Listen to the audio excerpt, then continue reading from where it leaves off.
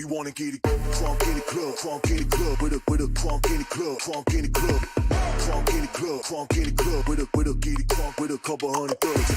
Crunk in the club, crunk in the club, with a crunk in the club, crunk in the club, crunk in the club, crunk in the club, with a get it crunk with a couple hundred thugs. Everybody round, everybody round, everybody round, everybody round here. Everybody round, everybody round here. Know we get hype. Everybody round, everybody round, everybody round, everybody round, everybody round here. Know we get hype.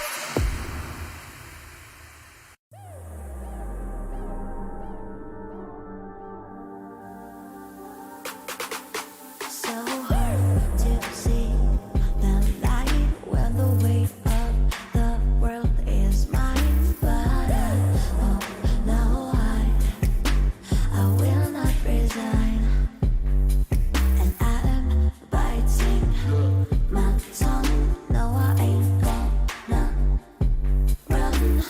This is the battle I choose, and I'm gonna win. I ain't gonna lose. Sticks and stones won't break my bones. As long as I am breathing, yeah, I will stand tall. Take me down, shut me out. You ain't never, ever gonna see me bow. I'll do anything to prove you wrong. As long as I am breathing, yeah, I still stand tall.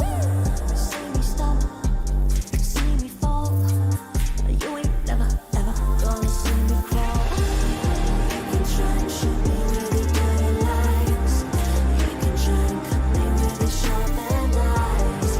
Like the dust and like the tide, still I rise. Ain't nobody who will ever bring me down. Ain't nobody who can take away my crown. Like the dust and like the tide, still I rise.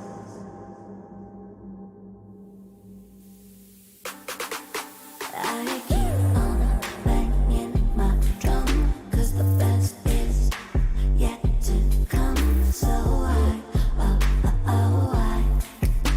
I keep holding on. I'll do anything to prove you wrong. As long as I am breathing, yeah, I still stand tall. See me stumble, see me fall. You ain't never, ever gonna see me crawl. You can try and shoot me with your dirty lies. You can try and cut me with your sharp and eyes. Like the dust and like the tide, still I rise. Ain't nobody who will ever bring me down. Ain't nobody who can take away my crown. Like the dust and like the tide, still I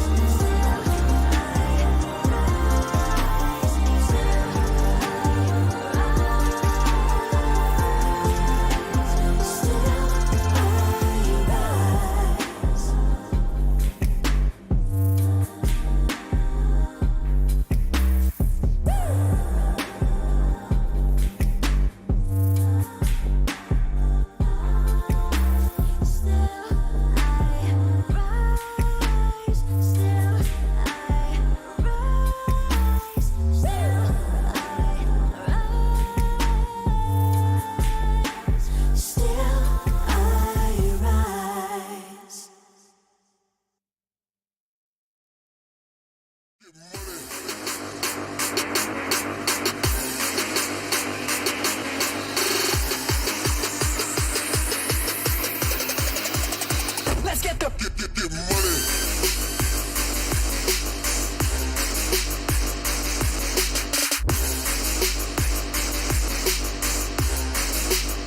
let's get the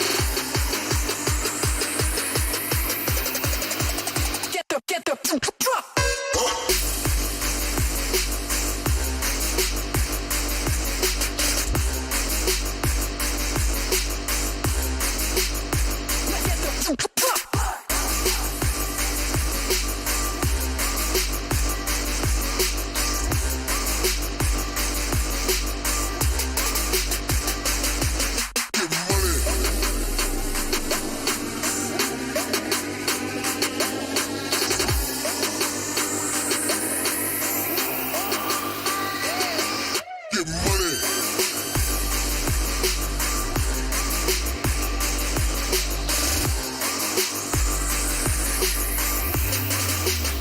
Let's get the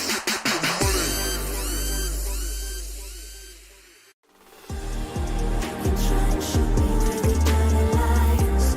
You can try and cut me with the sharp and eyes. Like the dust and like the tide. Still I rise. Ain't nobody who will ever bring me down. Ain't nobody who can take away my crown. Like the dust and like the tide. Still I rise.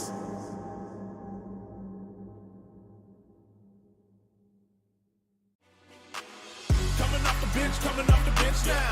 Waiting for this moment, swinging for the fence now. Coming off the bench now. Gotta get up, cause we about to get down. Coming off the bench now. Waiting for this moment, swinging for the fence now. Coming off the bench now. Gotta get up, cause we about to get down.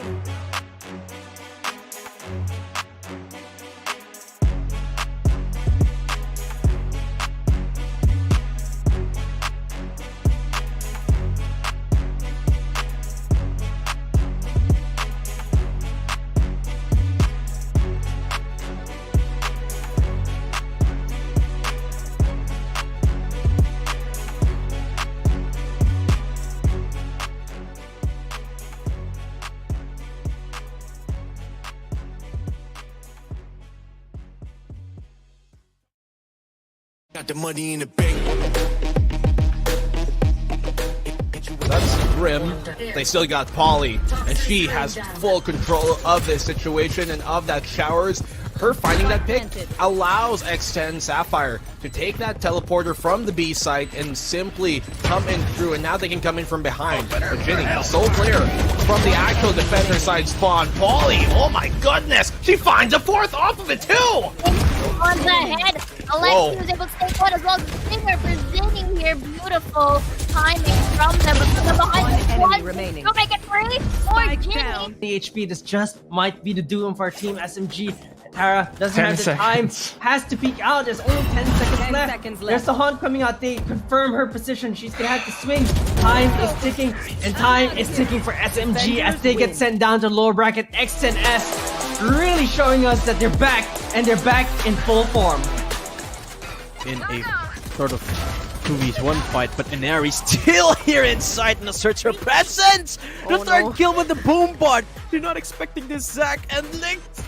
It's gonna be so painful with this Inari looking for the ace! He gets it! The utilities for it as well. They have the Nightfall.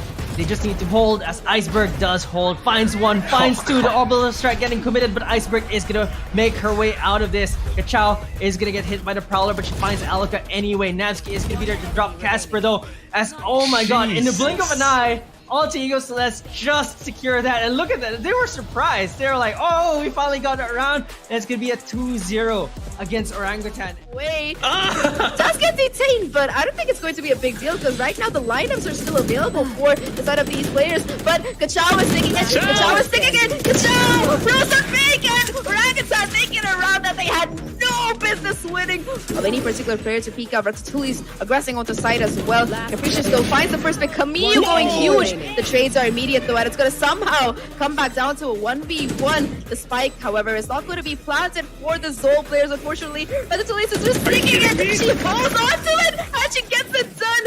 And now it's going to be possibly a showstopper of their own if they don't check this corner. Capricious getting 3, ending up towards us. Ace. Finally, though, it does seem like they're going to be aggressing towards short here. That Prowler is going to give away some information, and Bess has to move the muscle, still holding down the showers angle. Gets 2 somehow. This is slowly falling apart right now for SMG. Just 3 players left right now. It is going to be the Satchel coming into Bess, still holding strong. It's all down to just 1 player, but Tara, she's not able to do anything, and just like that, Zol Meraki, 6 maps in the day. They are going to be moving on in this lower bracket. Twirly is making things like a hurricane right now. Everybody on her name. And a beautiful rendezvous from Shirazi takes a quick peek. One more. Force not even being used. And that is it. Sleepy, Bren to our bracket. Look at how happy they Oh are my right now. god. The happiness that all of these efforts are worth it. You see that beautiful kiss from Tarazi, Zinni to Tarazi.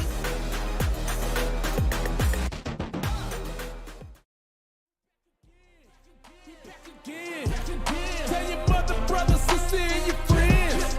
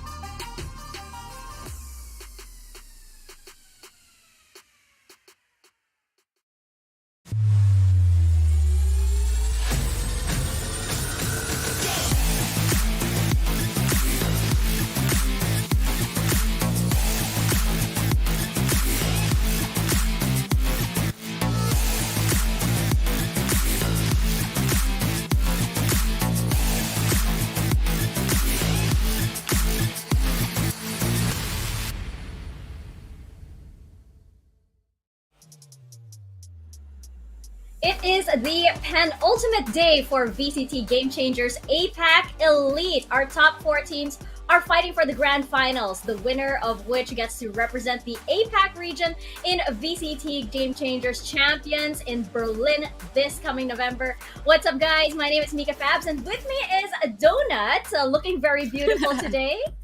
How are you? Well, hi guys. I'm very well. I'm very fine. After that weekend full of surprises, right? We're here and down to the top 4 teams. A little bit of an upset, a little bit of crying on my end because the Philippine team had to say goodbye. But still, Philippines, they're still alive and kicking, and the first match is somewhat very exciting. Oh yes, we have Alter Ego Celeste versus X10 Sapphire, and both undefeated teams here at APAC Elite. And also not the first time that these two teams have gone up against each other. Now, history might say that Alter Ego wins this one, right, Donut?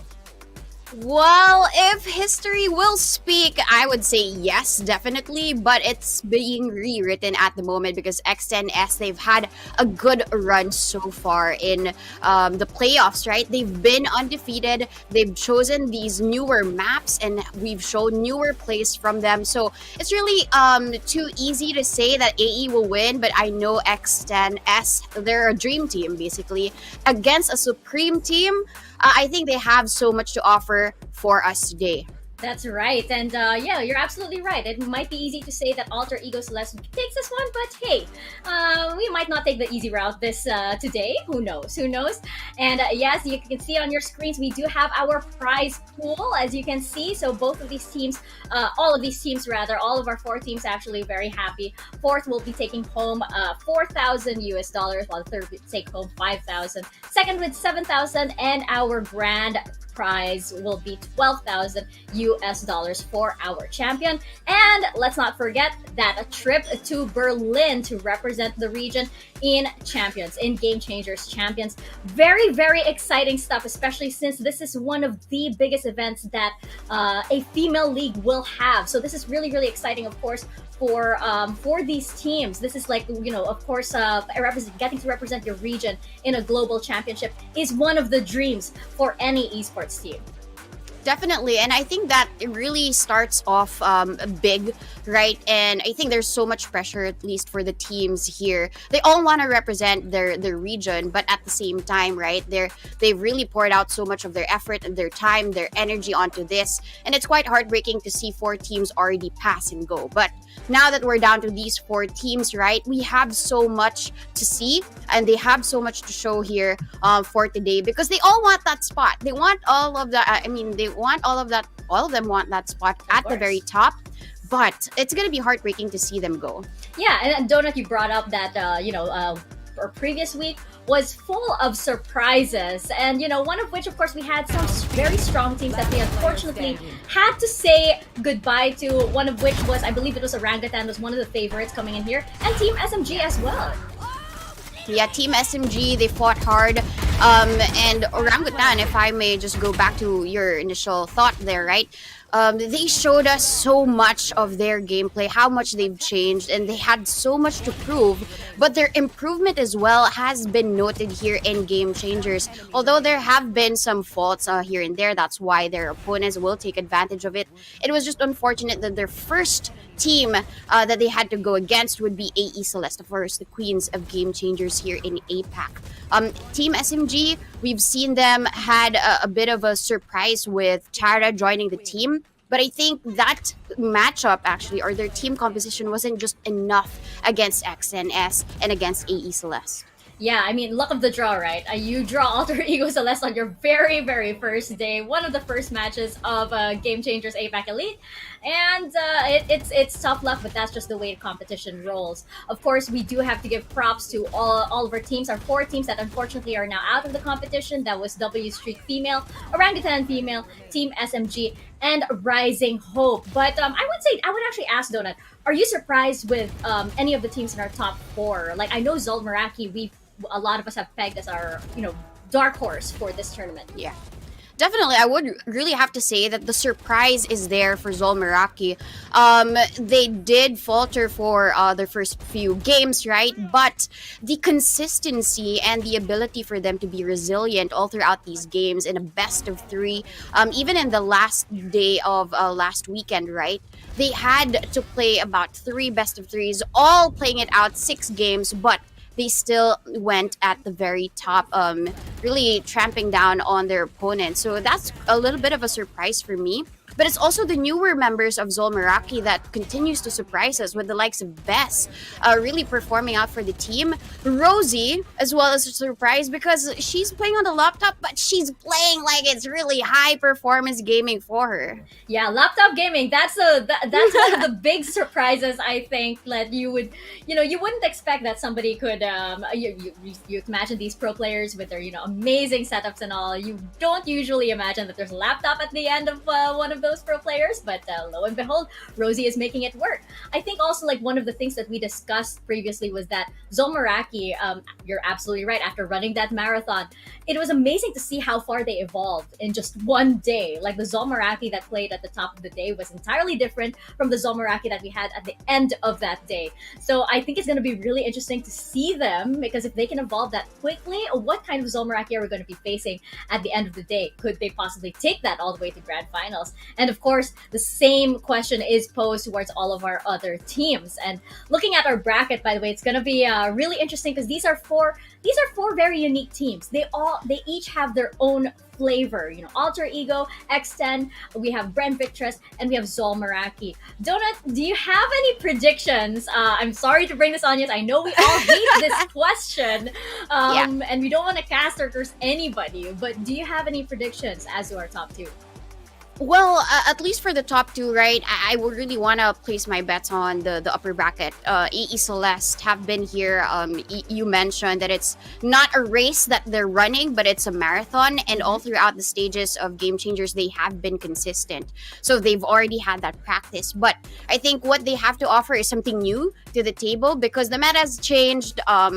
the maps, the map selection has also changed, so there's a lot in store for this team. X10S, however, as mentioned, their run throughout all of the first 3 stages weren't as easy as it could be. But they're still here, they're still fighting, and I'm really happy to see them up top. But if I have to also choose, I mean, game number 2 is going to be quite disappointing because it's a Philippines versus Philippines matchup, and I hate to see somebody go.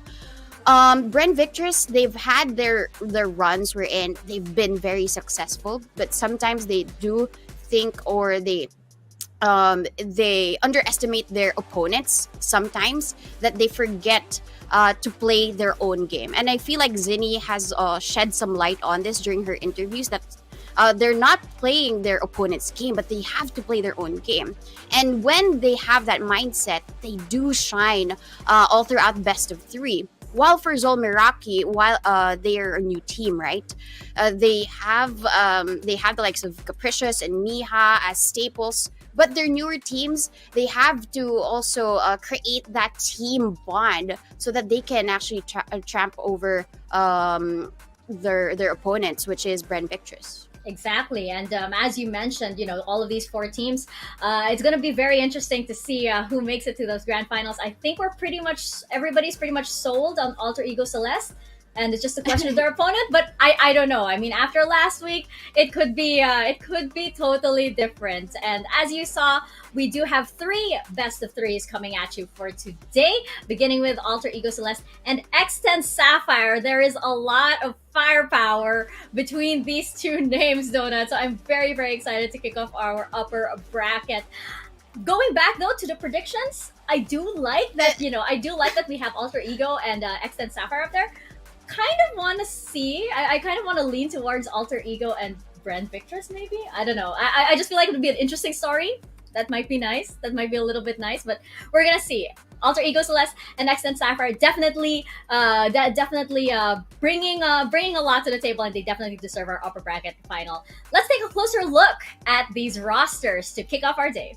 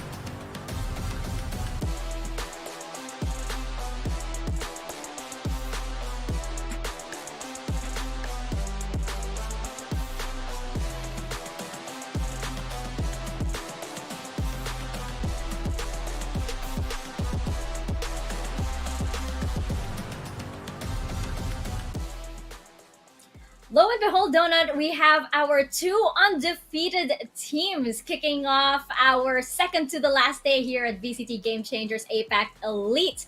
And as we mentioned earlier, it's not the first time that these 2 teams have gone up against each other. X10, though, they were able to take one off of Alter Ego Celeste in previous matches. I'm wondering what they did that time that they could possibly bring here today to maybe take this one all the way to grand finals.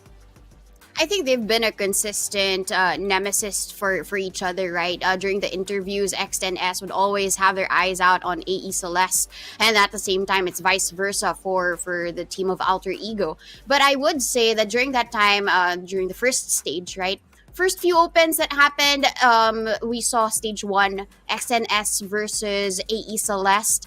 They were able to take one off of them because it was their map pick, and it just really showed up in terms of the aggression. But for the rest, right, AE Celeste, with how they are disciplined and how they are formed as individuals and as a team, I feel like that's what the team of X10S really has to uncover. But of course, that's a different look because X10S, they are still solid. They're solid 5. Nothing has changed in the roster in recent times. But for AE Celeste, there have been big changes. And I'm not too sure if they're able to fill in that gap, right, with how strong they were before. X10S might have the advantage of taking that away from them because of these cracks that AE Celeste are able to show. Before, they seemed so immortal, right? Radiant. But now we're seeing OG take some of these rounds away from them. We're seeing some mistakes from them. So I'm guessing Neri really has to pick up the pace together with Paulie and the rest of the teammates. So what you're saying is that X10 Sapphire, they really need to push AE Celeste somewhere towards, like, you know, they have to make them uncomfortable. They have to take them out of, you know, those that position of being in an advantage, and make sure that, you know, once they do see those cracks in their strategies, once they do see that Alter Ego Celeste is maybe you know, a little bit uncomfortable, that's when they strike. Yeah, definitely. I mean, the comfort is seen for X10S, whatever map that is. And I was surprised that they were so comfortable in Pearl. They would usually have a set of 3 maps that they are going to use, right? But Pearl was something else for them. Against Team SMG, they showed how good they are when it comes to the strats, taking advantage of the sites. And I'm not surprised that Pearl is here again, but we've never seen AE pick this just yet. Yeah, exactly. That's what makes this very, very interesting. And I think earlier, you know, when we saw the picks and bans for the maps, everybody kind of went, oh, okay, when, you know, Pearl popped up first. And this was a pick by AE Celeste. And as you mentioned, we haven't seen them on this map yet. And we know that X10 Sapphire does perform well on this map. I have a feeling that Alter Ego Celeste has a very strong plan coming into Pearl, because you kind of don't pick this map, this very new map, without a solid game plan, especially against a team that has done well on this map in you know, from last week even.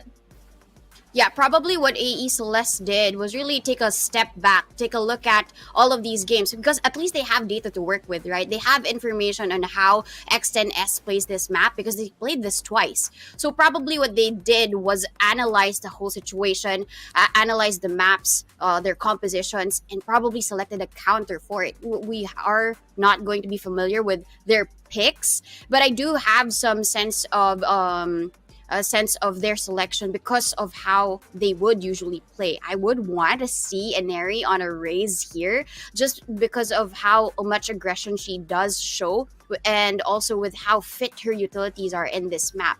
But at the same time, XNS, they show a lot of control in this map, so I'm not really sure how they would want to counter that type of control, because Bren, Victress, Team SMG, they've never won against X10S here.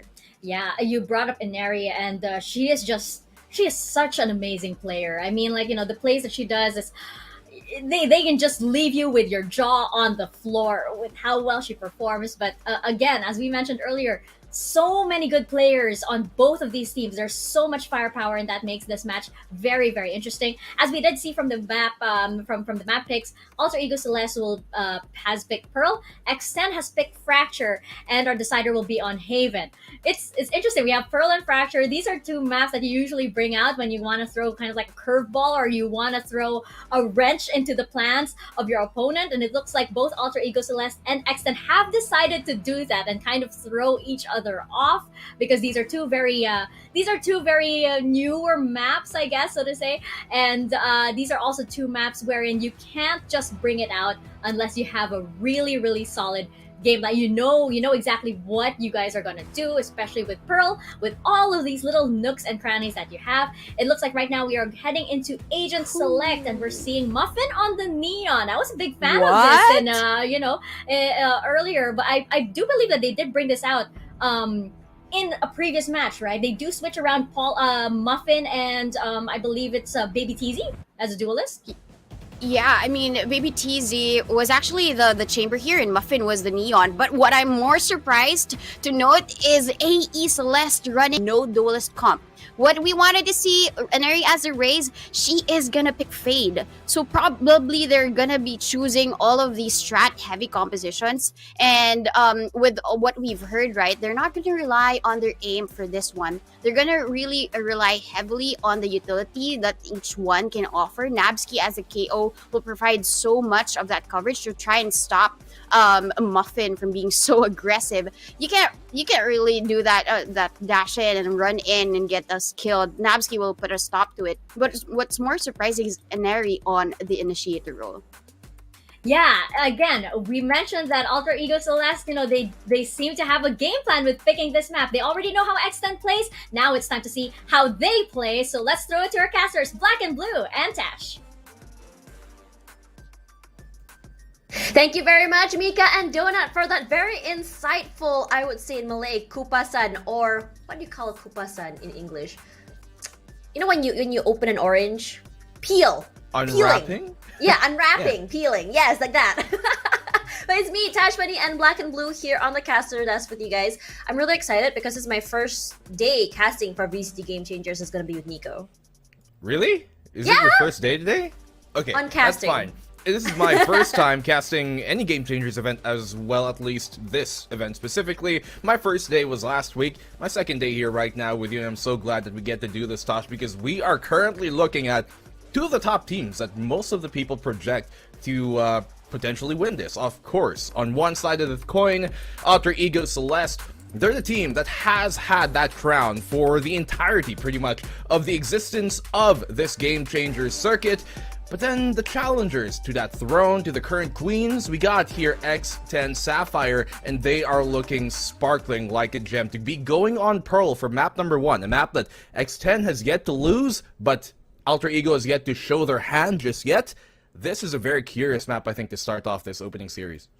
This is a very interesting, or rather contrasting story for these two teams. For Alter Ego Celeste, undefeated except for one single match, and that was against X10 Sapphire. And previously for X10 Sapphire, the team that struggled to make it, only making it at the last moment, for them, currently looking so good. Seeing their 2-0 against SMG has been such a great statement. I agree. The way that they've been playing as of late has been such a, I guess, bright hope for any fans of that team. Baby TZ, it's curious that they switch on over Muffin and Baby TZ. One to the Neon, one to the Chamber. This fight is not going to favor her. Should back off in just a bit. Damage done early. Takes a lot of it in return.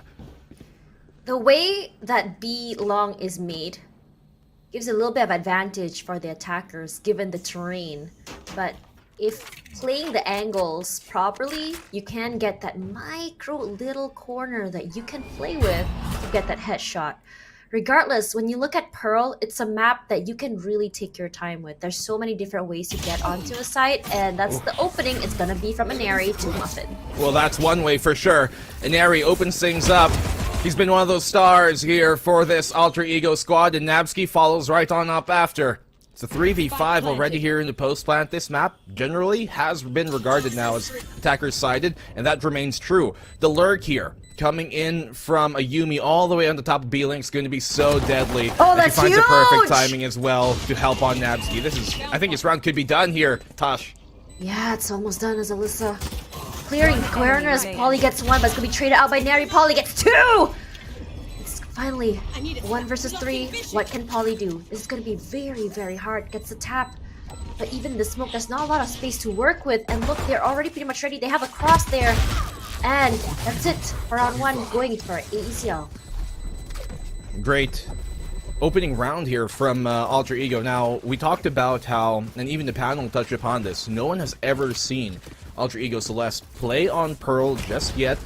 And to be fair, even though X and Sapphire they're bringing a very totally new composition. They bring out the double controller this time, which last time around they did not go for that. They went for the Sage instead on Alyssa, and it gives them a different look, but still, there's some things here that will remain true. In Alter Ego, they know that here on a map like this, on a round, the opening pistol round, X10 Sapphire, they love to try and contest early with that Chamber and Long, then further fall on back, and that just gave them the space they needed to wrap around and take the B-Link. Do you see the pacing coming through here? Even though it's a double controller, We know that Muffin has been pretty good on the Neon. Her speed has been insane, especially for taking site. But that's on attack. For defense, at least for round 1, we haven't really seen that just yet. But the control that AECL can bring through with the use utils has been pretty crazy. That's really what it does give you, right? In terms of the contrast on having almost any other agent for that fact. Opening, well, really anti-eco round here from Alter Ego should be successful. They have all the advantages to their side, and yeah, Iceberg catching that lurk out towards mid. The rotate's not going to be here to help in time. Alyssa finding one, she gets hers, but that's all she can really find. Here's Muffin. She gets the right click, gets one. Oh. That's a beautiful shot from the Stinger, but can she do more? No, that's not all that she can do. Polly and Ginny, last two versus 2, and this is great for them. Anti-eco is great as they took away most of the specters here. Polly from the backside. I'm not sure if Ayumi did spot her out though, but Ginny is so very low. Pushing at the wrong time might be really detrimental to her, but she is now going to be putting in downstairs. None of them actually going to be hitting Ayumi. Spots out one, gonna go down to Polly. Make it 2! They win the anti-eco! X10S looking very strong. Yeah, that was looking like such a winnable round once it came down to the 2v2. And really, it did come down to Ayumi having to go big there in that 2v2, looking at how Napsky was already quite low. She had to be the first one to peak, but for her to be left in the 1v2, low HP, that just makes things so much more difficult for her to win on out. And this one pick from Alyssa, this is really what you have to do in these type of rounds when you're on the eco. Find that one before you get traded out. Make sure you guys bring the numbers advantage down. You might not win the opening fight, but you can definitely follow up with a trade. And they're able to isolate those moments in their favor. Great recovery and response here coming from X10 Sapphire. Mental game has been huge for them. Especially if you see how they play, how they take the site. They're so good with those trades, even at a gun disadvantage. They really know how to play with the cards they're dealt, aren't they, Tosh? It's like, okay, it doesn't matter. You guys might have better weapons, but we've got better brains. Absolutely. Losing all those specters, look at that. They're reduced to just nothing but sheriffs and classics. And as for X10, they already fast-bought this round. They need to play it very safe, and they're taking their time. Mind you, on both these two opening maps, they're going to be starting, and rather, they're going to be ending the game on the favorite half. At least here for X10 Sapphire. They go onto this and end the second half on this attacking side, which is the favorite side, and that's really the side you want to close out the map potentially on. Alter Ego Celeste, don't count him out. They might have a bunch of sheriffs and a headhunter that could be more than worth it. Still, Alyssa finds a good opening entry here, and now she cuts off any possible rotations. It's really good positioning from her. Aluka, she does make her presence made, but doesn't get tagged. No 30 follow-up. seconds left. Mary coming through that shot onto Muffin. So very, very sharp, hitting the mark. And quickly ACL taking on the B site just like that. The rotations coming through from X10. I think the idea that they have here is just to wait and play together instead of us rushing through one by one. But it's giving enough time for AECL to reposition. Well, it's a really good thing that Baby TZ took this long control early. She's going to be able to bypass this trap, but still doesn't check the corner. Timing works out for Inari. How So bright good. she has shined these past few rounds. Alyssa finds a follow-up, yes, but this is looking like a very winnable round for Alter Ego Celeste. Napsky waiting, but here's Aluka. What are these taps from Alyssa doing so good? But Napsky, unfortunately, Wisp has to reposition. But unfortunately, the push coming through from Ginny is going to seal the deal. The defuse comes through. X10S winning, but at what cost? 3 weapons. Yeah, they lose a lot of economy in that round. Dangerous scenario there for X10 Sapphire. Definitely could have lost. Very close to losing that round. Inari, 2 great opening picks she finds. One on the entry, one on the back line on the lurk catch here from Baby TZ, who had a really great position because she held that long control against a bunch of pistols. She has a Vandal, she has a rifle. It still doesn't come out in her favor though. But in the end, they take the round, which is important. The operator coming out now here in Baby TZ. This has to come in big because their economy is not going to favor another loss. I mean, if you look at that way, Ginny reduced to just a Spectre. It's not necessarily a bad thing. You can get value, especially on this map. But if you see, Polly and Alyssa both have their ults. Those ults could be big. And it's good that you talked about that because this is what they can use to try and circumvent the pressure here from Alter Ego Celeste on their attack. They've got the null command to try and deny that from even coming into play if it ever does come down to that situation. Make contact early here towards B-Link. But still, smart for Sapphire not to budge on the rotation just yet. Don't over-rotate early on. They stick to their grounds and make sure that they are keeping all marks checked. Alyssa, good anti-haunt here. Here comes out that null command, and now they need some help because there's no utility to be used. Huge. Really taking it out. It's gonna be Ginny next. Look how fast they're moving together as a 3. The aggression coming through and trusting each other to have their backs. Immediately, the Seas finds nothing, but here's Polly with 1. Not enough to get 2. That's it for them. Baby TZ and Muffin left 2 on 4. Winnable, but they need to play their cards right. Baby TZ, she only has that op, and that utility in the way is making it so hard for her to get that vision. Either she waits it out or pushes is the question. Yeah, she loses those sightlines that would benefit her. And it's just generally hard to retake with an operator, especially when you don't have the player count in your advantage. So, Muffin, if she can find a pick here, and bring this to a 3v2, this could be winnable. Find out the position. Yeah, they know now where they both are, pretty much. And they have to concede this. Give up the round, save the op, play to win another. They're just gonna save, which I think it is right to do. Yeah. A situation where it's almost like a tug of war between these two teams. You win one, you lose one. You win one, you lose one. And what's even crazy is how well these two teams do in those anti-eco situations. Sorry, in those eco situations.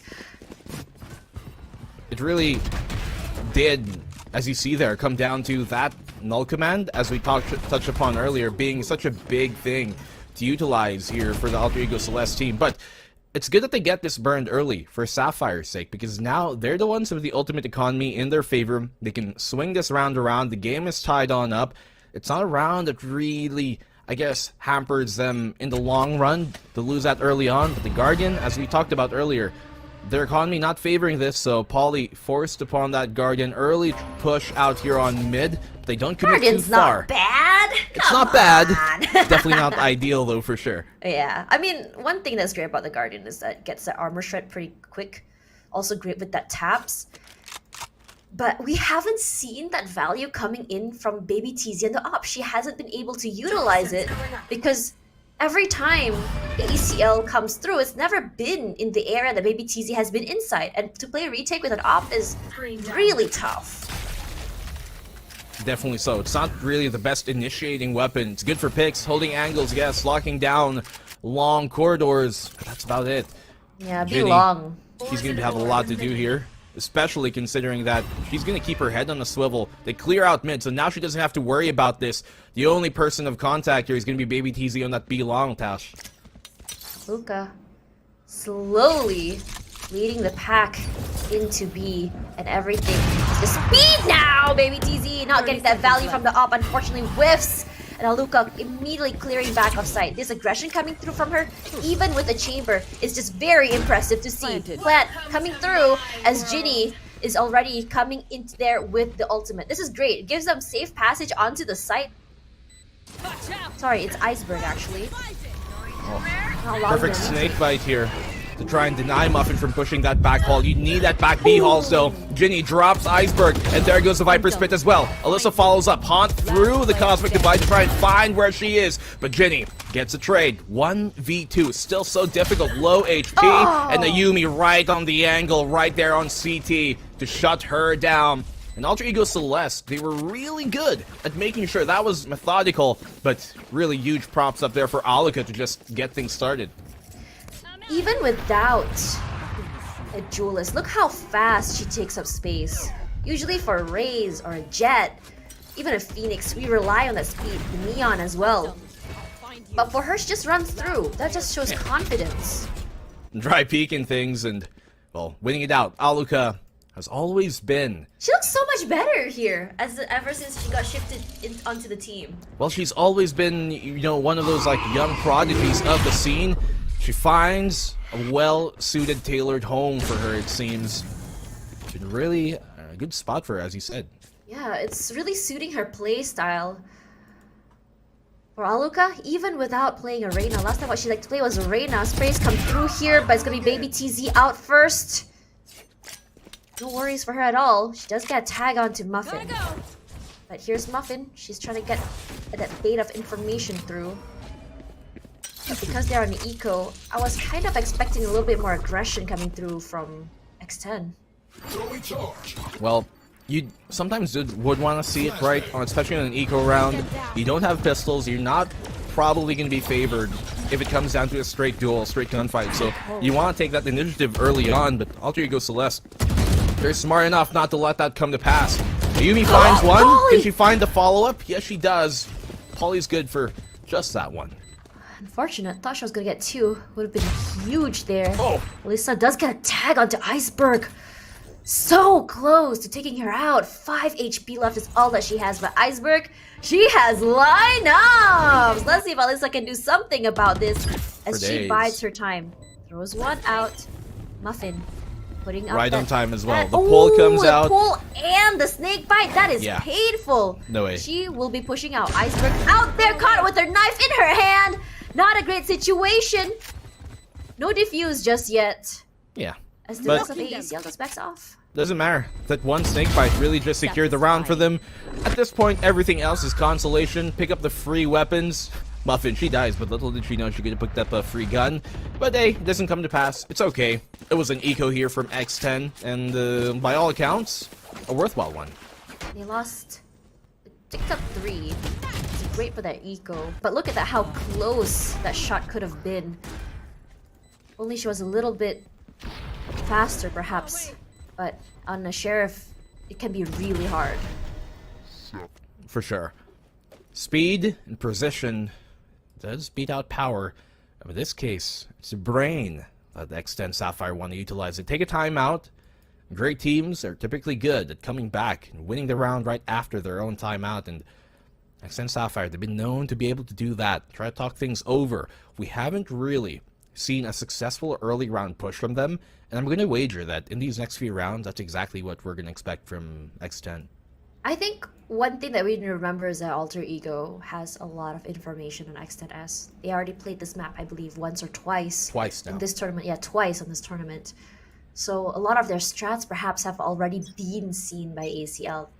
And with AECL's brand new coach, we know that he's pretty reputable. Has a lot of strats in mind on how he wants to play it. Pretty great analysis as well coming from him. Regardless, what can X10S bring to the table that's either new or they can just kind of brute force their way with what they know. You know what's the curious thing to me here for Alter Ego Celeste? It's What something is that it? has been a thing ever since, but they have two different IGLs depending on the side. Nabsky on the attack and Inari on the defend. Wait, really? Okay, Yeah. that's a TIL to me. It's not something that is unheard of, but it's something that isn't super common. But this is really common for you to see from Aluka. She finds the opening pick. She's such a spectacular talent, but Alyssa shuts her down, not letting her find a second. Still though, the player count here, the advantage firmly in Alter Ego's hands. Ginny only good for one. Could have maybe found a second follow-up on that bite. And Polly get the trade and drops the spike. This is huge right now here for X10. It really is. Polly with that trade is great. Just unfortunate for Ginny, really liking that turtle shell method that she played behind that box. Regardless for Polly, she is not budging at all from that spike. Alyssa, on the other hand, just making sure to see if anyone will be flanking, playing through mid. But she might just be running straight into two members, if you look at it. But they are slowly taking their time through. There is the smoke as well. Napsky knows there's someone in there. Hunt does get destroyed, but it's spray from Alyssa to get one. But Napsky seals the deal and saves the day. Team Ace as well, passing the bread around, and they make some soup. Alter Ego Celeste, great way they really dealt with that situation, right? Cosmic Divide to try and separate their Polly from where the spike was dropped, and then that only left here the connector in the CT from that link here for Alyssa to try and find those two picks. She finds one, but couldn't find the follow-up. It's Nabsky. Nabs that final kill. And Alter Ego Celeste, they come out of that sticky situation. Really liking that process. It's been insane seeing how they play. A mix between great aim jewel, 300 IQ. They're so good at the isolations as well. Regardless, Muffin is just playing it super fast, coming in from the back. Do they know that she's there? No, she gets shut down! That's an unfortunate situation! Alyssa and Baby TZ get one each, which is huge. Regardless, Aluka already waiting. She knows exactly where Alyssa is. Not sure where Baby TZ is though, but Napsky spots out one more. Aluka repositions herself, trying to find that micro little corner to play in. But here's Alyssa with the Nightfall pushing out. This is going to be huge. Unfortunately, here comes Napsky from the backside. Finds Polly to push out from Baby TZ. Unfortunately, no, fortunately, she does get the third shot. Nario alone gets one. Can she get another?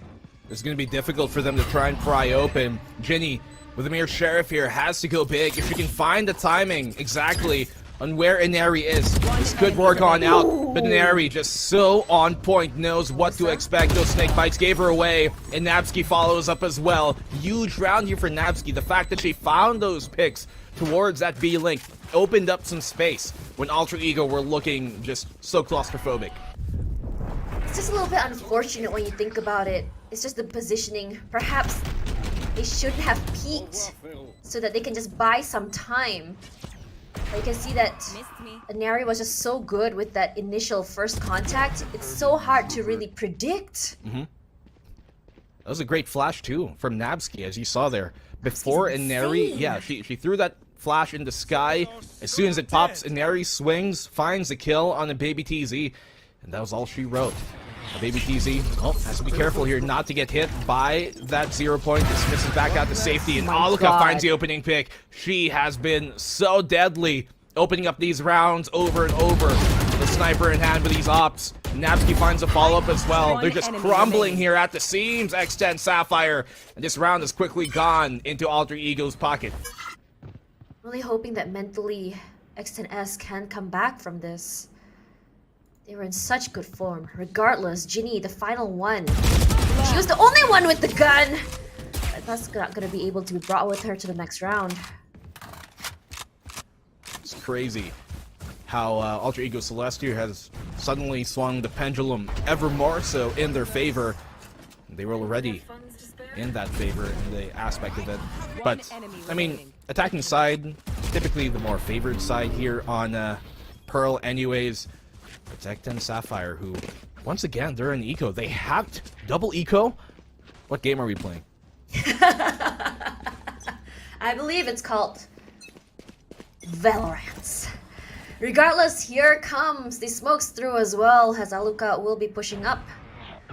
No response yet as both teams try to get a feel of each other, going default, but here in the thick of it, they do spot one out. No casualties just yet, but look at the speed AECL reacts, immediately pushing up right now as the rest of X10S retreat. Well, X10, they know not to overstay their welcome and overextend. They've taken long control, which is something they've shown a real, I guess, insistence of doing. And that commonality is something that Alter Ego could catch on later on. If they do push this B-Link, which it looks like pretty swell for them to do, they find the opening pick once again, and Eri, so great on those. They could get circumvented, but no, they pull back instead. They smoke out the trap, and Baby TZ, because of that, on the lurk, finds one. They have no idea that along with her is also Polly, which could be big. Baby TZ finds one, but Polly's been found as well. The lurk here, the roam coming from Alter Ego, just shut down. And Alka from mid, making sure there's nothing else to come as well. Vinny. Yeah, this fight goes her way at the very least, but she's gonna have to find another. Winnable round, but difficult here for X10. This is absolutely insane about how much map control AECL has. Ginny does find Iceberg, regardless, it's gonna be still hard. 2 on 2, getting the equilibrium! Ginny with a 3! Muffin finishes it! And finally X10S comes back! A snake in the grass. Ginny strikes back, as you said, and the empire of Alter Ego in this round crumbles when it seemed so imperative that their empire would stand even longer. They had the weapons advantage. That one pick from Baby TZ from the back, even though Polly doesn't find a pick, it was enough to shake up the structure here of Alter Ego and allow Ginny to find the pick off of Aluka in mid and continue on forward. What a round here for Ginny. And that pick as well with the operator, big implications it had in the round, and they convert off of it. Neri knows that they are pushing up. Here comes Nightfall as well, just to give some space. But look at the aggression coming through. How many utilities have been used? Fortunately, Neri doesn't get tagged, and suddenly mid control is slipping from AECL's fingers. They've been quite commonly going for this mid control, and X10 are, instead of trying to take that fight up front and trying to regain mid control, they go for the lanes that they know is going to be open anyways. Most of the presence of Alter Egos towards mid, which means that A and B main will have much less presence in them, and that's why they try and take control early on. We see them push up A main, we see them push up towards B long commonly to be able to have that potential back pressure when it ever does come through the links. And Polly's gonna have to go huge here. She's the only anchor on site, and being that smoker, she's gonna have to go big and hold things down. This is huge. They have full control of B site. They do know that Polly is there, just trying to find that angle. They will take their time, waiting for her teammates to come through. But Neri, she doesn't move. Muffin, all she needs is just one thing. Flash does come through, but Polly and Muffin get one. So that's very easy. The explosive play is looking so good for X10. And you hit it, but the cross from X10 is so strong. This is a flawless for them.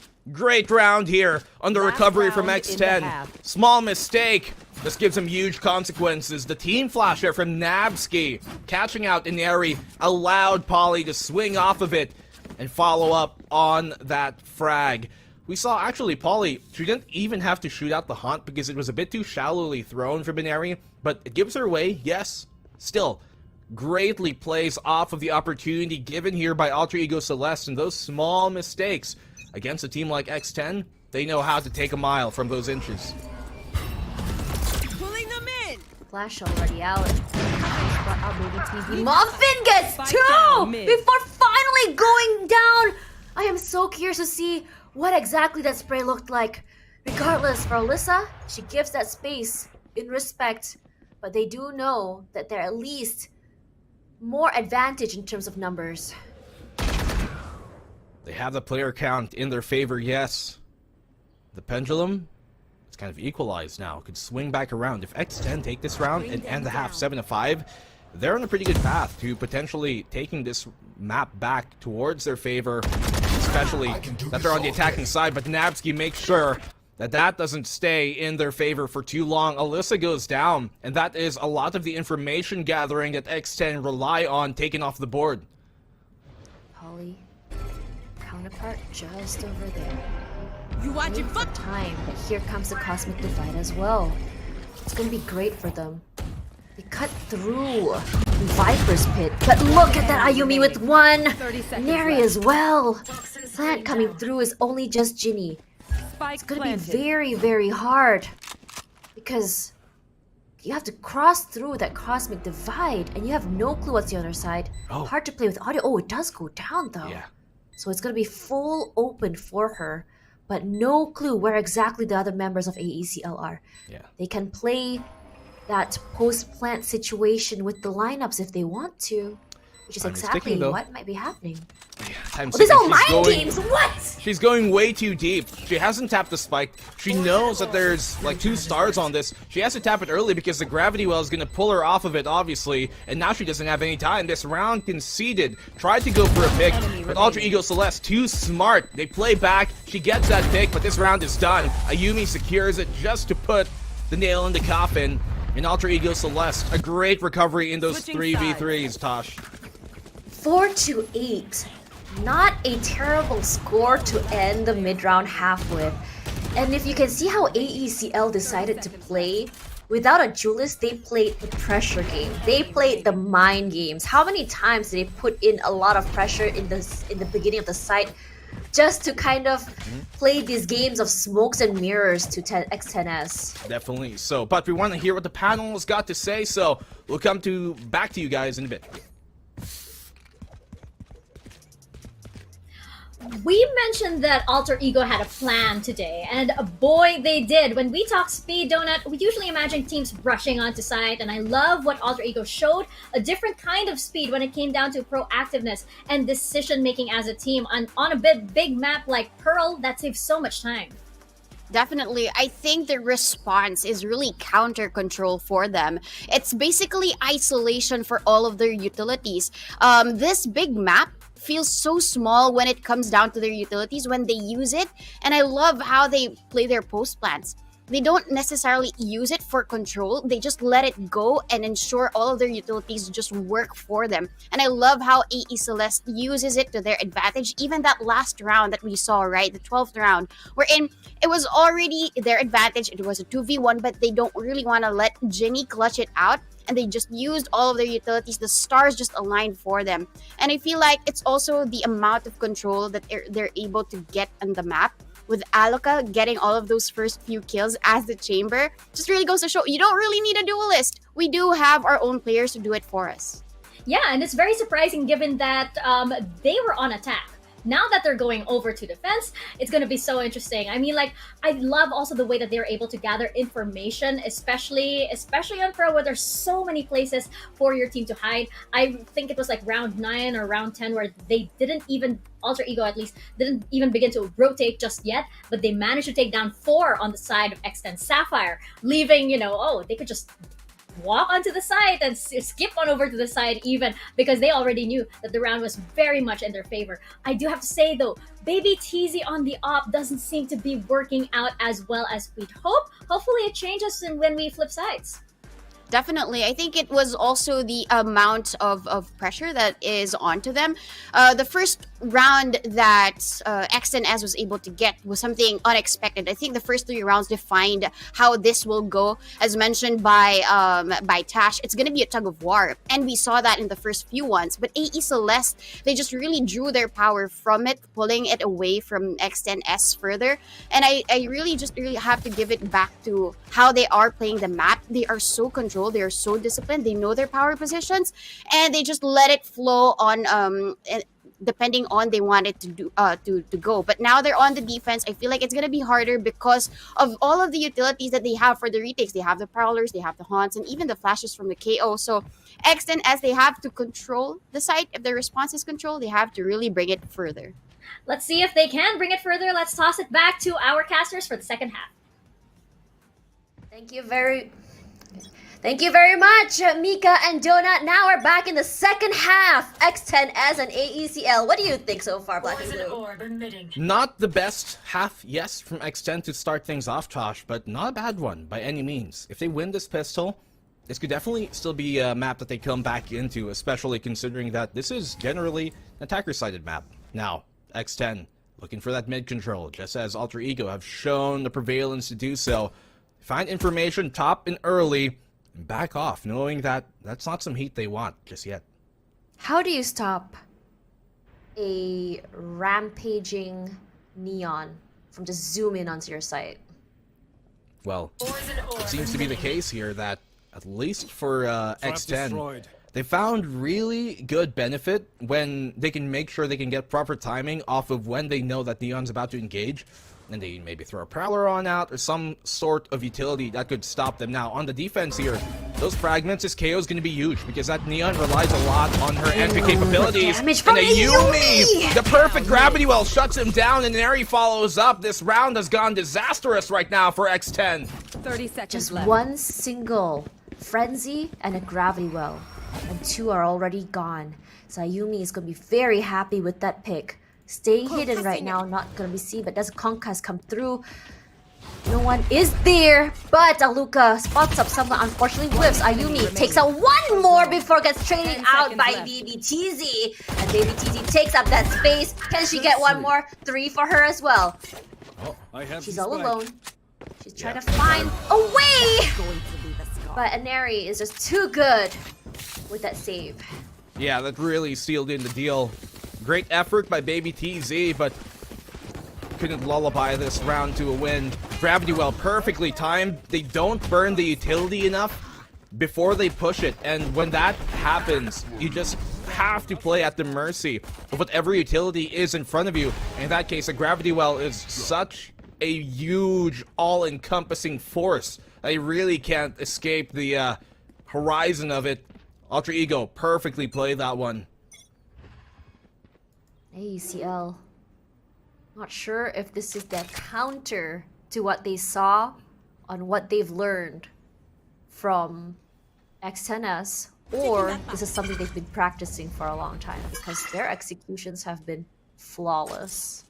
But some rounds, though, have been pretty close. Some early damage done, but look at this. X10. They want to go on the aggressive early on, especially on the attacking side here, but it's simply just not going to work. Alter Ego, too prepared to shut that down. Two players go down here on X10's side, trying to go through that link, through the arc, but they're going to get painted red. And Neri just shuts him down, Tosh. That is just insane how much space they take up. Despite having a Neon, they're just too clumped up together. Polly, last person alive, gets the tag, but it's not enough to do anything, as AECL found their momentum, just mowing through. Yeah, Alter Ego Celeste here. So on point on these rounds, making sure that they don't give up this anti-eco the same way they did on the opening half, where things were turned around by X10 Sapphire. But you can see now why they chose Pearl, looking so confident on this, their first time playing this map officially, and they already have a game plan here. Now is where it gets rough. If X10, with this bonus, can recover mentally to gain their momentum, this is good. I think at 10, you want to make that comeback if possible. You want to go all the way till 12 before finally recovering, because then you don't have enough space to make mistakes. And that's the first mistake from Aluka. 3 different areas covered by X10. That's how you want to do it. But Napsky takes the damage from the snake bite, gets 1, and Area gets 2. Maybe DZ and Polly get 1 each. It's a bloodbath here over the mid side. A complete brawl out we see towards mid. Baby Teasy, she's left alone once again, this time in a 1v2.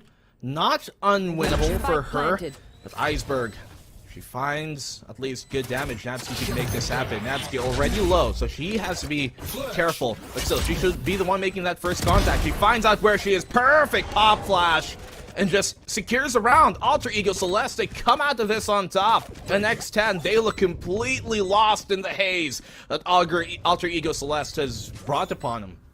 It's actually insane how they're able to do that. Pop flash, swing out, immediately knows where exactly she is. Because if I'm not really sure just now, but I don't think her knife actually picked up where Baby Teasy was. It's good enough, I guess. Information, lack of information could be information in and of itself. In that case, it almost turned out to be. Napsky, how did she win that fight? Even within the snake bite, doesn't matter.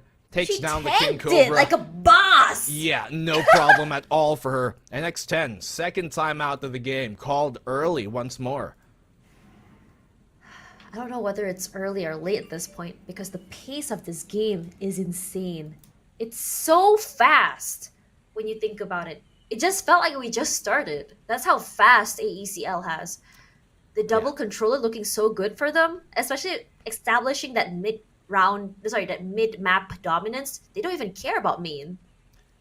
Well, you see the double controller as well on X10 Sapphire. They tried to do something different as compared to the previous attempts that we've seen them play actually pretty well here on Pearl. They went with a very different composition, right? They still had the double controller, yes, but it was a change-up on who was playing what, with Muffin being on that chamber instead, and Baby Teasy being the one on the Neon. And I'm curious that they switched things up at this time, maybe trying to give a very different look just a bit. Maybe they felt a bit more confident having that switch-up, but it did seem a bit more coherent versus the other teams that they played on. That was SMG and Bren when they switched their roles. But I guess it does come down to comfortability, and in this case, they are playing Alter Ego, who are just, you know, the queens of the Game Changer circuit. Felt like something said if it's not broken, you have to change it. Very true. but we're not sure exactly what went behind the scenes in terms of how they were talking. Napski, she has a little bit of information, but not going to be moving. This trigger discipline from AECL is working out really good. But as for Muffin, she hasn't been enabled to be able to take a side, to just rush through. And if you see how Muffin is playing with her teammates, it's very different than what you'd see on a usual Neon. How Neon would just rush through first, but how Muffin plays is together with her teammates. Regardless, trying to get a feel, trying to figure out where exactly the members of AECL are. If you can see, they're actually very, very separated. But even if it's just a Neri or if it's just a Yumi, they still get value. Nightfall already out, and Aluka still waiting. We know that Aluka can be pretty huge with those shots. Finding Alyssa does not check that there's someone behind the generator, and Iceberg gets Muffin as well. This is looking disastrous here, Tosh. X10 Sapphire in such a difficult spot. The Ruby Fluid has gone to flow. As Alter Ego, they make X10 bleed. Baby TZ finds that one pick, but the time, it's out. The sands here on the clock have hollowed away, and it's Alter Ego who are standing atop of this day to get this opening map, this opening, really potential final round. Alter Ego Celeste take match point in such a lopsided fashion early. It took a little bit too long on that default. The rush was potentially stopped as well. Slowed down at least by Aluka. With Iceberg here, they weren't expecting to see two people watching long. And as Sleepy always says, check your corners. Well, potatoes were made. In this case, X10. Dude, you're making me hungry, come on! Yeah, haven't you had breakfast, Tosh? You were talking about it, right? You know, I had noodles, not potatoes. Well, still, breakfast, food, capiche. Art trying to be taken here. And X10, we haven't seen them win an attacking round at all. Their attack, a lot more disastrous than their defense was, but that's a great opening start. Okay, magic being made. Paulie finds the opening pick finally here on Napski, something X10 have been really in a drought for. Maybe TZ loses that one, but Ginny does find Yumi in return. Aneri gets marked, they know exactly where she is. Polly playing this corner in the corner side. That's where she's planting, actually. Here comes the wall bang, but you know you can't wall bang that. Regardless, for Neri, it's a 3-2-4. Only losing Baby TZ. That haunt will give some value at least, but does not catch on to anyone.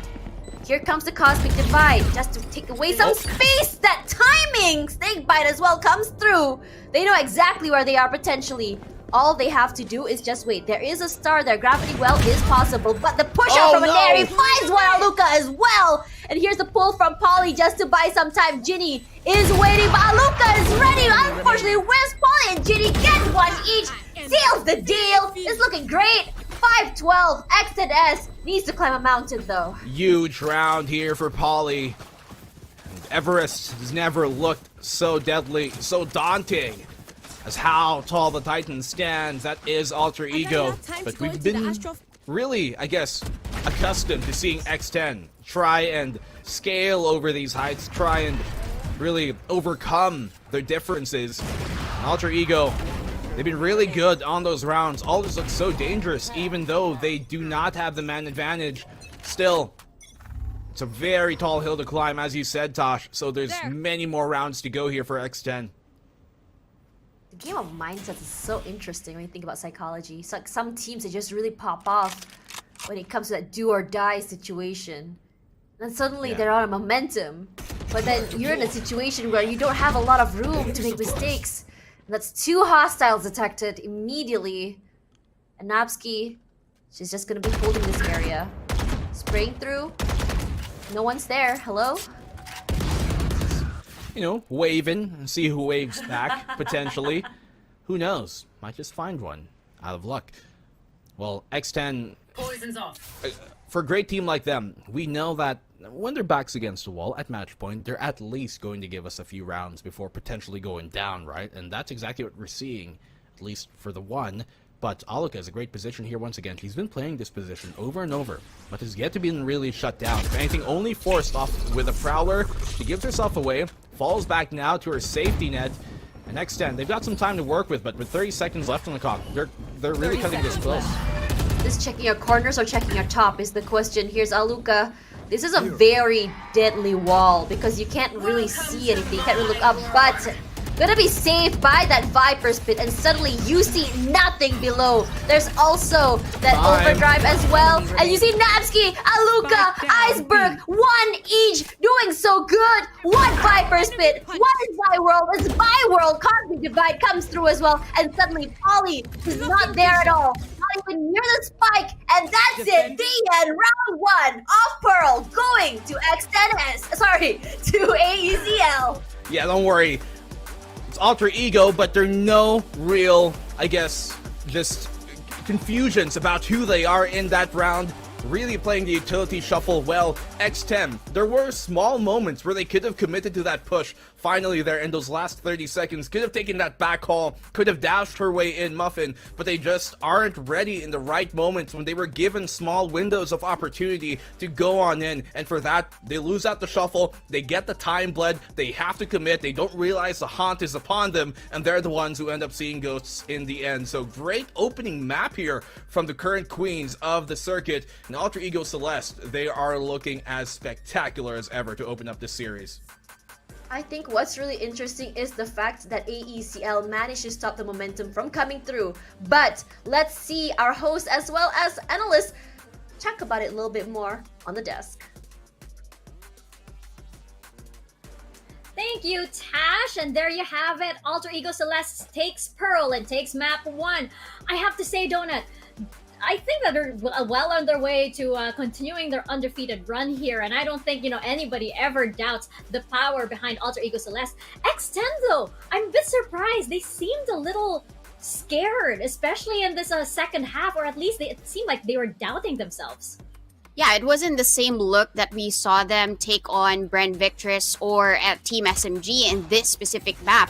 They were so quick during those fights, but here they seem to slow down even if their composition was really built to take these so fast. And what we expected during the first half was an okay map. As mentioned by Blackenblue, a 7-5 or an 8-4 would be okay, but when the sides have been switched, it could be a new look for X10S, but we didn't see that anyway. The holds of AE Celeste were just magical. Every time there would be an action from X10S, a response, immediate ones from AE Celeste just really bring down X10S down to their tracks. Even if there are some strategies for X&S. He has to take those sites. They just get sprayed down by Inari. Inari just throws in the haunt, identifies them, even if they're covered in the middle of a Viper's Pit. Just perfect use of utility. Exactly. It's I speaking of the utility, I really love the teamwork between Iceberg and Ayumi. You just had purple and green all around covering, and how is X10S going to be able to get on the side when you have all of these stars all around, and then you have the snake bites coming at you? It was just perfect use of utility here on the side of Alter Ego Celeste, and I think we weren't doubting that at all, especially knowing that they had no duelists. I love how they were able to just keep their cool here. Alter Ego Celeste, they knew that they had the advantage on defense, and they knew that all they had to do was just wait for X10S to play into them. They just had to wait, stay calm, and just hide into their holes and just wait for them to play in.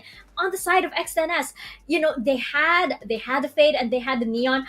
I wish there was a little bit more teamwork between these two to be able to take that aggression to another level, because I think that was what would maybe have thrown Alter Ego Celeste off, because they were prepared to play a little slowly. They were prepared.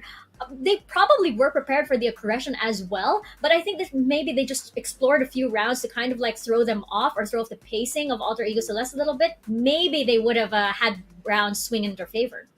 Yeah, I think X10S, their major enemy wasn't necessarily themselves, but it was the silence. Whenever there were just pure silence from AE Celeste, they did not know what to do. They had no response, and whenever they would take it, they would make noise, and the noise was taken against them, basically, by AE Celeste.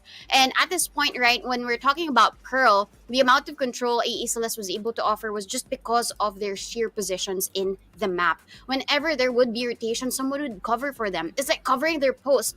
Okay, let's not let go of mid. Let's just let go of A when we defend, but just make sure that they don't really fall through the cracks and get us 1 by 1. And that was a great response from AE Celeste. Yeah, and falling 1 by 1 is unfortunately exactly what happened to Ascent.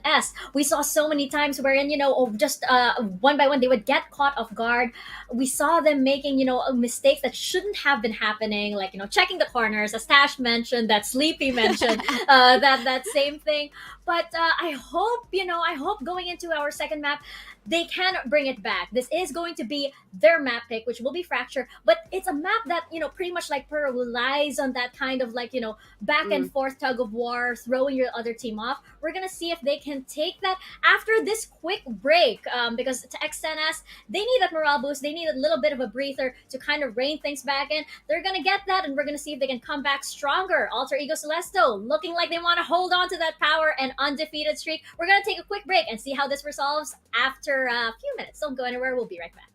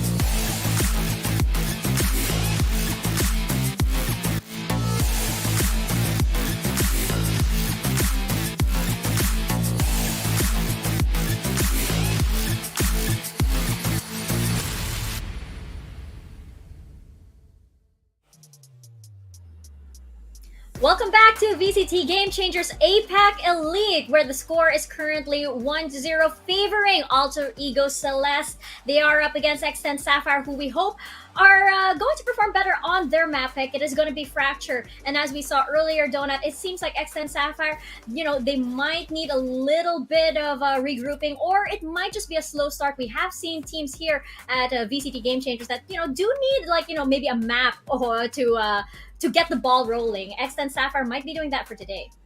Yeah, definitely. I mean, X and Sapphire, they did so well in this map of Fracture, really stopping SMG. SMG, this is their best map pick, but if they have overthrown the likes of Team SMG in this map, they do stand a chance against the Queen's AE Celeste, right? But it would depend really on their response, because the composition of AE Celeste was just wonderful from them.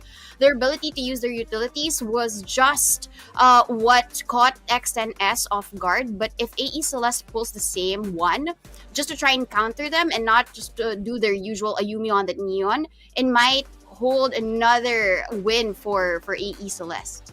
I know it was a little hard to see XNS really kind of like caught like with their backs up against the wall and stuff versus Alter Ego Celeste, because we do know the kind of strength that this team gives. We do know the firepower that they're capable of, but we just didn't see that at all, on Pearl earlier. Hopefully, going into Fracture, this should be a lot better for them. This is their map pick. This is one of their stronger maps, but I do want to point out as well that Alter Ego Celeste, they don't really have a bad map per se, and if you check out the stats on Fracture, their stats are almost identical. Yeah, definitely. I mean, AE Celeste, they've never had a bad map. They've been undefeated in this run, but it's a possibility for X10S to pick up the pieces, move from that defeat from Pearl, and just consider this as their own arena, right? Because if they just consider all of their mental from the past map, then they might take it to Fracture, and we don't really want that to happen here.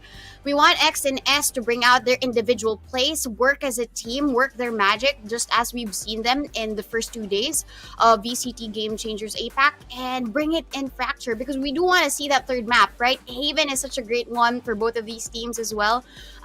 It's just really down to how they would play to their strengths. If Muffin and Baby TZ keep taking on a main, taking space from them, and really stop AE Celeste from taking bits and pieces of map control every single time, then it's a possibility for X and S. It would just really depend on the selection, and I'm looking forward to it. Yeah, and speaking of Baby TZ and Muffin, I do have to say that, going into Fracture, they do have to step it up. Unfortunately, their performance on Pearl earlier was, a little bit anticlimactic. It wasn't at all what I was expecting, and we know both of these players are capable of so much more. Again, it could have just been a bad start. It could have just been, you just need a little bit of that warm up, and hopefully this is motivation enough for them, because Donut, they are going for that ticket to the grand finals, and it's a step closer, so much closer as well to Berlin, to that invite to champions in Berlin. So Baby TZ and Muffin, again, I think this relies heavily on them, because we did see Polly, we did see Ginny with good performances, but they lack that extra push, which I think that these two players, Baby TZ and Muffin, needed to bring to XNS.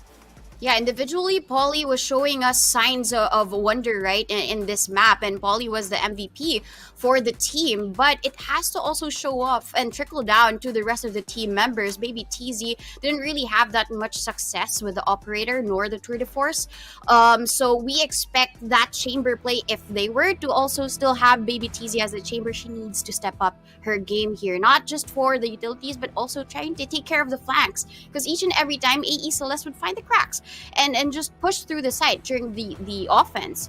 But now in the defense, though, I think this is where there is an opportunity for them to shine. But I'm seeing Inari and Ayumi as well take their picks. Nabsky, she was the former team MVP in this specific map because of her use of utilities, with just how sharp of a shooter she is.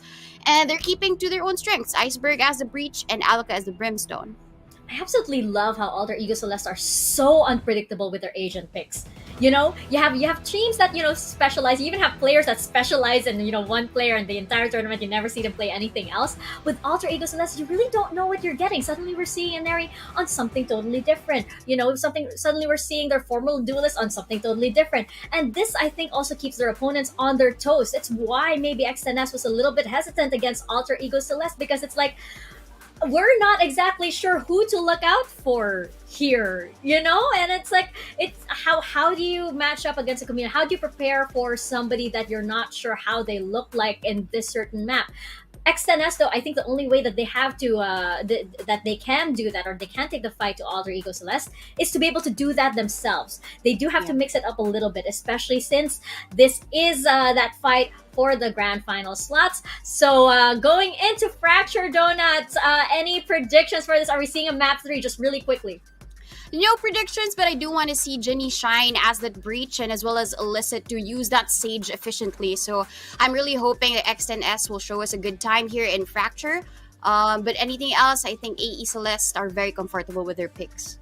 I think we're having a good time regardless. Let's toss it over to our casters, Blackenblue and Tash, for our second map. Well, we're back here once more with another bout between these two queens of the APAC scene. I'm Blackenblue. With me is Tashbunny, and we're hopping on over to map number 2. Tosh, map number 1. That was the pick here of Alter Ego, and they were able to win it. Now we're coming on to X10's pick, coming on for Fracture. What can we expect? What do you think? This is a very, very interesting situation. I feel like that pick for Pearl was sort of like a, I'll show you how exactly we can counter you. Now coming into Fracture, you can see a very similar sort of theme in these two maps here. Lurk heavy from both sides, small yet big at the same time, rotational heavy. And given the fact that Alter Ego Celeste is comfortable, to switch it up again is showing us how they are perfectly able to understand their role in multiple different agents, regardless of what they play. So it's hard to really pinpoint what exactly the play can be from each from Alter Ego. Well, we're going on to Fracture now, a map that has been good here for Alter Ego. It's a pick of X10 Sapphire, but historically, mind you guys, Fracture has been the most successful map X10 Sapphire has against Alter Ego Celeste. The last 2 times they played on Fracture against each other, X10 took away the win, and one of those in quite dominating fashion as well, 6-13. So really strong performances in the past for X10 Sapphire, but third time could be the charm here for Alter Ego Celeste as they start on the defensive side. And we're looking here at the old Fracture, by the way, not the new one. So that arcade still looking a bit more claustrophobic. Doesn't dissuade X10 from taking it though. X10 is very, very familiar with this map. Very at home, but Mary already waiting. What is that headshot immediately? Look at how fast X10S already into the site, despite losing one. Gets Inari regardless, and they have full control of the site. Catchers are out, even mid-phase. Polly has a lot to do here. She finds 3. Realizes, okay, the main push is coming from B main. We have to take control somewhere else. The Sage Bear is going to give him a bit more holding power, but Alyssa on that swing wins out the fight against Nabsky, taking great control.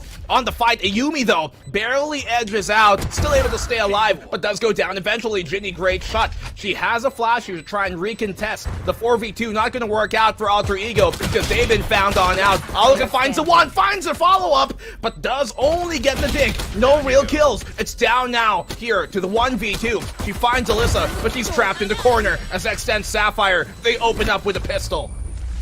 So good. How explosive their reaction was.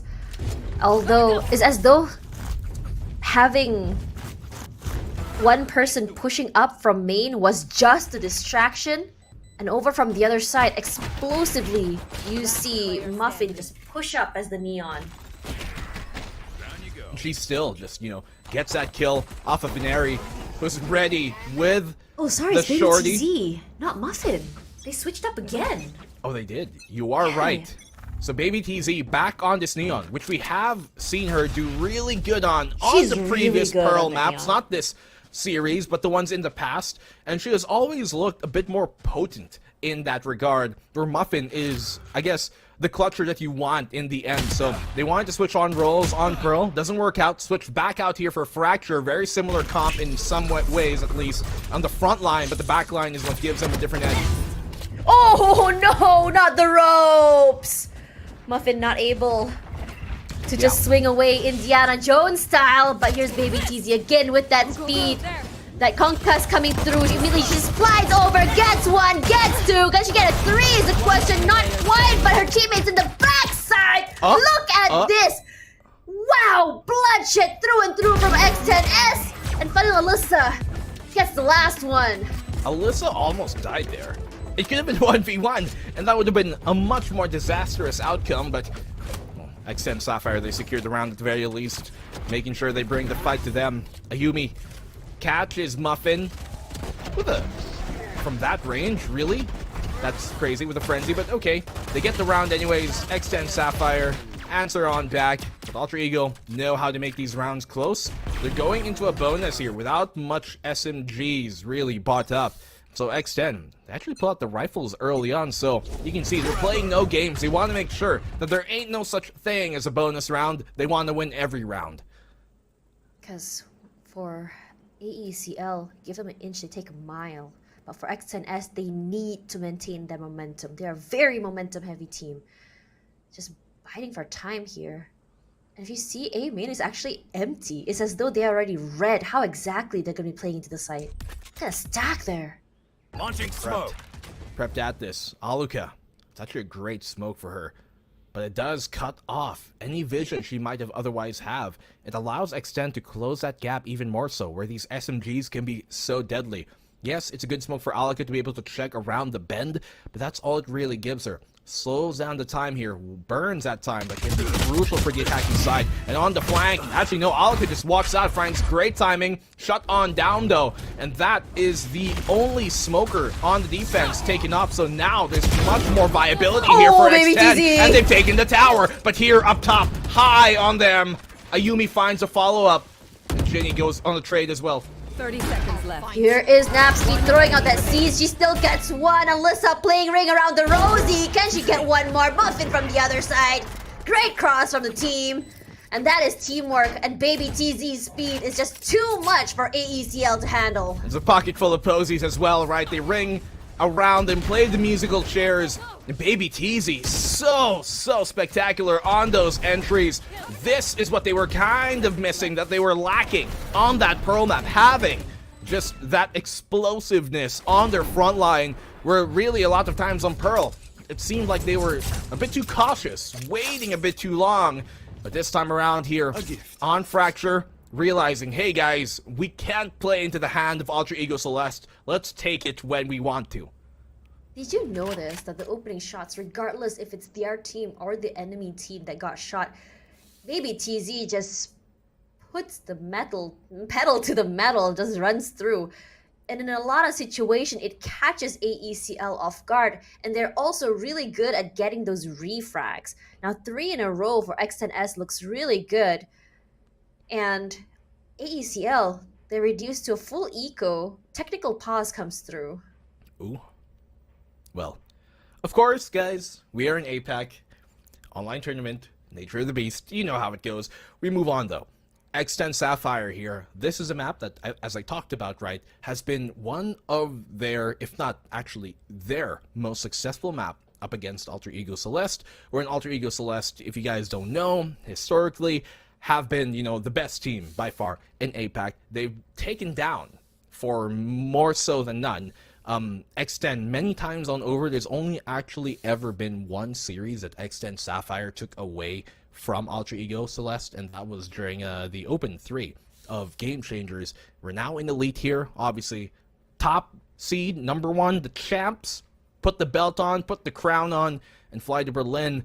That's something that both of these teams, they're at the top of the projections to be able to make that happen for either side. And by all means, both of these teams currently coming into this week, they each have 2 of the top 5 players in terms of rating coming into this week. For X10, they've got you know, a lot of that in their pocket. You look at a player like Baby TZ and Muffin, who are, you know, outstanding performers. And on Alter Ego Celeste, you look at Inari and Yumi, who are also great, especially Inari, who have really kind of cemented herself as one of, if not the best player right now in the Game Changer circuit for APAC. And it's been such a huge run for Alter Ego in this past 2 years, but it all comes down to this, Tosh. If they can close it out here in Elite.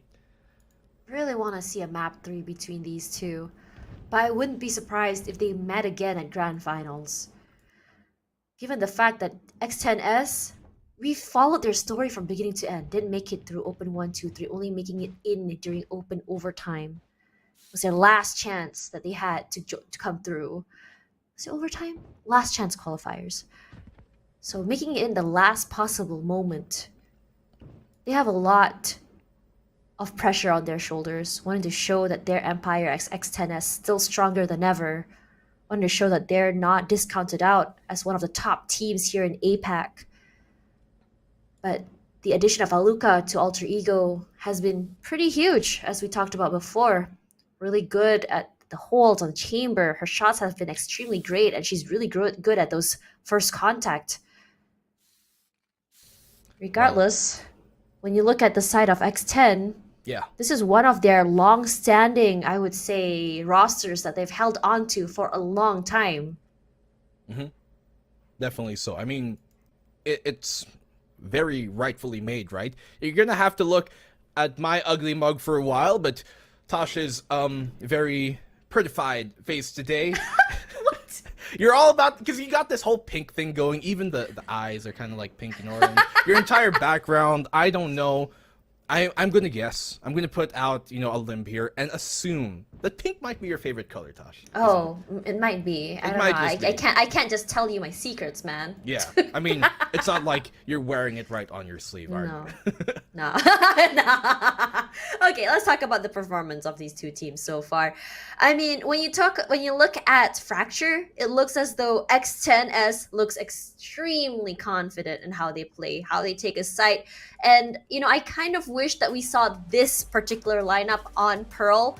Putting Baby TZ on the Neon would have been a lot more explosive, I feel, compared to Muffin. Muffin felt a little bit more hesitant. She took her time walking in with the team, as opposed to Baby TZ, who's just like, I don't care about anyone. I'm going in right now, and you guys are going to come in with me. Yeah, this is really just, I think, the shakeup that they need, right? We were talking about how on Pearl, and you touched upon it, like they were kind of a bit too hesitant, and they were really holding themselves back. Sometimes your biggest enemy is yourself. It's within you. And that just came to pass, right? We saw so many great performances on Pearl from this team when they had Muffin be the one who was on that chamber and Baby TZ be the one on that Neon. And they switch on back now here for Fracture, rightfully so. They look better, much more confident than they did on Pearl. But it's going to be really important for them. Obviously, this map, it doesn't go their way. They needed that Fracture to go their way, because when you're the underdog, you need that map number one. And especially looking at the decider here, Tosh, potentially we're going to go to Haven, and that has been a perfect, flawless, since February, since the start of the year, 100% win rate map here for Alter Ego Celeste. So it's a really difficult thing going up against those odds. But if there's anything we know from X10, they know how to swing the pendulum their way. They know the lucky charms are in their pockets, and they want to make sure that they drink the soup at the end of the day. Where did soup come from? Because, you know, Lucky Charms cereal. Oh, is you like, mean the milk? Yeah, breakfast soup, right? I'm gonna call it breakfast soup. Is cereal soup? That is the real question here. I want to hear your Chad, thoughts. please, don't say it's soup. No, I don't know why I'm getting this ache from it, man. How about you, Okay. Tosh? Do you think cereal is soup? No. No? Okay. Some people might digress. The milk could be the broth. Who knows? I'm just trying to get you hungry. Yeah, you are hungry. Okay, I just want to say that for X10S, they are a team that's reliant on momentum, and AECL is a team that's good for cutting off momentum. And you know what's I'm really worried about right now? Now that X10S has had 3 in a row, and then this tech pause is, I would say, pretty long. Mm-hmm. What do you think I mean, is a way to maintain the momentum going back into the game.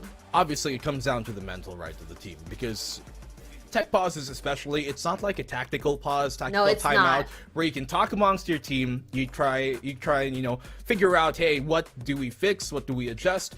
It's not that, right? You have to just sit there, calm your thoughts, and this can kind of cool down teams that do rely a bit more on momentum, as we talked about. Alter Ego Celeste, they're really good at taking things round by round by round, so it doesn't really matter to them as much when these type of rounds, I guess, when these type of situations happen. If anything, since they are on the losing end of the stick, and they're pulling the short straws right now, they're the ones who kind of benefit off of these type of pauses, so they know how to utilize this to their advantage. And we're looking for potentially, I guess, this to continue soon, but it doesn't seem to be the case. We're gonna throw back to our panel, to our two lovely hosts, so they're gonna take you guys along for the ride as we wait for this game to get back on.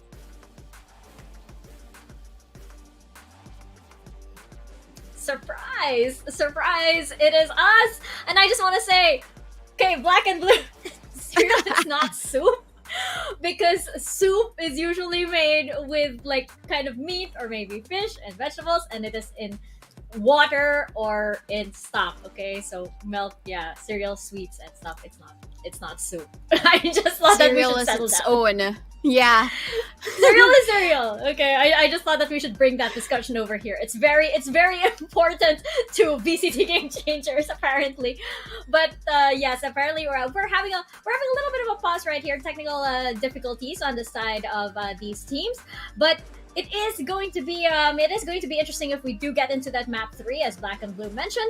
Here on Fracture, though, we are seeing that X10 are able to throw Alter Ego Celeste when they ramp up the aggression in like totally random moments. Like we saw in like for that first round, Alter Ego Celeste Inari was able to get a pick, but then suddenly X10 like fire back. And Inari was like, you know, caught a little bit off guard, even though she had like a great TP and stuff. She was caught a little bit off guard, and I feel like X10S, they are onto something there.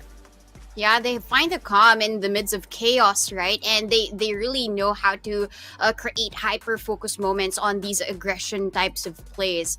And I think even early on, even if Alter Ego Celeste finds the opening kills, they still find a way to get back in. And I feel like this is the beauty of X10S and how they would play.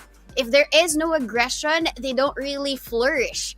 And if it's going to be an aggression type of map, then Fracture is key to their win. And we've seen that in the first 3 rounds, right? The pistol round went in their favor, an almost winnable situation for Ayumi. Oh, sorry, the chamber basically. But still, it's being able to be stolen away by X10S, basically. But I do want to really note the switch up between Baby TZ and Muffin. Muffin earlier on was the Neon, but at this point, because of that switch up, you would really take a look at how big of a difference it is. No matter how small of a change up it is, it has a big impact in this map. And I think we saw that. Baby TZ just runs around the map. Even after that dash in, she's still able to recover and get the headshot kills. Those are just the small decisions that X10S was able to make during the time of the break, which we would want to see. And I'm pretty excited. It's just really a small pause here, and I'm pretty sure a lot of the people watching are looking forward to what will happen. Yes, and so are we, of course. So are we. We are definitely looking forward to this, especially since the winner of this match gets that pass into the grand finals, and then we'll just have to wait for their opponent. Doesn't need to go through the rest of the matches today, which it's possible that X10S might need to do that. If they drop into the lower bracket, then they have to, fight their way back on up again. And it will be difficult if that does happen, because that would mean that they'd have to play the entire day. And while it is a test of endurance, and if you can make it out of that kind of grind, then that definitely is, that's a testament to the team and the endurance. But let's face it, nobody wants to need to exert the cells that way, because this is such a competition with it's super demanding. And of course, you want to be nice and refreshed for the grand finals. And I'm actually surprised that Alter Ego Celeste, I guess, have gone unchallenged for this long, for typically this long in VCT Game Changers, APAC Elite, just because we've seen a lot of teams really ramp up their strategies and their competition. So I thought that maybe somebody would take the fight closer to Alter Ego Celeste. And hey, it could be X10S, of course. We're gonna find out after this really quick break once we sort out everything, and when we return, we're gonna be back with Alter Ego Celeste and X10 Sapphire.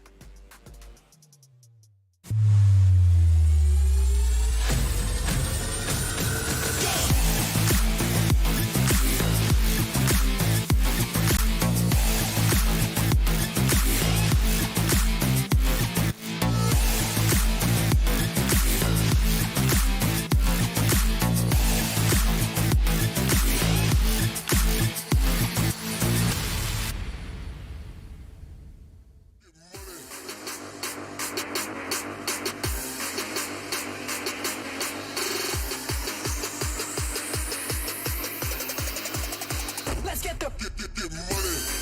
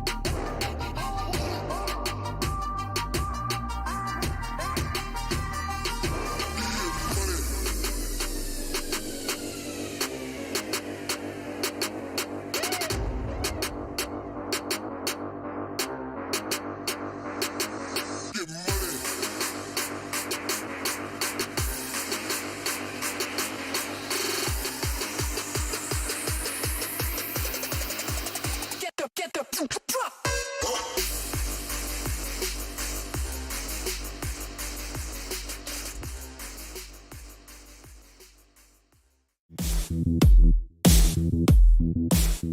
Hi, I'm Muffin from Team X10 Sapphire. I am the eldest of the team. I think it's Ginny. I think because she just tell the joke, but no one laughs, It's me. Because sometimes I don't need the utility to support sometimes. Yeah. Me, because I'm sleep late. I just want to play game. Alisa, because she just random sing. I don't know why. I think we improved a lot as a team, better than last year. How we play together, like communicate. Last year I like to play solo more than a team. That's not good, But this year I improve myself. Expectation of myself, just gonna try my best to help the team as much as I can. Stop playing alone as possible. For the team, our goal is to win and to go to the world champion. Jenny is my role model because she plays smart. I want to be like her sometimes. I think it's AE because they are so strong. I think we can win them with gunfire, but they are better than us with our team plays. Best God. Watching animation. I like Tower of God. It's funny. I think it's a quite great opportunity for women like us to be able to be a part of competition team. And I think it will be challenging for us. I'm looking forward to it.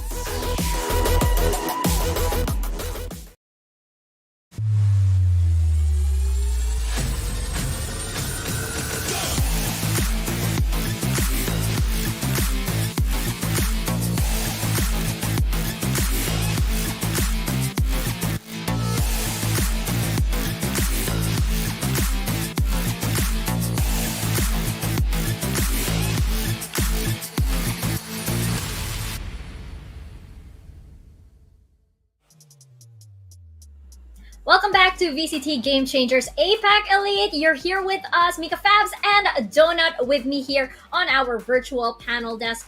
We are in the middle right now of map 2 before we paused for some technical difficulties. And Ascent Sapphire, it looks like, have gotten their groove back. It seems like their map pick Fracture works well for them, especially since they did suffer in Pearl, and it was a little bit of a disappointing performance, but it seems like they have gotten back that rhythm and that momentum for Fracture, Donut. Yeah, I hope they do follow through with that groove, right? When it comes to the dance, as mentioned, like they really find a lot of opportunities in the middle of chaos, and Alter Ego, it just throws them off whenever there would be these very chaotic plays from X10S, basically. And I would really want to see that come into play, especially with Jenny as the breach. Yes, we've seen a lot of those plays because of Baby TZ and because of Muffin, but I think there's a lot of opportunities as well for Polly to come in, and as well as Alyssa as that Sage. They're making it work at the moment, but even after that pause, it must have been a little bit of talking time or like discussion points for the team of AE Celeste. How are we not winning these rounds when in fact it is already our rifle buy, right? Our gun buys. But we'll have to see, basically, because Fracture has just started 3 rounds in. It's too early to expect a lot of things. There is still the second half to happen, and for sure a lot of you guys are watching and saying, Caster, start the game. Game. Yeah, well, casters are gonna start the game. That's absolutely right. I believe our casters are ready, and we can get back into the game. How did you know, Donut? You're a psychic. You're reading everybody's minds here. That's a secret. Donut actually has the key to start the game, so we can throw it back to our casters, Blackenblue and Tash. Well, we're back here to start the game, as you guys have potentially requested, so blame me if it doesn't. Don't blame Tosh because she's been nice today. So yes, how are you guys? I didn't say that We're back. cereal is soup. That's why. Why are we still stuck up upon this? We moved from the topic. Okay, we all I am agree. never letting you live this We down, all man. agree that cereal is soup. Okay, moving on. I am right. Extend Sapphire on the attack. This is when things get dicey, where things take a turn in terms of their, I would say, their momentum.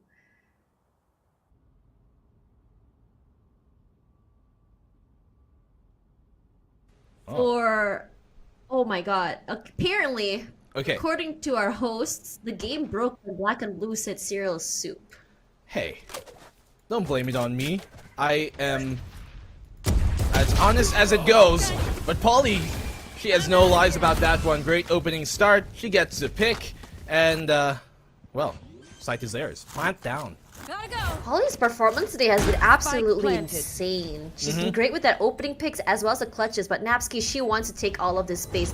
But little does she know there's a cross waiting. So which way is this Prowler gonna go? It's gonna go to the left. Does she know there's someone right behind her? Slows come through. Napsky goes down. Muffin as well. Muffin doing so good with the dub, but Polly as well.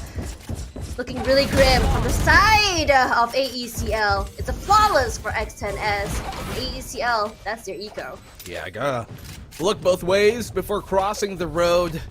But in this case, well, X10, they had the firepower advantage. It doesn't really And they matter. also had the slow there as well. It's hard for them Yeah. to cross or swing together even. Yeah, it's like you're trying to cross the road. The road is flooded. There's a manhole. Flooded? Yeah, you can't cross, you know? Can you just run across a walk when it's flooded? No, of course Could not. swim. Yeah. Now I have a question. Is a flood just road soup? More soup. If black and blue is in the flood, is it a black and blue soup? Is the question. Big answers to be found. Yes. Alter Ego. We get back to the game. I can see our hosts begrudgingly judging me from the back on my soup escapades. But Alter Ego, they're the ones right now who have yet to go on the adventurous stroll we know to see from them on the defensive side. They are a team, yes, that likes to hold back down, but you can expect for them to push forward if they do so choose to as well. No, that's just not too fun. She knows.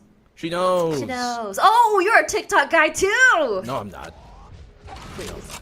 No, don't ever call me that.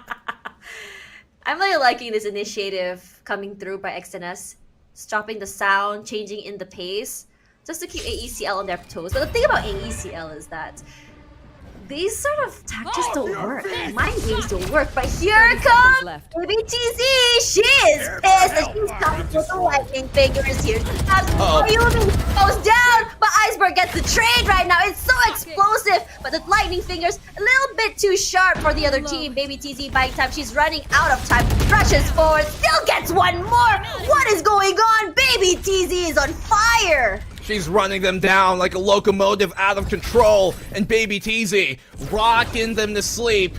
But they have a post plant here, one that's very difficult to try and dismantle. They almost line on up. It's down left to Ginny. 1v2. She gets found though in the tower. And finally, from the high castle, Alter Ego, they come back to try and get control of the crown. They take their first round. What a mid-game recovery! I was screaming. I didn't mean to scream that way.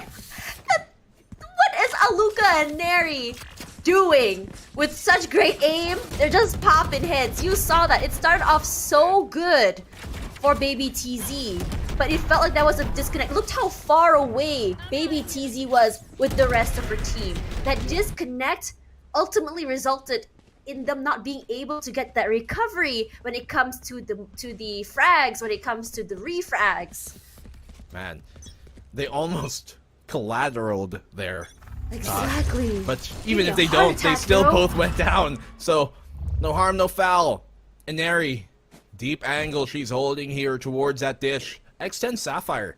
Surprisingly enough, we haven't really seen them go ham early on in the round. If anything, they wait for the pushes here of Alter Ego, and this is to be expected. Here comes out the stun. The orbital comes out with Alyssa! Transfer on that, but Aluka, she gets a double anyways! Polly and Ginny go down! What a push here coming from Alter Ego! Oh man, the barbecue was hot. Hotter than the multi-frag that Alyssa got. But it's still 3-on-3. Slows come through, revives as well. That's the power of having a Sage in your team. Yeah. Regardless, they're gonna be crossing. It's gonna be Muffet that finds Iceberg first. But where exactly are they going is the question. And they're going to the B-side arcade, I believe. They swap on over. They pull that defense to rotate towards the attacking side. It's a quick rotate on the defense here in Fracture, but they've isolated them now, cut them off from their own site, and they can get a plant here early and quickly. Brings them to a 4v2. Still, a winnable round here, especially if Inari gets a big pick off. She very well can do so with his tour de force, such a deadly weapon to try and go up against. Still, the numbers not in their advantage. Haunt on out. Now they've got a post. Maybe TZ just waiting, buying her time. But that smoke won't be there a long time. G knows exactly where someone is. Alyssa does spot out Aneri. She has to push out. Where are you looking, Aneri? From your back. But Aneri, she has her sights on Polly. Surprised that no reactions coming through. Everyone's just waiting way deep inside. She tanks that Molly, but they're running out of time. Alyssa pushes up here. She's gonna get one, at least not quite, as Baby TZ finds her, and they win the round. I would say it's one of the cleanest wins. But Alyssa, unfortunately, doesn't make it. Isn't able to escape. Body blocker? Almost, kind of in a way. Now, because I've done it before to my teammates. Alyssa, it seemed like when she was on that tower, right? Yeah, maybe hindsight, if she'd known, she could have swung, got the free kill, but she was also being disciplined, and this is what X10 have to be. Now, in Pearl, they sometimes held themselves back, but that discipline is not necessarily a bad thing, and you see that be replicated here and continued on, knowing that, okay, I saw where Inari is on that chamber. She could have seen me, and if I peek this, it's not going to be a favorable fight, considering she has a tour de force, I have a mere rifle, and that can really turn sour. So, smart of her to hold things back. She knows it's a 4v2. Keeps things in check. That was a really big round here for Alyssa. Gets the res, gets the 2 kills. The spray transfer on Arcade, playing Alter Ego like a fiddle. Well, it's a great tune to listen to. Why a fiddle? Why not a piano or It's a violin? saying. Oh, is there an instrument in the Philippines? Yes, Tosh. What's it called? We have No, I mean instruments like here. a native instrument. Yeah, there's a bunch. There's like, you know, many different like percussions and flutes and I thought I had things. a Tagalog name or something. Oh yeah, there are, but like I don't know if like, you know, According where to do I Mika, start? this thing called a nose flute. Where are Yeah. we? Yeah, the How does kulintang. it There's also- sound? My pronunciation. Is it good? Yes, yes. I thought you were gonna ask me how the flute sounds. I was gonna go like something like that, you know. Really? No, I'm joking. I was about to say, but Ayumi is the one with the magic fingers this time, and she is going fast onto the side. She is just going round and round in circles. Where are you? And I don't think she's gonna get any value. This is so smart.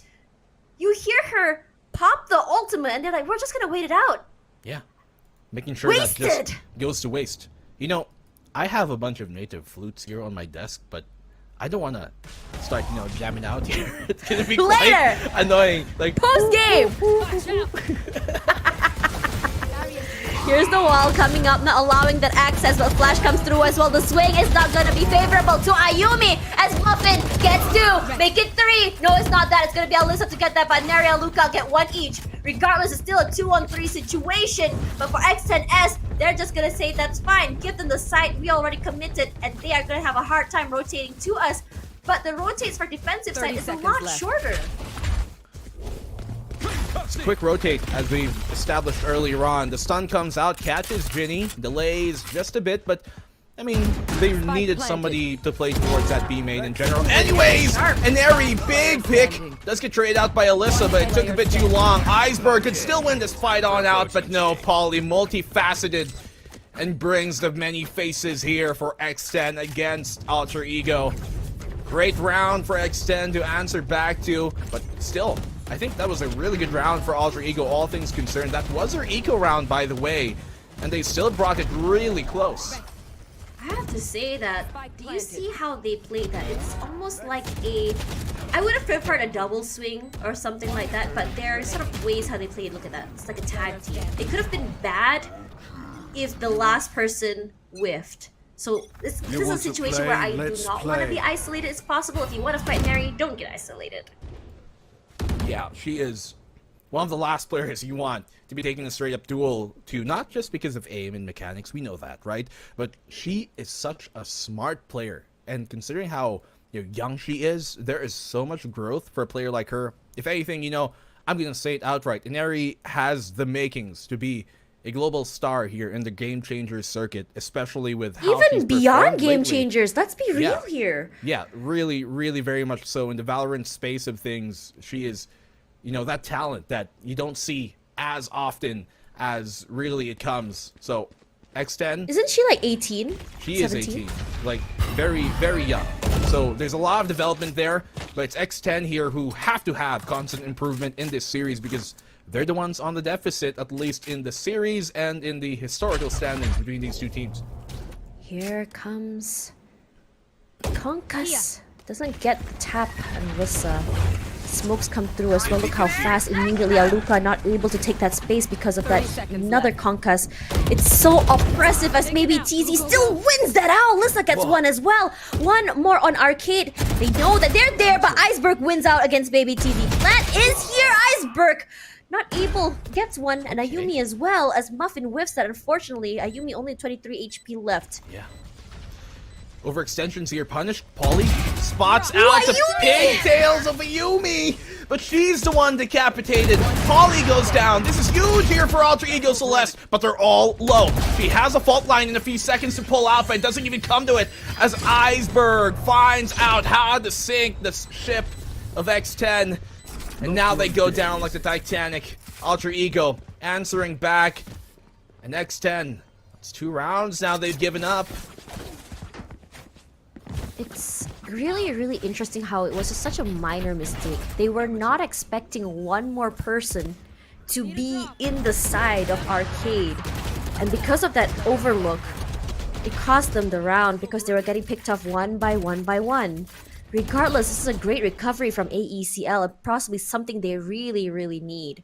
Yeah. And I think in terms of how Alter Ego Celeste has been playing, it felt a lot more controlled ever since their new coach came in. And I'm really liking how they're taking each round and how well they are each round mentally with Aneri with the opening onto Muffin. And It's a revive though. That was only a Prowler that allowed her to take all that space, find a pick, and now they burned the res off of it. And X10, they've been consistently being punished here by Alter Ego on some of their overextensions, and that round right prior was an overextension punish. They had the 3v5, they overextend into that arcade, down on under, they get caught out, and they lose a round because of it in the end as well, in 2v1. Man, they are really looking to show Alter Ego slowly crawling back. Aluka's found her way, crawled her way here into the underpass, but there's a lot for her to try and defend off if she gets found.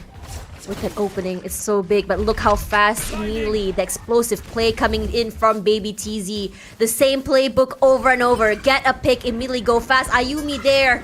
She doesn't know that she's right behind the smoke. Ayumi has the high ground here. If the smoke goes down, she can get the advantage, but she backs off. But look at the Rolling Thunder come through.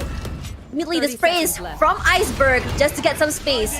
Flash as well, gonna be swinging out. But also the aftershock, Genie to the right side! She doesn't win it! The Bulldog a little bit better, Ayumi! But Alyssa, as well the rest of the team, know exactly where they are. Ayumi coming in for the backside, Baby TZ, playing the sneaky deaky on Arcade.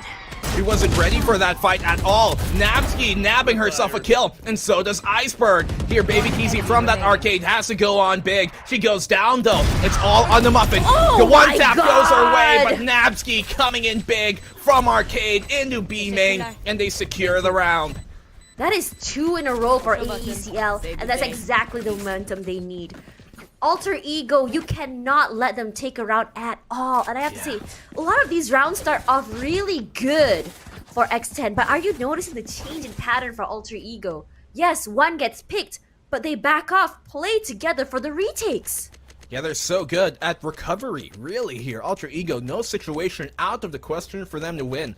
And you saw there that it was Ginny that they left in the underpass, and when you're in that underpass, you don't really have a great angle to force him off with that Rolling Thunder, and she had the Rolling Thunder. The reason why she was trying to reposition towards Arcade so that she has a better line of, I guess, a better angle to address and throw out her Rolling Thunder towards that generator and cafeteria area, because when you're from down on under, there's a small gap that can be left open, and you're not going to get the best value out of that Rolling Thunder considering the positions of where her team is and where the enemy was. And so she had to try and go towards that arcade. In that aspect though, at the ready, Nabsky was, and she finds her first 2 kills, by the way, in that round.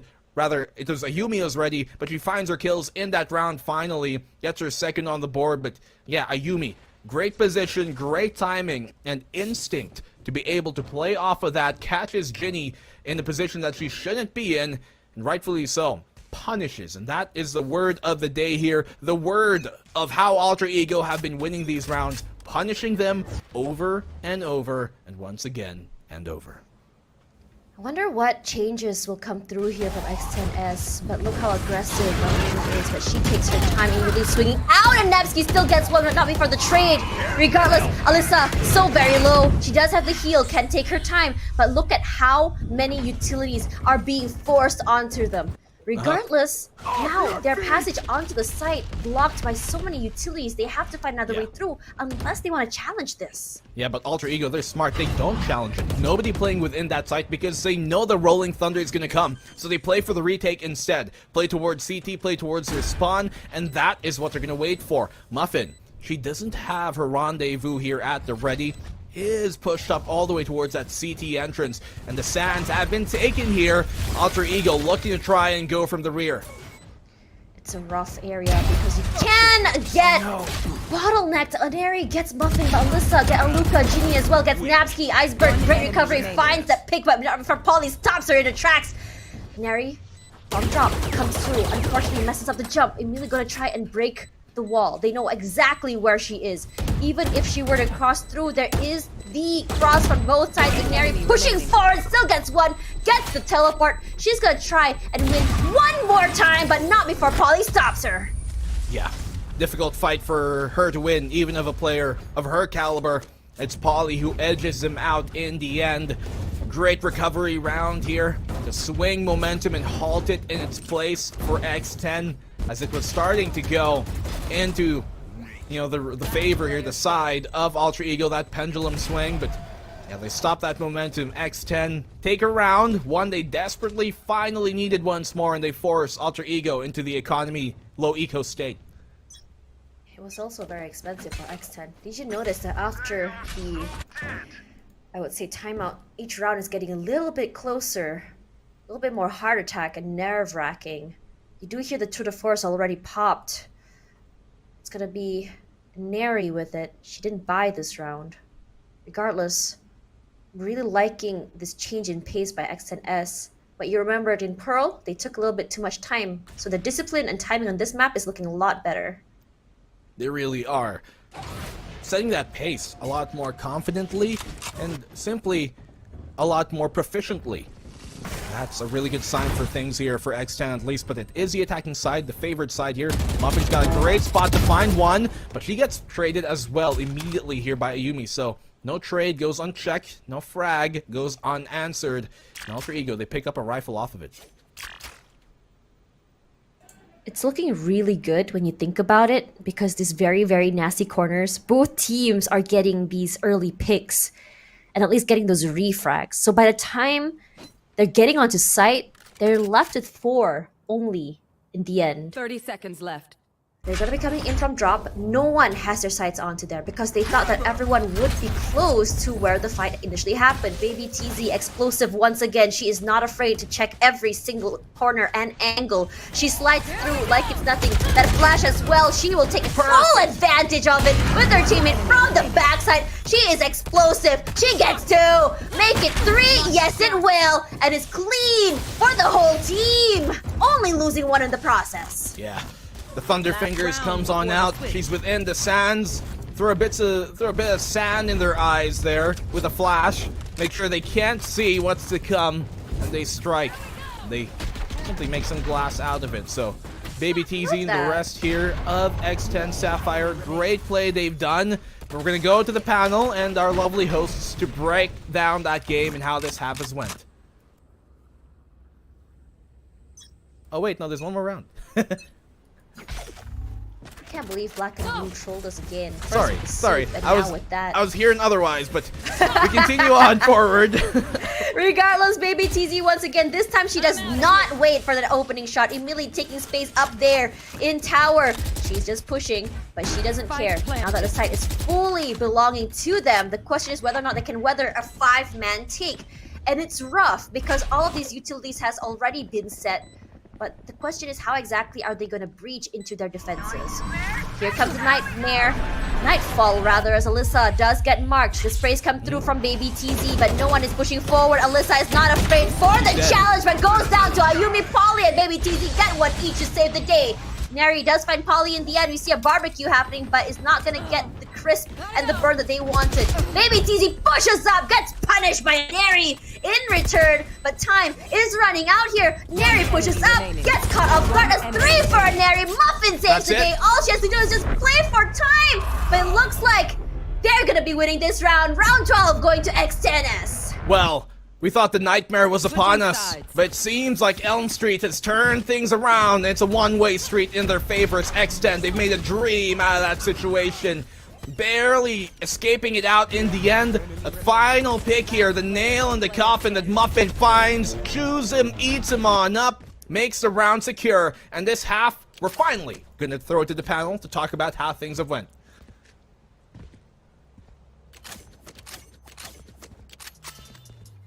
Now we catch it. Now we catch from Blackenblue. I will admit though, I did panic a little bit there and I was like, oh, okay, sat up straighter a little bit after that.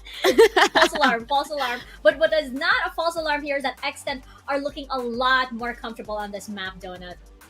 Yeah, definitely. I mean, when we were trying to write the script for them, it was AE Celeste winning this map because of how they won Pearl, right? But XNS is proving us otherwise with their composition and Alyssa actually stepping up her game. If you remember, she had about 2 resurrections available for her. So she was just bringing in the frags, bringing in, of course, the rest of her teammates for her to support as well. So I guess that is their advantage having that Sage. And I just really expected that to happen for Alyssa. And I just really love how they're playing. They're acting very methodically in this map. And we didn't really expect that from XNS. Yeah, and do have to say, much better from Baby TZ as well. You can tell she's a lot more comfortable on Neon and on Fracture too. Her instincts are very much on point here, and it wasn't at all like the first map in Pearl where, you know, she might have looked a little bit lost or a little bit hesitant. This one is far more fearless, I guess, on Fracture, which bodes well, of course, for X10, because they did manage earlier on. They got the momentum going. They got 4 rounds in a row, and now, you know, the score is 9-3 in favor of X10. The question is there gonna be a curse, Donut? What are we thinking when the sides are going to flip?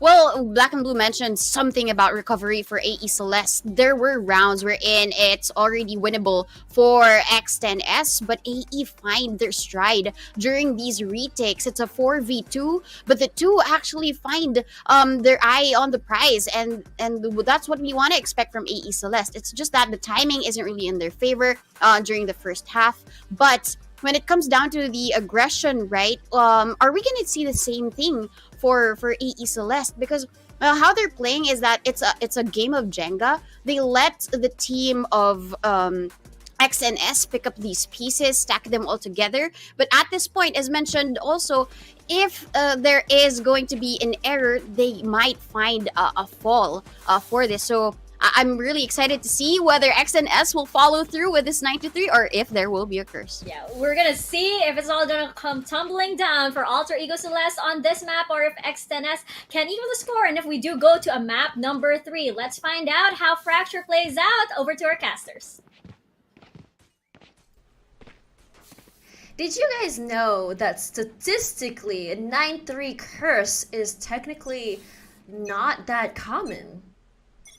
Really? You can look at it online. Statistically, That's a lie. numbers. I don't believe you. You I make can my Google own it. truth. Oh my god. Your stats don't matter. Wow. I take things out of my own personal experiences. Trap destroyed. Okay, Mr. Cereal Soup. What you got? You got beef against my soup? Against my cereal? I like beef soup though, but Muffin got beef. Really finds a Neri with that opening shot so very fast. Yeah, she definitely makes things a lot more difficult now. Now that they found this opening pick here, they lose Inari, a big gun for them to get removed off of early on here in the pistol. And Alter Ego, the pistol rounder there, as they get that plant down. Aluka cannot confirm the kill. Polly follows up. This is all crumbling. They've talked about Jenga and those bricks, the pieces. They're simply not working on out. Baby TZ finds a follow-up, but it's a 1v1. Doable by all means. Prowler connects, and the click comes in for Alter Ego. They still somehow recover. And even Donut talked about it, right? That recovery from Alter Ego is something that is always a potential problem here for X10. It's crazy. It looked like AECL lost the round. But I have to say, their aggressive holds has been getting so much value. And because of that haunt there, it's really hard to do anything but just wait for your demise at the situation. When you have 2 people, well, not people, a cat and a person pushing up at you, about to bite you, what are you gonna do? I was really smart as well, right? Coming from Yeah. Aluka on that tower. Target That's why I'm a fade prioritization. main! Perfectly. Just, they knew. They knew to time it right and who to try and go for. She knew that Baby TZ was on the reload. Go for the diffuser instead and secure the round that way. So really smart here from Alter Ego Celeste. Looking so primed, so proper. But there's some few rounds for them to try and flatten this cushion just a bit more. Really taking their time. But their rotation like clockwork. Almost as though when X10 goes to the left, Alter Ego goes to the right. Ooh, Ayumi nearly gets picked off there. Timing is everything. And immediately they hear the footsteps. Rushing in toward A, but everyone is on B. Wrong place, wrong time. Well, could be wrong for them, but right for the opposing side. Aluka. Right for Aluka. Oh no! He gets lots of information, couldn't find the kill, but damage done. Should be able to secure this anyways. I mean, this retake's going to be so difficult for them to try and win on out. The stun, so much utility thrown out. Aluka finds one. Iceberg follows up. This round, quick, sealed in the deal. It's done. They don't even have to play on the site. They just pushed them off the site and straight back to their spawn. They don't even care. Yeah. I mean, it's a quick round for them. They had all the advantage to secure in that round, and that they do. But now we move on. Now we see the gun round here, coming from X10 Sapphire. And even though they've got 4 rounds here between them and Alter Ego, this could go away in a quick swish if they're not prepared for it, if they let this simply get to their heads. Because 4 rounds on the defensive side, that is barely much to sit on here for X10. So this round, they have to bring it 5 to 10. Otherwise, this could be a disastrous round, a disastrous map, if anything, for X10 if they can't get this bonus, anti-bonus, if anything. You can make it very expensive if they want to.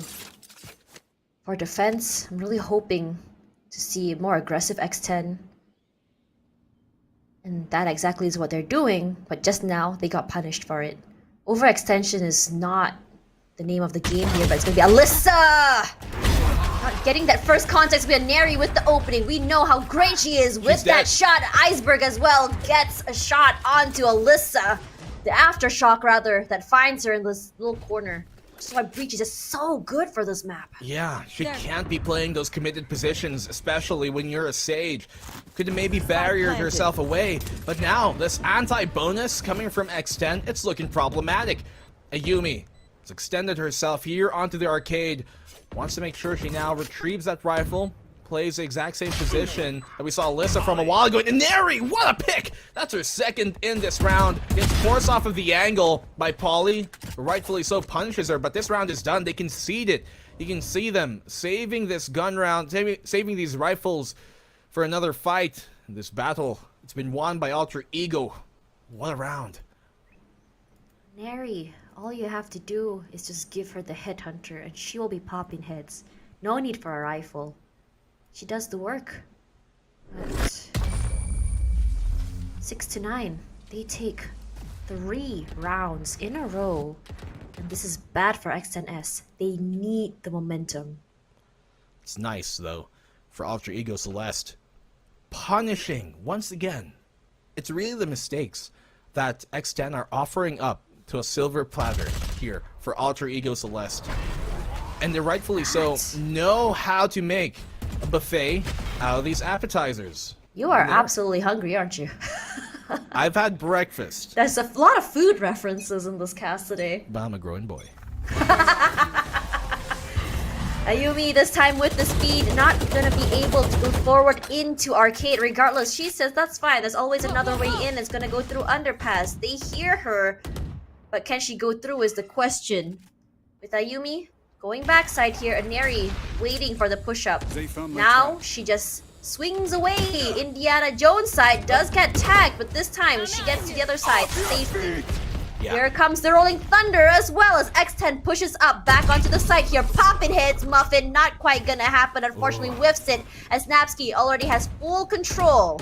Regardless, her haunt's back in 3 seconds. She can get information. She can play deep if she wants to. Plant goes down. Yeah, that was the pick they needed. Muffin, unfortunately, could not connect.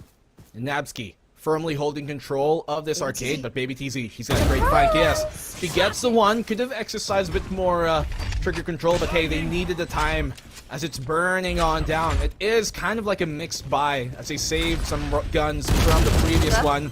She still won that! Huge pick, yeah, even though she was stunned, finds the lineup. Jenny up close though, shuts down an area. The defuse being stuck, and they get the round off of it under their noses!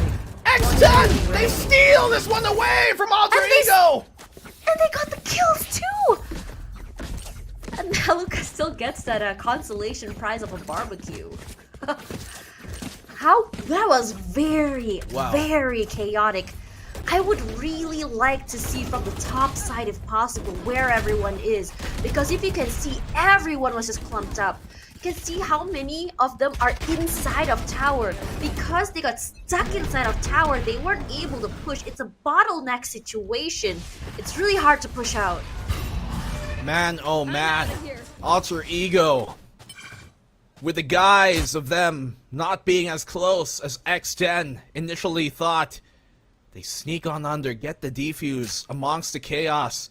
They were born in it, molded by it, and they knew how to come out on top. X10. Batman reference. Yeah, amazing round that they steal away here from Alter Ego. I love these references. It's just testing my movie, video game, music, not food knowledge. Didn't you know this is quiz night? Quiz night, huh? Subtle.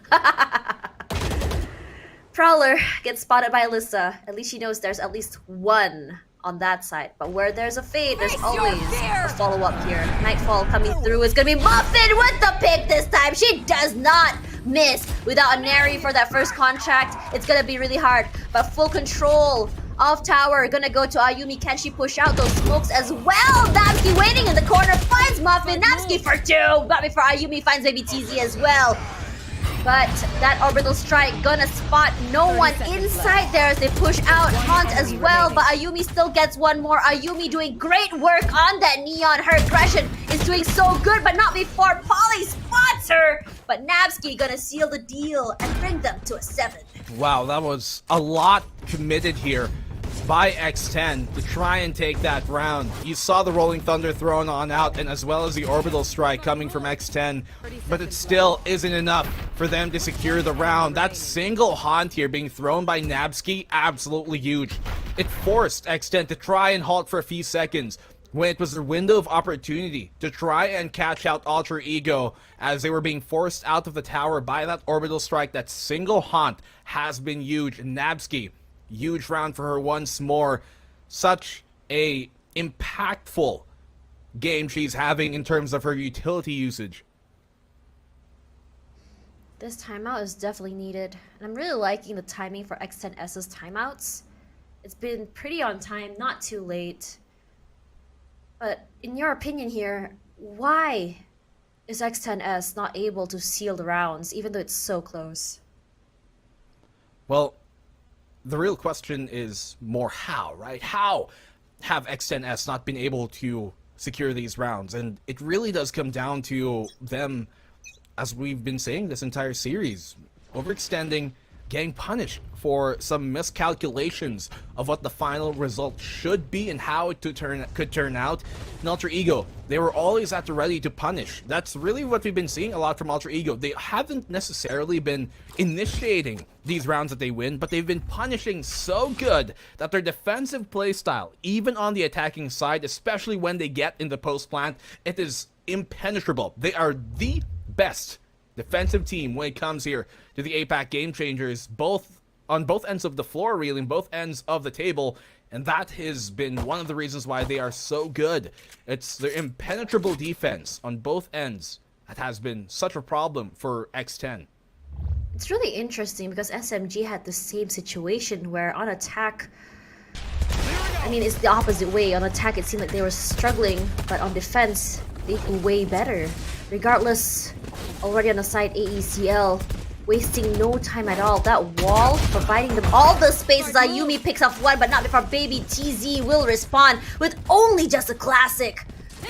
For now, you can see the Conquest buying some time.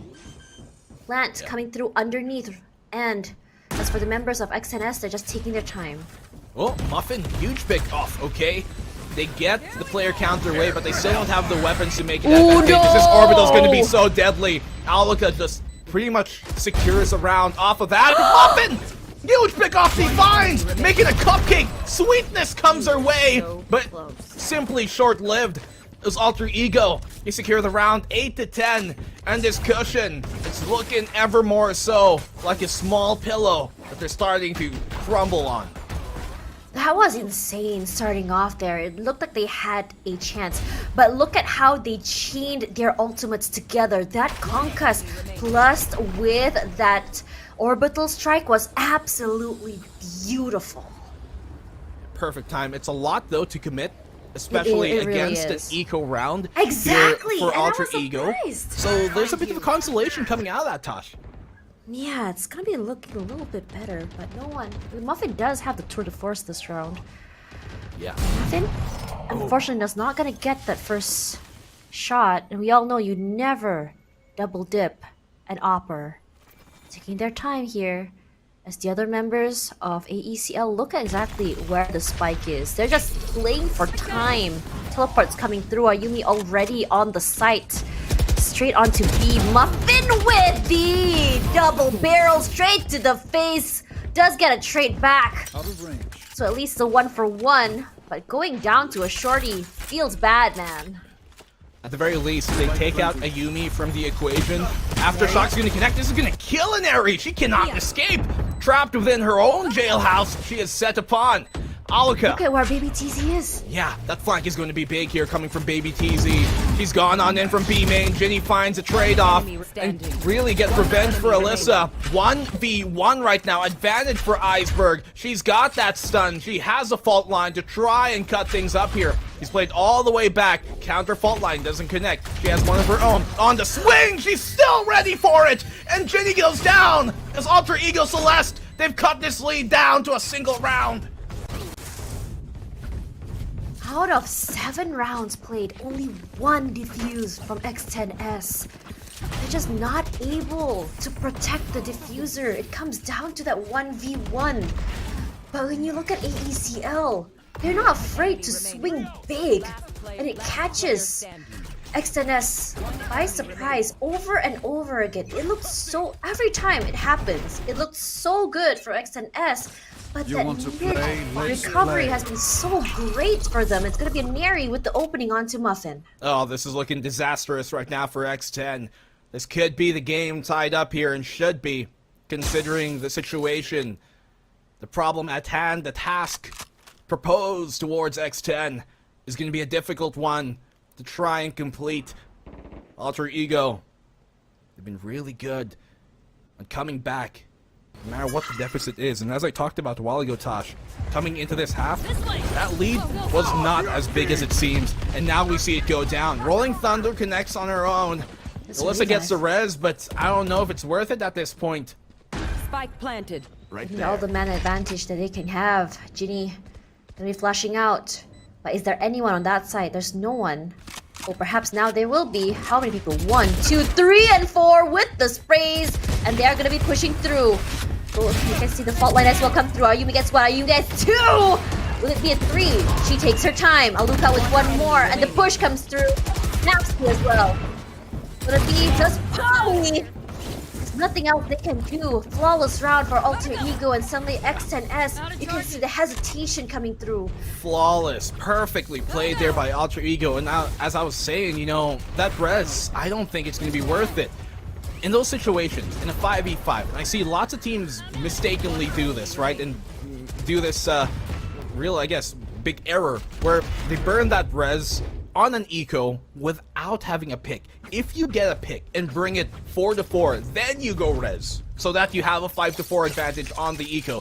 But the 5v5, that's not going to work in your favor. On a retake, such a waste of a high impact ultimate, one that they need in the late map situation like this, late half situation like this, and they just simply give it away for free.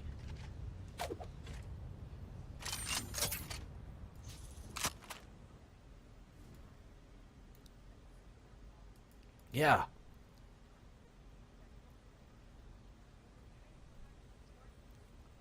Yeah. Yeah, they're constantly, time and time on over, we saw this with their Rolling Thunders, Orbital Strike, and now their res. They use these ultimates more like a band-aid solution over necessarily something to further gain them even more control, even more favor.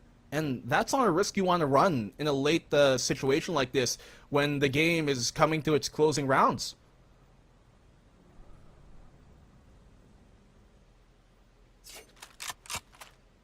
Right here. Look at the flank though. 30 seconds left. We're good.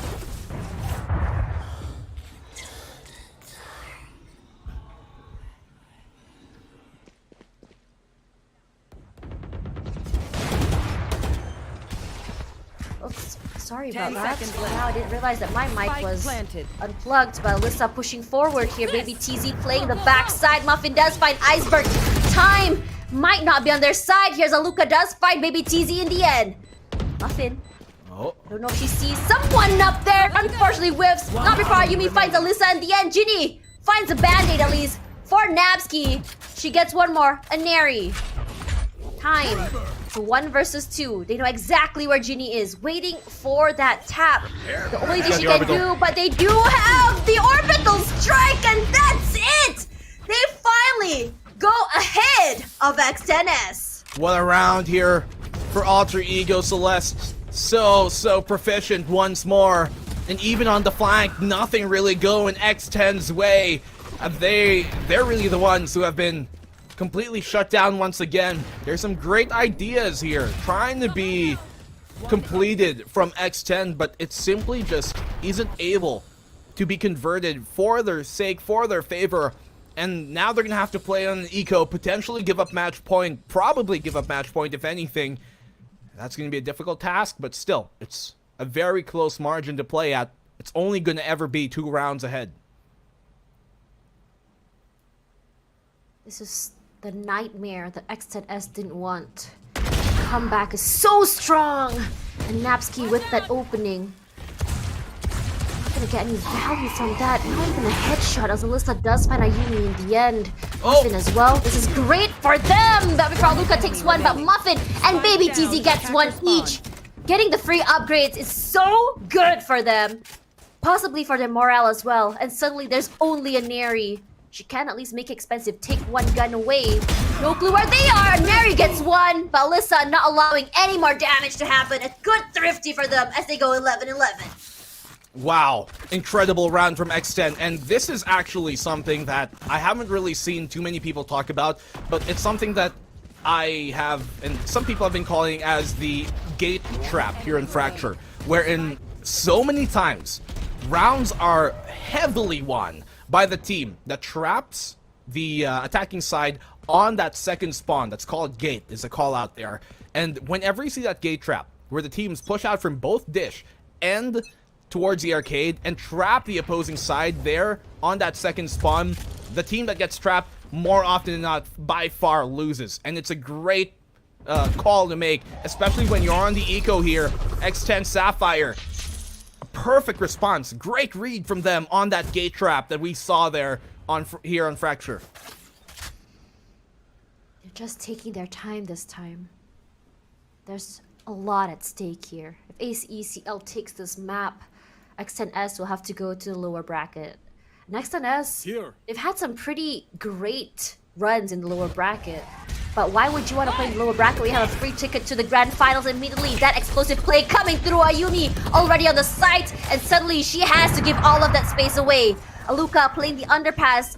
This might be great for her as she gets that flank to the other side. X10 Sapphire, they find the opening pick here. Iceberg goes down, and now the ship, it's sailing here for X10. They have the advantage, but the operator on a retake, always difficult. But now they've gained control. Triple B main push to come out. Baby TZ, she's in a good position to find one. She finds the triple going her way, but Alter Ego, the answer back to defuse in their face, comes here for X10. And Alyssa, she secures the round. Match point taken by X10. That little corner potentially saved her life as everyone had their eyes onto the diffuser. And now in this situation, AECL needs to just press on the brakes and rethink about what's happened. Take a breather, figure out how exactly can they bring this to an overtime. Going to Haven is not necessarily a bad thing, but mentally though, who knows? What a round, what a comeback, what a response here from X10, taking 2 rounds right on back in Alter Ego. Forced to call their first timeout of this entire series. Right here, right now, at the final round of regulation. Overtime, potentially at the cusp. But X10, they want to secure this right here, right now. It's a very, very scary situation for both teams. For AECL, they just want to get it over with. Go with a 2-0 straight to grand finals. For XNS, this is everything they've wanted. Their story, trying over and over again and wanting to triumph at the end. As a long-standing team that's been playing together for a long time, you can sense how much they just want to overcome Alter Ego as the one who puts them at the bottom end of the spectrum time and time again. Great counter stuns here, though, coming in from Baby TZ, but only good for one. Alter Ego, they get the double pick going their way. Ginny has to be careful here. She's got the flash to throw out, but that's her last piece of utility before she's dry now. Has to try and spam on through. Doesn't really find on much. Alter Ego, they made their way towards the site here. Iceberg low. A single bullet would do her on in. Have to be careful not to go for the plant prematurely. Canary, she doesn't have to overextend. These smokes will be enough. Just buy some time. Regardless, time is out. They're out in the open. It's a 3-4 situation here. Iceberg is quite low. Regardless, we do know that all it needs is just one bullet to the head. That'll be the end of the day. But XNS, they want to push out here. Napsky gonna get that utility out. Still good for one. The trades come through. Alyssa for two. Aluka gets one more. Suddenly it's a 2-on-1. Alyssa, how is she gonna be playing this? She needs to isolate, but she gets flashed. She doesn't realize from the backside there is one more from door. And as for AECL, all they have to do is just wait in the corners of the shadows. They don't need to show themselves. She is gonna be safe here, but the aftershock as well as Aluka is a little bit too much, I must say. It is so oppressive as they go to an overtime. So smartly played out here by Alter Ego, and they finally shake up the pace. They've been playing very conservatively on their attacking side, playing the punish game instead the entire half. And finally, on the final round here of regulation, they just simply go ham, put the pedal to the metal, and go at 100 miles per hour, dashing on through the snow on the one-horse open sleigh. And this round, this game, it's not done yet for the day here for Alter Ego. They go on to overtime. Wow, timeout immediately? They need this.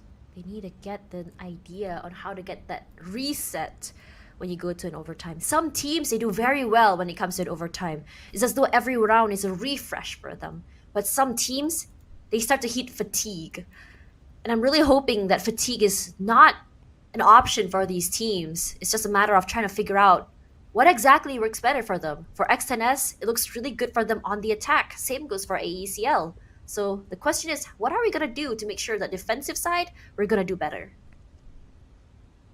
They have to. Finally now, match point befitting of the top two seeds here of the APAC scene. They're really changing up the game as X10. 2 rounds they crawl on back, but right back in return. Alter Ego, throw it back at them. Round number 25 commencing. Attacking side here for X10. By far the more favored side that they have played on when they started on that opening half. It was really their defense that seemed to struggle, but that's to be expected. A map like Fracture here is a map that is more attacker-sided.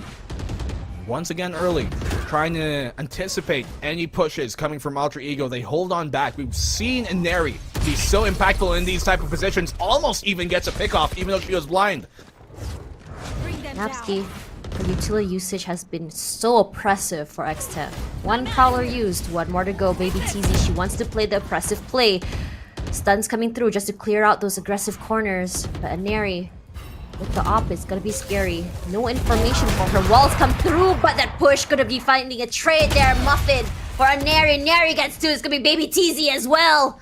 But where's the spike? Already on side, Neri with 3! One-man army with an op. Finally going down to Ginny, but Polly in the corner as well, supplementing her teammate. Man, that was all Inari that round. Every single kill, all 3 picks were by Inari. What an anchor she was. But unfortunately, the rest of Alter Ego, they got confused. Couldn't really follow up on all the damage, all the noise being made here by Inari especially. And now it's down to Ayumi. planted. She's got utility to work with. That stun could be big. She can isolate the fight as well with her smoke, with her wall. And she still has got her dash to try and go explosive here. Dash, rather, stun on out. The balls connect. Ayumi finds one. Now she can fake the drop. And that she does. Goes down here, crossing the road. But this Abbey Hill goes Ginny's way! And X10, they still take the round. Pop off with the Rolling Thunder. Switching sides. I have to say that was a Match little bit point. too close for comfort.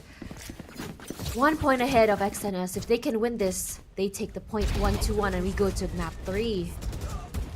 But if ACL gets it, we go again.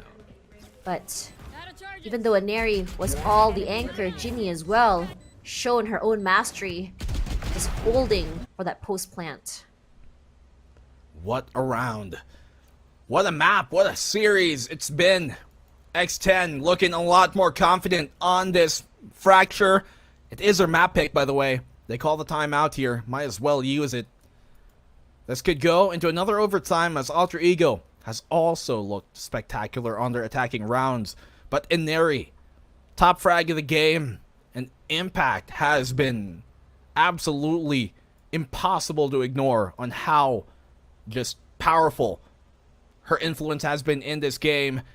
The rest of Alter Ego, they're right on her tail though.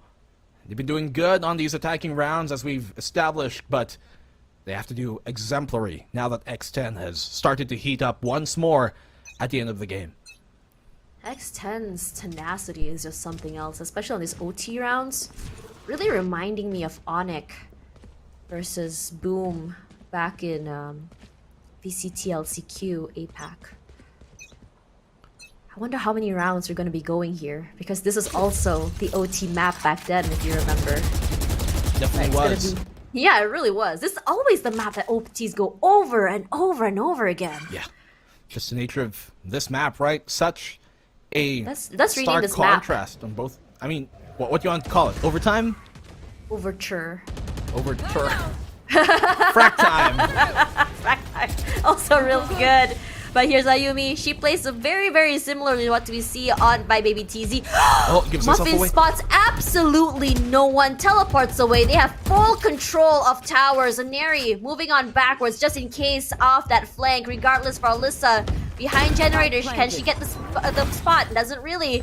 Ginny has to give up the space. Regardless for Alyssa, puts on the slow, hoping that someone's going to come out from arcade. Unfortunately, no one is there. Iceberg.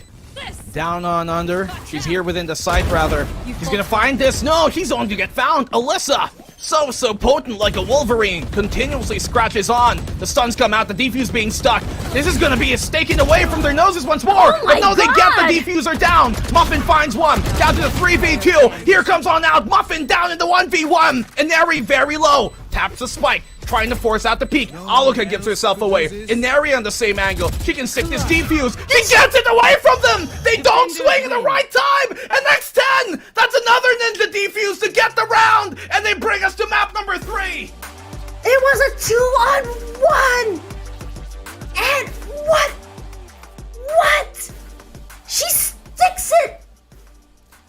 In pajamas! She does it in pajamas!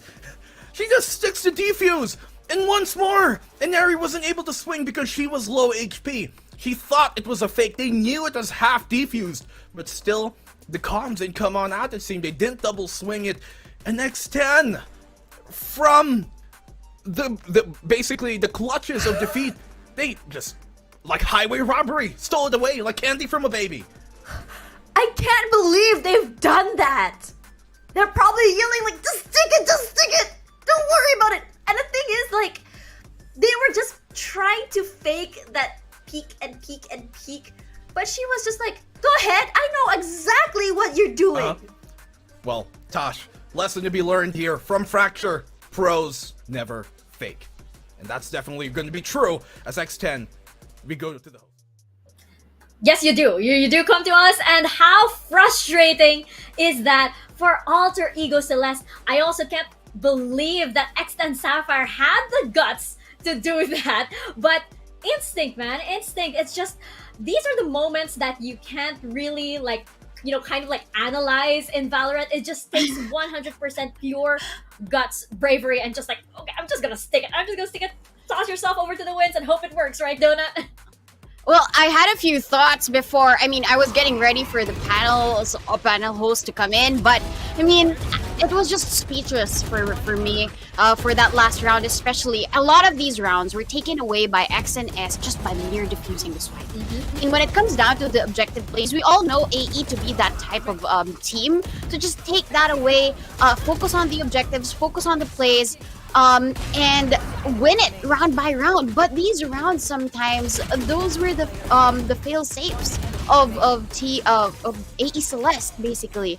And I loved that when it comes to the reference of Jenga, right? It was rocking for X10S, but they found the balance. They might have picked the wrong pieces sometimes for some of the rounds, but they find their way back in.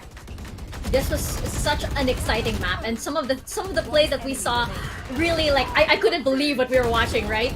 And that makes it like so painful, I guess, frustrating for Alter Ego Celeste, because they were so close to this. They knew exactly what they were doing, and to be honest, I actually felt that they were controlling the pace of the game a lot more than X10 Sapphire were. But X10 Sapphire, they just decided to go for it, and that was what we were pointing out, Donut.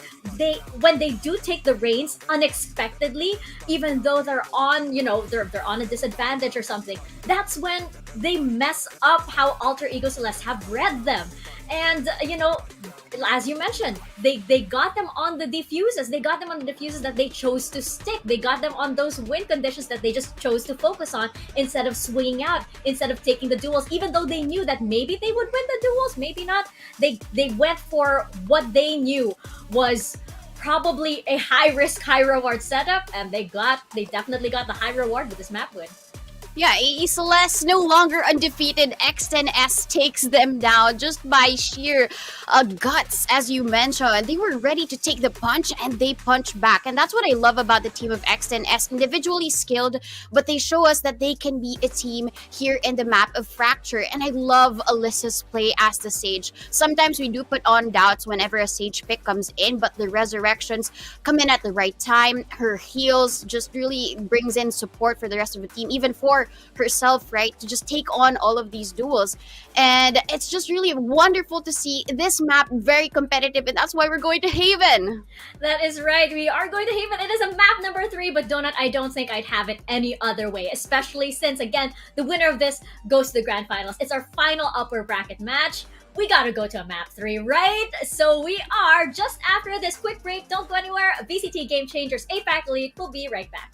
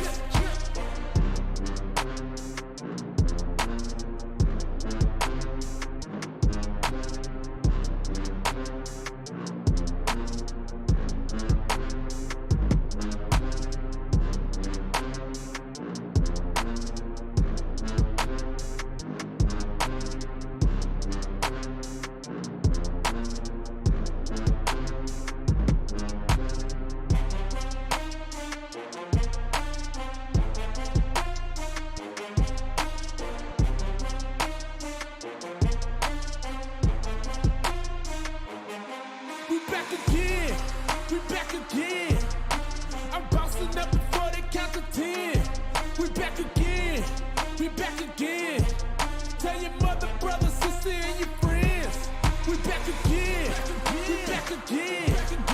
I'm bouncing up before they count to 10. We back again. We back again. Tell your mother, brother, sister, and your friends.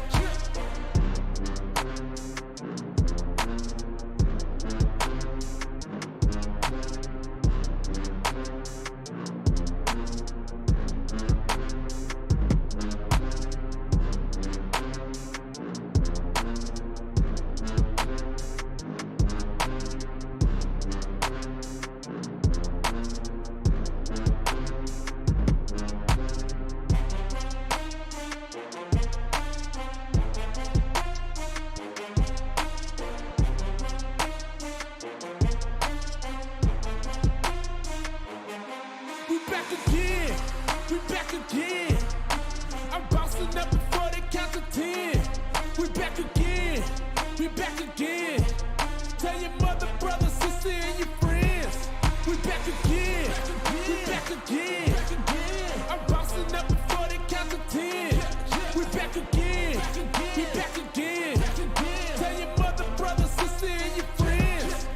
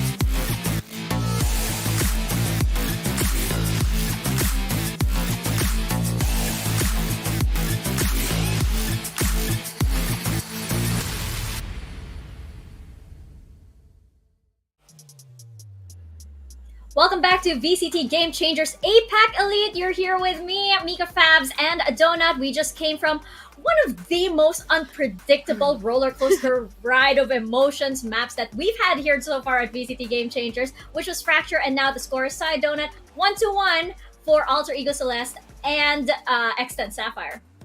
I still couldn't believe it. I still can't get over it that we're going to map number 3 just because of a defuse, right? But this is now AE's time to shine. When it comes to Haven, 100% win rate. They have had a lot of success in this map, whatever agent they would choose. So for sure, they're going to put up a good show for us. But X and S, for sure, they're celebrating. This is a good boost of morale for them.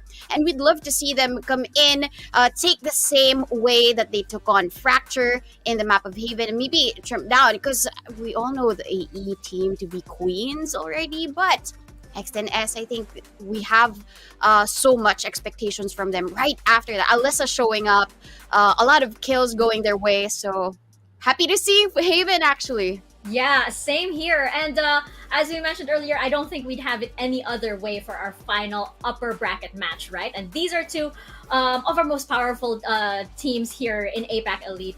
And you know, we were saying earlier, like at the top of the show, that Alter Ego Celeste, they don't really have any bad maps per se.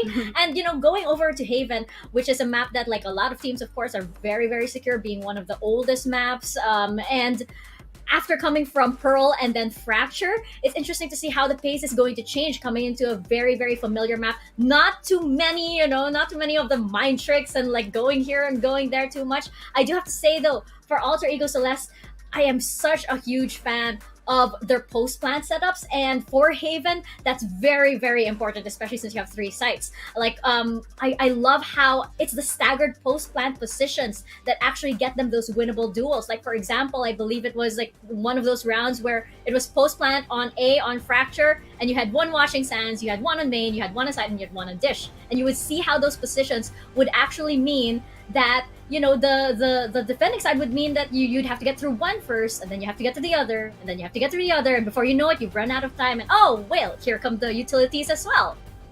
Yeah, but it's also the missed timing for the utilities, right? We saw that in Pearl, perfect timing of utilities when it's being thrown, but in Fracture, maybe because of all of the corners that this map is structured to have, then X10S just really has that advantage over them during the post-plant positions. But Haven, I would have to say that AE Celeste has better map rotations when it comes to answering to any of the strategies. So the response system for AE here might work well, but if X10S, if it's going to be a battle of pizzazz, a battle of aggression, then they have a lot of show, especially when it comes to the selection. I do want to see something unconventional as well to be picked up by X10S. If they earlier on they switched up Baby TZ and Muffin, then maybe Alyssa can take on another role. She has been phenomenal for the team, and I'm not going to be surprised to see if she does a lot of these frags if she picks the Fade. Yeah, and I think you're absolutely right for, you know, Alter Ego Celeste.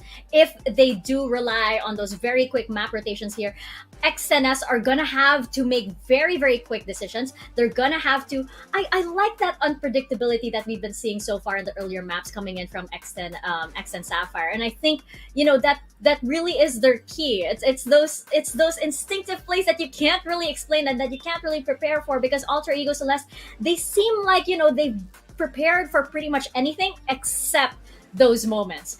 And, you know, looking at what just happened on Fracture, for example, I do agree that the moral victory is definitely on the side of X10S, even though I would say that maybe it wasn't a super decisive, you know, victory. It was kind of still teetering on the side of Alter Ego Celeste, but morally, I mean, you've got to be riding on a high after that defuse. Definitely, and when it comes down to it, right, the mental was gravitating towards AE Celeste from a 9-3. AE being down 6 rounds, right? They were able to pick up the pieces. They were able to close the gap, make the score tied, and eventually make it to overtime. It was just that during the overtime process, X10S had the perfect timing. They had the great strategies. It was Ineri holding down the line in the defense with the operator that made magic for the team, but it wasn't just enough. And that's why probably this is where AE Celeste does falter a few times during the defense. They try and assess how X10S would play it, and then eventually, you mentioned, right, the intuition doesn't really kick in so well for AE. That's why X10S grabs that map away from them. But really, here, familiar territory, which is Haven, 100% win rate for them. I mean, I would want to say stats don't lie, but Fracture, it made the stats lie for us. That's right, and I mean, you're sure stats don't lie, it's just numbers and stuff, but I mean, 100% win rate isn't something that you see every day, and that's definitely something that you're not gonna deny. And it looks like Donut, they are bringing back the Rays onto Haven, and meanwhile, on the other side, on X10S, they are sticking with the Neon, and now we're seeing a Sky and a KO. Yeah, this is going to be a new look for X10S. Alyssa, as that Sky, will provide a lot of that assistance for the team. We saw how Ginny played the Breach earlier on, so on point with all of those shocks, and then as well as the stunts. So for sure, as the KO, she will be able to be self-sufficient in a way with all of her flashes. But when it comes down to the aggression, I would say that utility-wise, Raze has more of that damage utility. So I think I wouldn't really want to predict, but I like the comp of AE Celeste better a bit because of the mix and match of utility. That's right. And, you know, of course, the winner of this definitely will get that ticket into the grand finals. Whoever does not come out on top has to make their way to potentially another match and another match for today. So it is not the end for either of these teams, but they do have quite a climb ahead of them. Whoever does not come out on top on this match. So for Haven, I don't know. I want to say that it's pretty much written in the books that it's Alter Ego Celeste, but we'll see, Donut. Nobody could have predicted what happened on Fracture, so we're gonna see if something unpredictable also happens here on Haven. Let's toss it over to our casters, Blackenblue and Tash. Thank you very much, Mika, as well as Donut, Tashbunny alongside Blackenblue here once again for the third map, Haven. It's gonna be a very interesting one as we tread more familiar waters. Yeah, I mean, Haven, this is a map that has been absolutely impenetrable for Alter Ego Celeste this entire year. They have not lost a single map here on Haven, not even once. They've been just so dominant, that and on Icebox as well. But it's a pretty good map as well for X10 Sapphire. They've had pretty good results. Obviously, they haven't beaten Alter Ego here, but we've seen them turn those odds, especially on Fracture, but how close did it come? My goodness. Still though, Alter Ego Celeste, they're the favorites to win this series, even after that small... Actually, no, I'm not gonna sugarcoat it. Even after that huge blunder from map number 2. I got a question for you. Yeah. If I wore the same PJs as her, will I have that stick it to win it attitude? Oh, you better. You better. I really want that to happen. That would be so good. Flash comes through, suppression as well. But AECL, they aren't scared. They will bring the fight and the aggression to the main side of A. Man. Oh, man. X10 Sapphire. Early damage they've taken here on Alyssa is going to be deadly. Going to be dangerous. They've got some utility to work with, yes. Here comes out that flash.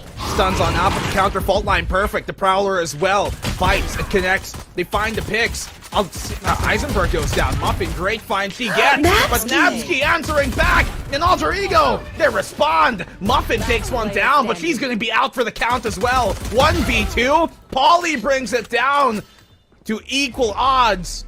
Still though, going to be difficult.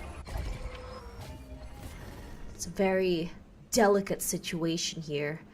Ayumi knows exactly where Polly is. She has to take the spike. I have the spike. She gets it, 30 runs seconds away. left. They all hear her footsteps. Try to catch her. At least on main. One shot is all Ayumi needs. Wow. I mean, Alter Ego, they are really looking so important to get the opening pistol on the defensive side. I cannot stress how big and impactful that could be later on in this map. Final decider of the series.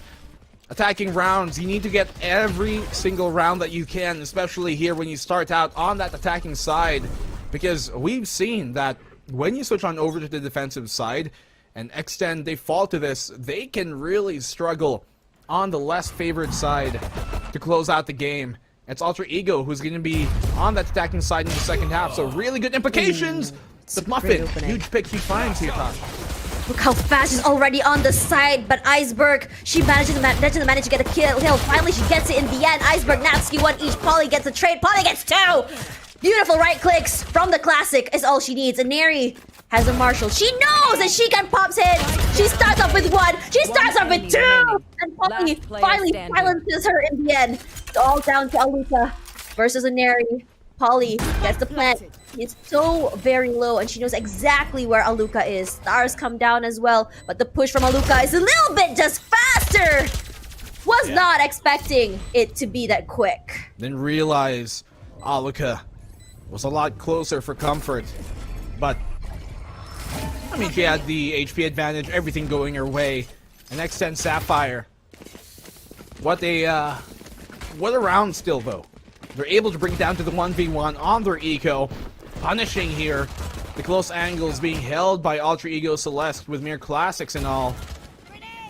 They're now going on to the gun round, so they burn a lot of the economy of this Alter Ego squad. Don't come out on top, but they're playing the long game. So Alter Ego, a single stinger forced up here, a Sheriff on Nabsky. That's all they wrote. Extend Sapphire. Firm advantage in terms of the arsenal they bring into the round. 0 point connects. Ayumi in a position to capitalize. She still goes down thanks to Ginny. Quick on that first contact, but so is Nabsky. Alyssa trades it out in the end. Regardless, they're all already on the site. And when you are in this eco situation, you only have one goal, which is to take away as many guns as possible. A win is a bonus, honestly. Also a great morale booster. Zaneri with the Stinger. You know you can get a lot of value from that. Gonna buy some time at least with this fragment. Gonna push forward. She does get suppressed. She spell gets one. And Neri doing so much work. Not before Ginny shuts her down. Iceberg from the other side. 5 HP left. But Polly spots her at the end. Still ring around the Rosie. Finds out Luca. Luca still wins that in the end. Pulls her out. But Polly will be the one to come on top. Finally gains her revenge. Yeah. Vengeance comes back, but still, look at this, Tosh. They brought it to another 1v1. And the economy here from X10, it doesn't bode well. Not after that round. The bonus, by all means, it is successful.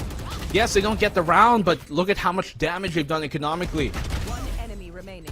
Honestly, it's actually insane how much damage you can get just from a Stinger. And for a player like Neri, you put any weapon in her hands, she'll get big value from it just because she's not afraid to take up space. And that space that they do take, they know how to use it as well. And that is a real important part here, especially on their attacking side. Looking at things here. X10, they're crawling up, A main once more. A long angle. They know not to overcommit. Unsure if there could be any kind of reinitiates here from Alter Ego, so they wait a second, delay, trying to get the two ahead of themselves. And this single star, as they enter into A main, as they cross this threshold, is going to be big. Nightfall connects Tosh, forces him back. Melee just gonna buy time. They know they already burned the Nightfall. This is good. They can go for the rotate if they want to. C is where they want to go, perhaps. They know that exactly there's presence inside of Garage. Luca waiting, gets one headshot. She doesn't know there's still one more, but Neri gets the pop onto Polly. But for now, Neri does go down eventually to the Bulldog eventually. As Baby TZ, she takes up space in Link. Iceberg clearing out the corner. Does she know there's someone waiting for her in there? The flash comes out. You are caught with your hand in the cookie jar, Baby TZ. As Iceberg and Ayumi gonna slowly take their time, pushing their way onto the site. Small hesitation there by Neri. Catches her in the 1v1. Ayumi now versus Alyssa. Flash doesn't connect. Confirms her suspicions of where she is on the swing. Ayumi confirms it. And Alter Ego, they get the third. Alter Ego is just a little bit too good when it comes to their predictions. Always 2 steps ahead. You wouldn't expect that the swing would come out with the flash, but because no one was coming from there, she could only assume that it's going to be coming out for the right side. Flash wasn't exactly popped immediately as well, so somehow it went right behind those bricks, behind the logs, and Ayumi just, because she didn't confirm that suspicion, she didn't think someone would be there. She didn't think Ayumi would be there. Small mistakes here coming in from Alter Ego. I mean, rather from X10. Technical pause once again. Might be a good thing for XNS as they try to gather their thoughts. For AECL, they know what they're doing is working. They can keep doing it over and over again. Given the fact that on Haven, I believe it's a little bit easier to play on attack, XNS need to figure out how exactly to breach these defenses. Yeah, they're losing attacking rounds that they really can't afford to be doing so. On a map like Haven, you need all these attacking rounds in the opening half. They've got a lot of ultimates to work with, high impact ones for that fact, and the null command is at the cusp of being gained as well. So Muffin, she can burn that overdrive ultimate of hers here right now. Maybe find a pick if they can get themselves enough momentum to really barrel down towards A, because it seems like they're gearing up for an A hit here as soon as this wall goes away. The star being placed, though, outside that lobby is going to make things a bit more pressure-filled on that attacking side of theirs. Alter Ego looking to contest mid, but they don't run to it. That 0 point confirms all the information they need. Actually, it does only confirm one, but that's more than enough for them to Can't use that. really go for this hit. Bring them down. Prowler, giving them all the information that they need. Muffin just taking her time. They seem to really like hitting A, and I don't blame them. It's a little bit easier to play post-plant compared to C and B as well. Well, they're taking this really slow, and I would have liked for them to just simply I like their- bulldoze the yeah, site. there we go. Now they go at it, but the defense is rotated now to try and fend this on off. Rolling Thunder on the counter here from Alter Ego. It's going to be so difficult for them to try and win Ooh, this round Napsky now. with two. Napsky, a double, perfect haunt, and a perfect capitalization off of that information. Look at this, as Ayumi finds one, Ayumi two, quick with that flick, but Baby TZ not able to become the final defense. This is an extremely flawless round from AECL. They are confident, and they are feeling very, very good about this match. X10, they are in their heads right now, in their own heads, really. As soon as they confirmed, okay, we have just hit the fade with our 0 point, we've just, you know, suppressed Napsky. We know at least one is on site. Let's go at it. Bulldoze that site while she's suppressed, while she can't throw a Prowler out, which is such a big hindrance for any eco team. You have to take those risks as the economy low eco side team, especially when you have that overdrive to potentially bulldoze your site. What they did, though, was make noise towards A, and then they slowed down, which simply allowed the defense to set itself and prepare for the impending attack. And that just really, I guess, signs their own demise. It kind of changes the pace, whether or not Baby TZ or Muffin plays Neon. Regardless, site is clear. They have the full site now thanks to Ginny. And all Alter Ego does is just wait. For them, this is nothing. Cosmic Divide as well, just to solidify the round. But how many ultimates do you want to burn just to get one round? As Polly gets one and she gets two. Great lurk from her.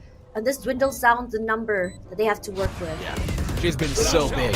So impactful in those round stops. But what a flash from Iceberg. The fragment catches her off though on the retreat. And Baby TZ follows up all on Ayumi, who doesn't really last too long. X10 Sapphire finally get a stop and the round. I'm just worried that that is the winning condition. Two ultimates take the round. One, which is the null command, is to not allow them to take the site. And two, the Cosmic Divide to buy time. Without these two ultimates, can they seal the rounds? Can they take it? Because at the end of the day, it's more than just one round. And I'm really wanting to see that explosive play we saw in Fracture. They want it. It worked in their favor. They need to stop letting AECL, dictate how the momentum of the round goes. Ayumi knows she's there though. Dangerous spot for her to be in. Sees, doesn't really connect, but she doesn't mind at all. Ayumi, great shutdown here on the Muffin. A lot of initiating entry power removed off of X10's pocket. Now they're going to be struggling to find that blitz, that bit of energy and explosiveness in this round. Biding time. And I was kind of hoping that they would go for picks instead. AECL's strike has always been in numbers, and that's one already. And they get a second one as Ginny pushes forward. Alyssa gets one as well of her own, and Ginny, she knows exactly where the other one is, but on C-Link there's also another. This is great. Smokes just to buy some time. Fragment as well to stop them. But look at where Ayumi is coming in from main. They need to be careful. Napsky, she has utils. About 30 seconds. The rest, she's dry. She has to get flashed here, but no follow-up, surprisingly. They know that she's there. They know exactly where she is with the wall bag, and Napsky can't do any more than that. Also, Alyssa and Ginny get one each. Not before Aluka finds Alyssa, but they know that She's right there. Ginny seals the deal with a 3K. What around here from X10 and Ginny. So big she was in that round. Gets the entry, and even though they lose their entry fragger in Muffin, it doesn't matter. The rest of X10 Sapphire pick up the slack and convert the round that they need once more. They cut the lead down to a single round between them and tying things up. But Ginny, so much of her utility there was simply to apply pressure to keep the opposing side just uncomfortable. Time and time on over. Fragment to make sure there's no push. Flash out. Not even a pop flash. Just a simple flash. Just to make sure they aren't too comfortable in what they're trying to do. And they force a timeout early here from Alter Ego. Alter Ego, they know exactly what X10 is good at, which is momentum. So once you see X10S feeling very comfortable, you call a timeout. Then suddenly you see a change in pace. For AECL, I think what's really great about them is that how they take these timeouts and how the changes in their play turns out to be. It's never really the most obvious when you look at that, but if you see the way they move, there's a little bit of a slight change that's enough to kind of like catch people off guard. Now in this case, you know that X10S likes to go A. What exactly are the changes going to be? But it looks like from their positioning, they might want to go aggressive, and this can play out in their favor, especially for those opening picks. You want to play? Those picks are something that X10 have been utilizing these past 2 rounds to finally get things going, but the opening pick, the important one, is something that Alter Ego have been finding commonly in their favor. Almost line up. They almost did. They almost collateraled, but it doesn't matter because Polly's there to follow up anyways. I'm liking that X10S has already anticipated this aggressive push on Eco. It's something that they do all the time. Yeah. Baby TZ watching the flank. This is great because Napsky is there. The suspicions come through. I'm just worried about the timing. When you think that you're clear, you look away, someone comes through.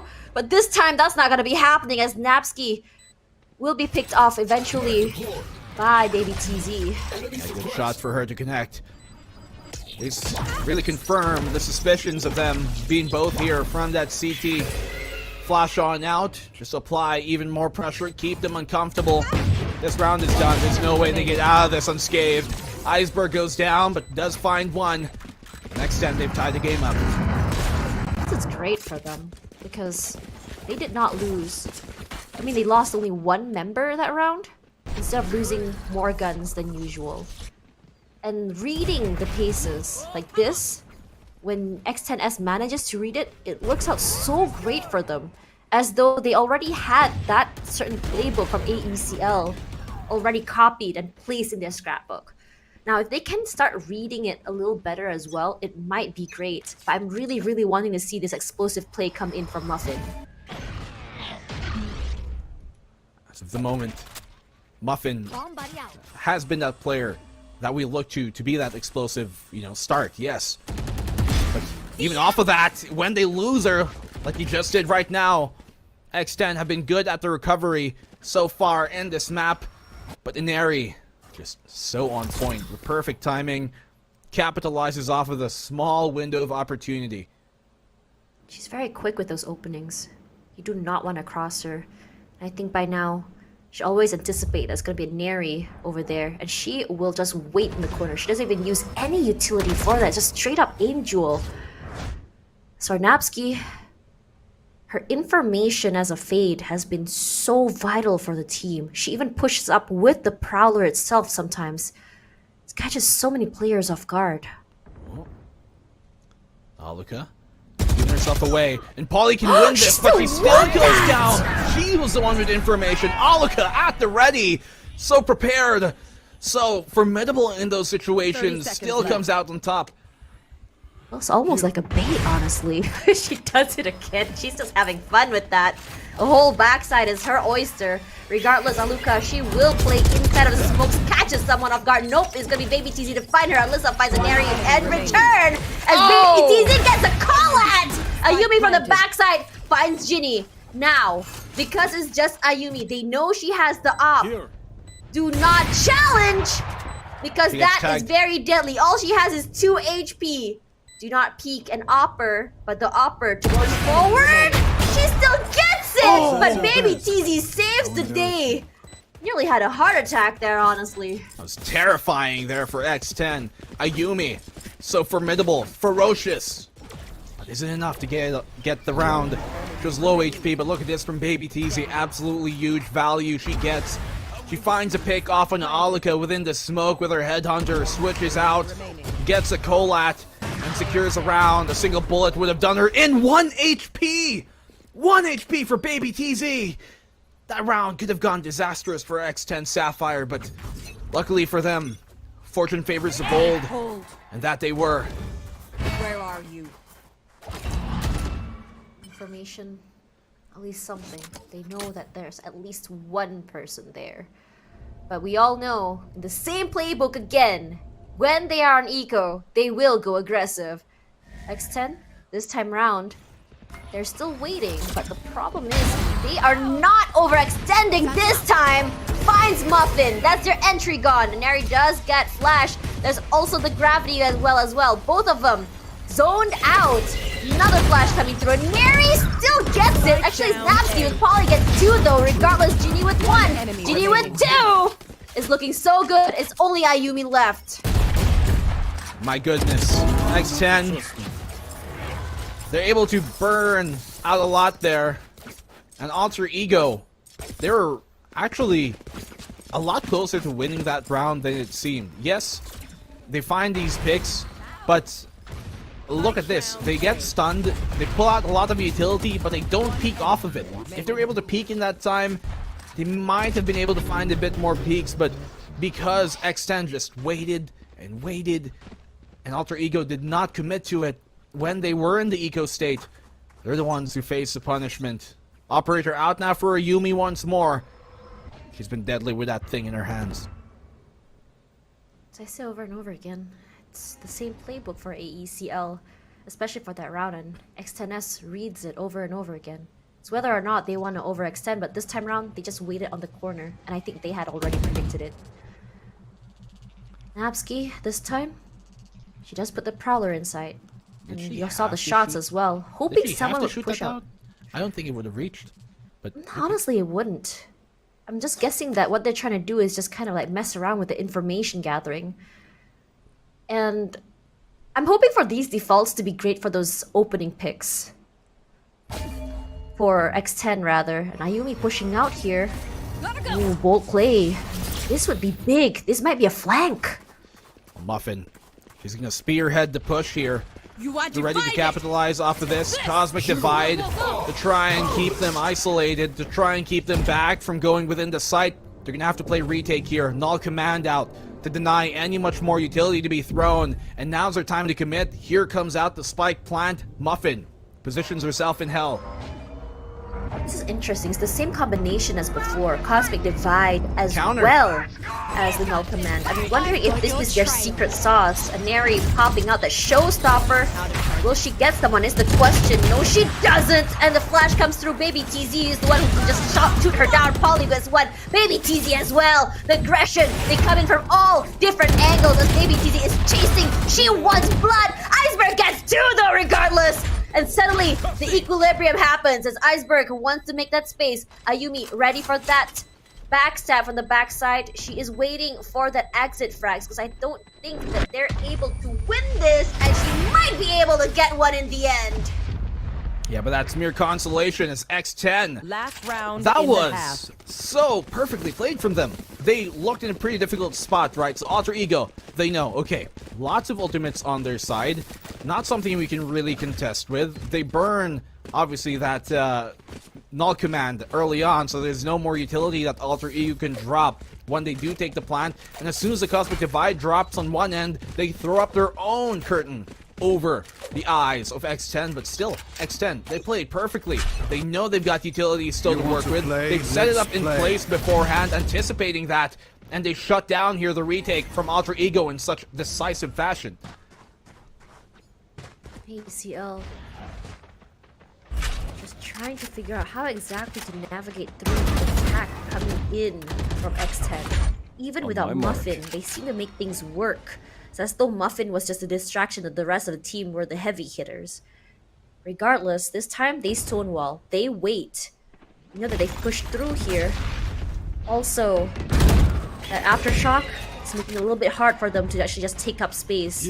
As for Baby TZ, she wasn't able to get that push or that first pick, and they decide, okay, perhaps we have already committed way too much.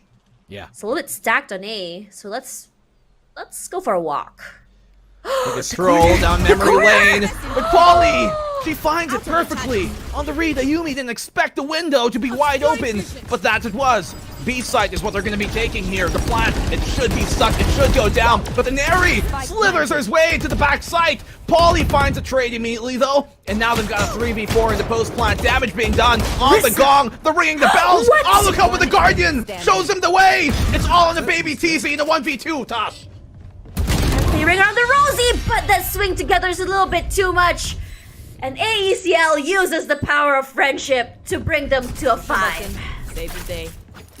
My goodness. Alter Ego.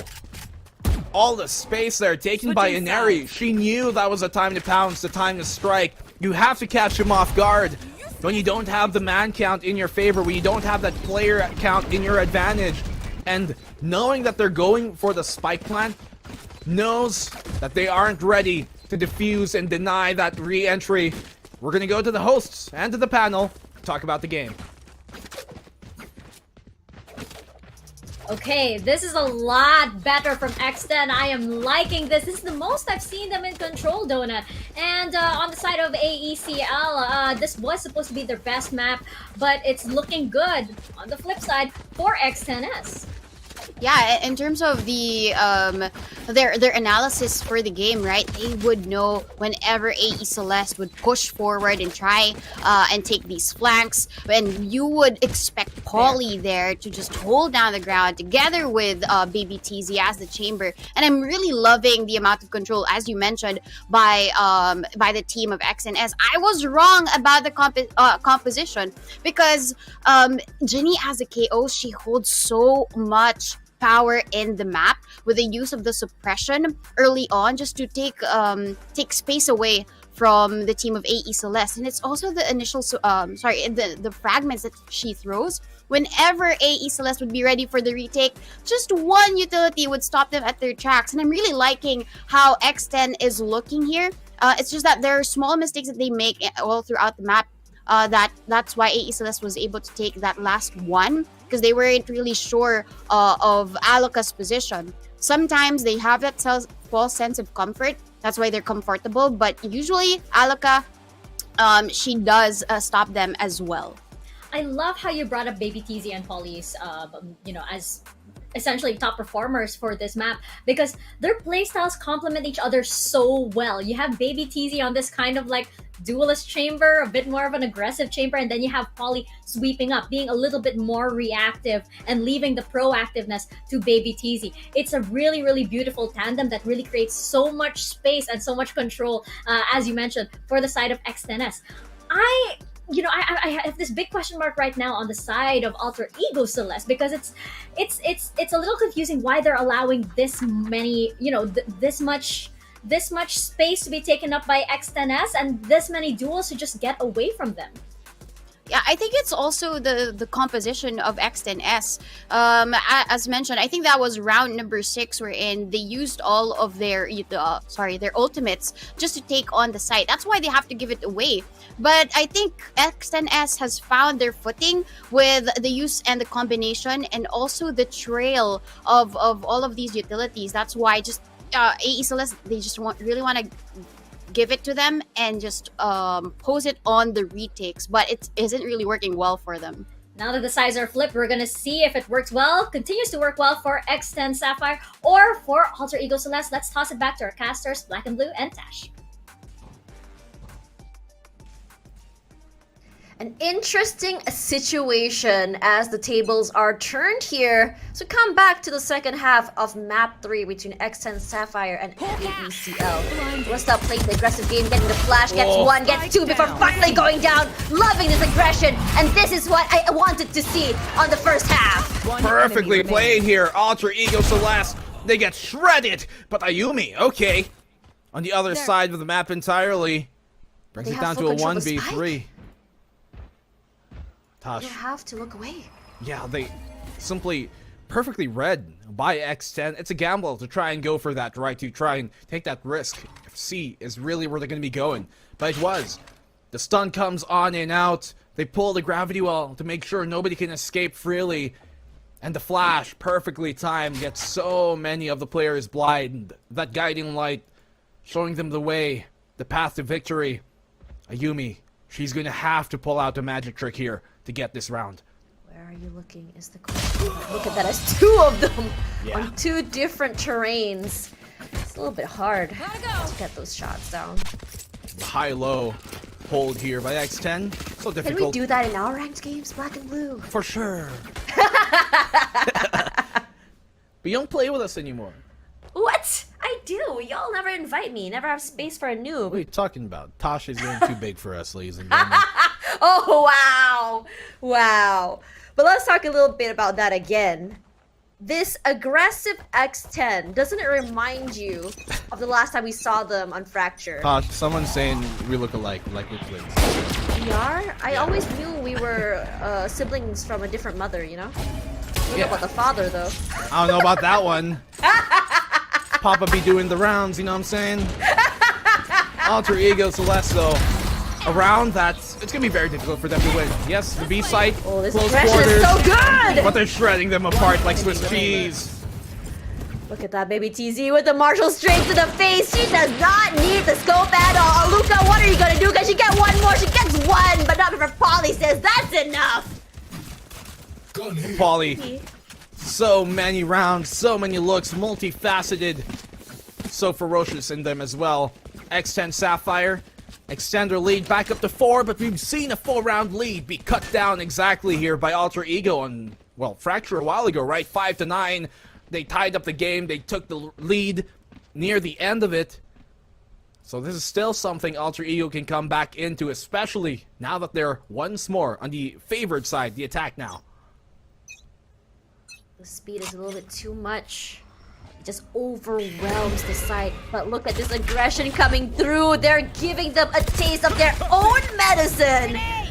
But the speed is a little bit faster than what we expected from AECL. No follow-ups from both teams, but it's going to be Iceberg with the opening. Regardless, Iceberg not going to spot out anymore after that. You have to remember, they are at a gun disadvantage. This is the bonus for AECL. Yeah, so nothing too big to lose in this round. Everything else is consolation. They can take away guns, which is much better, honestly. That would be nice.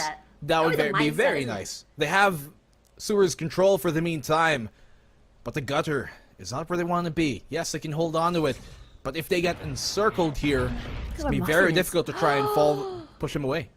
Sorry about that. Didn't mean to distract you, but they do spot out the gun barrel! And Ayumi is quick to react to that. Yeah, that was no real chance for them to try and turn that one back around. Never line up for Ayumi. If they can maybe get a few kills here, that's great. But I'm not expecting too much at this point. They only find one before the round is done. 6-9. I was really, really hoping that you can go, you know, like a Spectre Demon. Let's go brrr. Just get those kills. There's nothing better than outgunning a Vandal or a Phantom with a Spectre.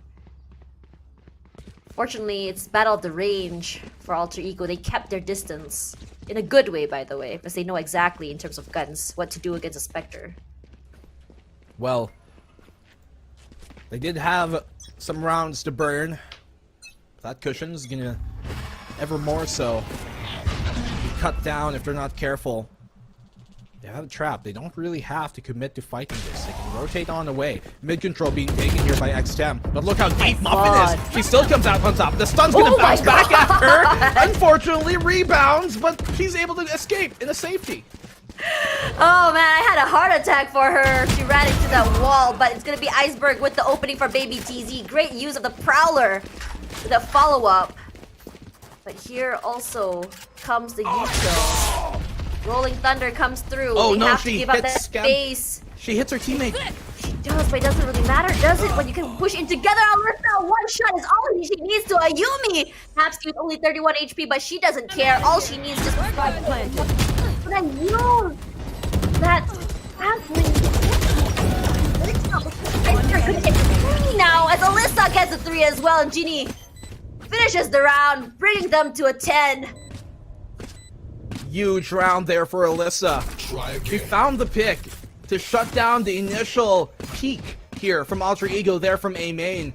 But not only that, the support there towards mid to help Muffin and make sure Muffin wasn't alone, that was huge there coming from Alyssa. It allowed Muffin to get that pick on window even though she was out in the open and exposed and able to back off safely as well. So X10 Sapphire really playing as a team right now, which is exactly what they need. Yes, low economy state even after winning the round, but they've got some ultimates to burn to try and equalize those odds. The drop and as well now those thunder fingers, the overdrive here coming from Muffin. You love that. Should rename it in your honor. Regardless, here comes the pop flash, but no one is gonna be pushing out Muffin.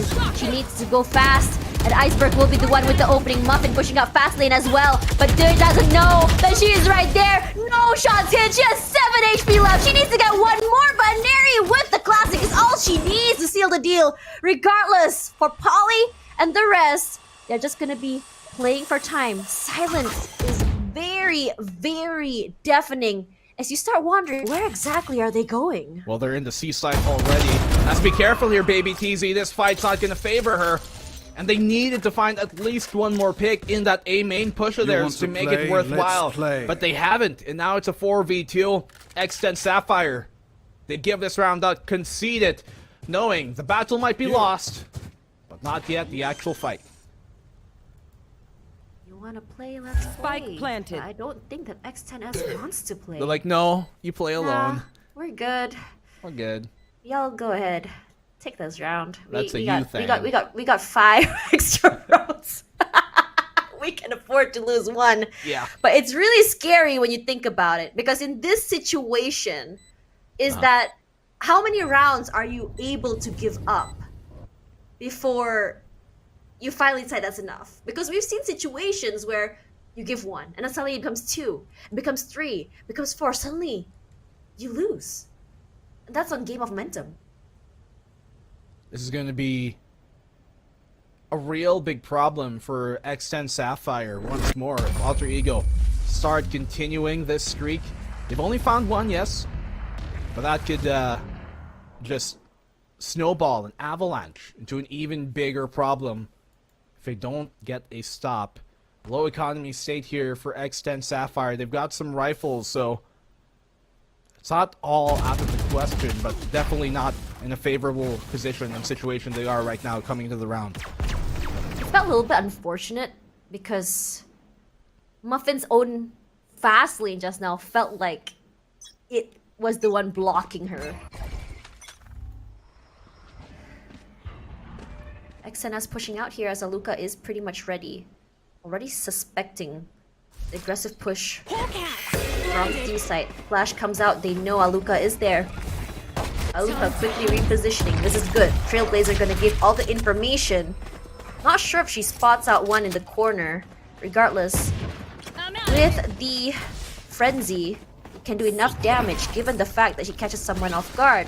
The Seekers might be great for that. He's really gonna be broken out, but look at the counter util that just doesn't allow them to push up forward as the plant comes through, and suddenly look who's at the other end of the spawn site. It's gonna be X10. Locked out on the outside. Concuss comes out, perfect. The garage is where they're gonna park themselves, and they're not gonna move. Alokit and Neri making quick work here of the push from X10. This round is done. Alter Ego, they bring it to within 2 rounds, 8 to 10. Polly. Yeah, Polly gets a kill, but ultimately it won't amount to much. She might get one. Flashes through immediately. Where are you shooting? What is happening? She still gets it in the end! She's gonna be very happy with that. Chases the ball, at least picks it up with a few rounds to spare, a few bullets to spare. But yeah, round is done. We knew that. Alter Ego Celeste. We talked about it, Tosh. You give up 1, suddenly it's 2. Next thing you know, it's 3, and the game is tied up. So, X10 Sapphire, you're playing with fire. Alter Ego is great for that recovery. But we saw just now how exactly the defense has been. The problem is, when you want to come in from the attacker side, it's rough, especially after Alter Ego has already prepared for that post-plant. And we know that one thing that's really scary has always been Alter Ego's post-plant situation. Yeah. And the mid-game and mid-round recoveries have been great for them. I think out of all the teams in Game Changers, Alter Ego is one of the best when it comes to this. It feels like throughout the game, they never, ever lose their cool.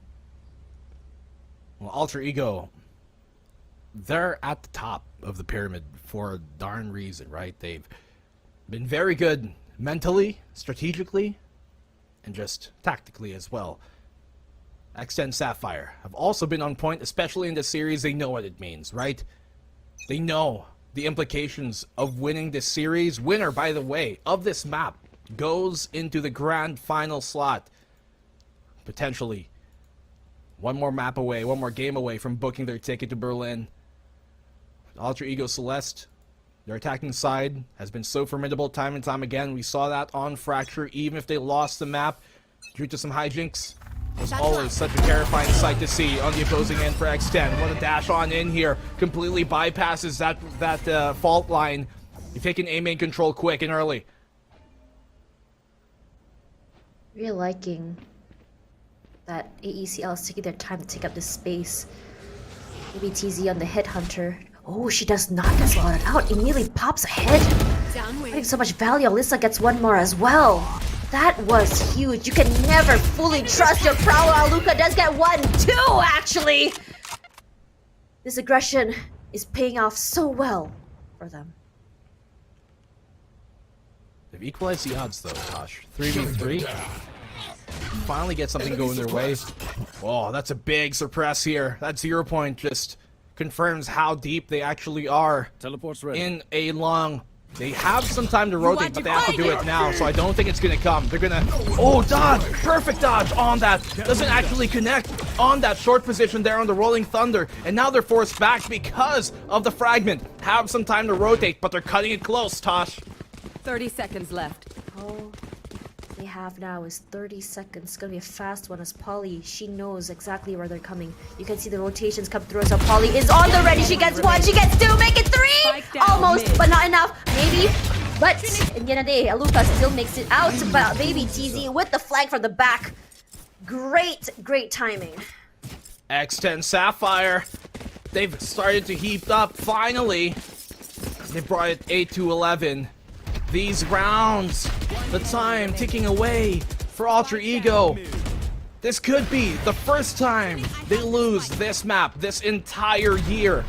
They've yet to lose Haven, not even once, this entire year in 2022 in this entire circuit. But yet, that is looking to be the case as X10 Sapphire. If they win this round, that's going to be Alter Ego on match point in an eco state. They're going to have to eco after this, if anything, forced by. And that's going to be such a deadly proposition if you're an Alter Ego fan. One thing about Alter Ego is that they work best under pressure. TZ will be the one that's suppressed, pushed away, has to give up that area, but at least they're aware there is an opper.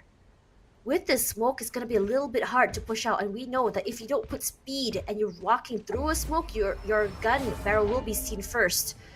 Are you aware that baby TZ is there is the question. Flash comes out, unfortunately not going to be able to land those hits. Fragment going to buy some time at least as Aneri goes to the top side, but GD still wins in the end. Iceberg trades it out eventually as the plant does come through. Going up to Haven will be baby TZ, but you don't want to be spotted out. Waiting for this smoke to move away. It's rough. Going for the wall bang here. Operator actually tags Ayumi in the corner. She still gets one. Napsky finds another. Muffin eating him up alive. The graffiti has been cleared on out. The Cosmic Divide is going to be difficult for them to push through. Difficult to retake through. 1v2 right now. It's all on the Polly, but she's caught out. An Alter Ego. What a round. With their backs against the wall. They come out of it on top. That Cosmic Divide was interesting. It's a little bit more to prevent those pushing out from main because they're confident enough that they're able to fend from Haven's side. The confidence coming through from AECL to have that really interesting Cosmic Divide is huge. They And as I needed, said before, they do so well under pressure. yeah. I mean, they needed that advantage, knowing that the operator, it's so difficult to try and retake with it multiple times over, even though she was able to get good damage on it, yes. But you see there, in the scramble, that pop can be a liability more than it helps. They've taken the site. I think this is a lot to burn, though, but at least it will help them secure the round, but they could have won this, even against it. Spike planted. On the anti-eco, they get the spike planet down. Nightfall comes out. This is a lot being committed here by Alter Ego on an anti-eco round. They don't want the match point to come through. They want to win it, and Baby TZ with the flank gets one, gets two. Baby TZ on fire right now, but not before Aluka stops her in the end. They lose two. It's 4 versus 3. The tap comes through. Pros don't fake. That's what we know. Muffin still sticking it. It's gonna get stopped in the middle of the way. Regardless, the tap comes through once more. They're just praying through the wall. Collins gets one in the end. Last player standing. One enemy remaining. Again! And this X10 Sapphire signature at this point. Over and over and over. X10 Sapphire, the defuses within the smoke, seem to be the kryptonite. That is the superwoman. Our Alter Ego cannot find the way to stop that from happening. They pull her off with the gravity well, but cannot kill her in the end. X10 Sapphire, they've taken match point, and Alter Ego have committed so many ultimates to a losing round.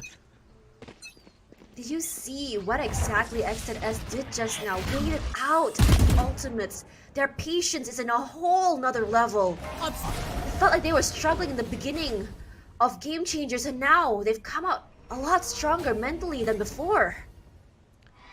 That mental aspect of the game cannot be understated. They know they gotta toughen up when the going gets rough. And Neri entries onto the site. X10 giving it up. They know they've been very successful on their retakes. They only have to win one round from now on to take this and send Alter Ego to the lower bracket. Off your feet! Here comes the Rolling Thunder. Alter Ego want to secure this a bit early on that, but they use it to take space furthermore. One thing that's great about X10 is they're very patient to wait, but they don't realize that Aluka has played the flag. Flash comes through to it, Alyssa, but she's in trouble right now, but Overdrive doesn't get anything, but Alyssa does get one, and Ginny as well. Polly gets one more. Suddenly it's a 2-on-2. They're running out of time. They have to commit to this. No idea where everyone is. The defuse comes through. Like it or not, Aluka has to push up. Again. They eventually gonna find one, gonna get two. They get it eventually. 10 to 12. This map is closer than ever. It won't happen, not once more. Standing. They know it's been a big problem for them, so now they've been trying to play a bit more proactive and starting to deny that from happening. They burn out the Rolling Thunder, but still, look at how close these margins came to, Tosh. As they say, fool me once, shame on you. Fool me twice, shame on me. So it's not gonna work a third time. Fool me thrice. Yeah, not thrice means like, you a fool, boy. You a fool. You fooling yourself. You're fooling yourself. You saw them red flags. Wow. Wow. Tosh, getting real for a second there. Oh man, regardless for AECL, these recoveries have been great for them. With Ayumi and Aluka this time, the Tour de Force and the Cosmic Divide, I think it's going to be really good to seal the deal for the 11th and bring it over to an overtime. But I think one thing that I can notice between its two teams is that X10S fares better in overtimes. They've done it so many times. Time, so many time. There's a joke here somewhere about time, but we're gonna let. We're running out of time. We're running out of time. Alter Ego's running out of time as well. Round here, yes, Eco by X10, but they've made these ones work, and they've made these ones formidable. Are we going to another overtime state? Or will this end finally in regulation? Quick push out here towards A main to gain control. Defense pulled on the rotate. When Neri feels good, she dictates the speed that her team will want to come onto site. But they're still being very careful. But look at where Xen is. Usually they push up all the way to A main on Eco. This time they decide to play Stonewall instead. And with that information, they decide to stack, making sure that B is clear. Well, they're all stacked on this site. It's going to be a big tower Cosmic for them to divide. try and crumble, Tosh. There's a lot coming to them. Baby Keezy's giving herself away. They know the Prowler connects. And even though Alyssa's able to answer back, Inari does find one, though. But these Sheriffs, they could be deadly. Pop flash on through, and they shut them down quick and easy. We're going to the final round of regulation once more, Tosh. That was honestly a situation where guns were the biggest difference between the two.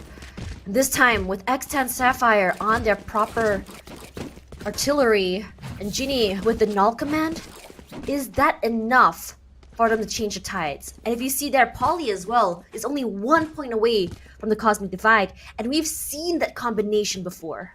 Yeah, that could be deadly. X10, they have to lean into that. That's one of their biggest advantages for this round. No real huge ultimate to come out here for Ultra Ego aside from that Tour de Force. It's not something greatly to initiate with damage done towards Ayumi. This is looking problematic for Ultra Ego early on in the round. Polly's pushed herself out. She's able to rescind that and go back into safety. That's her star back as well. Temporary smoke is going to be very good. Regardless. Oh, look at this. Yep, They've they are rotated. coming through. They Muffin stacked it. is already ready. This is the corner of death. If they don't check it, it could mean death. All they have to do is just wait for now. Oh, the peak does come through. She does show herself. So, AECL changing their mind. They know that they're probably stacked together. But does the other members of X10 smell the rotation? It's good that she shot out at 0 point. It keeps the defense here towards the C site. And now Ultra Ego, they can rotate. But the fact that this was smoked off, it should ring alarm bells towards X10 Sapphire. They're being very wary of the Tour de Force. You can see them checking it. That fault line doesn't even send the rotate just yet, Tosh. No, but look at Baby TZ. That's a very minuscule angle, which is gonna be stopped eventually. Look at how fast the rotates are coming through, flashes as well, just to make sure that it's clear. But we all know that because these utils are used early, X10S, they love playing the waiting game. And they will absolutely push together. Now, the smokes are down, and Baby TZ, all she has to do is find the right angle. We also saw the null command already popped as well. It's gonna be perfect for Baby TZ to get Iceberg. And Alyssa finds one more. Neri does find Muffin. Neri with 3! Are you kidding me? Ginny does find Nevsky in the end. Ginny getting the last one. And it looks like X10S will be bringing this home. Their second win against AECL, making history. The first time that Alter Ego has ever lost this year on Haven. And what a win it came here from X10 in the 1v1. Ginny, simply much more HP than the opposition, and she was able to use that in her advantage. We saw so many big rounds from her, so many big plays, but that might have been the biggest one. And even though there was a great hold in the postman from Alter Ego, it wasn't enough to take down the current grand finalists in X10 Sapphire. What's most interesting is the storyline here. Undefeated is Alter Ego, who only lost once throughout the entire year of Game Changers, and the one match they lost to was X10 Sapphire, who knocked them to the lower brackets. They met again in the grand finals, but unfortunately, X10S lost. And again, we're seeing history repeat itself. It's actually insane. Huge deja vu music playing in my mind right now. Deja vu. Da, da, da, da. I'm sorry. Things are looking like a mirage, right, of what we've seen in the past, but it's only been that one moment. We're gonna go back to our wonderful hosts here to break down that game because, whew, what a series it's been. Guys, over to you. What a series indeed. And Donut, I think we can just throw out the script that we had for today. We can just throw that out.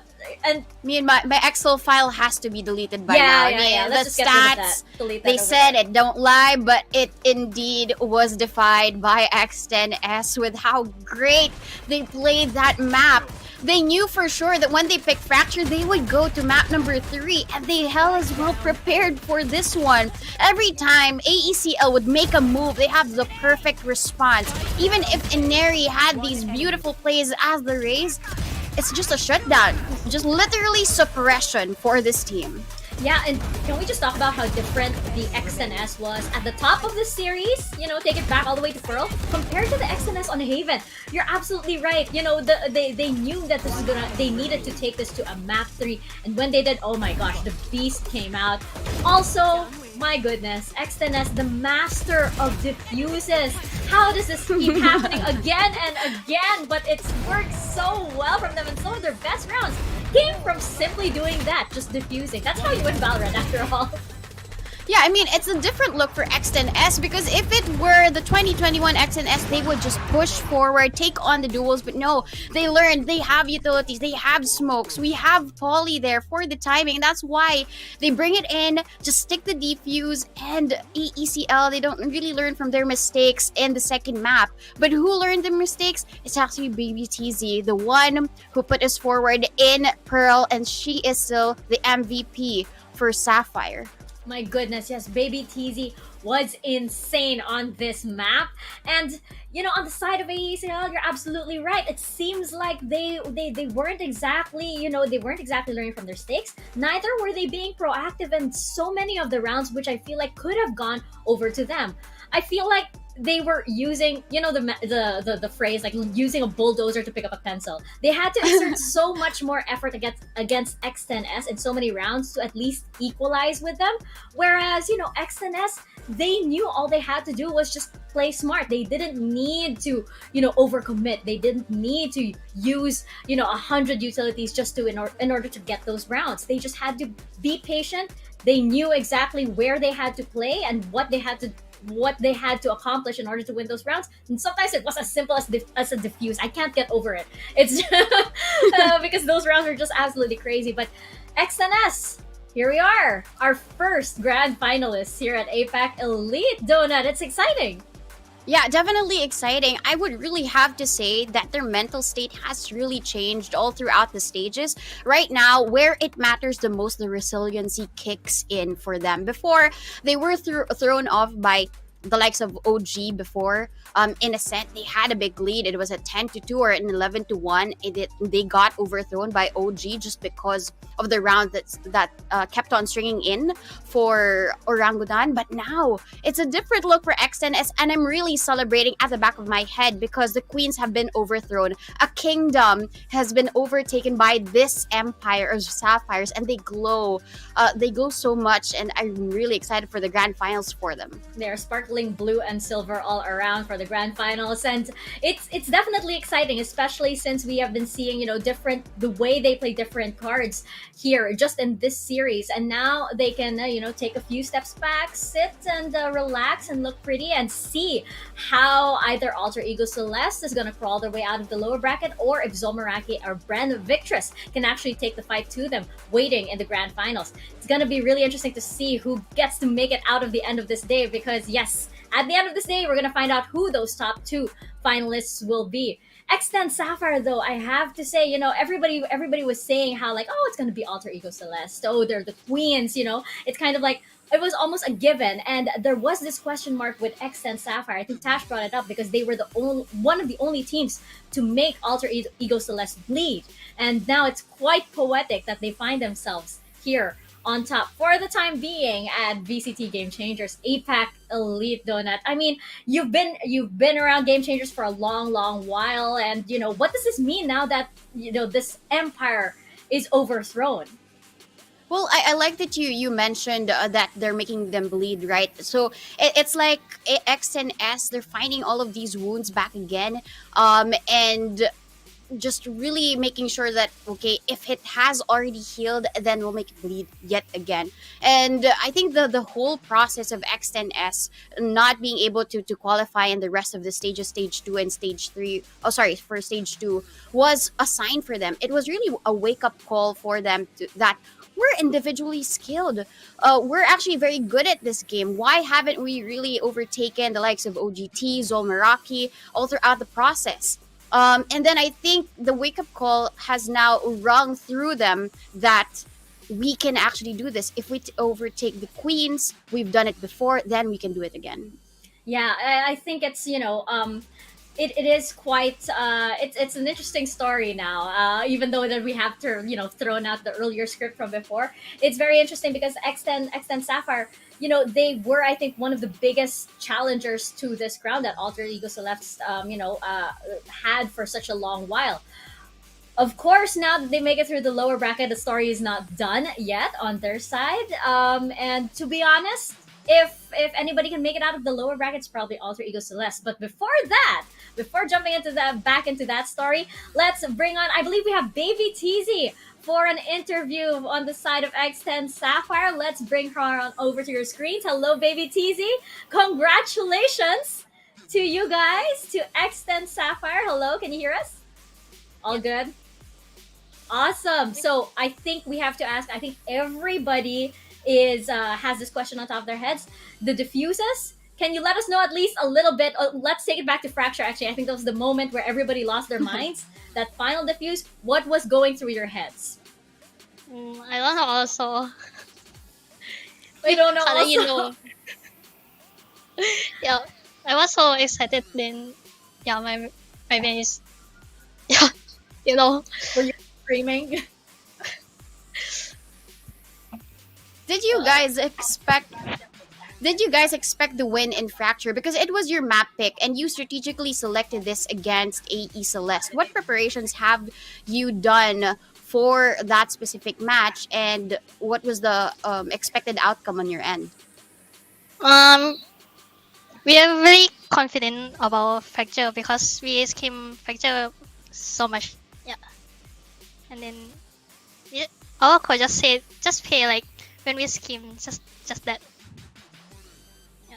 Yeah, just focusing on your game and just trying not to, let the pressure of a big tournament get to you guys, right? It's just a scrim. It's okay, chill. So now I have to ask you guys, you are first finalist for the grand finals tomorrow. Which one of our teams right now do you think, would you prefer faces off against you guys in the grand finals tomorrow? Auto Echo Celeste. Again, why? Because I want to win grand final against them. Because we never win them in grand final. Yes. Very, very fitting. And I think, Donut, we were talking about this rivalry that they have. Yeah. Do you have a last question for Baby Teasy? Yes, I do have a last question. I do wonder what happened all throughout the stages, right? In stage 1, you didn't really get to qualify because of all of the points that you've racked up. You came in 4th, so you had the chance to get through the stages. What happened during? Let's just take a little sneak back to the past, right? What happened during stage 2? Why weren't you able to qualify during that phase? Because before we have the problem in team, like personal problem, yeah, then it's like mental health is so bad and down. Then after we qualify to elite, then yeah, we come back stronger. Yes. Well, there you go. I think they've worked out all of the problems. Thank you so much, Baby Teasy, and congratulations on the win. We'll see you guys tomorrow for the grand finals. Oh, she is so adorable, so humble. Yeah. You wouldn't think that she just qualified for a grand finals, and you wouldn't think that she just played one of the most amazing chambers that I think we've seen so far. Yeah, the way that she plays a Neon and the way that she plays so aggressive with the chamber, you wouldn't really see her to be that meek, right, when it comes to the interview. Yeah, and you can clearly see how I play Neon and I play chamber because I'm like this forward now. It's the only way I can compensate. We're gonna throw into a quick break, but when we return, we've got our lower bracket. It's gonna be Zol Meraki versus Bren Victress right after this very quick break. Don't go anywhere. VCT Game Changers, APAC Elite. We'll be right back.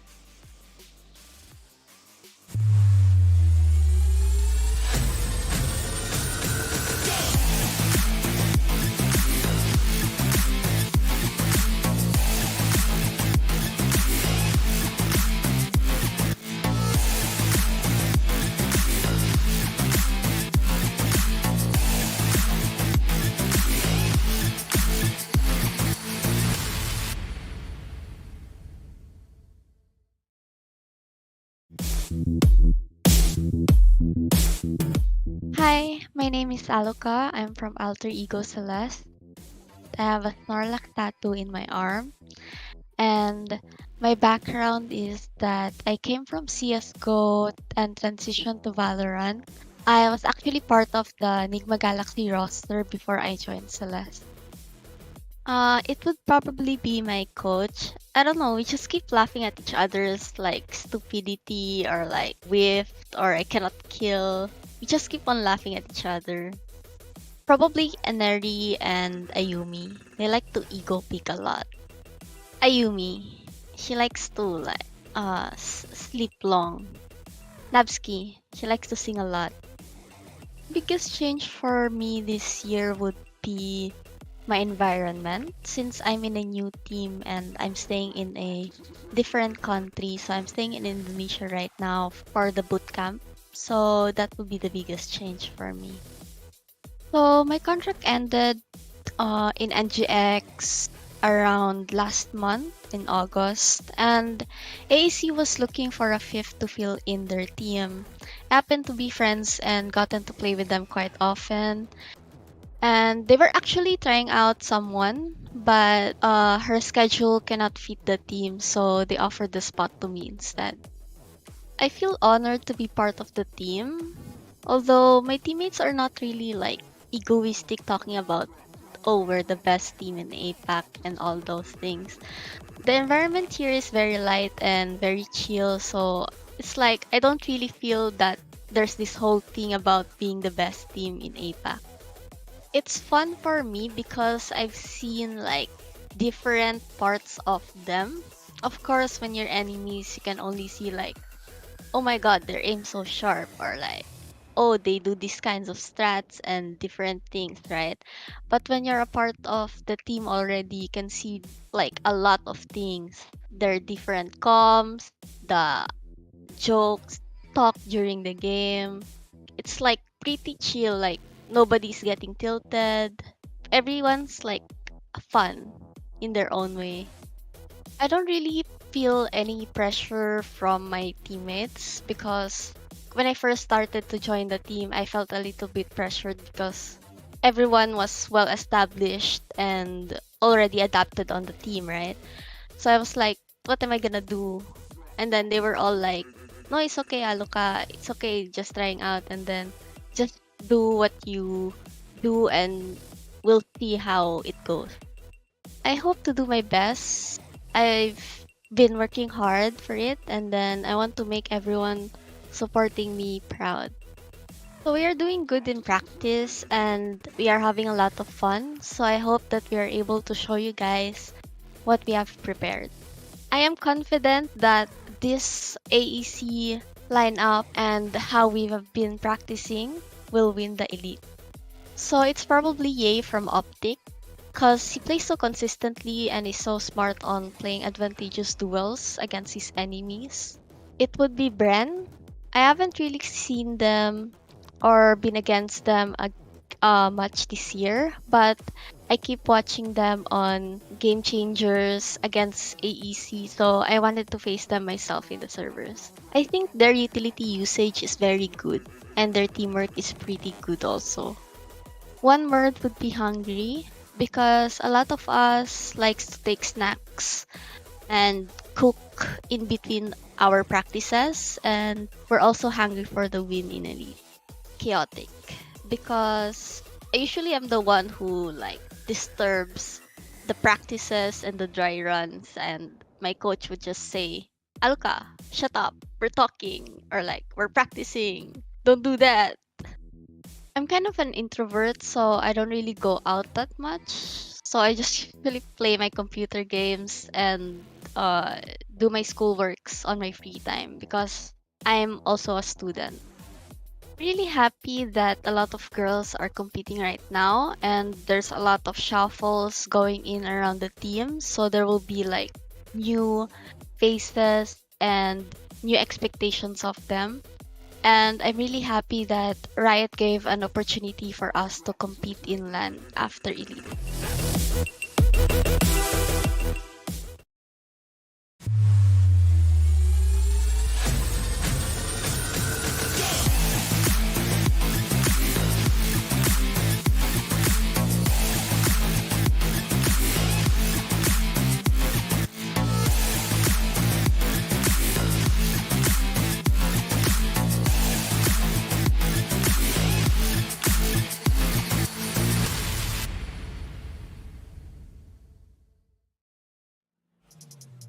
Welcome back. You guys are watching VCT Game Changers APAC Elite with me, MikaFabs, and Donut here on the panel. We just saw X10 Sapphire seal their spot in the grand finals, and right now, Alter Ego Celeste has dropped to the lower bracket, and they could fight their way out of it, either facing Zol Meraki or Bren Victress, who we're about to see face off in our second series of the day. Donut, it's kind of fitting that we're both on the panel because this is gonna be painful for the both of us, whichever way this goes.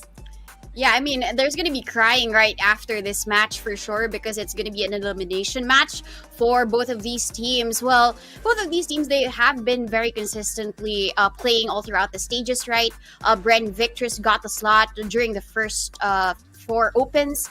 And then Zol Meraki takes home the first few slots during overtime. So I guess there's a lot at stake for both of these teams. The journey of Bren Victress have been a sight to see all throughout because there might be some changes to the team, but they consistently really walk through it and really wall through everything else that they have encountered. But for the side of Zol Meraki, I'm really seeing their what do you call that? Their ability to6 through whatever challenges they actually walk through. And we saw that last weekend, right? They were able to take on 6 whole matches and win on top of it. That's right. Definitely a wild card, so to say. And Bren Victress, also queens in their own right. Let's take a closer look at their rosters.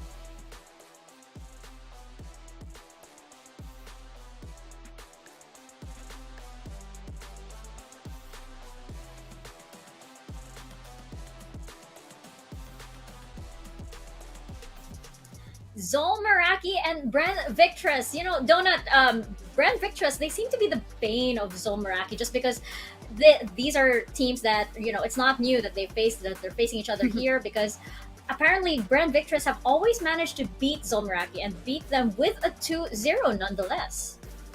Yeah, I mean, they're friends actually, so they're very familiar with how each of them would play. But at least in the whole Game Changers run here in APAC, Bren Victress would always stand on top. But outside of Game Changers, there are actually wins for Zol Meraki that they've managed to really pull through just because of all of the practices that they have done and all of the strats that they have really crafted against this team, right? But we're looking at Alexi and as well as Miha, both flexes for the team, while Miha is the initiator main for them. I feel like both of these players, they have so much to offer for the team. Their ability to frag but still maintain that support system for their teammates is just really something to watch out for.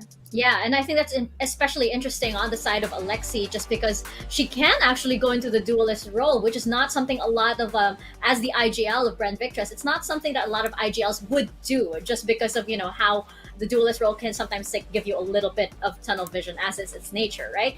But Zol Meraki, I think that one thing that they do seem to do, though, is that they have a tendency to become a little bit predictable. I mean, they tend to default to the same setups in like several rounds in a row.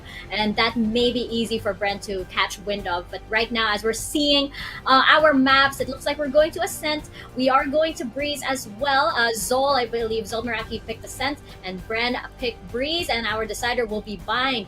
Now, Donut, this is interesting because I believe in one of the previous matches, Bren and Zol did face off on Ascent and Breeze too.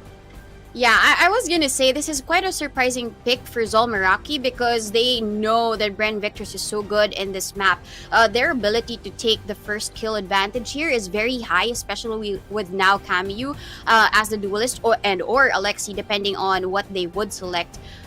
So this is a surprising turn of events for me, but probably this is where they have focused their energy for the past week, right? But still, Breeze is here, and pretty sure Bren Victress, they've won a lot of Breeze maps, and depending on their picks, it usually really tips in their favor. So I think we might probably go to game number 3. It would all depend on what will happen in Ascent. Yeah, why not, right? We have three very high stakes games today. I mean, why not? Why not? I feel like, you know, these ladies have earned it. These ladies have earned to go out on a map 3 too.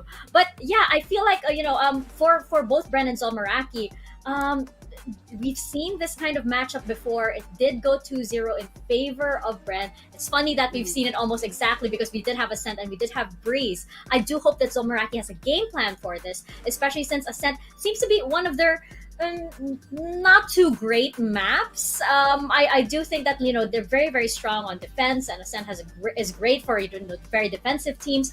But I am a little concerned that this was their map pick when they maybe could have picked other maps that they perform better on. Yeah, but maybe it's really more of empowering their agents in the map. So it's Capricious embracing that pseudo-duelist role as a chamber, or probably as a jet here. She does so well as a jet. And maybe coupled together with Camu's initiation as the KO, it could go well for them. It just has to be about stringing in the first kills, which Bren Victress always has success of. And at this point, Camu is going to be selecting the KO and Alexi as well. Controller would be for Bess, and Bess has always offered so much to the team with all of the paranoias, even when it comes to the frags. And I'm not surprised that Capricious is taking on that jet role, because they definitely need her to get these frags for them to stomp on Bren Victress. Yeah, and I'm look at my eyes are going towards Shirazi as well. Definitely one of the players that stood out also last weekend, and Twirly on the raise too. I mean, I'm such a fan of how this girl plays duelist. She is so, you know, fearless, and she just abandons everything and just goes into the site, you know, whether or not her team are actually, like, you know, ready for it. She'll just go, okay guys, just go follow me. And I just absolutely love it. I am so excited to see this, especially since this is an elimination match, Donut. This is high stakes here, because it could be Zol Meraki that we're saying goodbye to, or it could be Bren Victress. And who goes on to face Alter Ego Celeste? We're whittling down our matches here, and the stakes are getting higher and higher as the seconds tick on, as the rounds go on. Let's throw it over to our casters to get this series started. Zol Meraki versus Bren Victress. Over to Blackenblue and Tash. Thank you, MikaFabs and Donut. Ladies and gentlemen, friends, far and wide, Dungeons and Dragons, wherever you are, we're back here now with the second series of the day. I am Blackenblue. With me is Tosh, ever wonderful, ever great. And we've got two Philippine teams, the last two Philippine teams remaining here in the tournament, going up against each other. Which one stands and which one falls, Tosh? It's a really interesting story when you have a Filipino versus Filipino team, especially for you guys. MikaFabs, Donut, and Blackenblue. I mean, like, you guys are all Filipino, and it must be really hard for you guys to really figure out who exactly you want to root for. Especially, as you all know, for Zol Meraki, they have a pretty underdog story as well, where quite a new team just got a pickup for a lot of their brand new players. And as for Bren Victress, it's the opposite. They're a team that's been playing together for a long time. They are a household name there in the Philippines Game Changers. They have, I would say, an empire to uphold. Well, I mean, if we look at historically, right, yes, Zol has beaten Bren outside of the Game Changers, but personally, I am expecting the team with the cute manager there in the back of the end to be able to come out on top. Yes, shout outs, you know it. Bren, they start on the defense, map pick, really good for them, but Camu opens things up. That's a great start here. That's a common play you see a lot, where the Omen smokes up one way into A main, then TP's back up to it. But Zol, they were ready. They knew to expect it. Camille's always been so proactive when it comes to these aggressive plays. And very similar to what we see from Aneri, but Twirly good for 2. Miha gets Ali and Dian, but Shirazi and Miha get 1 each. Capricious does find Shirazi, and finally it's dwindled down to a 2 versus 2. And the rotates are coming through here on Ascent. But you know that in terms of rotations, Red Victress has always been a little bit more proactive, but because they have no clue where everyone is, they go for a 1 on A and 1 from B situation, and this could be bad. But do I? Do I really know? I'm kidding. Wow. It's a Wow, 2v2 you're getting comfortable with me, buddy. It's a 2v2, Josh. 40 seconds left on the clock. Twirly. She has been spectacular the last day that we saw her here. Can she find the one? No, she's giving herself away. Has to get a kill. She does! Perfect timing! Best here in the 1v1. She's really low, but so now is Twirly. A single bullet will do her on in. Doesn't connect. Have to reload. Reading between the lines. Such a thin one to cross. Pocket full of potions! And Twirly comes out on top! It's only round 1! Oh my goodness. I'm stressed, man! Round 1! But the intensity of these rounds, they cannot be understated. Twirly, absolutely huge! Whatever she might have faced, criticism-wise, on that opening day, she's bounced back. And now this opening pistol is the right way to get things started. They take this defensive pistol, and Bren Victress. It's a good start for them. Get pretty dicey, but hey, they bounce back. Twirly is already with the 4. That's insane. It's crazy Now? already. Let's her farm up like half of her ultimate orbs from the get-go. Exactly. It's great for her though, especially for this map. Can clear out so many of that multi-frags, especially on CT side, regardless. Quick entry onto B side is the way here. As you know, it's pretty much open. Now for Bren Victress, because of their gun advantage, they're okay with taking their time with this. Yeah. But we know that Rosie, when she's on the Headhunter, she can be popping heads. That's exactly what she wants, all the information she needs. They cannot peek 1 by 1, but she is gonna be taken down by the triple swing. And that's Shirazi with 1 more, not before Miha stops her and ZD gets Kamiyu off of her own. Yeah, these rounds can be difficult for them to win. They're completely pincered. And yes, Bren just roll on over Zol Meraki there from that B main push. Still, it's a round that we don't really expect Zol to win, but they can come back in the next. Attacking side, by far the more difficult side here on Ascent, and this pick in general. You know, if you look at the statistics actually, these two teams are neck and neck in terms of win rate, both around the 50% margin, so both around the 50% margin generally, but when it comes over to one end of the floor, especially the defensive side, Bren are really good at winning the defensive sided rounds, so they're a bit higher. So this map definitely favoring Bren a bit more. Makes sense why this would be the opening pick. Only statistically wise. Statistically. And remember, we were talking about 100% win rate for Haven earlier. Oh yeah, and Haven rather. Yeah, so Alter Ego. For AE, Alter Ego. So right now, in this high pressure cooker situation where you make your adobo, I believe. I think it was adobo. So this is where it gets really, really rough. I'm sorry. I really like Philippines. I miss it. Oh, I bet. Come back, Tosh. 2-0. There's a bit of a ways to go. It's only the first map of this series, rather. Zol Meraki, they're looking to commit to this B site. Prowler is going to give him away. Capricious can dash on in, close that switch. But look at this, Twirly! Absolutely huge! A double for her! Shirazi with the classic somehow finds Kamiyu! And Bren! How did they do it? Bren Esports. If there was a new name for them, I'd name them Bren. Need for speed. Instead of Bren Victress, but Capricious does get caught out by that knife. She doesn't get one because that swing from Alexi was too much, and Shirazi finishes it off with a cherry on top. Disastrous result here for Zol Meraki. That was the map. That was the round, rather. They have to win. It's their gun round against the eco here of Bren Victress, against the bonus rather to be exact for Bren Victress. But even with whatever advantages and historically great performances Victresses have had against Zol Meraki, these type of rounds, they can't let these ones come to pass too quick, too early. I have to say that I absolutely know why they're doing so well. Why? They probably had kisses before they started. You saw what happened last week. What are you talking about? You didn't see Zini kiss Alexi? Oh yeah, I did. I saw that. Okay. I want a kiss too. Maybe my casting will be 10 times better, but not from you. That's. Ladies and gentlemen, with that, you've heard Tosh right here. Who's gonna be the lucky girl? Girl. LFT? Oh, Tosh? LFT. I'll ask Ish. Don't worry about that. Well, Capricious. He's LFT, looking for pick right now, and almost finds it. She also gets tagged, but Bess will be the one with the opening onto Twirly. This is great for them because Twirly has been the one with the aggression and the firepower for the team of Bren Victress, and Zini will be the one to replace her. Trades out.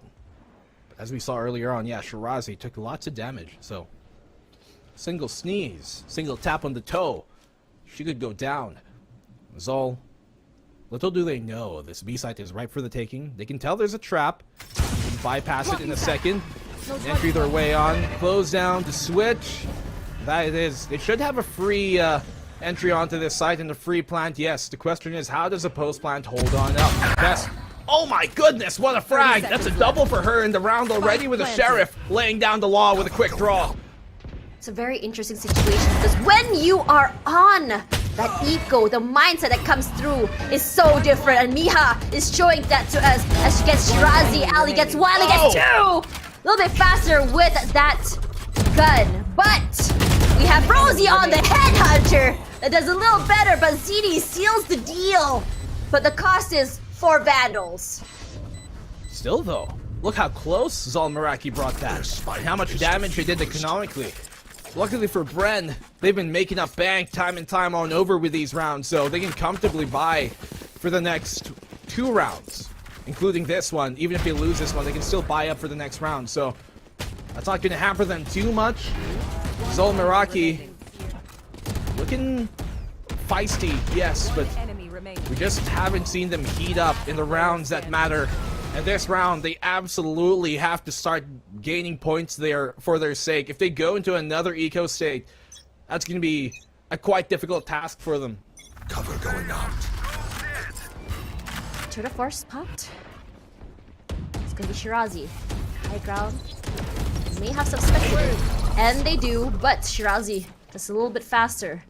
Gets that reposition as well. Nightfall gonna give them at least some space as Alexi is gonna move backwards. But Rosie will be the one to find one. Rosie with one, but Bess is the one with 2. Looking great for them. But look at where Twirly and Zini is coming from. Spike planted. They know exactly where they are now, at least. And Kamiyu finally goes down. No more null command. But this really cheeky corner played by Rosie, she's gonna be found out immediately. Finds a different way to peek inside at least. Not allowing the teleport as well, but here comes the party! Unfortunately, misses! Twirly still gets Miha regardless! But Twirly, on her own now, it's a 1 versus 2. If she can get the isolation, but look at the cross from them. It's gonna be really hard as Bess doesn't even need help from her teammate. Well, a round here from Bess. Really giving them so much value she is on that Omen. If you guys don't know, Bess is something people here in the Philippines commonly call a close friend, like, you know, Bessie, and just call him Bess. Hey Bess, what's up Bess? So that's where it's coming from. And she's really looking like that sidekick, you know, that person that you'd want to have by you every single time, because she's so not just confident, but also consistent in being in the right position at the right time. Get out of my way! Knives as well are out by Capricious, and you know she can be extremely aggressive with those knives. Regardless, Shirazi not What are you doing, moving. Shirazi? And listen, it's called practice, okay? Just because you don't do it doesn't mean it doesn't work for her. Where are you? But if they don't check logs, it could mean death. I And this is a very scary area as immediately she lets her go through. She still gets one in the end. They make it 2 for Alexi. Can she make it 3? Yes, she does! Alexi is on fire! Finally going down to Capricious! Still, the damage has been done. With 3 of her members out of the way, Camus does find the plant eventually. Spike planted. But how do you fare against a 3-man for those retakes? The knife does find them in the end as Capricious waiting for main. And Twirly already onto the set. Shirazi gets that up shot together with Shirazi. Up to Headhunter is exactly what they need. She had a rifle. She didn't need to use the blades there. And let her do what she wants, man. But it obviously isn't optimal. Look what happens. Doesn't even come out with a kill from it. Yes, maybe in a 1v1, pull out the blades, you know, use your movement, but they kind of want that rifle.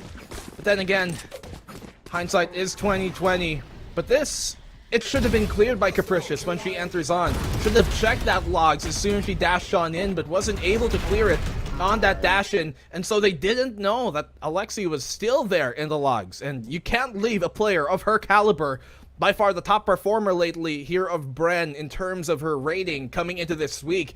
You can't leave her in those positions. She doesn't even pop flash herself, simply dry peeks and gets 3 out of it. So Zol looking really lost here. It's Bren Victresses who are on the proper path to taking this. Absolutely right. And now for Zol, it's actually really insane, right? How just not checking one small corner can result in the demise of 3/5 of your team. Well, and for Bren Victress, I think that they are the type of team, if you give them an advantage, they will crumble you with it. As you say, that Sleepy likes to say, Yeah. check your corners. Are we like the Sleepy fan club now? We always have been. Oh no. The Astronaut meme is playing in my head. Yes. Well, Zol Meraki turned to force out here for Rosie. You want to play? Let's play. These buds, these petals, they can't fall too easily. Bren Victress have this double setup here towards that catwalk. Now they can gain information, rather. Alexi can gain that information, how close they are. Spots out 2 with that suppress, probably making sure her teammate can back off safely. And Bren Victress biding time, making sure they can burn as much off the clock. Mid control is very vital for this map. So if you give Market as well, it's gonna be rough. Unless, of course, Zol has control of the backside as well. Devastating. Go for that flanks as well. Them to be there, but look at the push from Rosie, slowly making her way up catwalk, and Alexi is already anticipating the push up toward the back of site. This is a very different situation as Zol is trying to play that default game. Smoke up once more here towards the tree, where they initially chose to plant themselves, but they've rescinded that control. Shirazi has a great angle here. She gives herself away though. Luckily for Bess, it was only a shoulder she exposed. Paranoia on now to clear the generator. The Shirazi drops the spike here on Cameo. Good trade out from Capricious. They can close the door now. Miha waiting on the tree. Xenia has to be careful as she addresses and comes around this corner. Mia's waiting, ready to pounce. Reggie corner, they know that she's there. Nice cross there coming through from both queens as well. Gonna be really good for the swing they want to.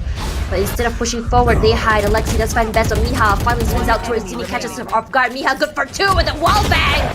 And finally, Zol Meraki finds the answer to the complicated Rubik's Cube that is Bren Victress.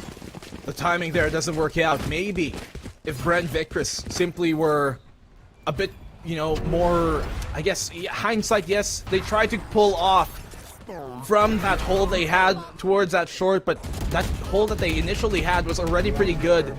Unfortunately, don't get the right read, and sometimes that's just how the things go. That's how the cookie crumbles. It's their defense that crumbles along with it here, Bren Victress. So Zol get the round that they desperately need. Bren Victress, though, still in control. Bunch of stingers pulled out here. Ones that we know they're capable of making quite formidable. Shirazi is marked. That's enough information for them. I'm really liking this change in pace from Zol Meraki. It really shows that if their rushes are not working, stay safe, play it slow, get those picks, and those opening picks have been vital. But Camille will not be the one with the opening. It's gonna be Zinni that gets it, and it's unfortunate because the spike was over the mid side there. Rosie, she wants to try get that space once again, but it's really hard with those utilities. You also see the smokes coming through as well, but look at how fast they decided to go. They want to just play explosive, and they will get the smoke through, get the spike through the smoke, just run away. Figure out a different way to play through, and it's very interesting how they've decided to take that mid side. You know what else is interesting here? Bren Victress, they pull out this raise, which we've seen them do the first time around versus Orangutan, and doing it once again. And having that raise on Ascent has been something we've seen gain more prevalence as the time goes on, because of how teams realized influential it can be in terms of the utility it brings. They were initially going to crawl towards that B main, but now they've rotated around towards A. I'm not sure what signals this intent, what really made them make the call. They faked that smoke out towards market. 0 point is going to confirm Miha, but that's good. That pulls the defense away from this A site, and now allows them to take control and get the plant down. They have to rush, but there's going to be no problem at all in terms of time. They're going to be trying to break that door, best repositioning herself, and this is really good, because when you have these deep corners, but Miha is the one just buying time for the rotation for Alexi. Regardless, here comes Nightfall. Rosie has been marked. They know exactly where she is. Pushes inside, still wins it, but the double swing from Zini saves the day. Capricious does find Shirazi. Best finds Zini as well. Alexi and finally finds Best. Capricious finds Ali, and Alexi still wins it out in the end. 1v1! The knife eventually not gonna find Niha. At least Tap comes through. Is she gonna push is the question. Yes, she is! And Niha, with that small little swing, will save the day. Yeah, that late lurk. Very great value she finds. Yes, it was a 1v1, but by all means, the decay alone, and as well as deafening the opposition there from that Nightfall, is more than enough to justify its usage, and she wins a round off of it, and because of it as well. Alexi, great effort she shows to try and isolate those fights, but in the end, Miha just had the upper hand. She had the advantage in that side, in that round. And Bren Victress, they call the first time out of this series. This is actually really good. Actually, no, second Don't time out. let them... Oops, my bad. This is really good, because if you think about it, don't let them take too many rounds. Stop the momentum, because we all know that Zol Meraki is as well another team that relies heavily on momentum. And once Kamiyu feels good, you look at Kamiyu, Capricious, and Bess, it can mean doom for them. So for Bren Victress this time, what can they do to stop this very early picks coming out from Zol Meraki? How exactly are they going to navigate on how they want to play in terms of the retakes? It's a big question to ask here, with an even bigger answer. But the response, we're going to have to wait and see for ourselves how Bren deal with this. The retake generally has been formidable. They didn't win that one, yes, but the odds were stacked against them. By the way, they didn't even start that round with full rifles. They had like 2 Spectres on their side, so still a difficult task for them to pull off. Look at this push, though. I like this push from Bren Victress. They know they don't have the advantage, so they try and make one of their own. Too early. Seizes the opportunity, but Miha and Capricious shut down any advantageous positions Bren might otherwise have. And Zol Victress, they shut down here the eco push from Zol. Rather, other way around. Zol, Bren, you get it. That's a great challenge coming from them. Reading Bren Victress like a book. They know exactly what they would do. Yeah. And honestly, I think at this point, it's already safe to anticipate that for ecos, we are going to be seeing them play aggressive. But one thing that you need to know is that the main objective for an eco is to take away as many guns as possible. Twirly has ultimate as well, so Showstopper can be popped, and Shirazi immediately knows there's at least 2 toward the mid side there, at least on main. You see the spike there? Not on anyone. They still haven't decided where exactly they want to hit. They need that opening hit, or at least some information that one site has less people to deal with than the rest. Yeah, they want to pick and prod here, Tosh. Find which alley, which opening should be, I guess, given to them which ones they can take, really. So playing that default, have to be careful as they cross this threshold. Perfect flash though to try and deny that angle from being utilized. Backs on out to safety after the suppress comes in. The perfect paranoia and to regain control of the short sight. Here comes out the one way. Zinni doing lots of work to keep him at bay. As for Zinni, she's just trying for time, but Shirazi is the one to quickly get that pick onto Kamyu. Swiftly, she's always been great at that op. The numbers still very much okay, winnable, at least for Zol Meraki.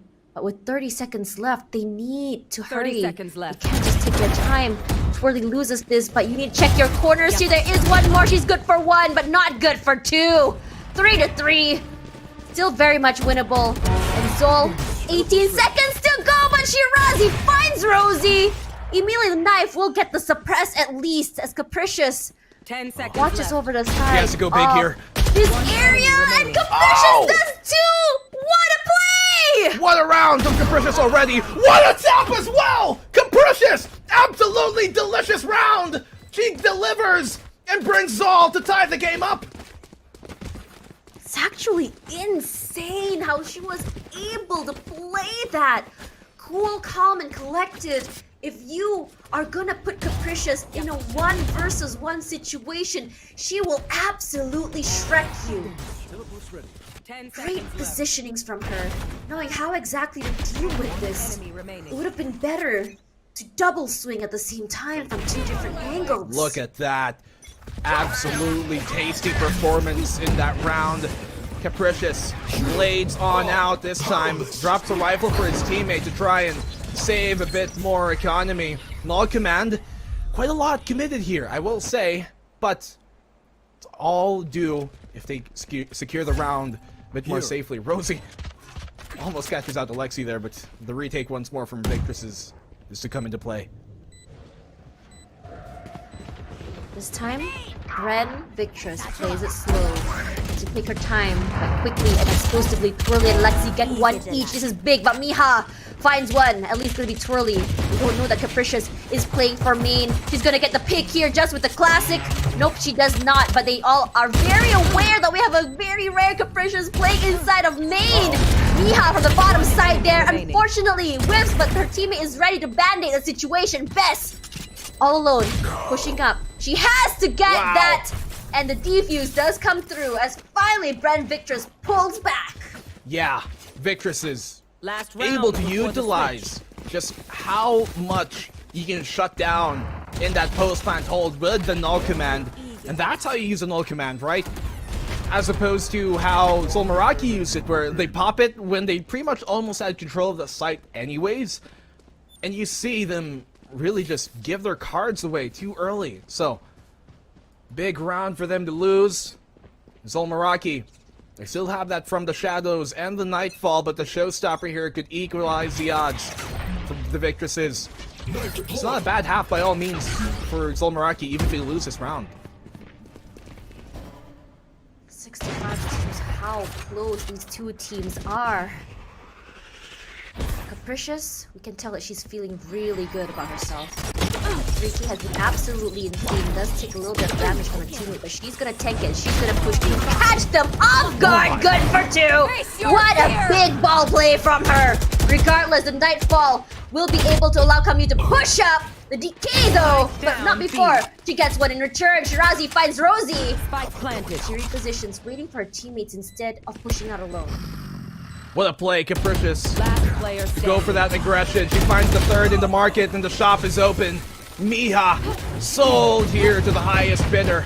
And Shirazi, she takes her life. Zol, 6-6. They tie up the game at the end of the half. What a huge round here for Zol Meraki to take. And man, oh man, I'm sure the panel's got something to say, Tash, because this has been a crazy series so far.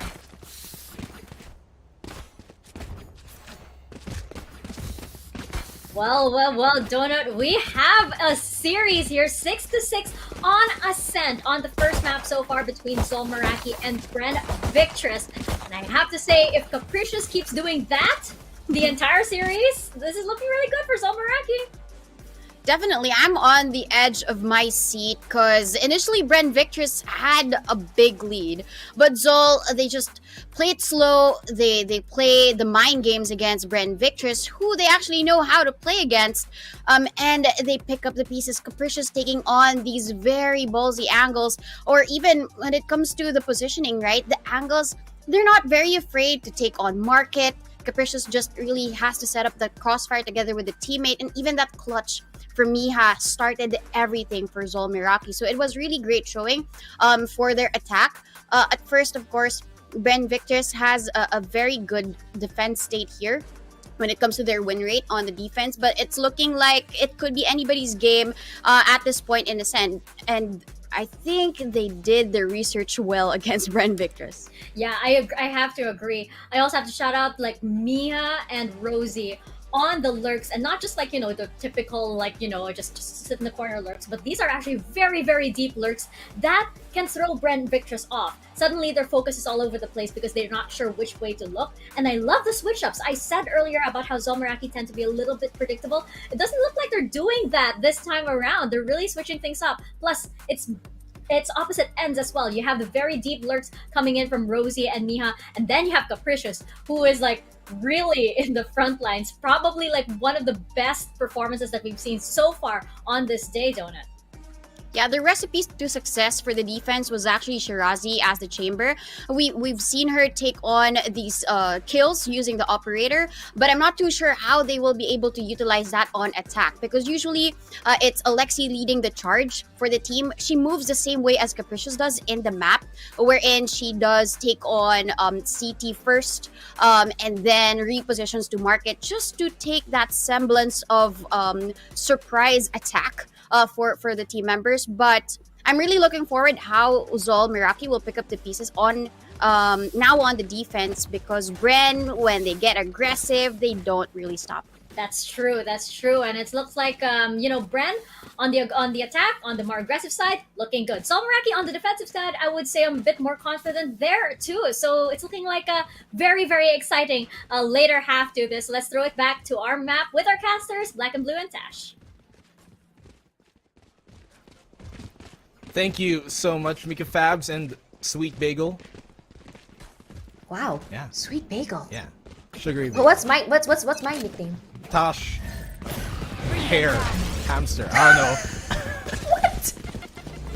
I'll find you. Quick entry this time from Bren Victress. You know they like to make it real fast. They want to. But oh, what? Through the smoke? Okay. Are you kidding me? Okay. That was one tap. She rolled the dice, and well, Snake Eyes she finds in her favor.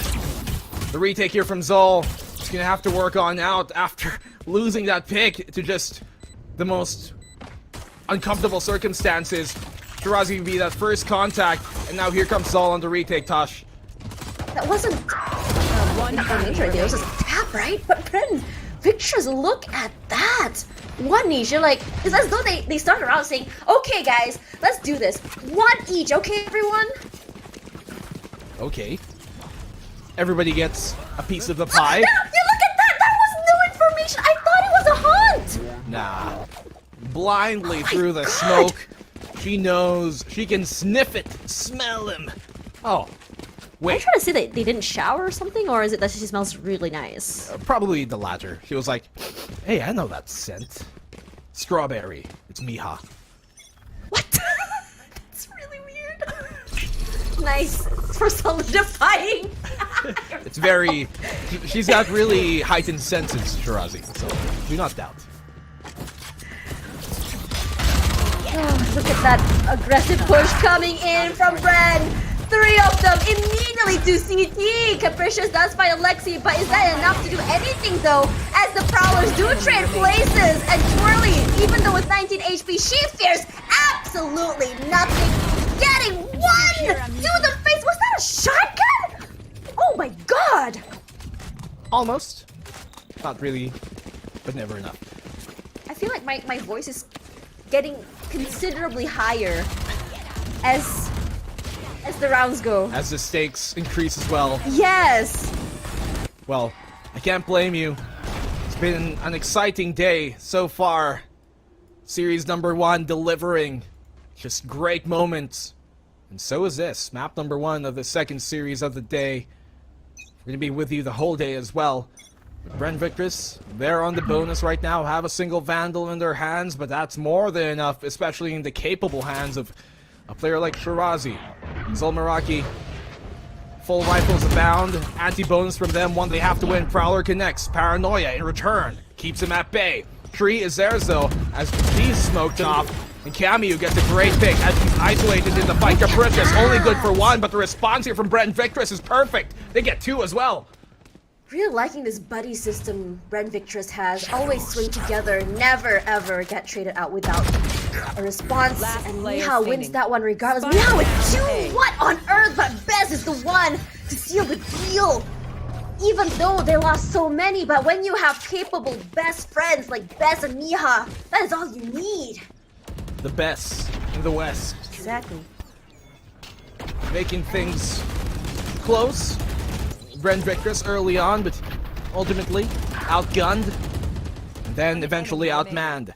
Zol Meraki here to get the round they need to cut the lead down to a single round. Zol Meraki, they've got the Guardian in the hands of Cameo, who has been really finding herself struggling, not just in Cover going out. I guess fragging, but some of her utility usage hasn't been super great, although there are other moments that were a stark contrast. So the consistency of her high-level utility usage is what they're struggling to find so far. It hasn't been her map so far today. But Victress, they want those opportunities. Perfect flash on the swing. They've taken control now of A main here. For Capricious, this time they changed the way they play. They can play aggressive twice, but you can't fool someone thrice. So they play a little bit more safe this time. That's to change up the pacing of the game. Here. And so long as Careful Zol there. Meraki can dictate what kind of pace each round goes, it'll be really great for them. They know there's at least someone inside of main, but no clue how many is the problem. Haunt not gonna get any value onto mid side. As suddenly it feels like the whole map is on a standstill, but look at how many are on mid. They need to establish this mid control. They have it full toward market, but logs is where you really want to check. And that's exactly where Alexi found someone. Shirazi will be clearing that out. She learned from Alexi the best. Shirazi, great find. This round, they've taken it to their favor, but low HP on 2 players here from Bren Victress is going to be dangerous. Flash on now to try and regain control while they're on that retake. Cameo, big find she gets. Alexi though, on the flank, on that lurk, now cuts off another avenue of safety here for Zol Meraki. Capricious, trapped there on the switch, has to be careful from the flank. We go, because Zinni, she knows that this round should be theirs. Capricious gets shut down, and they take the round. Bren Victress, they take an extender lead back up to 2. What a response here. They give up 1, but they make sure that doesn't continue on further. You see this trades on trades has been absolutely phenomenal from both teams. But Alexi's flanks and timings have been really, really good. They're not allowing Bren Victress to take so many rounds in a row. I'm really liking this tug of war that's happening between these 2 teams. But this time, Capricious has those knives. And if she goes aggressive, Bren Victress has to be careful. Well, the dash here by Capricious, certainly no holds barred, no care in the world, and she faces the problems that she's only demised for herself. Goes down. I like the intent though, but maybe there should have been another flash to try and accompany that when she was going to go deep on in towards that lobby. Zinni, he's found the information here, but Zol Meraki, it's going to be difficult for them to win these fights. Rosie, maybe she can get a pick off, but nah, it doesn't come to pass. Jinxed. Blame the caster, B&B, what have you done? They go down. Bess, he follows suit. A flawless round as Bren Victress, they mop the floor so far in that round of Zol Meraki. Now here comes out the operator. Something we know Rosie is very capable of making so formidable to its fullest extent here, time and time on over. Miha with that Nightfall. Cameo with the Null Command. These are ultimates that are high impact, but yes, the problem is, the question remains, if they can use it Bring them down. in proper timing, because they've had these tools. Which ones they pull out and the timing of it just hasn't been working out for them so far. Rosie, a glass cannon in all senses of the word. No armor, operator doesn't connect, and now they've given away that she has that op in her hands. Ball command on out. They can burn it here. The Prowler connects. Gives away at least the position here that they've crawled up towards that pizza. Want to make sure the brick oven isn't overheating. Wow, you must be really hungry. Oh, But here comes the null command for the aggression. Rosie nearly gets taken down, but Best with two. What a great recovery. Not before Zini finds her though. Regardless, Alexi as well finds Miha mid-rotation. This aggressive Alexi is looking very, very good. But eventually, Kamiyu will shut her down. And now that the spike is down, they have to try their best to at least get onto the site, but this crossfires from Zinni and Twirly can be very, very dangerous. Alexi's so good at placing herself in those positions. Fragment to flush out the corner. Null command as well to make sure there's no utility thrown back in return. Twirly, huge pick on Cameo! 1v2, it's on the Capricious and through the wall! Zinni secures it! What a round here from Bren Victress! And Zol Meraki! They're crumbling here at the seams, being torn apart piece by piece. So insane! That play from Bess absolutely stole my attention. When you think you won big, from the shadows comes out Bess. But the bandit solution from Alexi with that timing on the rotation has been phenomenal. Bren Victor's doing very well with those. And Alexi, she has been so good in really catching off the rotations here of Zol. Such a consistent player. The amount of high fragging capability and in-game leadership, as well as just game sense from this player, is absolutely astounding considering how much is on her shoulders. Paranoia to flush him on out, but now they know Bess is there and wine. They can keep on sipping, but he's able to TP out in safety. Victress. Suddenly they cut the noise. But that boombot just tells enough to them. At least anticipate one. But look at where the other three are. They're trying to catch that mid-rotates coming through from Zol Meraki that usually happens. But this knife, as well as the smoke, it's just buying them time. But you always can expect from Bren Victress that they can do this explosive fast plays. Kind of what we see from X10S. Regardless, that knife will find them eventually, gets the tag, but not enough to take someone down. But here's Kamiyu playing it very sneaky behind the boxes. 30 seconds But left. look at here, the main. They are ready as Rosie gets one with the Headhunter. Who needs a tour de force? The Headhunter does the job just as fine. And they're going to be pushing out, but you have a teammate waiting for you on the side. Rosie as well. That is absolutely nasty. Perfectly played here. And Zol Meraki, that was a great from the 10 shadow seconds step left. here. Like, Bess is able to pull out to go back to that boathouse. Time? No, she doesn't have enough time to get the spike down. She's just like 0.2 seconds short. He started planting at like what, 0.32? 3.2? You need like 3.56 really to be sure. 7 actually to get that plant down safely. So just a few milliseconds off of that. They're not able to get the spike down, unfortunately. So Bren Victress is, I think this is their timeout to be called. But Zol, what a recovery from that round. For Bren Victress, they need to make sure that every round is not given too much to Zol Meraki. In all those situations that you see between these two teams, it's very rare to have more than 2 people still alive at the end. It's very, very competitive, and what's more insane is the fact that Zol Meraki, from the beginning of this tournament all the way till now, you've seen how much they've learned and grown. You've seen their mid-game recovery look so good. And especially when you see Miha and Bess, they're just so great for that mid-round recovery, band-aid situations. It's actually been so insane. But as for the side of Bren Victress, Alexi's aggression as a KO, as well as her rotate timing, has been phenomenal for the team in terms of getting that chokehold onto the enemy team. The suffocating nature of how Zol Meraki play. That is what's really been their one winning point in these rounds. When it comes to the scramble, when chaos ensues, they make sure to capitalize off of it. You want to play? Let's play. Turn the force on out for her. Quick push though here from the Bren Victresses towards his B side. Haunt to try and push him on back. Victress finds a one. The Twirly knows that she's done. She finds him in that switch.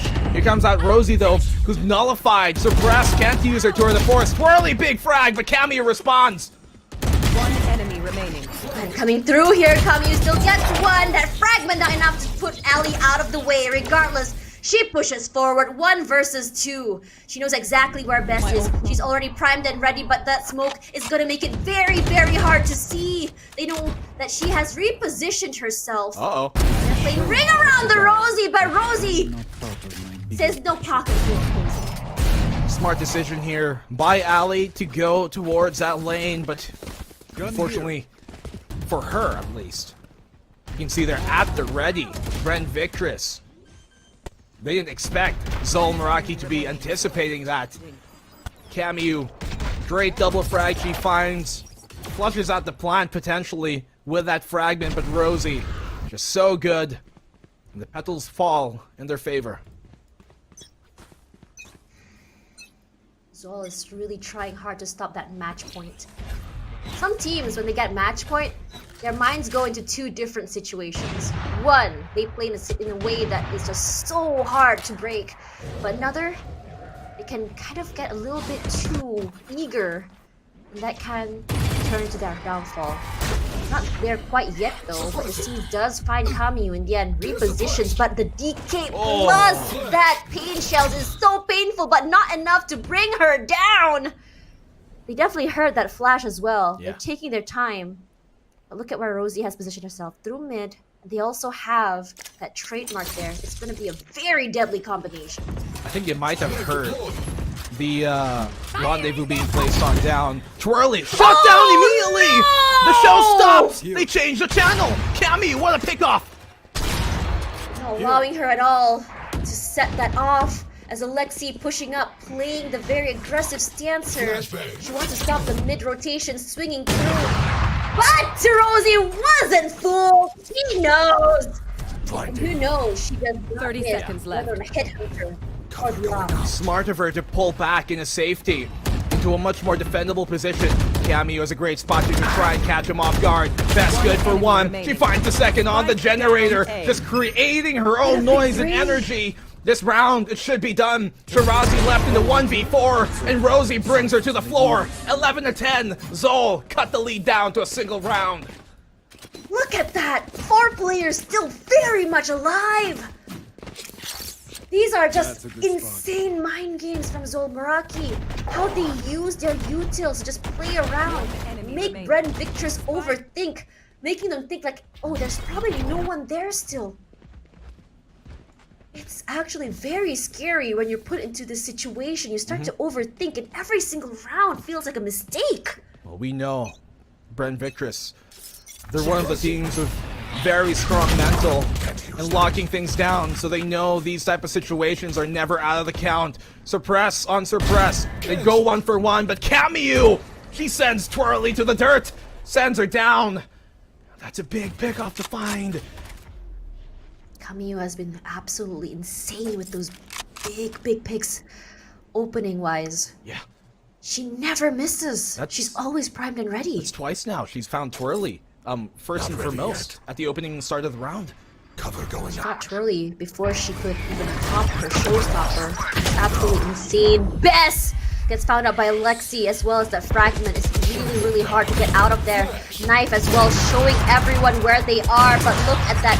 They're not allowing the zoning to come in as well. Alexi playing this very nasty corner. 31 HP left. Throws the flash, but doesn't really matter. Cameo is ready to expect it. Teleport comes in. Capricious, ready for Zinni. Trades out with Shirazi. Ellie gets one, but Rosie finds her in the meantime. And Shirazi is all alone. She finds one. She finds two. Not quite, as Rosie will save the day, bringing them to an 11-11. Are we gonna be seeing the second overtime of the day? It came down to a Headhunter v Headhunter fight. Seek and destroy. Rosie found her mark and took ahead. 11-11. And now the lead, it's dead. They've tied the game on up. Zol Meraki. What a recovery. What a response. This defensive side, the favored side here in Ascent, giving them all the favors that they need. The time being bled, just not working out for Victress. And their post plant, that's twice now it's been dismantled here by Zol Meraki. This is looking disastrous. Hey, black and blue. Yeah. It's 11-11. Gotta make a wish. If I say it, it might not come true. For sure. Like a But birthday. We all know it. Here. What's your problem? Your birthday is on Tuesday, though. That's the funny Is it? part. Really? Yeah, it is. Advance happy birthday. Auntie about to become a grandma, but Rosie says, Zinni, you'll be found first. Make it to. Rosie is feeling so good right now. Can she get it 3? Yes, Oh she my can. goodness. Rosie, what is going on? Ring around. You know what it ends. Zol Meraki, this should be What's in them here? securing match point. A deadly consequence for Bren What's in Victress. For them to start on that defensive side. They get really a difficult proposition to close out this map on the attacking side. Something never too favorable for any team. On the swing though, Ali caught out in the open by the opposing Fade. And she's simply just shredded down. Twirly follows suit. Zol Meraki, they take match point here after coming back 5 rounds straight. It's insane how they played that cross just now, but Rosie was even better. You give Rosie an op and you allow her to isolate you and play 1-on-1. How many times has she missed a headhunter? Has she missed an op shot? Has she missed a tour de force? After the round switched, it's as though her brain also switched as well. Whoa, whoa. Like she went Super Saiyan mode. She definitely has stepped up to the plate and knocked it out of the park. Null command here to try and entry on the side. They want to take things by force. But Best, oh my god, absolutely huge! 1v4, 1v3! It's all on the Twirly to spin this round around in her favor. Now's the time to go though, little does she know. Because the only player on site is Rosie. She's isolated. Now Twirly gets that one. Could follow up on the second. Gets the second. What a round this would be! But Miha would secure the round! And she gets the game! Map number 1 in Zol Meraki's name.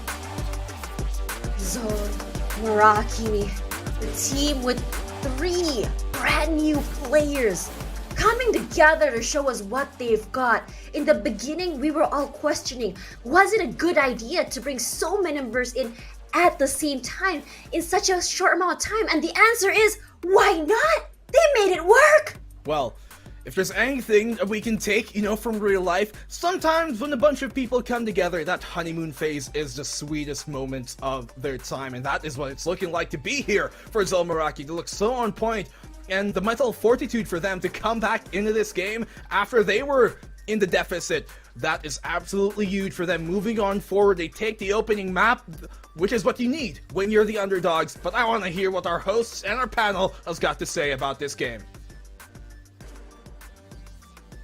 What else is there to say? My goodness, Zol Meraki are playing out of their minds here.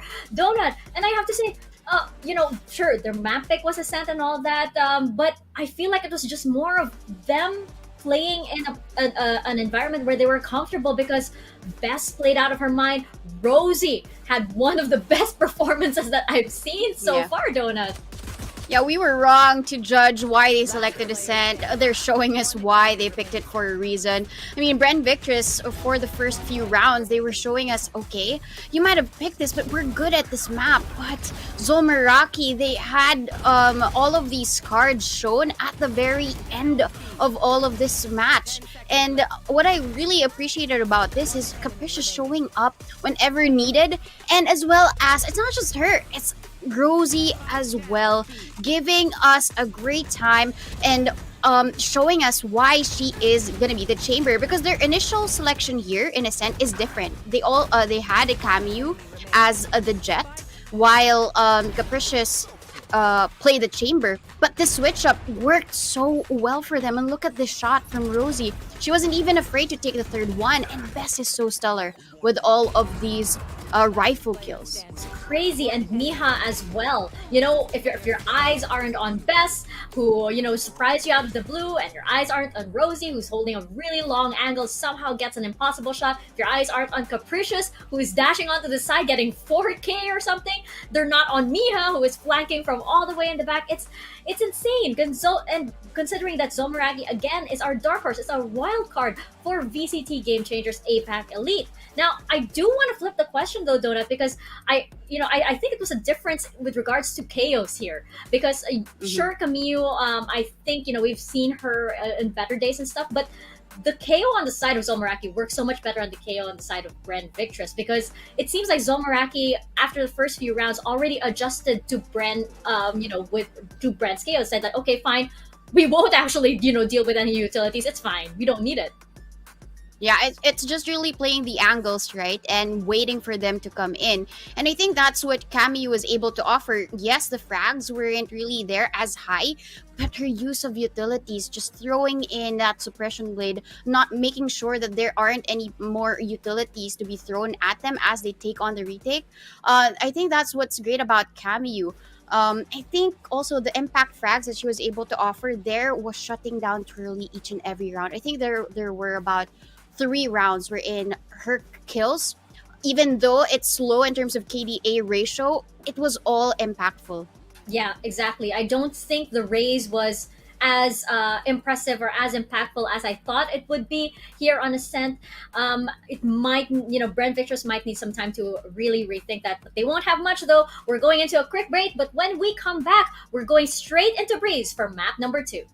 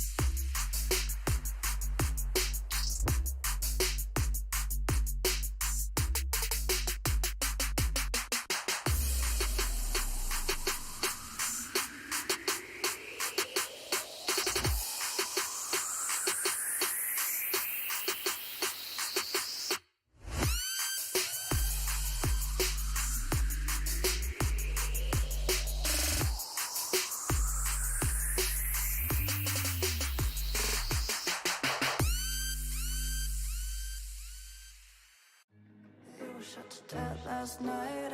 Now you're lying in my bed. Must have been a dream last night, but I can hear what you're saying. You were shot to death last night. Where's my cup of coffee? I was dreaming something bad last night. Can't you hear what I'm saying? One gunshot, and I forgot to look at you, to look at you, to look at you, to look at you. Two gunshots, and my thoughts. We're not with you, we're not with you, we're not with you, we're not with you. You were shot to death last night, and I thought of someone else. Didn't care about your life last night, at least less than about his. All our dreams were shot to death last night. I see the clock stand still. Nightmares at your heart sometimes, but this is unbelievable. One gunshot, and I forgot to look at you, to look at you, to look at you, to look at you. Two gunshots, and my thoughts. We're not with you, we're not with you, we're not with you, we're not with you.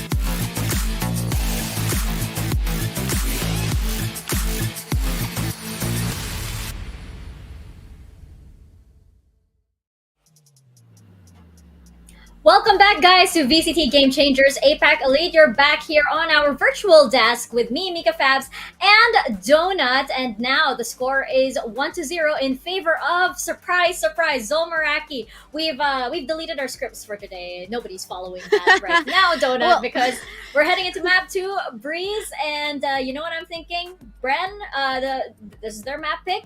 They perform really well on this map, but if Rosie keeps doing what she's doing, this does not look good for Bren.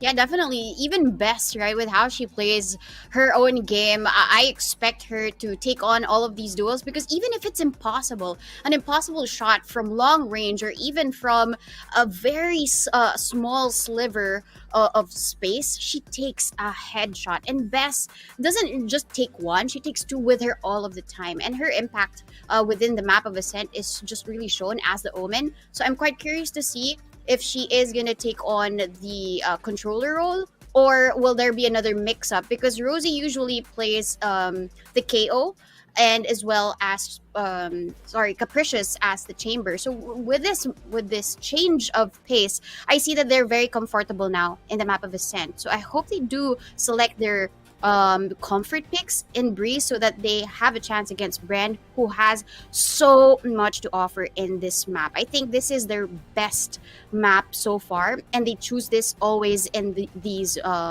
best of threes. Yeah, this is pretty much Bren's home court, so to say. But you know, I kind of don't want to write it off too much, because we assumed that, I mean, we saw this matchup happen before, wherein Zol Meraki went up against Bren Victress on Ascent and then on Breeze. However, the results are very, very different. Yes, that was some time ago. And as we've seen from last weekend, Zol Meraki can evolve in just a span of a day. And looking at what we're seeing right now, they've come very prepared to go up against Bren Victress. And again, I just have to boil it out to Rosie, because I can't believe that she's playing on a laptop and she's playing those kinds of angles on the chamber. I mean, I've also had my experience just playing on a laptop and stuff. It's really hard. You're not expected to play like that, but this girl is amazing. Yeah, it goes to show her skill in game. Even if hardware is a concern, right? It doesn't let her stop her anyway. She delivers all of the frags. We expected her to be at least a second or third frag in terms of the scoreboard, which was very much impossible to get at this stage of APAC Elite. But I mean, I'm looking forward to her playing as a chamber yet again. I'm pretty sure that she will, because I think it's a head-to-head between her and Shirazi. Shirazi offered so much with that operator, but during the attack, apart from the kill that she got through the smoke, I didn't really see so much of that impact from her. So I'm really taking a little bit of my. I'm not saying I'm predicting, but I'm just really saying that the impact of both Rosie and Bess will get them long through that long journey in Breeze. Yeah, and I love the disclaimer. We're just not saying anything, we're not cursing anything, just spitting out facts or opinions as we see it. And speaking of which, I do have to flip it around this time to Bren Victress. Now I have a lot of questions in my head. I do think that, of course, coming off of the earlier map, they're probably not feeling too good. I am concerned with regards to whether they can keep up the morale, keep up the morale for their team, and as well as going into Breeze, I'm prepared for a lot of surprises as well. I think that if Zol Meraki did their homework very well on Ascent, they've also done the same on something like Breeze, because they probably expected Brent to pick this.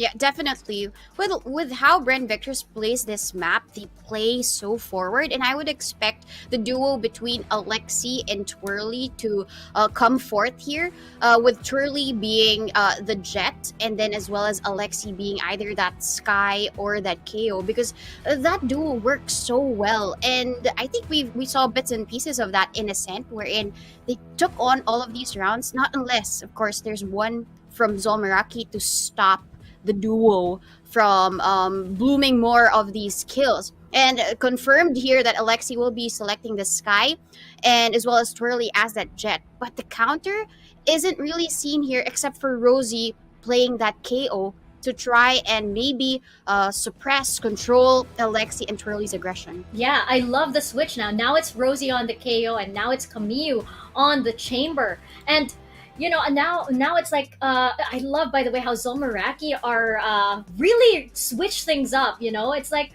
you might have a good game on chamber in one map, but then we're not gonna let the enemy team read that onto the second map, especially since this is the home court of Bren Victress. So gonna be really, really exciting. I'm not saying I'm cursing this or anything, disclaimer as well. I think this deserves to go to a map 3 with what we've been seeing. But first, let's head on over to Breeze with our casters Blackenblue and Tash. Deserves to go to a map 3, I agree. Let them fight till the very end for their spot here to the Grand Finals, to VCT Game Changers APAC Elite Grand Finals. Tashbunny alongside Blackenblue here. And for Breeze, it's a very big map, but not very relaxing as the beach shows. Well, I disagree. I like Breeze. I like the winds that gives, the vibes. You do? Yeah, and it's really good, especially for the mental. You're a Breeze enjoyer like me? Do you not like the beach, Tosh? Are you one of those city folk who do not like outside in nature? No, hang on. I like Breeze because I'm good at the tap-taps. I like Breeze. I actually, not unironically, like Breeze, especially when it came out. But we'll say that maybe this would help the mental of Bren, since, they lost a map that was almost theirs. They were such in a big lead. Now they get to go to a more comfortable area with the sands, the waves, and the breeze here on this map that maybe will help them out. But more importantly, this is their map pick. That's a serious thing. This is their map pick. Much higher win percentage disparity on this map, at least, and that could help them on out moving forward. But Zol Meraki, these type of maps, ones that are big and widespread, those are good for, a lot of individuality to come out and out. And that's what we really have been seeing from Zol. Just huge superstar plays coming out from these girls. You know what's really interesting? Their choice of agents. You see here, the difference is basically only in their initiator. It's either a KO or a Sky. Personally, I'm a big fan of the KO, just because of how much space of information that the KO can get either close or far. But for that fast initiation, Sky will be a little bit more up my alley, but it's going to be Kamiyu with a double so quick. She's on fire. She's really feeling it from the beginning. Kamiyu pushing up immediately. She has full control of halls, and she is feeling good enough to get those hits toward the side of A. You know, I was about to question, because Rosie and Kamiyu, they switch roles on over right now, right? On Ascent, it was Kamiyu on the KO with Rosie being on that chamber, and they did pretty well on either end.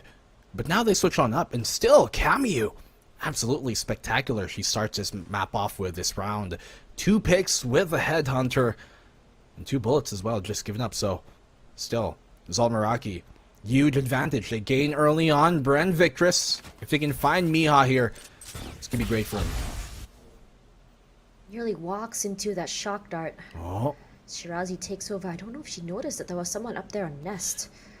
Or I'm not sure if Nest saw them, but Shirazi coming on inside immediately. Rosie reacts, but here's Capricious as well. The information has been said, and there's one more. Capricious with 2. Very good, flawless round. It's only round number 1. We were just talking about how stressed we are in that previous map, about how close it is, but this one is much more flawless for Zol Meraki's start. Wow.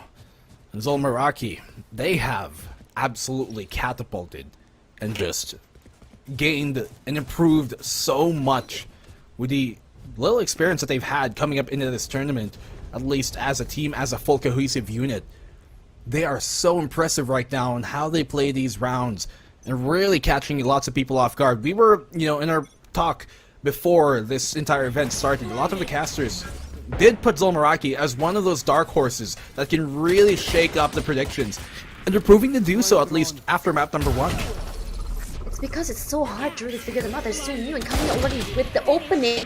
Alexi saying that that's enough from you, but Miha says that's enough from you as well. Regardless, this battle of the marshals making it so hard to really hold an area. But this trade on trade from Rosie as well finds Zinni in the end. Shirazi only with a classic, but doesn't really matter. Capricious has the Spectre. Ellie pushing up. She is scared of nothing, but Rosie with the gun advantage gonna seal the deal, and they only lost Kamiyu in the process. Wow, clean round here once more from Zol Meraki, but we expect that, especially with a map like Breeze, right? It's very difficult to convert these eco rounds on a map like Breeze, where the ranges of engagement are so much more farther and extended compared to other maps. So, makes sense. The Marshal just completely shredding them on down. Nothing we don't expect here. The only kill that they really found was off of that flash. And that, I guess, is what it does give you, right? Being on that sky, you have a bit more quicker flash, you have a bit more control on where it goes and the information you can gather with it. And that consistent barrage of information is what Bren Victress want to play off of here. They go all towards the A site, but the entirety of Bren is towards B, so a big yin and yang here to start things off. Trailblazer will make its way inside the site. You know it's completely free. They were all stacked on A. The question is for retakes this time. Look at how exactly they've put these smokes. The Viper wall, making it hard. You can't really have access toward cave, or tunnel rather, but Shirazi is ready. She gets one for Rosie, shuts her off. For now, they're taking their time. We all know that the jet smoke does not last long. And Ellie flushed out of her little corner. All they can do is just play it safe. They don't have to peek too aggressively if they don't have to. But it's going to be really bad as Capricious with the free upgrade finds Ali. Alexi will get 2. Charlie gets 1 as well. Looking real good. They need to shut down this aggression as well as momentum. And they take it back 2-1. Yeah. Come in from behind. Completely just taking every lane back into the site. And now Zol Meraki, they get trapped within their own anchor. A round now that they have to play in terms of the rifles or arsenal they bring into it for Zol Meraki here. And Bren Victress, they get the round they're supposed to win. As we know, those type of ecos and bonuses so difficult to convert on a map like Breeze. But now, it's all equal. Rosie already has her null command here coming to round 4. Get this aggression coming out from Zol. They know that they are on equal footing. And they really want that opening pick. It looks really good. Every time Miha or Kamiyu gets the opening pick, immediately you see a reaction of aggression coming through from Zol Meraki. Because they know they can overwhelm in terms of numbers. Yeah. Instead of just waiting back patiently. That overwhelming, that swarming factor that we saw. We talked about it on Ascent, and we saw how much it benefited them. Really turning things in their favor. But now, mid-control, heavily in the hands of Zol Meraki. But Bren Victress, they're taking the elbow. And they can hit them on the chin if they're not careful. They can just circumvent them and catch Zol off guard, who are deep down in mid. A chin comment caught me off guard. You know, it's like the UFC, Muay Thai. Well, Use you your know what elbows. you've been watching recently. Oh, definitely. But look at how aggressive Capricious is. Full control of mid pillar. This map control that Zol Meraki has is absolutely insane. 30 This is seconds actually left. really good because when you have this early information as well as those picks, it's really easy to convert in terms of rotations. And immediately we want to see this explosive sort of come-ins. It's going to be truly not the fastest I've ever seen. Regardless, they still do get the site. Capricious does find Alexi in the end, and Best finds one as well. Shirazi finds Camus, but Rosie will get two. Karozi feeling real good, but Zini finds Rosie and Best seals the deal. Looking real good. Gets the revive as well onto her teammate. That's so unfortunate there for Bren Victress. They had two options when they left Alexi there, right? On how to play her lurk. One, she could go in, maybe make a bunch of noise, and pull the rotation of the defense towards that B site, and then the rest of the push on Bren Victress can go on towards the A site, where it's a lot more clear because Alexi's pulled the defense towards the B site of the map, or they can let Bren Victress go into the A site, and Alexi will simply lurk, hide her intent, hide her position, and then get a pick off to cut off the rotate towards mid. But she gave her position away, but without pulling as well the rotation towards her side. So they got the worst of both worlds going towards them, and that just really made the round so much more easy to secure for Zol Meraki. Small mistake, but those have huge consequences here, those micro moments. Map control is just too much, honestly. But Miha, what? There is no way that she should have won that, but she did in the end, regardless. Camille, she doesn't really mind. She knows that the push will come through, but Alexi one taps her away, at least equalizing the situation. But Shirazi, her HP is so very low.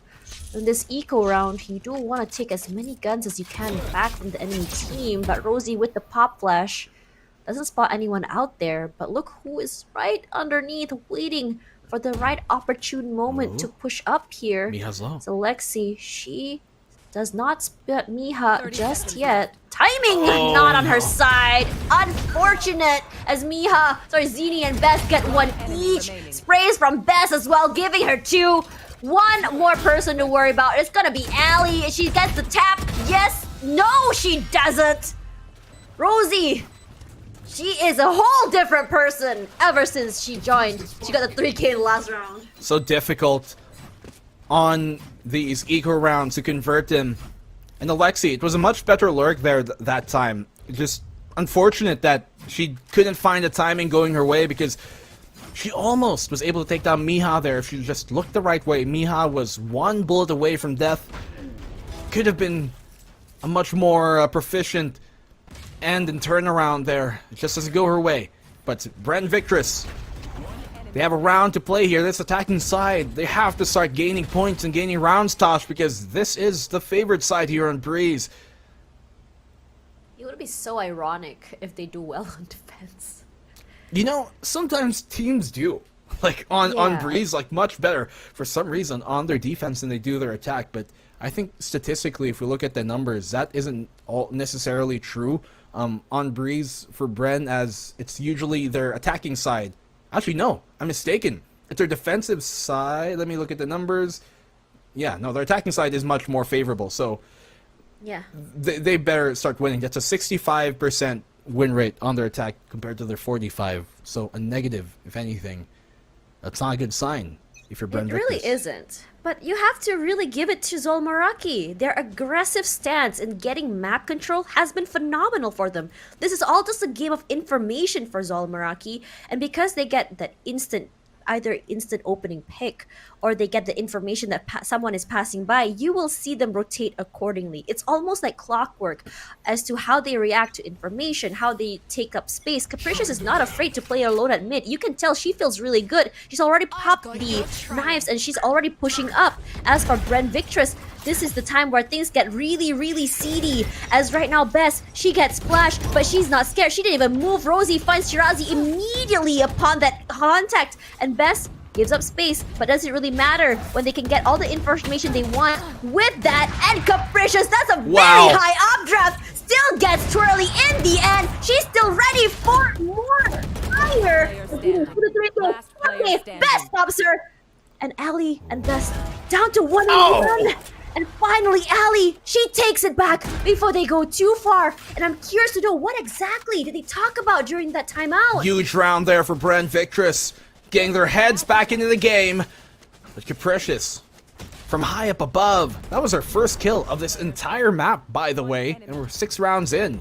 So she hasn't exactly been having herself a great game. Not that the team has suffered for it just yet.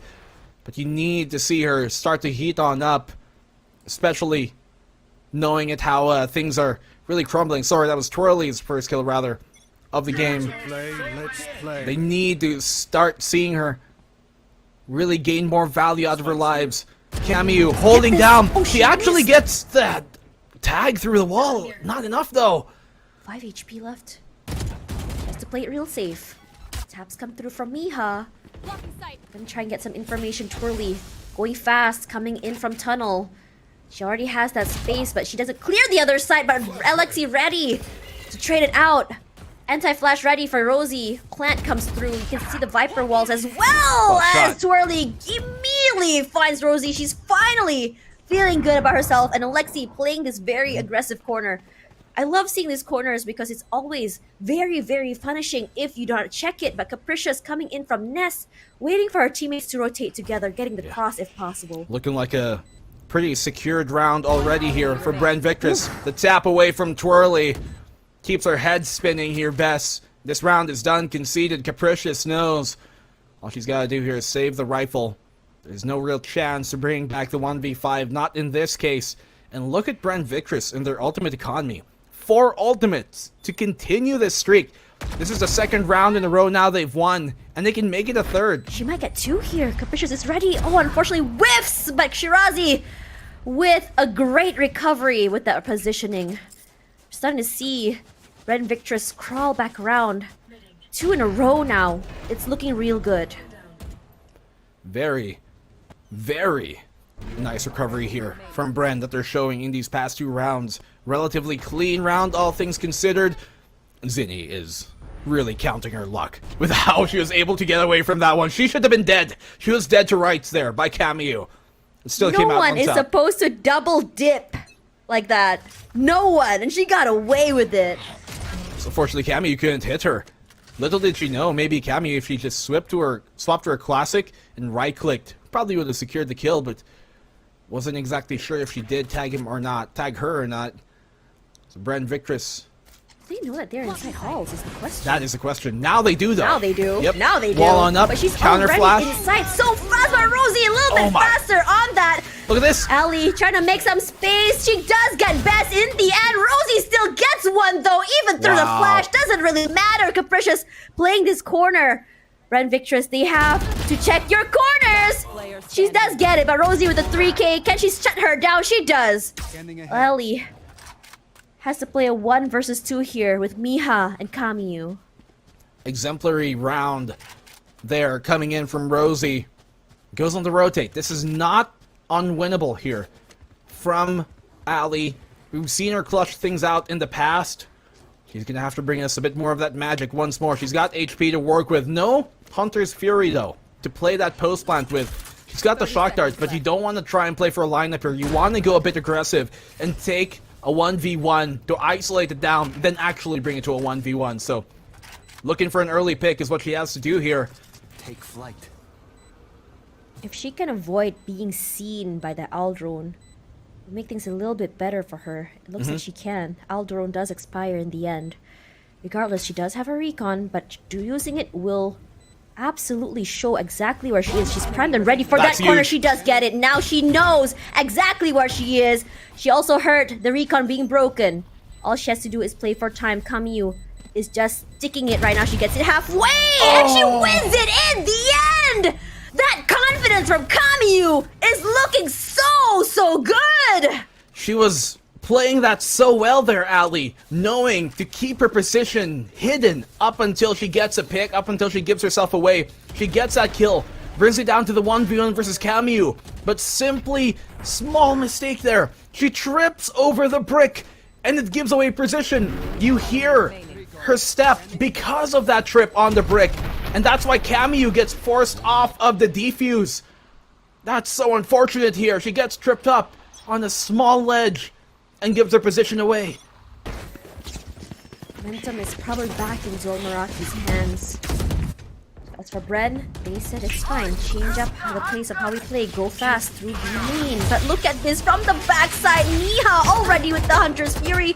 Does tag a little bit of HP, but not enough to actually chase them off the site. Regardless, there are some heals. Zini finds Rosie in the end. Alexi playing emo corner here. We don't spot anyone just yet. Have to be very careful. Whoa. Twirly through the smoke, spots out her gun barrel properly. But now Zini aggressively pushing out through main, finds Capricious. Alexi finds MikaFabs, but Ali, good for the band-aid. This is one of the most dominating wins that Bren Victress had on this map. And they need one of those type of rounds here, Tosh, to be able to come back into this with confidence, because it seems to be soothing away from them. But now finally they get one of these rounds, a full gun round win for them in a pretty decisive fashion, and one that they're able to circumvent the ultimate that was thrown their way. Hunter's Fury does damage, but as you said, they got the heal back up. That's one advantage that Sky does give you, right? Especially when you go in those scrambles in the post plant, you want to get back everybody up to speed. Flash on out, doesn't really connect though, and they shut them down on that push. I can't use that. It is their eco, so what they were kind of banking for was this very aggressive situation, and Alexi gets the bite onto her with the Trailblazer. Twirly, when she has the space, it's very dangerous, but Zinni is ready for the flanks. There is one more, and they are very aware of it. It's gonna be Miha. There's two of them here. They can swing together if they need be, and Alexi still wins it regardless. And look at that, Alexi also has the Seekers for the next round. Incredible round here. Once again, clean, flawless, low HPS, but hey, they come out of it on top. Great shutdowns here from Bren Victress on that opening attempt towards a cave push. They send him back to the Stone Age. Zol, call timeout. Why the Stone Age? Because they were in cave, you know, cavemen. Oh. Get it? No! He's a dad joker, no! Yes. Hello. You want another one? No, please no. You can't But take it. Zol's. I was gonna change the subject. God dang it. Oh man, but I was gonna say that Bren Victress stopping this very aggressive momentum coming in from Zol Meraki has been insane. I don't know what exactly went through their mind in terms of how they've been playing, but you see this aggressive sort of plays coming in from Lexi. She has been leading the charge, and with the hard intel gotten from Ali as well, the reaction time has been insane. And finally, Twirly finding her momentum. All she needed was that hard information. And then finally, she's back in the game. To have that info play, that is what Bren Victress, they have that just a bit more over, you know, Zol Meraki, because of that Sky compared to the KO. Now, KO, yes, gathers information, but only has that one ability to gather that information into 0 point. Otherwise, it brings much more tools to the table in other ways. Alexi, great opening pick here in the Capricious. They need those kind of stops to really cool down Capricious, who has been such a menace this entire series, Tosh. Twirly does get the heal, so there is that one consolation prize at least to bring her back in the game. That Capricious, that's a little bit less firepower, but does it really matter though when every single one of your teammates have been really strong in terms of handling their own. Seekers finally popped out by Alexi. Will give them all the information they need, but this is also good because it allows them that space. What? Get out of my way! That was so close. Yep, that's very, very close. It was just more of a prediction here, but Shirazi, she's been really, really proactive with taking up this space, and Kami will punish Twirly for taking up or just overextending here behind yellow. Regardless for Shirazi, that wall bang is gonna bring her down, but not enough to take her out. Regardless, the flash comes through. Rosie punishes her. Miha as well gets for Alexi. Zini watching the backside, making sure no one will be flanking for the back. But here comes the Viper's hit. Miha, be aware that Alexi is waiting on the right side. The one. They get two, not quite as Rosie from the other side finds Zini in the end, and Rosie with a 3K. Rosie has been making it big in this particular match. My goodness, this lady's playing on the laptop, mind you, and she's killing it. Absolutely. Look at how proficient she has been regarding that halls. How many times have we seen Rosie this half alone take the halls control back away from Bren, or stop them from continuing with that advantage? She is so good and consistent at making sure that avenue is firmly in Zol's hands. And look at this. Disadvantage, yes, but still comes out on top. Ring around the Rosies, their pockets full of bullets, because they're leading the family of Bren to their demise. Stop! I have to say though, maybe I should sell my PC. Maybe I'll finally be a rated player. Because this PC is not working out for me. Seems the best. There's some, I guess she's comfortable with it. It's working. Someone buy her a PC, man. She'll probably be the next Forsaken once you give her that. Regardless, best just waiting in this corner.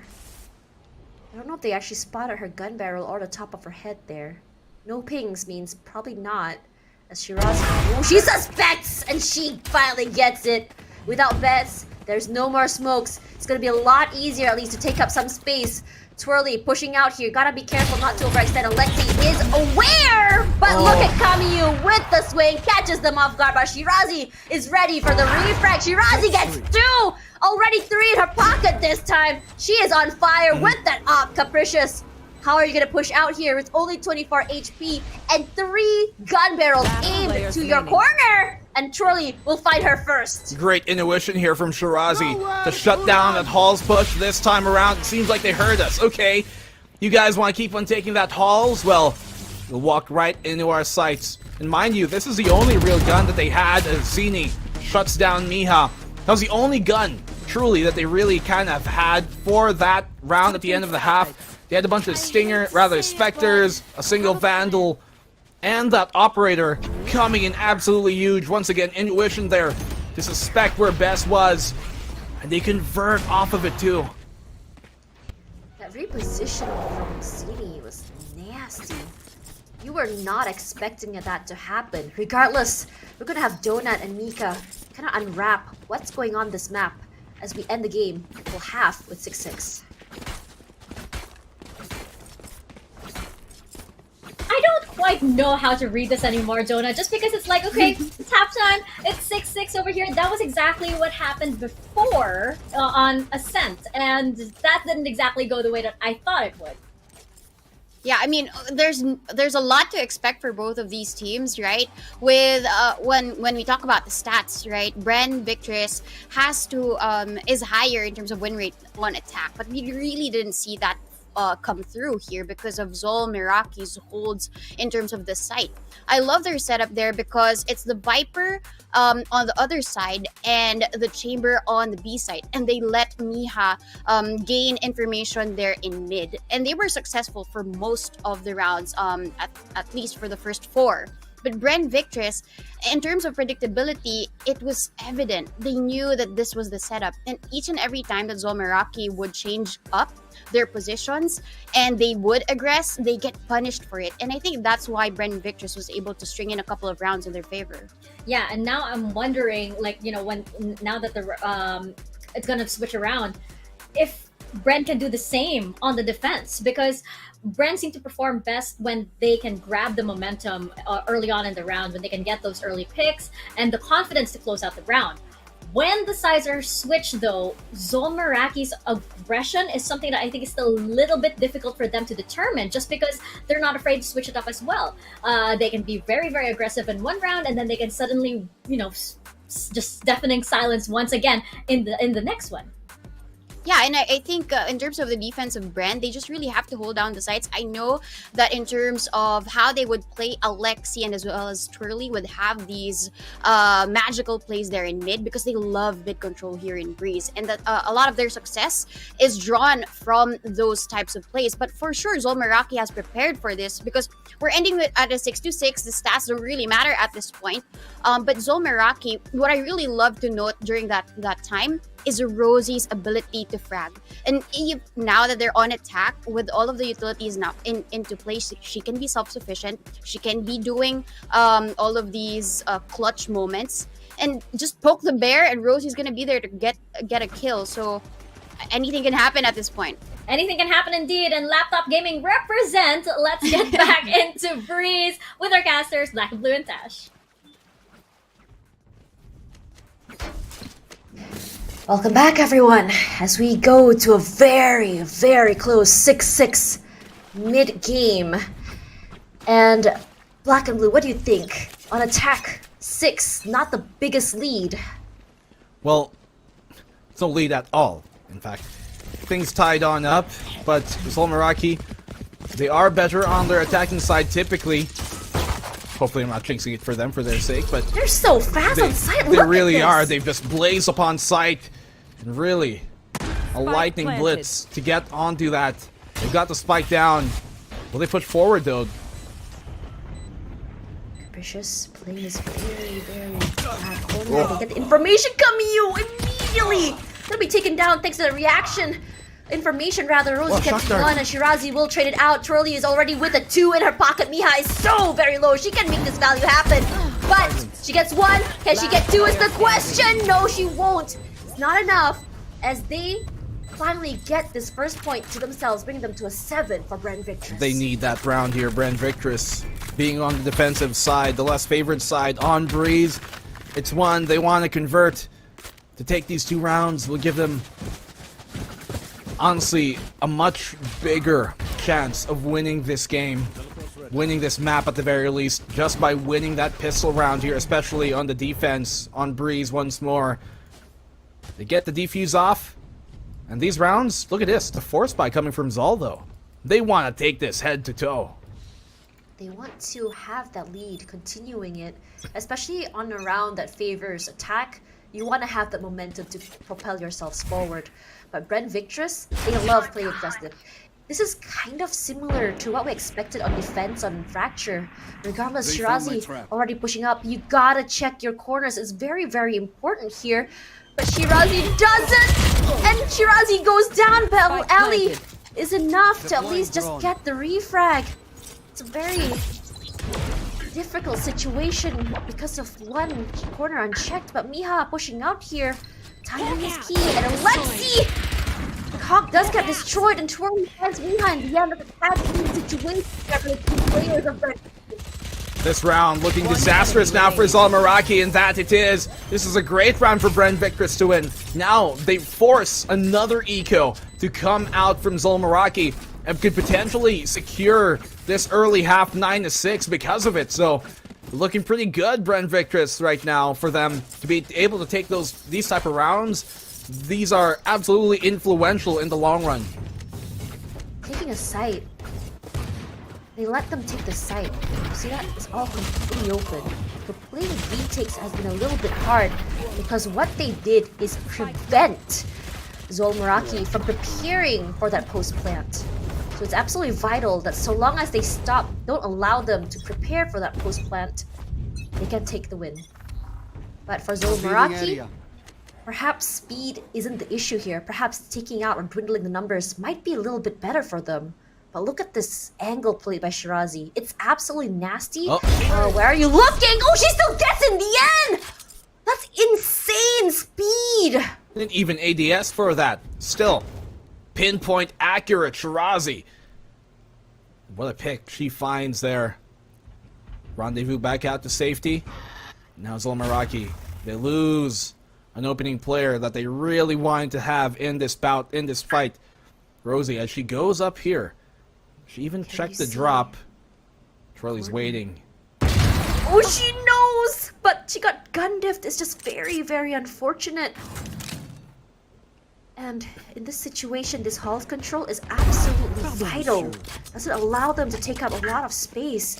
Look at that. Because they have full Hall's control, they're able to see straight into mid-side. And Shirazi is able to push out. Might find Miha. Headhunter out, but Miha a little bit faster. With that Sheriff. And Alexi finds Bess. 30 seconds Miha left. now, all alone. What can she do? Miha. It's a big task for her. Still, small sliver of a chance. Revealing area. She can find this pick on a Twirly. That might just do it on in, but the timing not working out. 10 seconds Scan on a Twirly. She has to force the issue here towards the site. Doesn't have enough time to try and do anything on else. And she gets the kill anyways. Twirly locks things down. Zol Meraki, you're now down 9-6. They have to start winning rounds here. This is scary when you think about it. When you think that you are on the rounds that you are supposed to be winning, and Bren Victress pulls this out of nowhere, it catches you off guard. This time, the spike doesn't even make it to sight. Barely. The timeout comes through. And as for Bren Victress, they are starting to get momentum, and they start feeling very good about themselves. Look at Twirly, 12-9. She's back in the game. It's a great recovery that she's had coming into this map. When Twirly, we talked about, you know, a while ago, 6 rounds in, single frag. Now round 16, near almost the top of her board, barring two more kills. So that really is her starting to heat up in this map. That's exactly what you want if you're a Bren fan. So Zol, they call the timeout here. The kind of a mixed buy, if anything, for Bren Victress, but it doesn't matter because they do have lots to use.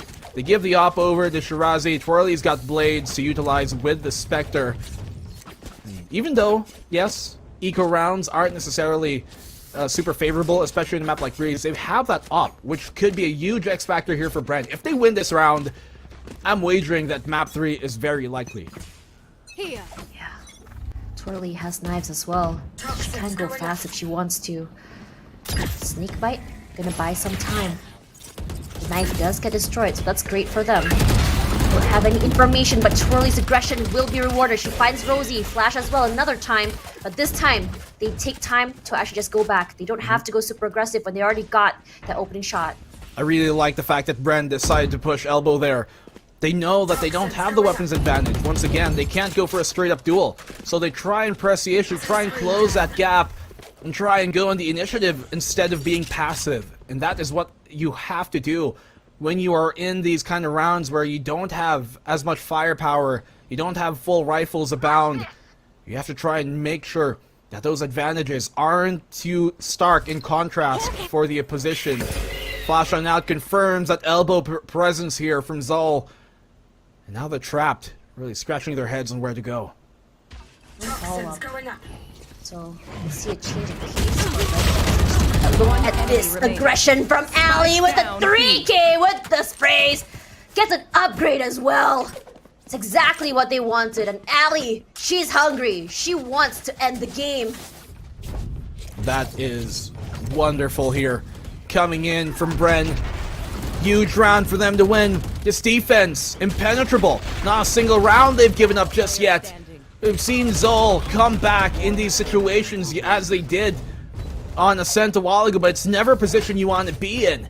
So Bren Victress turning the clock back, really throwing the statistics out the window. Their defense looking a lot more proficient than their attack was early on.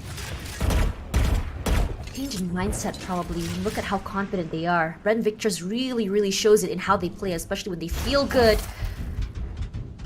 That Trailblazer not allowing for that Hall's control. Just like how terrifying the map control was from Zol Meraki, Bren Victress brings the same. Flash doesn't give the information they want. Yeah. Look at that rotation as well. They haven't even moved just yet, but they have an idea where exactly they might be. Yeah, looks like they want to commit towards this B site. The wall. Right It's a curious wall for them to be throwing up here on the defense. Really deep in the B main. Denies at 0 point. Zini able to back on off to safety. They know she's here on the back of the site. She has the What a advantage great with a shot. rifle. Ali takes down Cameo as well. This round should be Bren securing the 11th. Zini already with onto Rosie, and Ali goes down regardless. Zini with the 3K. Alexi gets one more. This retake, this multi-angle situation they have chokes them from so many different angles before they could even position themselves with the crosses. And we saw earlier one of the biggest strengths that Zol Meraki has been that crossfire. And without that crossfire, this great utility usage that they're not able to play together makes it so hard for them and isolates them. So they're not able to win this game. Bren Victress. They're looking pretty spicy so far. We saw Zol come back with 5 rounds straight a while ago. Now they're in a 5-round deficit, but it's going to be much more difficult considering how on fire Bren have seemed to be. Their pace, their confidence really shifting for the better right now. Aldrone on out. It connects as well here from that range. And the perfect pick here from Shirazi. They can get the res back up on the Rosie though, and that's what they're trying to do. Was it again? Unfortunately, Tags. this time, not enough to take her down, but look at this control at Halls. She had to teleport away. She does get the door open though, but the flash is gonna buy some time. So many utilities already committed, not allowing them to push forward. But look at this aggression coming out. Alexi does find Best Ally as well, finds Capricious. Shirazi does get tagged from double doors, but look at that. Miha already with a double. Ally taking one side, but Camille wins it in the end. Finally, it's a 2-on-1 situation. Zini, what can you do? Gets 1. Can she get 2 is the question.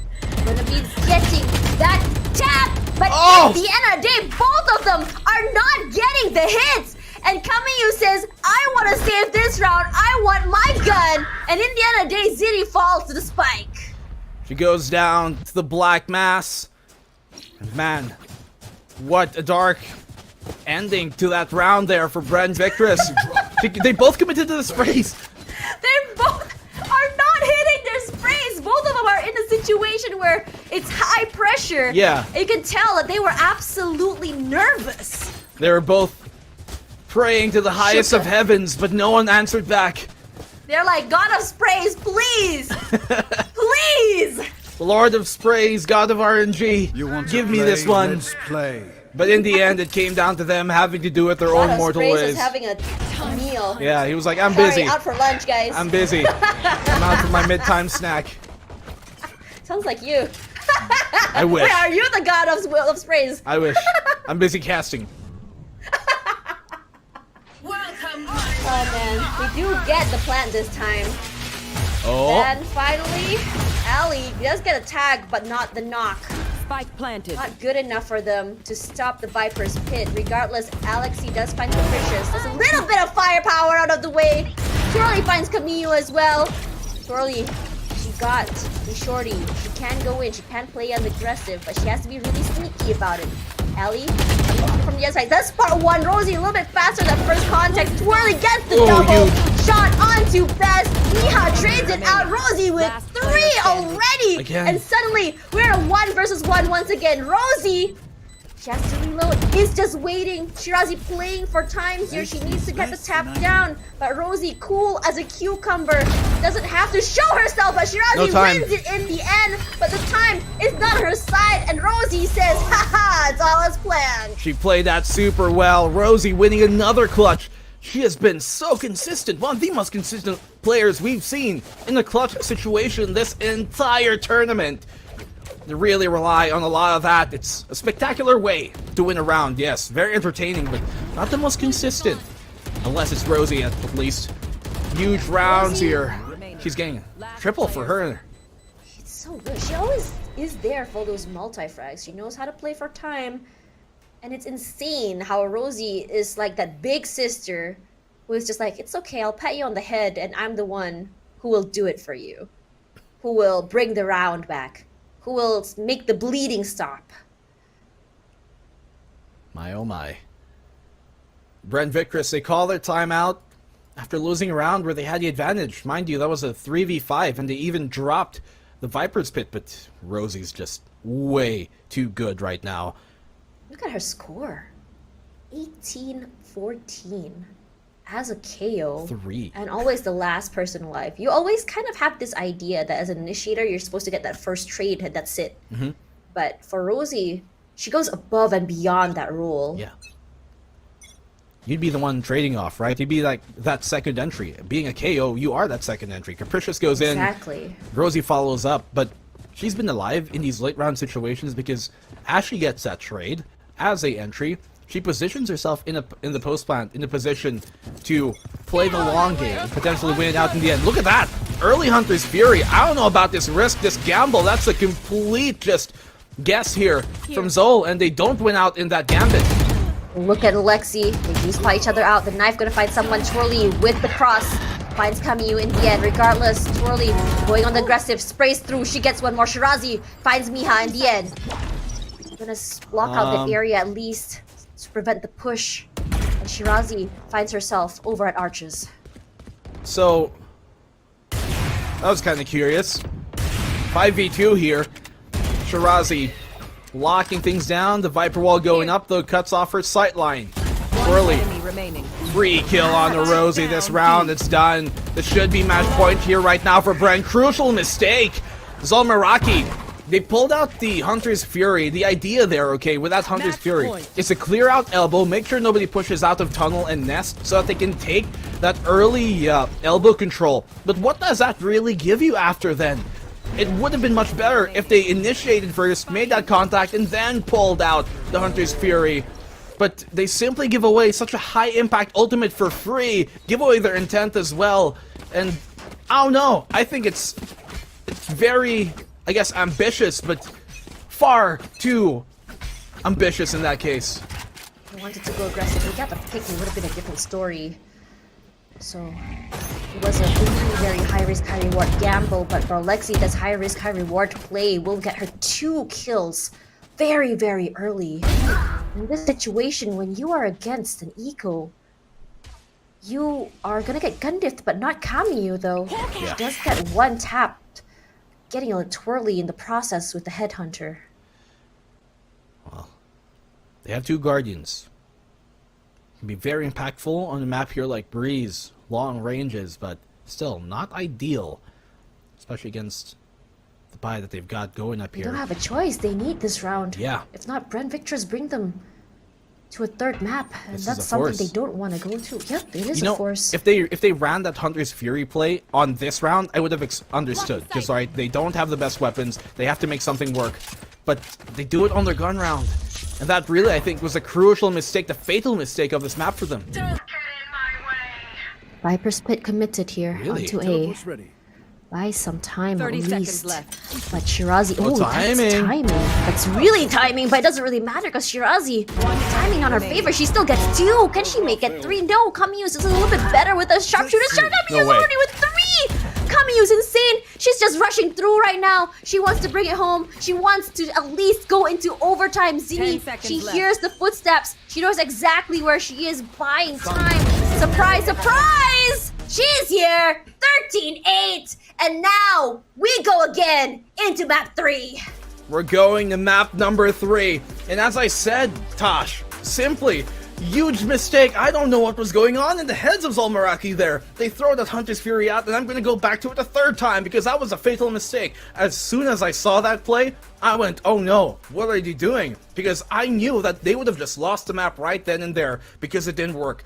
I don't think it was worth it at all. Even without hindsight, even in the moment, I was thinking, what on earth are they doing? And they give themselves up for free and practically on a silver platter. I really think that this is down to how many rounds in a row you have lost. Sometimes the mindset tends to think desperately in those situations, and I feel like it was a very, very desperate play that they really wanted to force out, because in that situation, if they managed to get a tag, it would be a little bit easier to use with their eco guns, and it might be better if they could get a pick. Then it could be easier for them to at least get onto the site, at least get 2 or 3 and get the spike down. Well, They did it on a full gun round, but I want to hear what the panel has to say about things here. I'm Blackenblue. With me is Tosh. We're going to map number 3 after this panel. That is right. We are going to map number 3 as the score ties 1-1 between Zol Meraki and Bren Victress. And Donut, I know we've heard enough about that Hunter's Fury round over here, but I feel like on the defense of on Bren, a lot more confidence. You really feel like they know what they're doing. And I love how Bren were really hurting Zol Meraki like sheep, you know? Yeah, I mean, when it comes to the recovery right after some of the rounds in the first half, you would really see that, okay, or you would expect that Bren Victress would be a little bit shaky, but Bren Victress just shows us how it's going to be done with how Shirazi is able to reposition at the back of the site, with how they hold down mid. And I mentioned that the amount of mid control will assess the win of Bren Victress here, and they're able to do it successfully. There were like 5 straight rounds where Bren Victress was succeeding in their defense before Zol Meraki could figure them out. Yeah, that's absolutely right. And I feel like, you know, for Zol Meraki, we lost a little bit of that initiative that we saw on while they were on the defense. And I feel like, you know, Zol, one of the good things that of course that the team does is playing time. Again, masters of the defuse, they did get a couple of rounds on that defuse, even if it means that it's the opposing team trying to defuse this time around. However, Bren Victress was just prepared for that. They were prepared to let those rounds go, and I feel like this was a lot more of the mistakes that Zol Meraki made rather than, you know, Bren Victress totally owning the round, because it might be a little bit controversial, it might be a little bit harsh, but I still don't think this was a very decisive win on the side of Bren Victress, especially not coming from the huge plays that they had from last week. Yeah, that's going to be a big difference, right? With Bren on the defense, we saw them string a couple of rounds, a lot of the rounds actually. Zol just got 2 after finishing the half at 6-6. Even if Rosie was able to deliver all of these frags, right? It was notable at the end of it that she was getting all of these multi-kills each and every round that they need her, but it's just those mistakes, probably just the timing, probably just a little bit of miscommunication on Zol Meraki's end. That's why they weren't able to really bring it forward the way that we expected them to do during the second half. Yeah, and I did think that we would be going to map number 3 because this is an elimination match. It will be either Zol Meraki or Bren Victress finishing out this tournament in 4th place. And right now they are grasping, and you can tell these girls are really giving it their all. We saw the reactions of Bren Victress earlier. They're pumped. They are ready to take this to a map 3 now that they've had some kind of momentum going back to them. We're going to see if they can close it out or if Zol Meraki can take that back right after this quick break. Don't go anywhere. VCT Game Changers APAC Elite will be right back.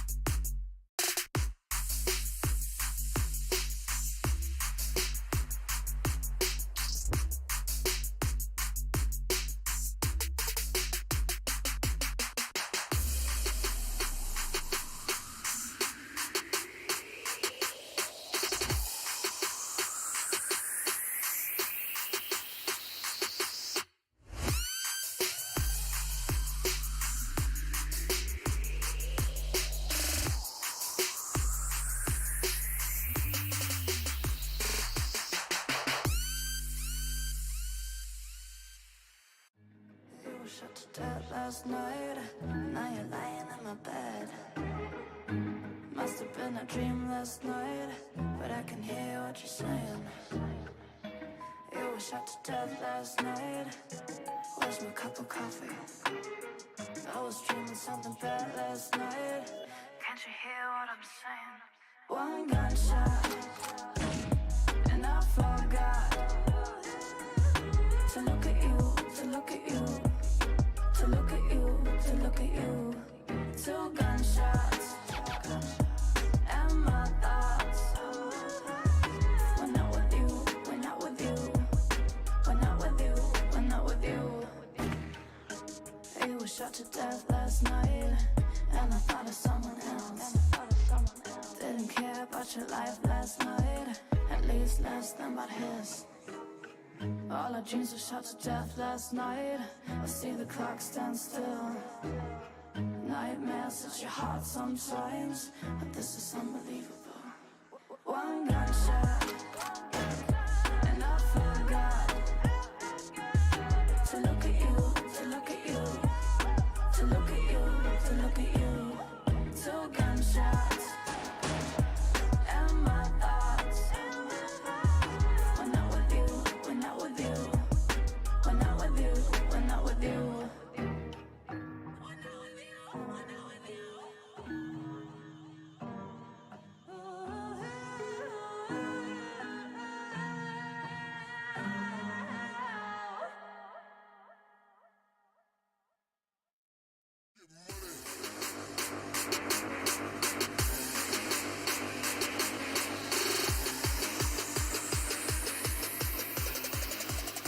Let's get the money.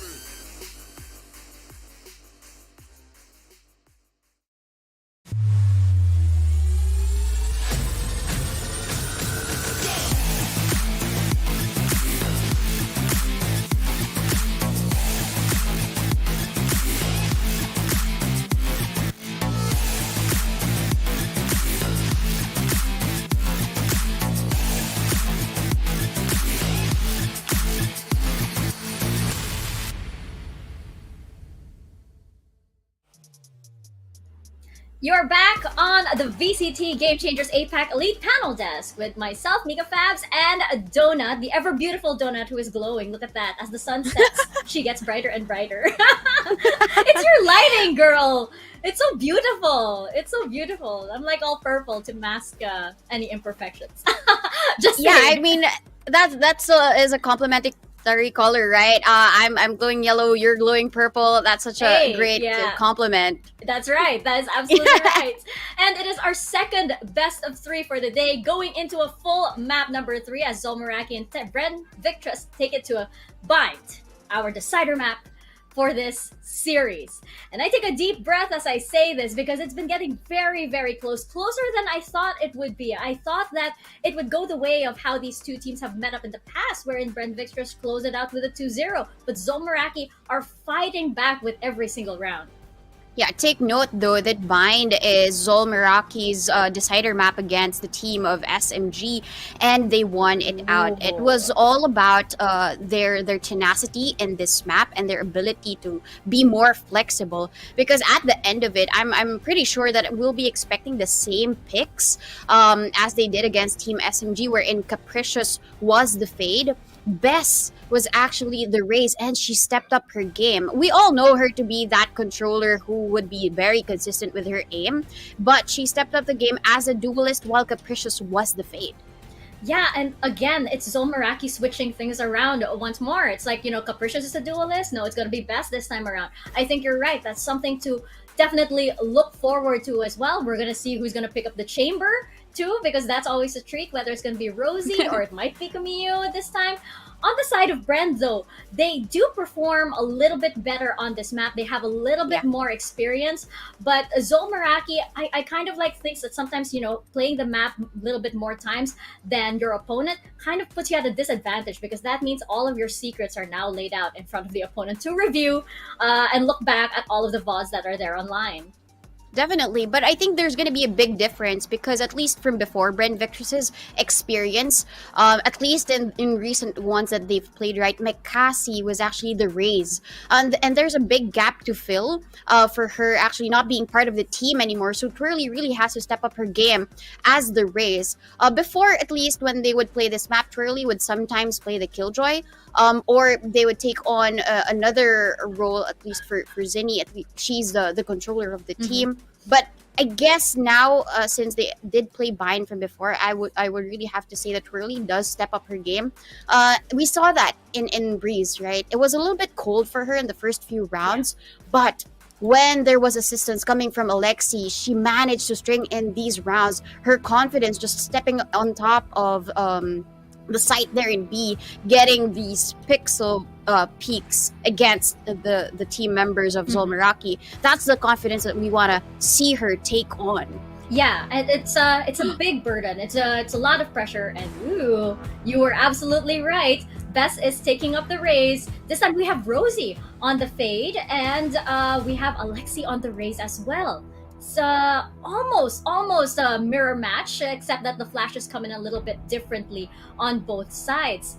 I don't know. Yeah. I'm thinking that there was a lot of success previously when Alexi did take on the duelist role because she was able to do a lot for her team, but at the same time still kind of like, you know how she kind of like balanced the team, wherein the team played a little bit more aggressively, but she kind of toned herself so they kind of, you know, equalized or met in one sweet spot. That was, I believe, an Icebox. Yeah. I mean, Alexi does play the duelist, but she says that she isn't really able to like bring in those calls because she's hyper focused and she prefers to have that support role. But I mentioned earlier, filling in that gap. Probably this is the answer for Bren Victress. Yeah, it's gonna be very exciting to see if they can close out this map. This is our final map for this series, and we're gonna find out who proceeds in this competition. Will it be Zol Meraki or will it be Bren Victress? Let's find out at Vine. Throw it over to your casters, Blackenblue and Tash. Thank you, Donut and Mika. Ladies and gentlemen, we're back here now in map number 3 on Bind to find out where this game will go. I'm Blackenblue, with me is Tosh, to find out which team really will be bound here from the tournament still, and which will continue on. We are looking at a potential lower bracket finalist from either side, really. And Tosh, I'm curious to pick your brain out, considering how these two maps have gone. Who are you expecting to take this one in the bag? No. I just tweeted out that I love all the Game Changer girls equally. You'll not put this question on me. Nah. The difficult questions must be answered. It's a very difficult question because if you look at performance-wise for Bren Esports, they're very mechanical how they play, always having a buddy system, great with those refrags. But for Zol Meraki, they are a team that's very aggressive, and once they feel good, their momentum just catapults them ahead so far away. We've seen the scores right now, 13-11, 8-13. These are as close as it gets. Super. I'm looking at the map video here right now, and I'm curious to see that Zol, they let this one through. They banned Icebox for their second ban when Icebox is a much better map for them statistically, and a slightly worse map for Bren statistically. And the last time they played on this, Bren Victress demolished them 3-13. So I'm curious why Zol picked this, but early on, Showers control. Bren, go for it. Camu backs out to safety. That's exactly why they chose it, because they feel good. They've done their homework. Zol Meraki, we can actually see how much they've learned from their mistakes. And even in such a short time during Elite, they have evolved into a super team. Yeah. I mean, it's a big risk to run. Although, mind you, the last time they did play this was a long time ago. It was 5 months ago, so back in May. Very different roster. And now they're really trying to get things going, though. Zinni, what a right click she finds in the gardens and sends Miha down into the ground. I would be so upset if that were happened to me. Kami only has 2 bullets, but none of them will be expended as they go on the aggressive. Alexi is there, but Capricious wins out in the end. Only 10 HP left, puts her teammate in the front of her. But she gets an upgrade. Regardless, she has the haunt as well to get that information. All they have to do is just wait. They don't have to show themselves. But Ali also with the haunt of her own. As I say over and over again, this map is still made for the fade. Rosie and Beth, what you know exactly where she is. What can you do? You get one, and she gets one more. The haunt will bite. You can see, you can hear. You just have to wait for time. She gets it halfway and still wins in the end. Rosie again and again becoming the thorn in Bren Victress' side. What the hell did we just see there from Rosie? She didn't even see it. She didn't even see. Yeah, she was hit by the Prowler. And within that darkness, she says she's a Fade too, bringing back the Bane. This is where I came from. I was molded by it. I'm just as good as you in these situations. And Rosie brings it back around. We talked about her consistency in these clutches. And so has Ali been. But Rosie comes out on top. You know my reaction if someone did that? I'll like, bro. You know what? I'll just say Rosie. Alt F4. Yeah, we bro her instead, but Alexi with the speed. She has the shorty, and shorty says apple bottom jeans, I get the kill. Rosie with 2 already, thanks to that upgrade, looking very, very good. Bess as well. But Alexi, she's stuck in the corner. What can you do when Camille is running and gunning at you? And suddenly, there's only Ali to work with, and does it really matter? Because Miha is ready. She knows exactly where she is. She reads her like a book, and that will be the end. Miha tells Ali, quit playing Iha. What Round is done. What's Iha?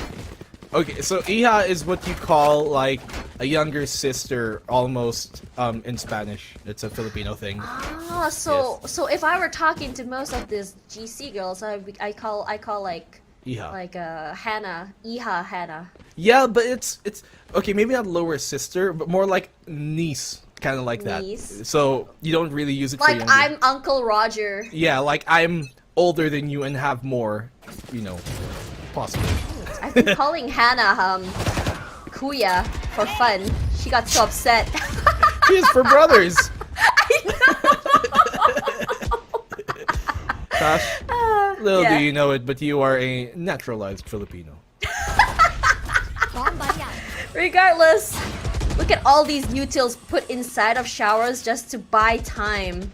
No swing outs though, because why should they? Well, making sure that they don't overcommit on a lot of these pushes. They're playing really close here, Zol. Bren So always punishes them for it, don't they? they do. And with Zol playing really close, they're not going to have a safety net to back on out. Maybe they can back out in the showers, especially if Alexi goes down. But Bess is going to have to go big here and find that pick first and foremost. I don't think he expects Alexi to be on the left-hand side. Or maybe she does. You never know what goes through these pro players' minds. But he comes through and immediately the spray is not able to catch Shirazi, but Rosie still wins it! That was absolutely nasty! Alexi, not given the space, pushes in with 2. And for now, they are marked by Bess. Only not able to do much but get 1. But look at that, Sini still wins it out in the end. They're bonusing, but they are getting ripped through shreds. Miha with that cross, twirling only with 5 HP left. She gets 1, guess she gets 2, not quite. 3 in a row! I think this is time where Bren Victress really gotta figure out what they need to do. That was huge from Bess there in showers. How much time she delayed from that double showers push. And look at this. She gets a double dink. She gets a kill here on Alexi. And by goodness, almost did Zone Twirly as well. Brought her down to a sliver of health. And that just helped Miha secure the round on the wide swing. Quick and easy with that Spectre. So difficult to win against that when you're that low in HP. And Zol using the benefit of this favorable defensive side in their favor. Out of the ops and Camille will be one winning this. She almost lost that. Faster. Yeah, she almost did, but she does get tapped halfway regardless. Look at all those utils allowing them onto the side. Look at that, she doesn't get the second one, but Miha is ready for her. Miha go for 2. Miha 3 already before finally Twirly finds her in the end. Gets an upgrade, needs to reload that flash as well. She needs to give up the space. She does. Quickly run over toward the A side. It's 1 versus 3. If she can at least get the plant, at least a little bit more income for her for the next round. It wasn't smart by Camille, honestly, to buy an up here. 2 different angles. Twirly is anticipating it. She gets 1. Wait for her, and she says, "Surprise, everyone! I'm teleporting again! You can't catch me, I'm the gingerbread man!" Now she knows one is coming there from B short and one coming from CT, so they're split up. They're isolated, and this is very winnable for her. He's going for the flank as well. It's not planned for her here. All she has to do is just get those picks. That's very important. But timing is key as 3K for Twirly. The flash comes out. Good fake. She knows exactly where she is, anticipating the push from elbow. And no, she looks the other way. She knows who's Huge, but she's ready for it, Twirly! That was a 1 versus 3! What a clutch! What a round here for Bren Victress. On the eco as well. I was gonna say, that wasn't smart for Camu to buy up an operator here against an eco. You're never really supposed to do that if you have enough economy to buy up the next round anyways. Buy a stinger, buy an SMG, play the anti-eco the way you're supposed to, and don't force out an operator because that's exactly what can happen. It's really hard to track pistols up close, and Bren Victress, being on that eco, they're gonna want to close that gap, and that they do. So, really, look at how much economy they've wasted. Zol, simple mistakes here that are really costing them important rounds. Burns with the Reans Alexi already on the side. She is very aggressive, but they are gonna be responding with an orbital strike of their own. Flash comes through, but Alexi from the other side, Zini with the plant, and Capricious. Without the weaponry, it's so hard to push out, isn't it? But Miha is just so very low, but all she needs is one bullet to the face. Best, she wants to get that pick. Alexi a little bit faster on that first contact. All they have to do is just play for time. These smokes early enough to get that tag. She's just playing and just moving in and out of it. This is gonna be really difficult now for Zol to go on in. They're so good at winning some of these difficult positions, but they keep on placing themselves in difficult positions time and over. Waste of a orbital strike there. Could have been saved for later. They simply just throw it on out. We see this. I guess it comes down to the lesser experience being there in the favor of Bren, because, you know, the side here of Zol, they're not as experienced as Bren Victress, and you can see that pressure getting to them, especially in a high-stakes tournament like this, in a high-stakes map number 3, to go to the lower bracket finals. And these mistakes, they're not gonna pass, not gonna fly, not against a team like Bren. Go get him. Zol Meraki seems to have lost their momentum, also their composure after that clutch from Twirly. It's very hard to come back from that, especially when you have such a huge lead and advantage. And you saw the change in mindset from Shirazi. Regardless, Alexi denied it come through, but she still gets one in the end. Capricious out of the way, but that cross coming through. Best, that's fine. Shirazi in the end. Best with her own. Can she get 2 is the question. No! Quickly moving out of the way, and Best, she only has 8 bullets in that chamber. Regardless for Kamiyu, she doesn't know that there's someone close in the corner. Alexi, Ali! Getting 1 each. 2 rather for Alexi. And now momentum back in Bren Victress' hands. This is a very different composition, by the way, that Bren are bringing to the table right now. When it comes to their recent bind maps, this time they switch out Alexi to go on that Raze, and she's played Raze before, so I like the switch off. We saw them try and have, at least versus Rising Hope, I believe it was Twirly to go on that, actually versus Ascent Sapphire, and to switch roles, I think it's been really good, but I'm curious more so that here on Bind, it's Bess who picks up that Raze role for Zol. We've seen her be really good when she's on more of the controller slot, and Miha's the one initiating, so they swap things over.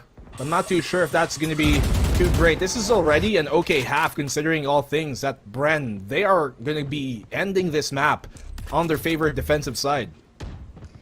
Saw they were about to commit to that Nightfall, but changed their mind, especially if they know that the op is currently on A main. Regardless, this kind of noise is not enough to deter Zol Meraki and give up their positioning. No information for Twirly. So now the question is, what can we do with this lack of information? How can we utilize this? And now here comes the fast explosive play as we hit 50 seconds. And Kamiyu does find Ali in the end. Miha hiding behind the box, and Bess, she knows that it was all a fake, doesn't realize that someone behind her, the spray does come through, at least for that trade. Shirazi really taking up elbow here, and Zini, they know that they're coming through from CT. Rosie, one 30 shot seconds straight to left. the head, gets an upgrade Big as pick. well. Prowler as well coming through, enough to give her the information. Zini is only half HP left. She needs to play this smart. She could ult this, honestly. That wouldn't be out of the question. But Miha finds that pick. It's all down now to Zinni, who falls down eventually. Zol, great eco round they found. And that's where you see value out of these sheriffs in these committed positions. Sometimes all you need is one pick per person to equalize the odds. And that's exactly what happened. Bess finds one before going down. Another player finds one before going down. Rosie completely just swings on. Completely just, what's the word for it? Jump kicked? No. Teleport's ready. The fact that she's not even Watching you. playing on a gaming laptop. It's just a normal laptop You you, want to use for play? school. Let's play. What even? Is it though? Yeah, can go look at her Twitter. She did post up her setup. You notice Jess Goat also asked how much do you need for a setup, and I'm curious to see what exactly is the outcome for that. Regardless, Shirazi, just waiting. Camille as well. You saw, even though the cut-up noise, Zol did not move an inch. Did not even try to find out where they are. Stonewalling is also a way to play, because sometimes being alive is all you need to do. Whoa. What made her go for that? She just gave away where the op is now. I guess. Camille has always been doing that. Like, I don't know if you noticed, like, it's as though like she is okay with letting them know where the op is, as though to try to play the mind game, try to funnel them to a different side or different area. That allows Bren now to adjust. Now they know what to smoke off though, and which angles to cut off. Shirazi checks the corner. Doesn't land the shot there. Miha opens up though, but Shirazi deep on in, punishes Camus, and that's exactly the problem. Maybe they would have smoked towards heaven instead if they didn't know there was an op, but because they knew there was an op, they smoked off the triple. Look at this push! Alexi finds one, but only good for the one. They were not expecting the push, but it was still enough to dwindle down the numbers. Shirazi unfortunately misses, but Rosie quick on the shots. That was a wall bang towards Shirazi. Regardless, Zini playing this corner. She might be good for two if she can. She gets one! Not enough for two. Bess trying to find the final member. Where are you is the question. Ali just waiting. She sticks it, and she gets it. Easy round for Ali to secure there. And Bren Victress, they come off of that. Came out pretty dicey, but Zol once again. Third round that they really just gave away to Bren because of these small mistakes. Like, I really do think that if Camus held onto her op and simply did not let them know that the op was there and where it was, then Bren, there was a big chance they could have smoked on heaven instead of smoking away the triple position instead. And that might have just been better here for Zol Meraki if that was what came to pass, but no. They give it away. And Bren Victress punish them, rightfully so. This fast into sight, but that pain shell's not allowing them to just breeze through. Regardless, they know that it's clear, but Shirazi from one side as well as the Flash, as well as the Seekers. It's so oppressive. Regardless, Bess still gets one. Twirly stops her in her tracks. Twirly from one side. The container is still good for one. She gets hit by the Prowler, but Ali still gets her in the end. It's really good how they react to all of these utilities. Clears out the area with the orbital strike, getting nothing out of this. And Miha and Kami, you're stuck in a 2 versus 4. Still gets one. Oh no. How did she get out of that alive? And Zinni shuts her down! Zinni, a second follow-up. And Bren, they take the lead now, away from Zol. You know, Zol, they have some good ideas, but I think they're really rightfully so misplaced. There again, in that round, why was Bess the one in this type of corner? In this situation, considering they only had 3 rifles and Bess had a showstopper, I think it would have been much better if she dropped that rifle to another player who only had a sheriff, maybe someone like Miha, and then she played off of trying to get to pick whether showstopper instead and had the sheriff in her hands. It really would have been, I think, a lot more favorable in that case. And Zol, they've got some really good cards, but they just don't know how to use them properly. Not able to get that quick run regardless for Best. She moves backwards. Capricious gets the flash, but everyone is waiting. Playing that corner, Camille gets Shirazi. My god, Camille with 2 and Miha with 1. What a cross! And that is the power of a well done eco. Camille is just half HP left, but it's so hard for them to push out. Rosie with the flank from the other side. Camille only 3. Camille, can you get 4 is the question. Not quite. Ali with already with 3. She gets it in the end. Nightfall to equalize the situation, giving her information, throws out that they know that someone playing the corner. Haunt as well, just for that. And for now, she knows it's going to be a double peak. At least she gets 1 not quite as Capricious, a little bit faster. And they win at Thrifty again. Perfect stun for Capricious. That was really dangerous considering they could not hear anything that Ali was going to be doing there. If she was able to retrieve the spike without them being able to hold on to it, then she could have taken a TP and they would have been none the wiser on where she really went and if she actually took it. So, Victress, they call the timeout. Good punish now for Zol on Bren's mistake. Didn't realize that no one was really addressing that hookah push, that hookah control being held on by Zol. And they use a lot of their utility, their droning utility early on. The Prowlers, the Trailblazers, all thrown out at once. That didn't allow them any more fight in the scramble, any more utility to fight within the scramble left. The question now is, how exactly is Bren Victress going to equalize this? But regardless, with a 5-point already on defense side, sorry, on attack side, it's pretty good, given the fact that this map is a little bit more defender biased. But they want to get the lead at least as you go into the second round. You got to reset that mindset. But Bren Victress and Zol Meraki seem to show that they're okay with that recovery, especially. We saw Meraki did some questionable plays, and then you saw that reset from their mind as the next round happens. It's really insane how this tug of war happens, how the utilities have been used for the fakes, to play for time as well, and both teams doing really well with the utility usage. But Bren Victress more so thanks to their, I would say, experience.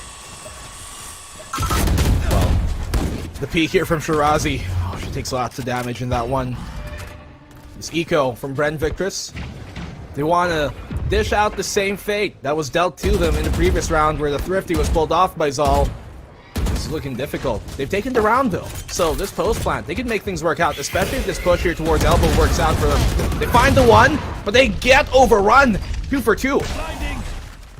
Still situation that's winnable.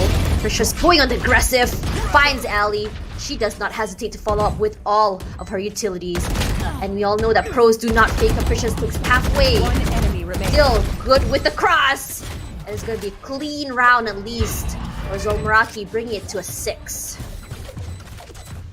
Good round here for Zol Meraki to secure, but I mean, if they don't get a 7-5, this is going to be pretty dicey. You do not want to go 6-6 and go to the second half and be on that attacking side against Bren's defense here on Bind, which we've seen to be very, very iron-walled. Just so difficult for teams to really break that down. One of their better defensive sides. So Zol, they're playing with fire here right now. Gotta be careful not to get burned. Shirazi, though, struggling to get herself going, but that's natural as a chamber here on the attacking side. The defense, I think, is going to be a far starker contrast in her favor. I think one great thing about Zol Meraki is that they have work. And I think that even going into attack side is going to be okay, but Shirazi opening up onto Rosie, that's a big pick. It's going to be hard to get information now without her. So for Bren Victress, they can play time. They can do a fake if they want to, so long as they play their cards right. But no movement from Zol. And look at how far ahead and aggressive West is right now. Because they know that there's one there earlier, but her attention has gone straight to A main as Capricious putting in that pressure to the A side. Shirazi finds Camille. Look at Alexi aggressively pushing in. Finds a kill as well. Looking so good. Following up with that utility is what Bren Victress does best. And Alexi seals the round. I have to say this is one of their flawless and cleanest rounds yet. Very, very well said. That was really perfect, if anything, here coming from Bren. Shirazi with a triple. She's come alive. just when we called her out. And gets double the amount of kills in that round, but the panel here is going to break things down and how that half has gone. So, Mika and Donut, what you guys think? This is so ironic because now it's 6-6 once again. And I think it's pretty much been the same story throughout all 3 maps, except that this time I feel that Bren are a little bit more comfortable in their aggression. You feel more initiative for them, and you can kind of feel that Zol Meraki are not entirely in control in this map, although the score is still 6-6, and then the sides are gonna flip now, and we're gonna see if that changes at all. Yeah, Zol Meraki, they were just pushed into these uncomfortable circumstances, but they rise through it. We saw like 2 thrifty rounds for them just because of their crossfire setup. But when it comes to the buy rounds, right, it's like Bren Victress overtakes them during their strong points. And that's the irony about this. All throughout this best of 3, we've been ending the first half with a 6-6, so we're saying, okay, it's equal footing. But when it comes to the second half, all of the doubts that we actually say in this panel desk is proven otherwise. So I wouldn't really want to focus on the doubts, but I do want to really take note of Rosie here. Even as the Fade, she offers so much information for the team. But that I could say the same as well for Bren's Fade, right? The use of the Nightfall, an almost clutch situation for her, it just doesn't really come through for Bren Victress. I think what Bren Victress when it started was Twirly's 1v3. That was just phenomenal for her.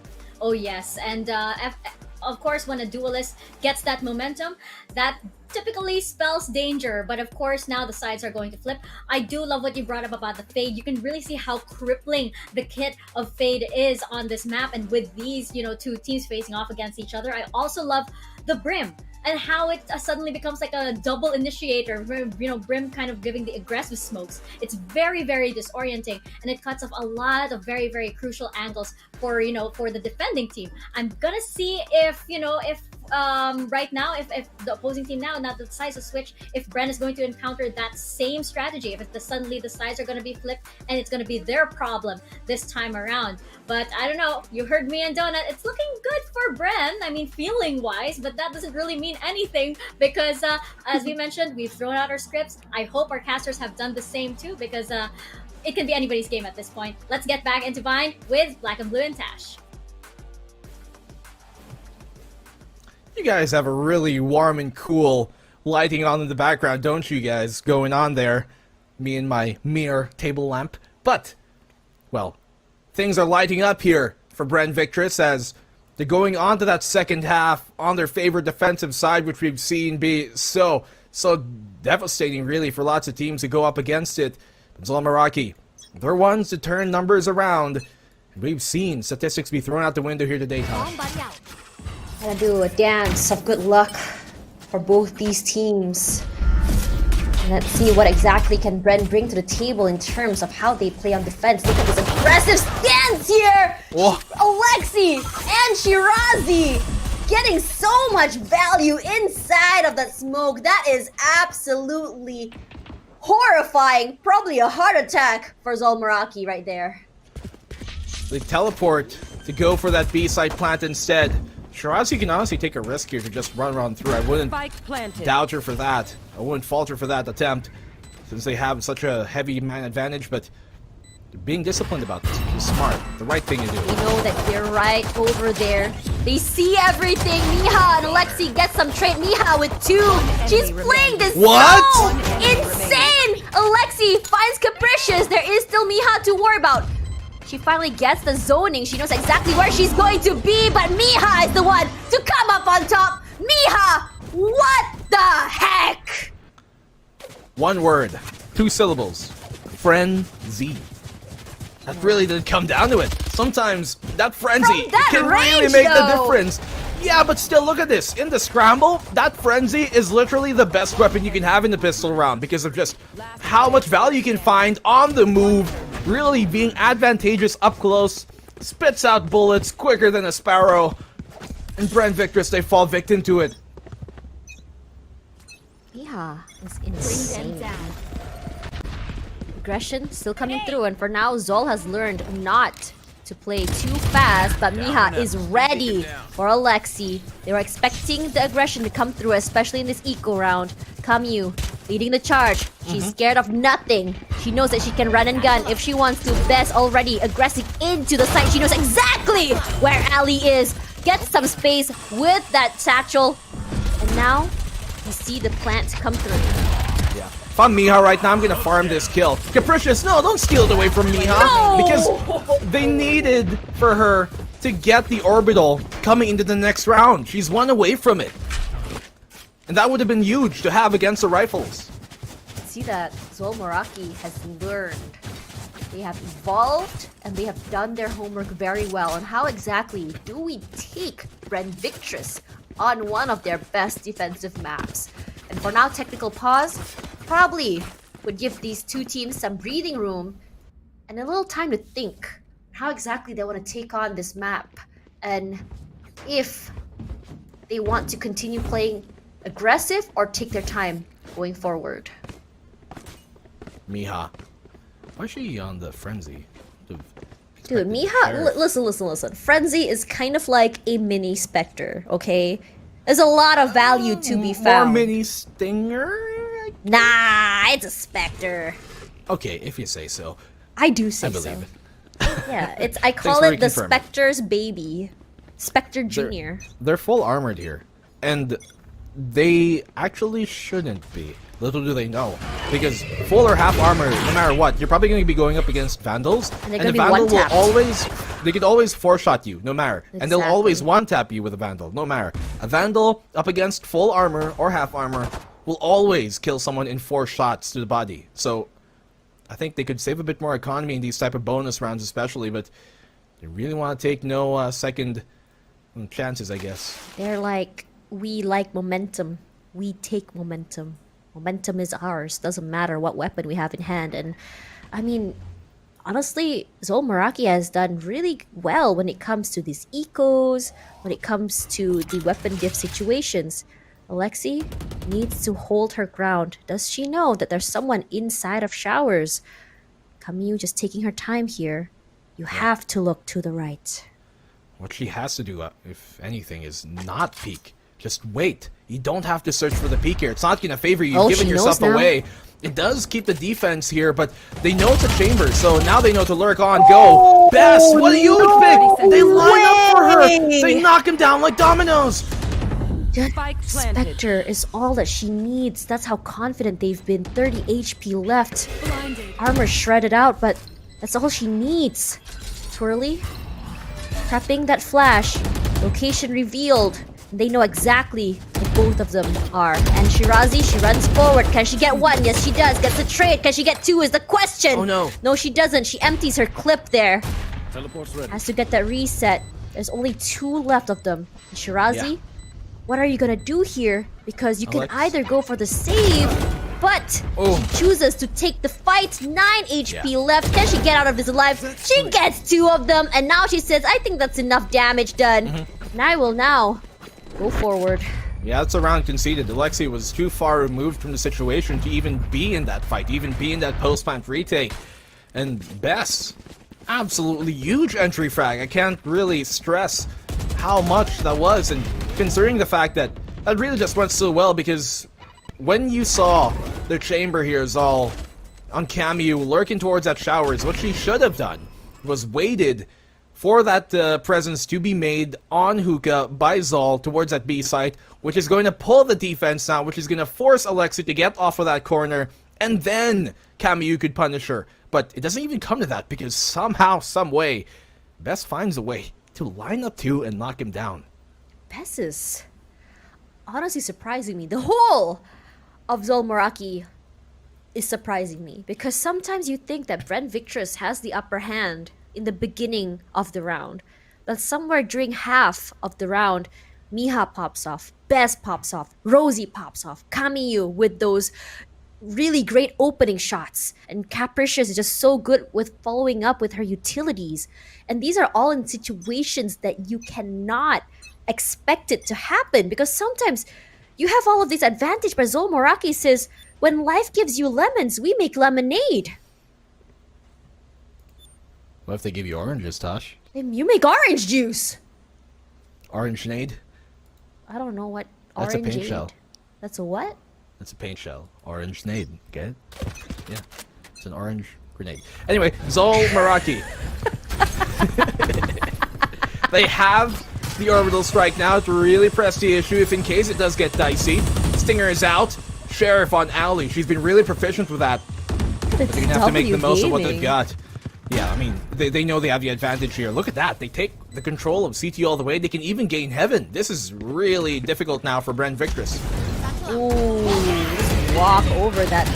Just gets one flash, but doesn't really matter when you're Gundif Kamiyu with a 3 insane flicks from her. She is absolutely on form. She can taste brilliant at the tip of her tongue. Regardless, Shirazi does trade out. And this defuse comes through. But is it enough? Shirazi in a 1 versus 2! Take a break, guys. But Shirazi's 4K is not enough to win the round. Unfortunate, but still, you can see the valiant effort here. Shirazi just trying to will them into the win. Wallbang taps away, double tap and finds 3 to save the day here. Unfortunate for Shirazi, just the time and the position would not favor her in that case. And the trade immediately from Bess, utilizing her teammate to be able to gain that advantage. Now Bren Victress, very important round here, Tosh. I cannot even overstate the importance of this round for Bren. They need to take this. If Zol get 11th, this is very dangerous Warriors are going to be, and Bess finds one. God, no! But traded out. Perfect flash here from Capricious. I am so shocked that she got away with that. Regardless, the sprays come through. Zini does find Capricious in the end. Wow. Shirazi still holding onto A main, but the smokes are not defense. giving her any way to see onto main. She does hear all of the cues, but in this situation, what can you do when all you have is just a tour de force? Rosie is not afraid to just cross, and now Shirazi finds Kamiyu. That's a great opening shot for her. They have the man advantage, but can they contain the lead? Miha just playing inside of showers, doesn't have to overextend if she has to, can just buy time. But look at this push coming through. Shirazi just waiting for it to end, and the swing! Zini gets Miha, Shirazi gets one, and the diffuse comes through, and Bren Victress yanks the rope back into their favor. Bren Victress, great response. It seems like it almost slipped there from the mind of Kamiyu that, hey, heaven's open, they have tour de force, be wary of that angle. Rightfully so. Great Punisher coming from Shirazi. She's been spectacular this entire map. Bess, I like the initiative for her to go this and play this angle. I mean, not that she had much real choice, but Capricious trying to go for the punish after she forced out the angle with the aftershock, but Zinni was just so good on the help defense there, coming in from hookah, making sure that Alexi could get out safely, and that she did. So really great heads-up play here and teamwork coming from Bren. I really like Shirazi's reposition as well. Just the whole team off guard, so at least they know there's one person, at least near teleport. Now look how fast they're just running straight onto the B site here. Here comes the showstopper. Can she get any value out of it? Where is everyone, she says. Can't find them. Does not get value. And Kamiyu with the plant. And look who's stuck outside. Here comes the orbital strike as well. But does it get value is the question. No, it doesn't. Everyone still on 100% health. Miha finds Ali. Not before Shirazi does find a pick of her own. Capricious swings out there. And Alexi gets one inside. But Rosie with 2. And Zol says, even though you yank it back, we will just take it. I would say, confidence is just a little bit on high right now. You know, when questioned before this tournament even started, here for Zol, they were asked which team do they consider their rivals, and they said Bren. This is a team that has set out to try and take that top spot of being the #1 Philippine team away from what they consider their rivals, and this is a real good matchup for Zol. If anything, this is one of the best teams against Bren Victress as of recent, and they have been really proving that here right now. And look at Miha, the way she just pushed out on the CT there. They're chasing. That was crazy. Yeah, they have to. They have on to the right other now. side. The problem is they stack one side, and immediately you see Zol running, making a beeline onto B side. They should not be giving them the site for free. Rosie, despite 25 HP, do they even mind? Ooh, does get tagged by the Trailblazer. Here comes the Prowler as well, just to buy some time. She does have Mightfall as well. Do you know that she is right behind that box? Zinni catches Rosie out there with this Frenzy, and it's good enough because 25 HP left. Alexi spots someone out in the smoke with the Stinger, gets an upgrade as well, and Bren Victress, they win the round where they are gun dipped, and this is looking real huge for them as they take back the point, not allowing Zol to get that match point. Yeah, Bren Victress, absolutely impactful round they gain here. One of utmost importance.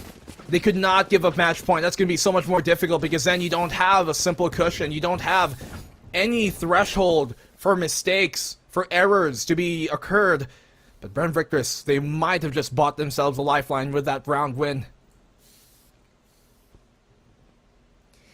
When you look at Zol and Bren Victress right now, Bren Victress really wants to take back those rounds. But it's like a tug of war where you win one, you lose one, you win one, you lose one. There is an op on Shirazi. You know she's been very sharp on those shots. And Camille has to be careful. Shirazi, she's playing a very aggressive angle here. And she gets punished for dry peeking that. Good pick off here, coming from Shirazi. Such a menace on that op. A phantom she creates here out of Camu, her opposing chamber. And Zol, they lose this. That's the eco. Bren cut it down, 11-9. They're gonna be even closer. Alexi here, trying to go for the catch. Best able to find one. Alexi does get traded out though immediately. And Zol in a 3v2. They've got the Rolling Thunder to confirm the round if they need to. Ali from the flank. She got her own Nightfall to use. She has the Haunt as well. Capricious did not get tagged though. I don't know if she is very aware that Capricious is playing for main. Shirazi does find Rosie in the end. Ali using the Prowler just to clear out the area. And here comes Capricious. She has the Rolling Thunder. It tags one, but Shirazi a little bit faster. And that is teamwork done so beautifully. A bit too late there. And the mistake that Capricious pulled off was that she was too close being on that Rolling Thunder. It's not going to connect if someone is right across that other side of the wall. She has to be further back, maybe towards Long, instead of being within that octagon in the gardens. And Zol, they get punished heftily for it. That was a round that should have been theirs in the 3v2. They had the advantage when they were playing in that corner. But I'm really liking the fact that Bren Victress is very proactive. We've seen that. How many times has Zol Meraki been caught with an ability in hand, in the middle of casting an ult, a utility? So many times. Because of Bren Victress' speed and knowing where exactly each player is, they know how exactly to react to these sound cues. I mean, a flash would have been better there. Anything, really, but the Rolling Thunder. Yeah, it does take a while to pull back your weapon as well. Yeah, especially up close like that. It's really a hazardous scenario to put yourself in. Zol, their lead squandered here as Bren Victress. Fiery comeback, they're looking alive ever more so. The timeout here, trying to compose the nerves of Zol. It's Bren who are out of timeouts, but their ice-cold veins have proven to come out on top in these type of situations. Can they pull off another great comeback? It's not too far in terms of points when you think about it. 9-11. 3 rounds is all they need to catch up. Regardless, this does go to an overtime. I can expect a very long overtime between these two teams. The way they play each round looks like they're both favoring the attack side instead of defense. Regardless, Zinni, she loves playing these aggressive corners. I'm really hoping that she does find a friend at least to trade out with her. But she's gonna be found out here. That's shot out from the other side. They know exactly that there's at least 2 people in there. Best not able to find that corner. Smokes in front. Immediately gonna be jumping away. Thankfully, no one gets tagged by the pain shells. Smoke's down. Able to back on. Hears it coming and pushes herself back out to safety. Look at all these smokes that Alexi's utilizing in her advantage. from high up above. Gets a second. This round is done. Bren Victress. They should be able to cut the lead right here, right now. 50 seconds left remaining. And Rosie, she's down low as well. It's a situation where Alexi's positioning on top of the smokes possibly is used against them. Ali, she knows there's at least one inside of showers. All she has to do is not show off her 30 seconds positioning. Thankfully, that Molly's not hitting her, but Rosie's the one who finds her instead. What a reaction! Lexi's still waiting for time. You do hear the sound of an almost plant as Rosie is trying to figure out where exactly they're at. But does she realize that from lamps, here comes Alexi, catching her from the other side? And Alexi, even with 6 bullets, doesn't really matter as Shirazi seals the round with an op shot. Almost looked dicey, but secured by Bren in the end. 11-10, their lead. It's been cut into, and now they have the benefit. After closing this gap of potentially closing the map out as well on their favored side, the defense here is that side that most teams would prefer in the second half, and they've got that in their benefit. Spike down It's been looking really good seeing these off angles played by Alexi. I'm getting a lot of value. I'm still in awe at how much value Zol has been getting with the frenzies, with the sheriffs. It's never really a situation where it's a full-on, full-on loss when they are going against a thrifty round. But this time Zol trying to find a way inside of the site. Not sure what they have in mind, but they've had significant success on attack. Much more so than Bren Victress.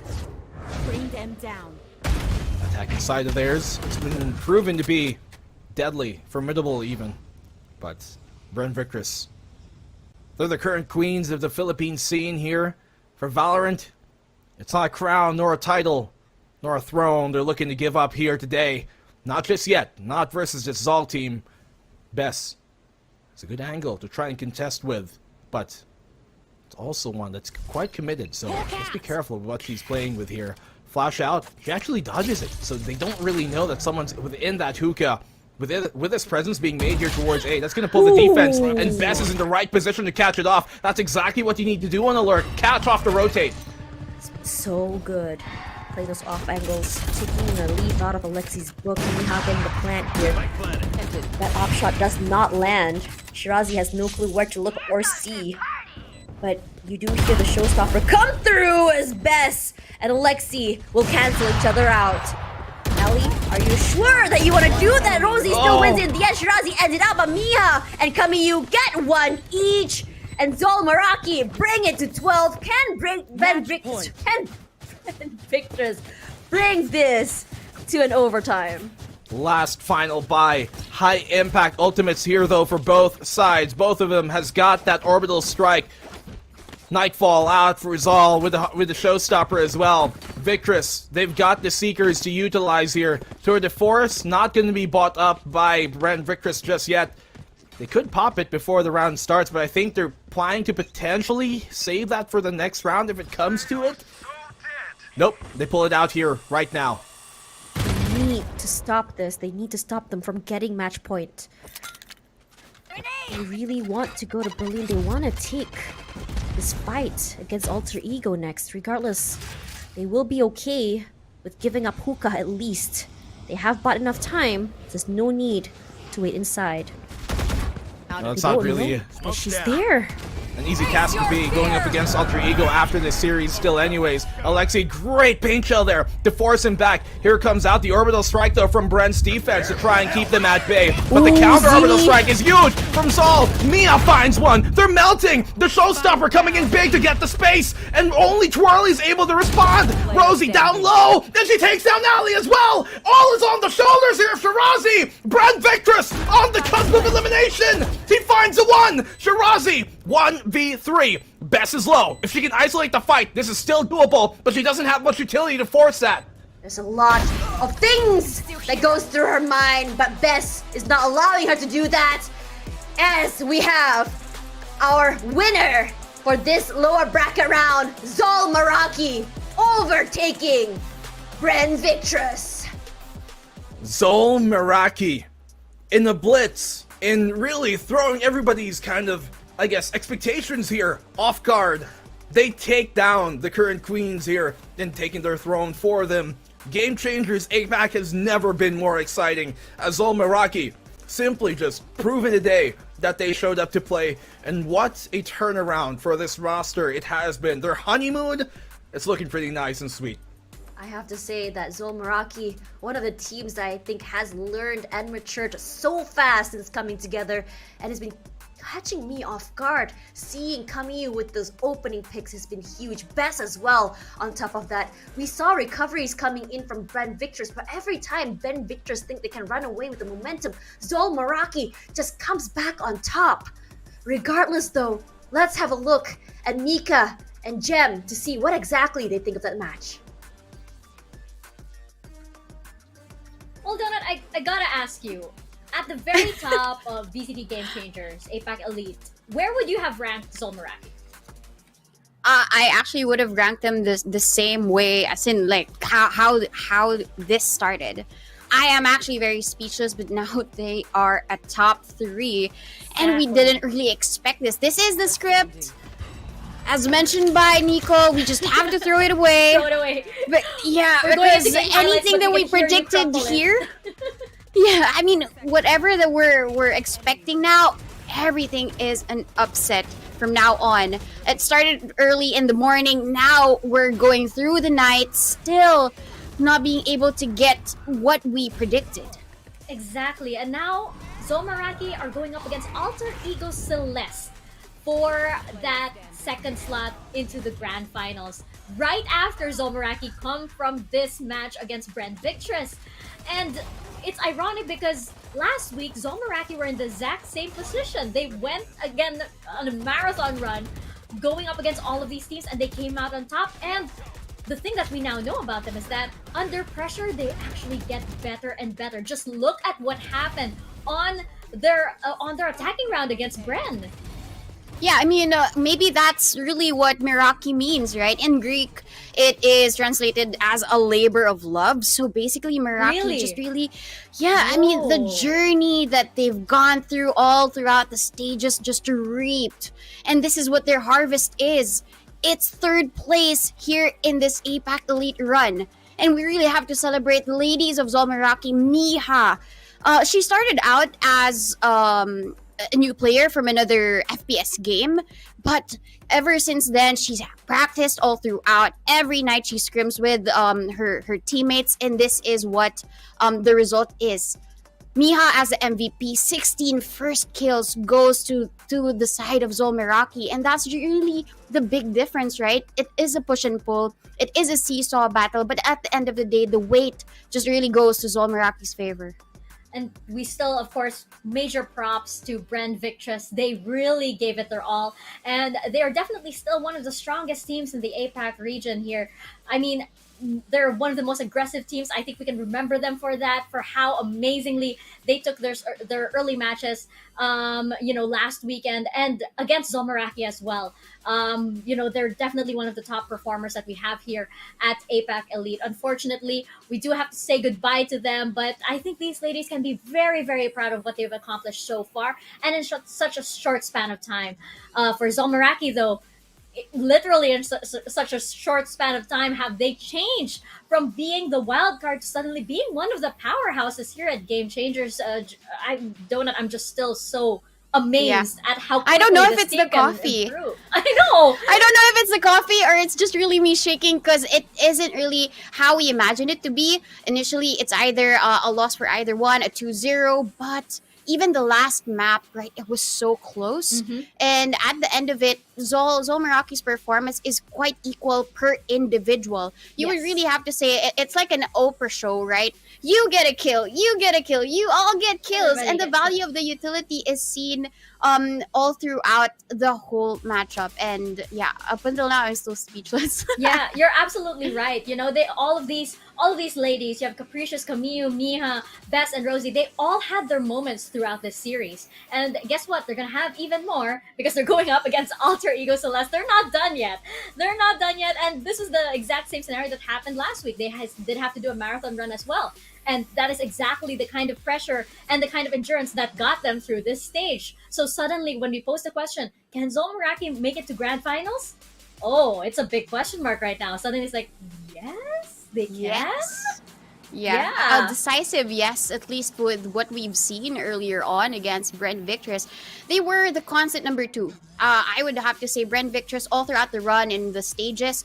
They had a grand finals match against AE Celeste, and Zol Meraki came in during taking the slot there in wildcard or in overtime. So that really goes to show that even if they are a wild card, they can go wild with these plays. They can also be very determined when it comes to the climb, right? I would really have to say their journey in here in APAC Elite is really a steep. Sometimes they do have that time to take a breather, and then at the end of it, they're close to the summit. Yeah, very, very close indeed. Just a couple of matches away, in fact. But let's bring on, I believe we have Capricious from Zol Meraki ready for an interview so we can congratulate them ourselves. And then send them off, of course, because they've got to get ready for another match. Capricious, are you there? Hello. Hello, hello, hello. Welcome and congratulations to you guys. Your run has pretty much been nothing short of amazing, ladies. Can you let us know how you guys were able to keep your cool through this series, especially since all of the maps, all of the rounds even were very, very close? On our first game, we got a comeback again, right, on Ascent. And at first we didn't know what to do, but like I don't know what happened. Stop. I don't know what happened, but like we were just laughing. I don't know why we were laughing, but I don't know what the fuck happened. I'm sorry, I'm overwhelmed. I don't know what to say. So you guys are feeling good, and that definitely Yeah, carried over to your performance. Yeah. That's nice to know, Donut. Yeah.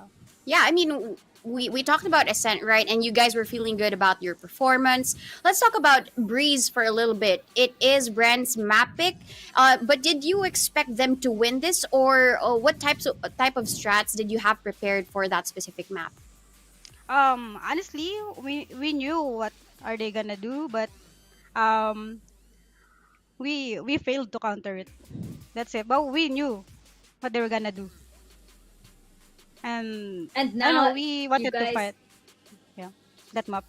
Oh, we can definitely tell that. We can definitely tell that you guys wanted to fight today. Now, you guys aren't done just yet. You're going up against Alter Ego Celeste, and this is the second time that you've managed to have like several series in a row. Can you let us know how you're able to, how are you able to prepare for like several series in a row? How do you keep up with the endurance? We always have two sets of scrims with MR24, so it's not that tiring, honestly. Okay, so it's nothing I new think we to got you this one. guys. Awesome. Yeah. Yeah, I mean the endurance is there and the resiliency is there, Capricious. I do have like a question for you, right? With this new team now, do you think it's looking better? What do you think do you have to prepare for against your next match for AE Celeste? Honestly, I don't know. We didn't prepare for it. We didn't even know we're gonna. We didn't even know we're gonna come here. We didn't even know we're gonna get the top 3. I'm sorry. Well, at least- congratulations. Congratulations and say hi to Miha for me. She's right behind daw. you. She likes you. She likes you. Aww. So much love all around. Congratulations, Capricious. We won't take too much of your time because we know that you have to prepare for another banger of a series. So we'll leave you guys to it. Congratulations once again. Thank you. Oh my gosh. Donut, I have no idea That's how so these ladies cute. do it. They I don't are know the so cute. endurance, and then second, not expecting to win at all. Them just going all out, pouring their hearts out in the game, and coming out on top against the top team in the Philippines. That's just such a feat. So that's why even if we ask them questions, they don't really know what happened, and they're still overwhelmed. I can really see it in Capricious' eyes. Yeah, and now they just have to take it one step at a time because they're gonna take a few steps closer. They're going up against Alter Ego Celeste next, and hopefully up against X10 Sapphire. Who knows? So we're gonna find out what happens right after this quick break.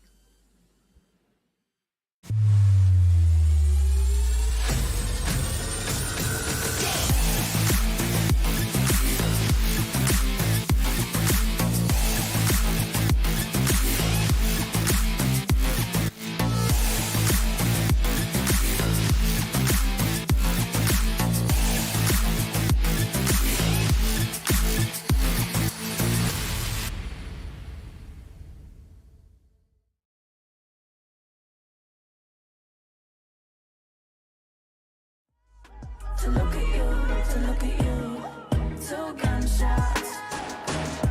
And my thoughts. When not with you, when not with you, when not with you, when not with you.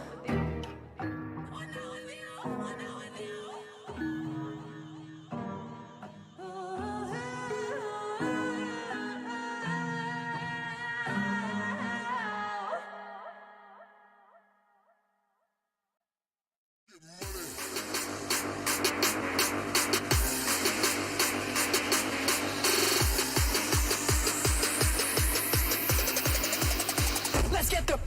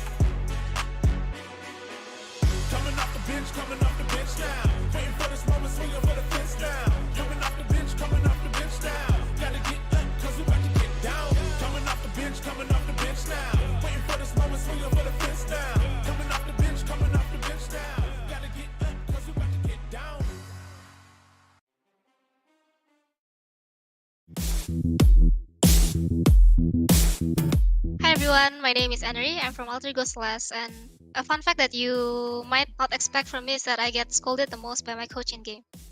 Funniest person on the team, I think, is Napski, because she makes a lot of typos in game, like when she talks, and like in scrims, she uses like ghosts, like she anyhow just use ghosts, and there's a lot of funny moments, so I think it's Napski. Probably me. I get scolded by my coach every single second for over peeking, overheating, and dry peeking. Probably, like, I don't know, every Celeste players, we all like sleeping, but I think if I were to point out a single member, maybe Iceberg, I think she's the type to oversleep. Napski, I think she sings a lot, like in the middle of a scrim or like at any random moment, so it's probably Napski. So I think the difference between 2021 and 2022, like me as a player, I feel like I matured a lot.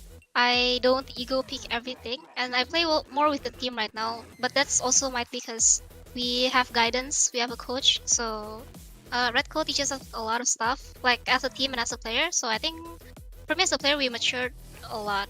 For the difference, like team-wise, we changed a lot. Like we did a lot of role swapping for this, for VCT GC Elite. It's gonna be a surprise on like who is playing which agents. And I think gameplay-wise, we're a bit more disciplined, a bit more structured. It's just very different, like from what everyone is used to seeing of us. I think at first we had a hard time adapting. It showed a lot. We struggled a bit more, but the more we play with each other, we became more used to the new members and we adapted more. We also became more comfortable with our roles. So I guess at first there were struggles, but we overcame them and we're very excited to show what we can do for the VCT GC Elite. It's very nice for them to say it. I've also gotten a bit more attention from like other region. At first I was very happy. Like a lot of my idols were following me back on Twitter, but as days go by, I feel like it's very pressuring. Like sometimes I have to feel like I have to uphold that reputation, and it affects me more a lot in game. So I feel very happy at the same time. I'm very pressured. So it's like it's a mixed feeling. I hope I don't ego peek everything. I hope I play more with the team, and I hope that I can perform better than previous events and maybe show a new side of me, like as a player. Yeah. I have very high expectations for the team. Also, because we have a coach. We didn't have a coach, so we played with no guidance. But I expect us to play more structured, more disciplined, and we play more as a team. So I have very high expectations. Probably Optic Ye and MSF Fluorescent. Both of them are like one of the best aimers I've ever seen. I just really like scrolling past their Twitter, so they're my role model. Probably SMG, because I think they're going through very interesting roster change, and ever since last year until this year, they're a team that I personally have the most trouble against. Like I get very nervous playing against SMG, so they're a team that I would want to see in Elite, like the one I'm most looking forward to. One word I would use to describe the new AE is probably discipline. One word to describe myself is overheater. My favorite song that I listen to before matches is Maybe You're the Reason by the Japanese House. Recently this month I've started going to the gym, so I feel less like lethargic, I feel less tired, I feel more energetic, and I just feel I can focus more after going to the gym. That's what keeps me busy aside from practicing, so yeah.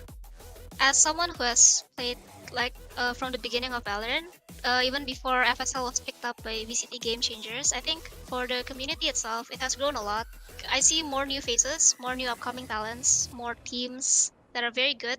So I hope to see them grow more over the years. Since we're having the international event like this year, I mean, I'm sad that there's only one slot. I hope Riot gives 2 maybe next year so we can show what APAC has to offer, but for this year there's only one slot. I hope we get it, because I wanna show to everyone, like internationally, that APAC isn't a region to be underestimated, and I hope we can show everyone how great a region APAC is. Also, something I've noticed, like in CSGO, it's very hard to meet girls, but with Valorant, I meet like different girls every rank. I hope if any of you ever meets me, I can say hi to you, or maybe you guys can say hi to me and we can be friends maybe. So I hope more girls play rank more often, because it's very nice to meet a girl in the team.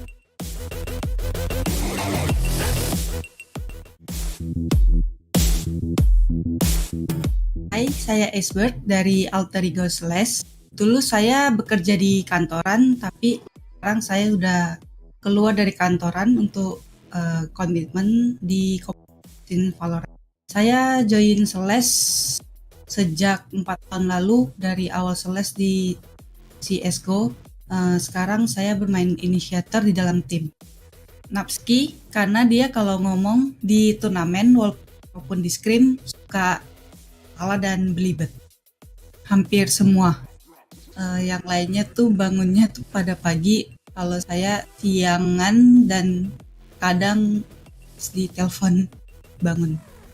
Ayumi, karena dia kalau lagi scrim Discord nggak tahu ngapain tiba-tiba bisa nyanyi dan nge-mute.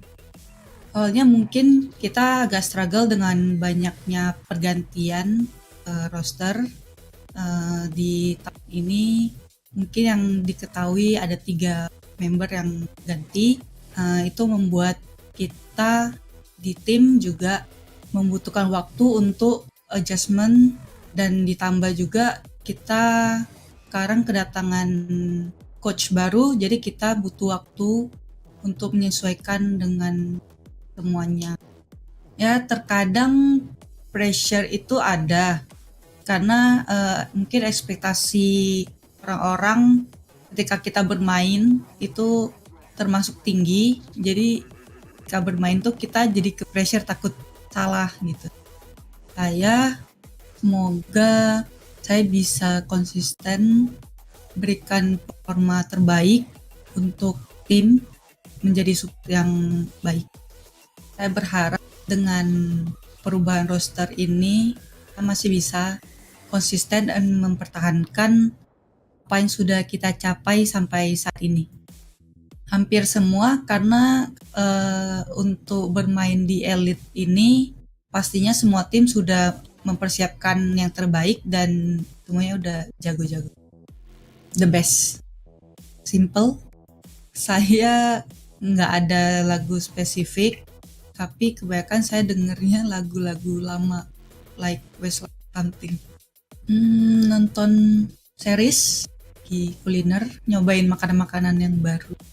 Saya sangat excited dengan perkembangan scene di APAC ini, karena perkembangan tim-tim yang ada itu sudah sangat berkembang dan mereka grindingnya gila-gilaan, sehingga tim-tim yang ada juga sangat sengit untuk sampai di saat ini.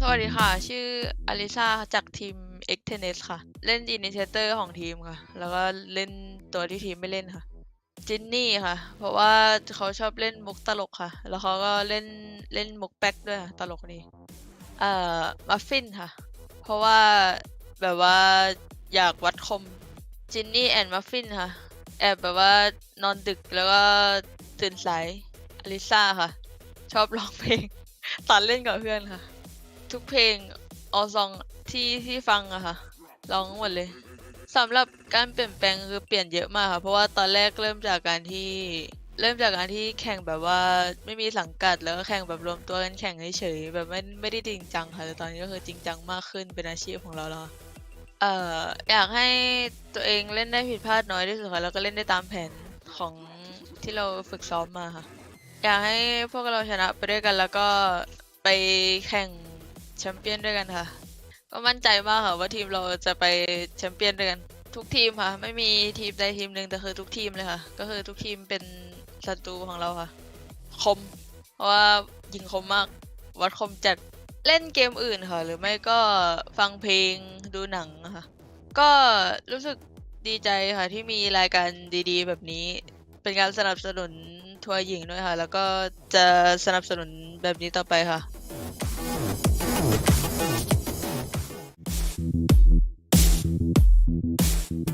Hi, I'm Muffin from Team X10 Sapphire. I am the eldest of the team. I think it's Ginny. I think because she just tell the joke, but no one laughs, It's me. Because sometimes I don't need the utility to support sometimes. Yeah. Me, because I'm sleep late. I just want to play game. Alisa, because she just random thing. I don't know why. I think we improved a lot as a team, better than last year. How we play together, like communicate.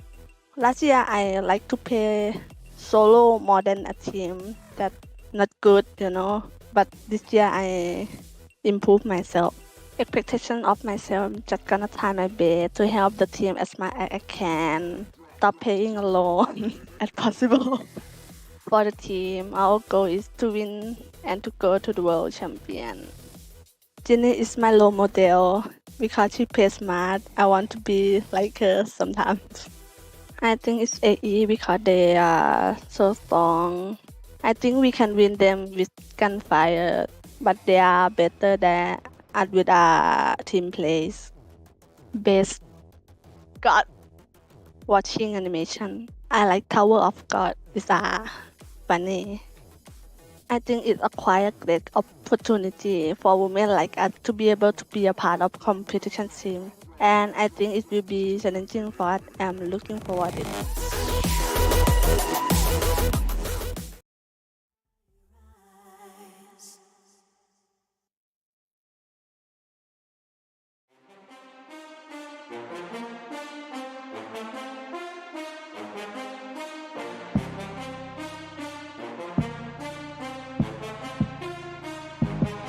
We back again, we back again. I'm bouncing up before they count to 10. We back again, we back again. Tell your mother, brother, sister, and your friends. We back again, we back again. I'm bouncing up before they count to 10. We back again, we back again. Tell your mother, brother, sister, and your friends.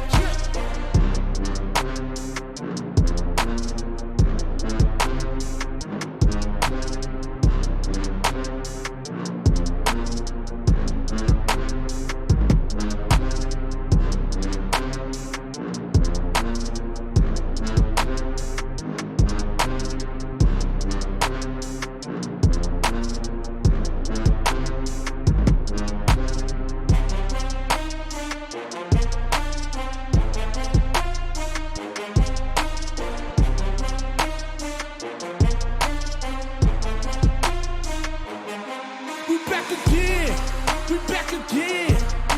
I'm bouncing up before they count to 10. We back again, we back again. Tell your mother, brother, sister, and your friends. We back again, we back again. I'm bouncing up before they count to 10. We back again, we back again. Tell your mother, brother, sister, and your friends.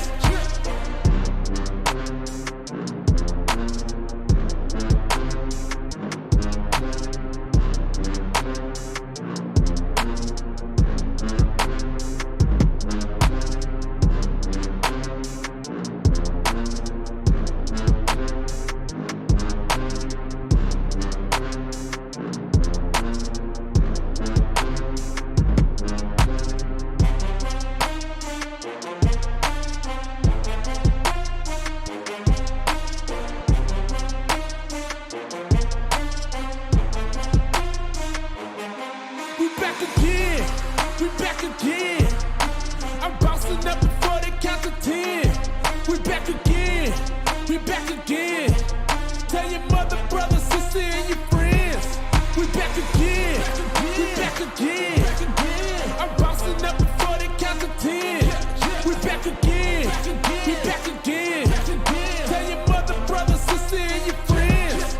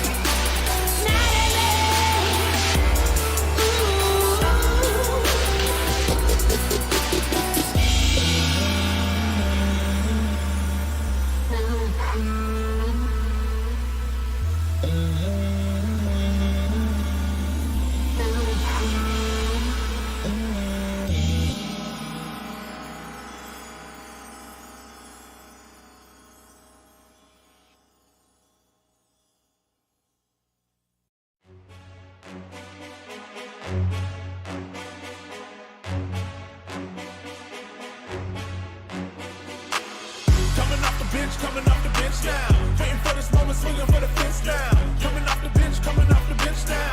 Gotta get up, cause we about to get down. Coming off the bench, coming off the bench now. Waiting for this moment, swinging for the fence now. Coming off the bench, coming off the bench now. Gotta get up, cause we about to get down.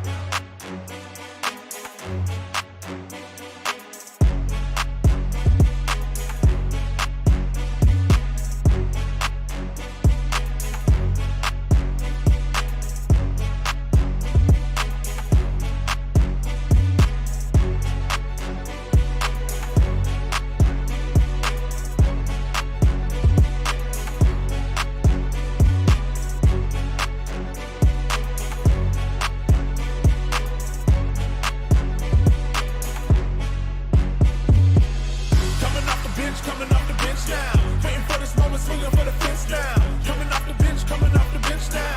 Gotta get up, cause we about to get down. Coming off the bench, coming off the bench now. Waiting for this moment, swinging for the fence now. Coming off the bench, coming off the bench now. Gotta get up, cause we about to get down.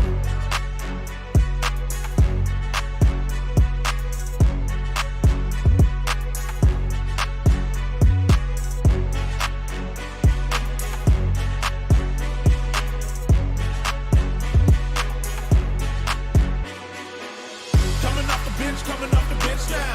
Waiting for this moment, swinging for the fence now. Coming off the bench, coming off the bench now. Gotta get up, cause we about to get down. Coming off the bench, coming off the bench now. Waiting for this moment, swinging for the fence now. Coming off the bench, coming off the bench now.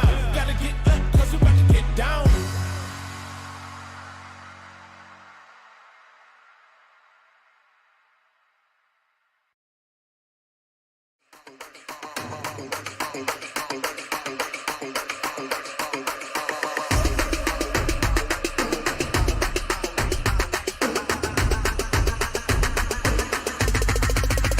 We wanna get it crunk in the club, crunk in the club, with a crunk in the club, crunk in the club, crunk in the club, crunk in the club, with a get it crunk with a couple hundred thugs. Crunk in the club, crunk in the club, with a crunk in the club, crunk in the club, crunk in the club, crunk in the club, with a get it crunk with a couple hundred thugs. Everybody round, everybody round, everybody round, everybody round here.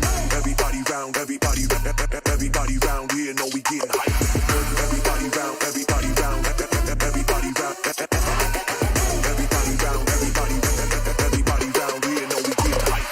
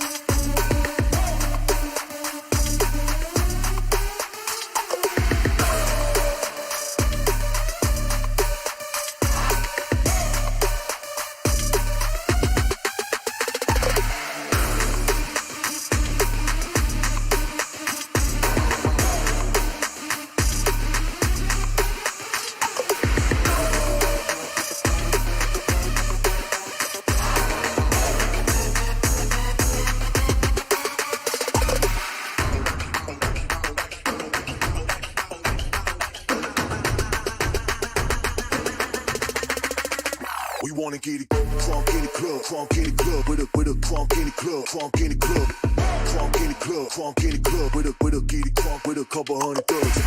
Crunk in the club, crunk in the club, with a crunk in the club, crunk in the club, crunk in the club, crunk in the club, with a get it crunk with a couple hundred thugs. Everybody round, everybody round, everybody round, everybody round here. Everybody round, everybody round here. Know we getting hype. Everybody round, everybody round, everybody round, everybody round, everybody round here. Know we getting hype.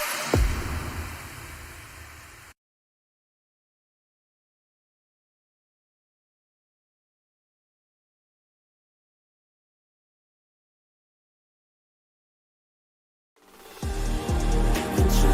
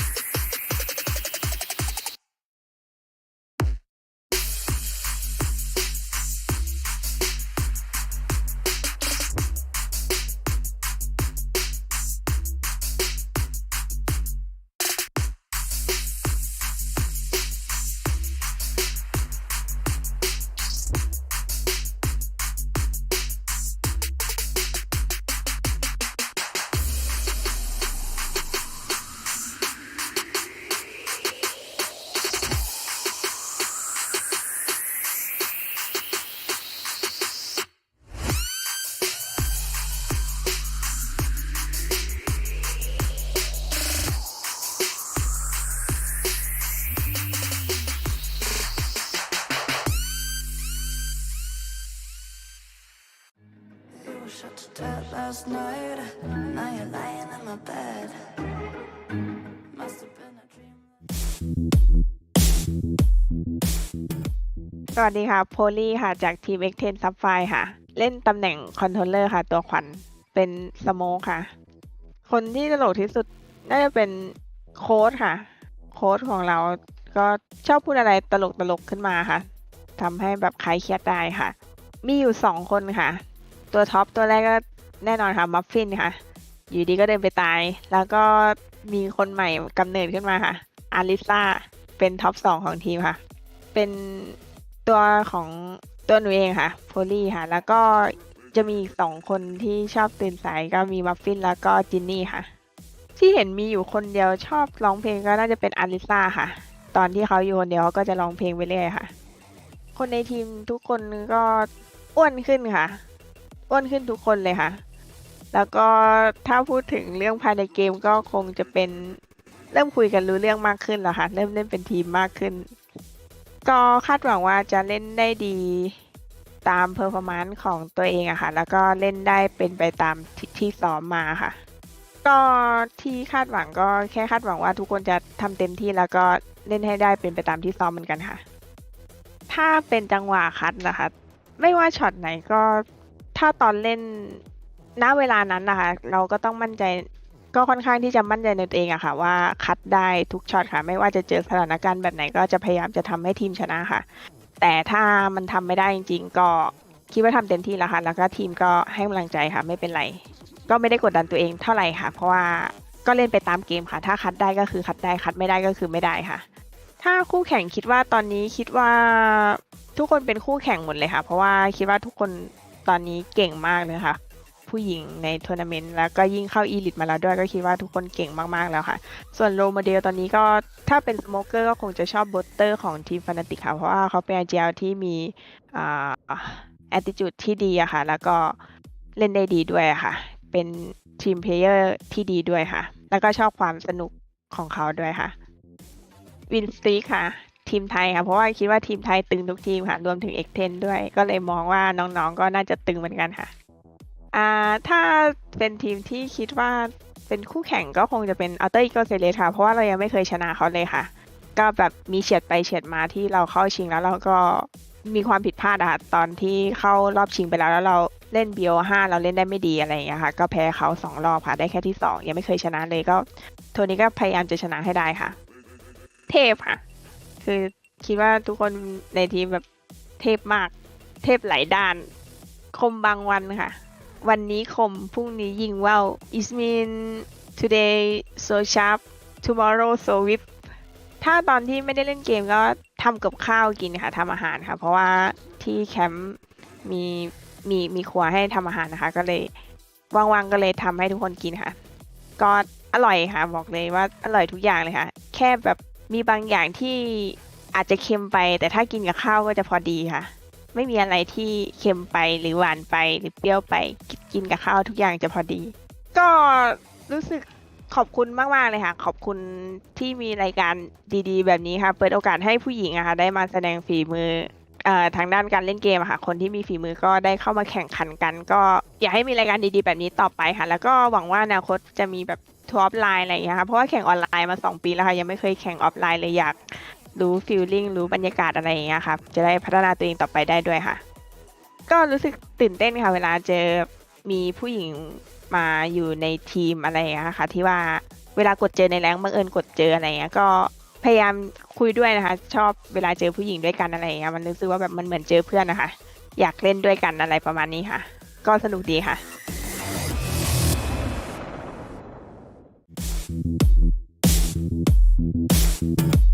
Hello, I'm the VCT. I'm from Team Zol Meraki. I'm the only Malaysian player playing for the team right now.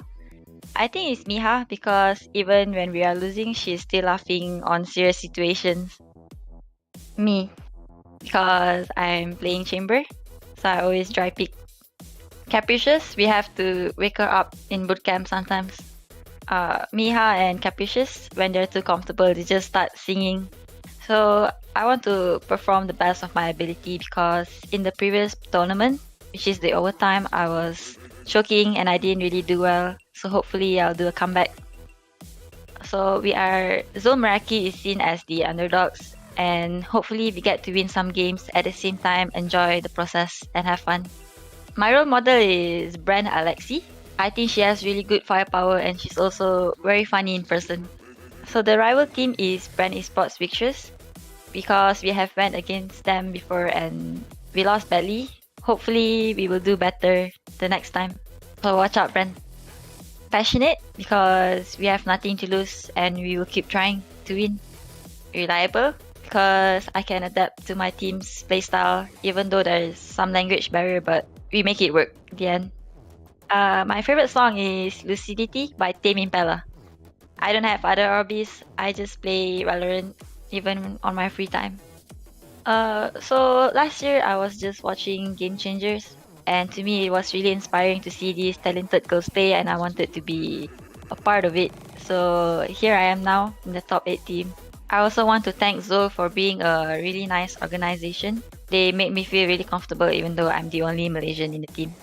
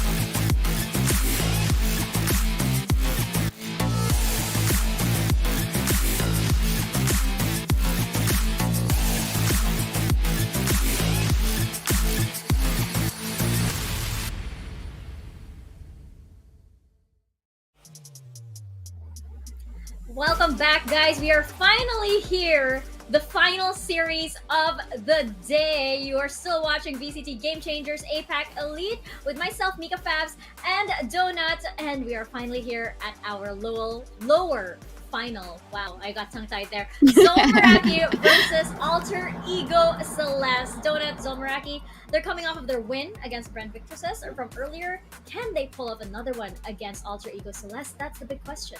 Yeah, definitely. I mean, for a team that had no expectations to win and to become top 3 versus the one expected to win and come out on top for APAC Elite, this is going to be a big matchup because I think we saw in the interview with Capricious, right? They did not expect it at all, but they played it round after round. They played their hearts out.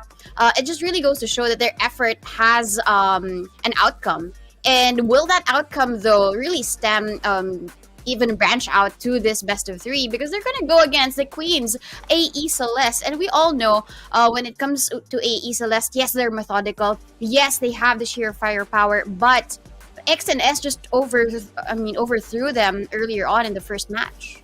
That's right. I'm a little bit nervous for Alter Ego Celeste just because they looked a little bit shaky, as you mentioned, against Ascent Sapphire. But these are the Queens, so let's take a closer look at both of our rosters from Zol Meraki and Alter Ego Celeste.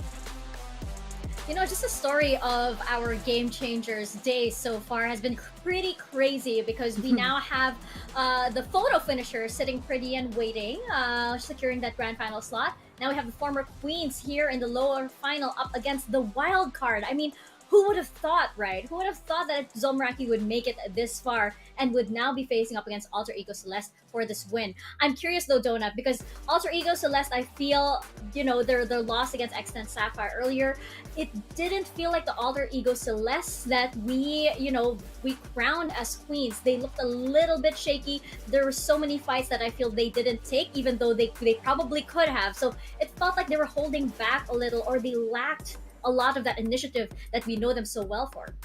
Yeah, I think it's also about their journey all throughout the whole stages of VCT APAC Elite. You know, there have been changes, and one change for that would be Aluka. But even though she's a new team player for Alter Ego Celeste, we see her to be very consistent. She's taking on a new role from a duelist in her former team. Now she's a controller.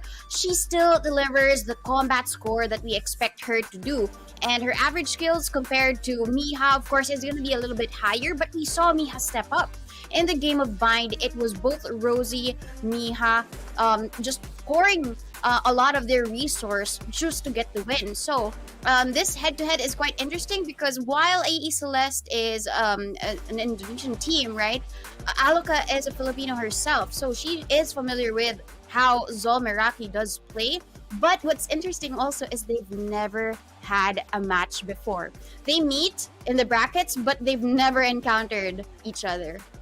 That's so interesting, especially since a lot of this, matches get really interesting and really sweaty when the teams know each other so well, and then they get really interesting and unpredictable because these two teams, they're not quite sure what to expect, and especially on the side of Zol Meraki, which has been, a literal wild card. I don't know how else to put it because they have been. If you had asked me 1 week ago if Zol Meraki could have taken Alter Ego Celeste, my answer would have been very, very different with what they showed from their very first match. Now, however, I'm thinking yes, they can, especially since they're riding from the momentum from their earlier victory against Bren Victresses. Now, going into our maps for this final series of the day, we have Zol Meraki picking Haven and Alter Ego Celeste picking Pearl, and our decider will be Ascent. Donut, I'm thinking that, maybe Zol Meraki probably saw some mistakes that Alter Ego Celeste did earlier in their match against Ascent Sapphire, hence the Haven pick. Yeah, I mean, this is surprising, right? Haven is going to be a strong map of Alter Ego Celeste, even if they lost to Ascent Sapphire. So this selection might be more of a confidence pick for them. They showed their comfortability in the map of Bind, thus probably choosing Haven over the rest because Zol banned Fracture, and probably because Alter Ego showed a little bit of bearing against X and S in this map. But I mean, I'm very surprised with the Haven pick. But Pearl is not a surprise to us at all. AE Celeste just did overcome X and S here. Just did not have success in following through in the best of 3. Yeah, I think it's no surprise that Pearl is there because it was part of their plan for today. They came in and they probably, dedicated a large portion of their training time from last week for this certain map. I mean, why not bring it out against Zol Meraki? The interesting thing about Zol Meraki, though, is because they are very unpredictable themselves. I love the way they switch up roles with the different agents and everything. And even if, let's say they're playing Sentinel roles or something, you find that the Sentinels are the most aggressive ones. So they're a team that's not afraid to, mix things up, even whether it's the agent selection, whether it's actually being in game. And as you mentioned earlier, you called it, all of these ladies on this roster, they're all fraggers. They can definitely clutch, and all of them, just within themselves, they're excellent players. So I feel like Alter Ego Celeste, they need to be ready to make sure that they're ready for all of these 5 coming at them at the same time. Yeah, I think the flexibility is not only shown for Zol Meraki, but also for Alter Ego Celeste, because Aluka coming in as the controller is such a surprise for me, and even giving Ayumi some of the chamber roles, it switches up as well. In the map of Fracture, we see AE Celeste take on Ayumi as a Neon, and then Ineri will be the chamber. But for some of the maps that we've seen from them, Pearl is a makeshift difference because I think it was Ineri playing the Fade here. So a little bit of switch up. Playing the no duelist composition was also a surprise for us, but they made it work. They made it happen. They won the map. So I'm really guessing that it will just be a tiptoe type of thing, wherein AE Celeste, they have to find out these nuances for Zol Meraki, because as you mentioned, they're very unpredictable, and once they figure it out, maybe they do stand a chance against the map pick. It's Haven after all, so for sure we said stats don't lie, but I'm still heavily favoring AE Celeste for Haven, and Pearl can be something of an X factor for Zol Meraki, and that's where the unpredictability can come in. Yeah, and just looking, thinking ahead into the agents that they're gonna pick. I mean, last time we saw Zol Meraki on a Haven, they did bring out the Sova Breach, and they did bring out Capricious on the Jet.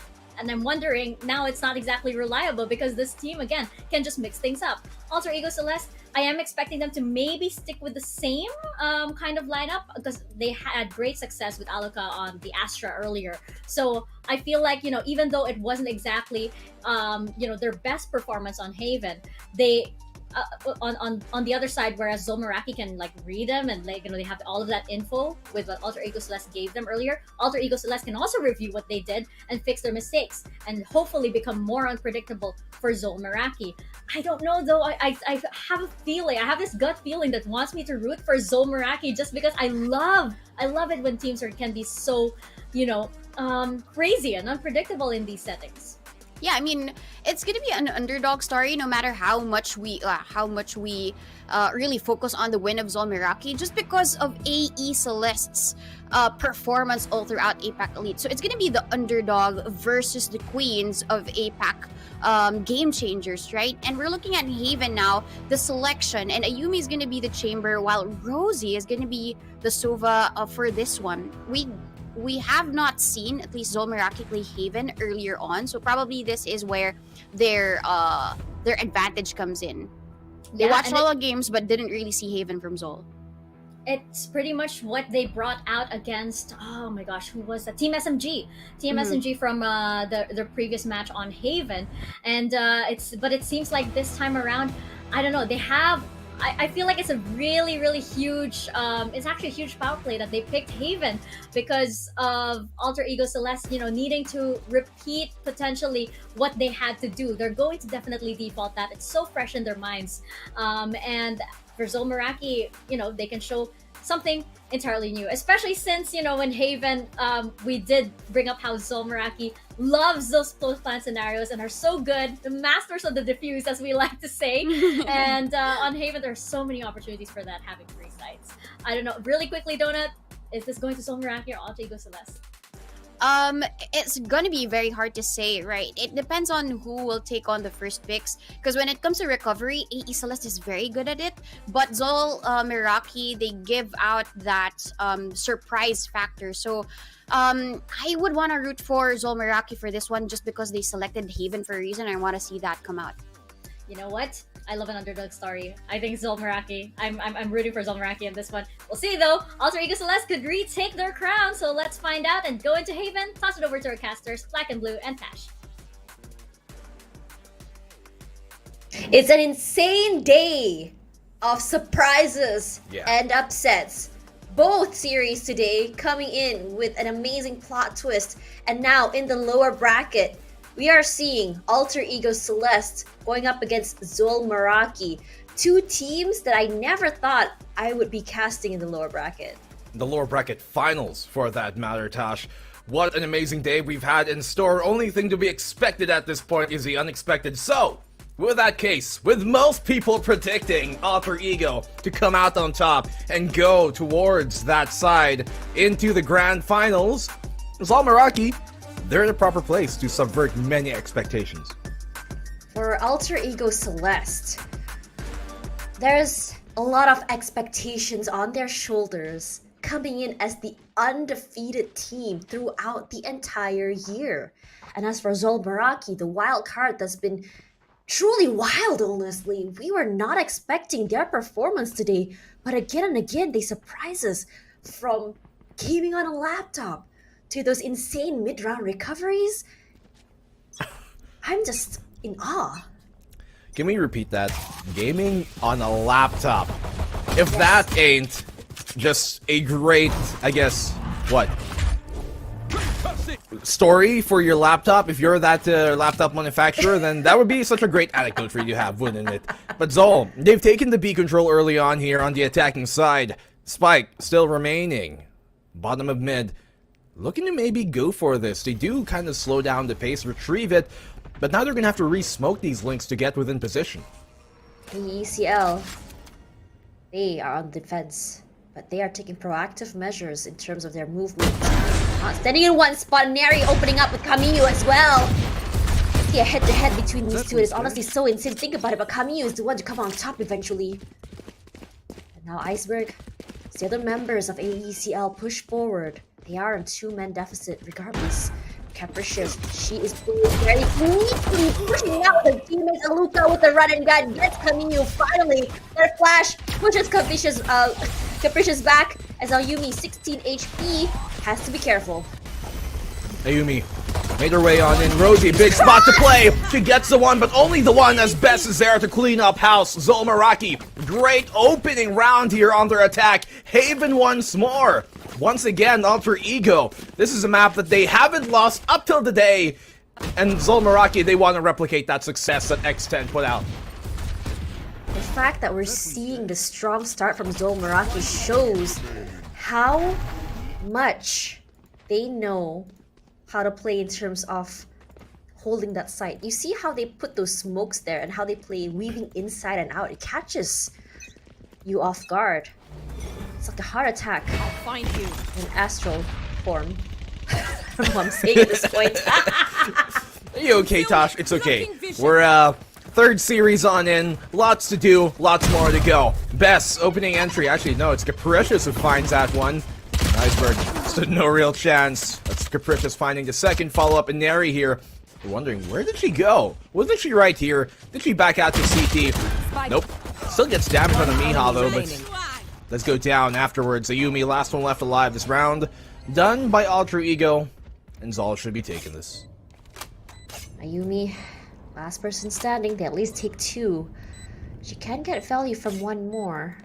It'll be caught eventually. Not enough to do anything with a shorty from that range.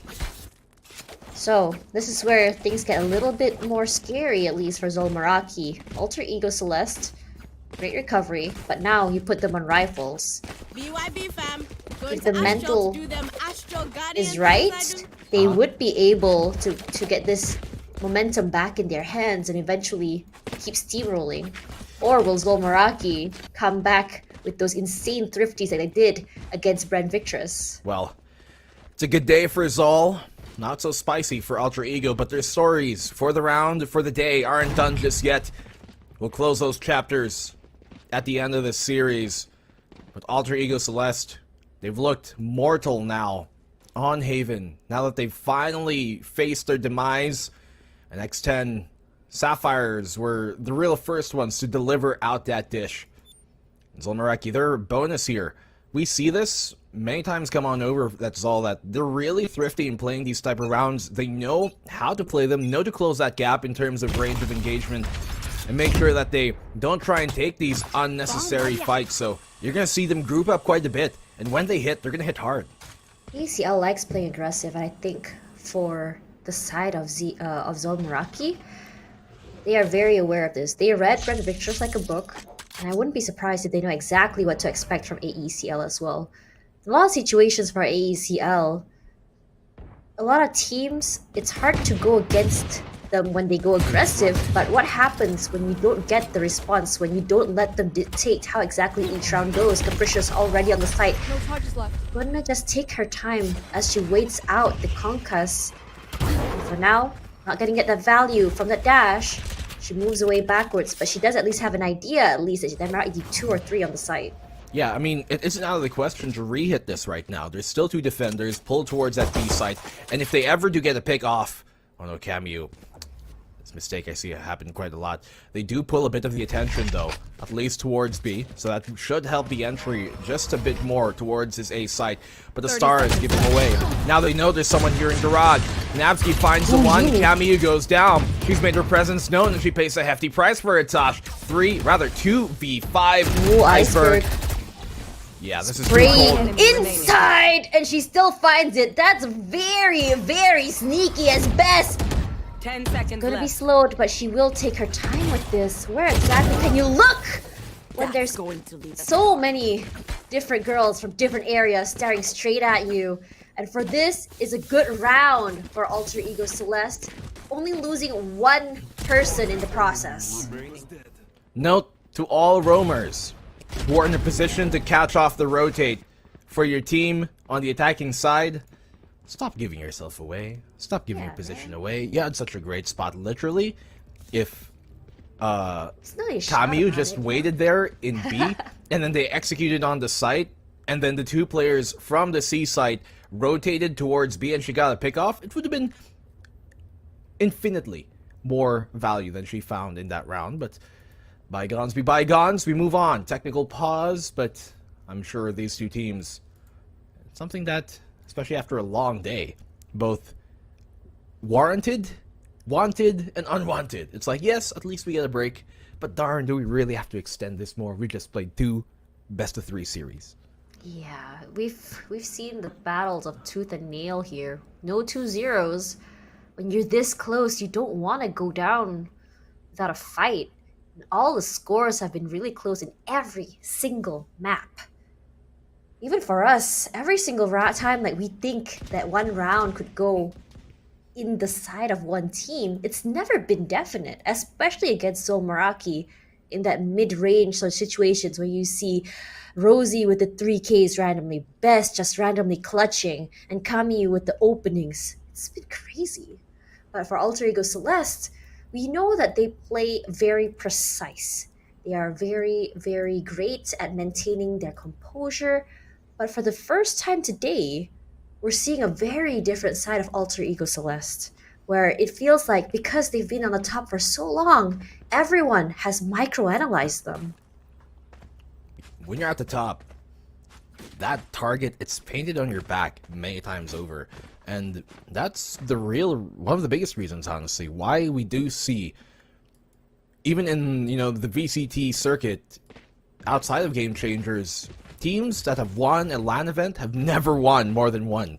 Not back-to-back especially. We have never seen a single team win a VCT event back-to-back. And for the moment, Alter Ego, they've faced the lower bracket in the past, sent down by X10 as well. And they gained their revenge in that bout during that split. Grand Finals. That was the Grand Finals too. So they've seen this path in the past. They've been through this road. It's one they don't mind taking. It's just so interesting that history repeats itself.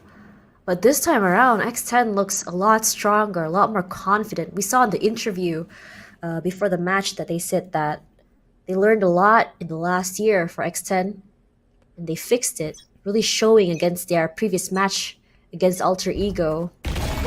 For now, Napski, really aggressive with that haunt.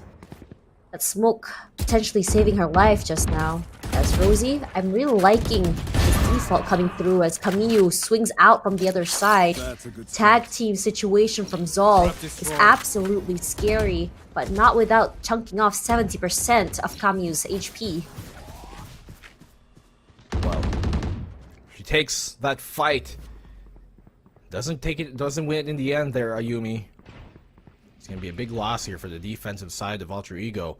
Zol, they are on their favorite attacking side. Statistically, they do better on this, but Napski wants to equalize the odds no matter what, hell or high water. You want to fight it? I mean, pretty equal for them, statistically at least. Zol on the attack here as well. Updraft to give her a bit more of high ground. This hell position is going to have to come in big by Capricious. Look at this hole! The double kill for her! It completely dismantles the defense of Alter Ego on the A side. She baited them! Usually you would see a Jet dash into her own smoke, but how they set it up there is she updrafts upward on top of the boxes, catching everyone off guard. They don't expect her to be over there. She plays this nasty corner, and for now, you don't check your corner, but how did she get away with that? Great recovery, and Neri finds Best. You see, the party comes out, but not before Miha stops her! What on earth is happening? I don't know about that one, Chief. Seemed like another Band-Aid ultimate to come out here from Alter Ego. Could be the distress from a while ago. And just really slowing down their pace to get shut down immediately. Slapped with a Phantom. What on earth? First the bait from Capricious. Baits them out, thinking that they cleaned her out of her smoke. They weren't expecting him to come out on top. Plays the corner. Gets two. This is very crafty, and the first time in my life, in my career of casting, I've seen that kind of play from a Jet.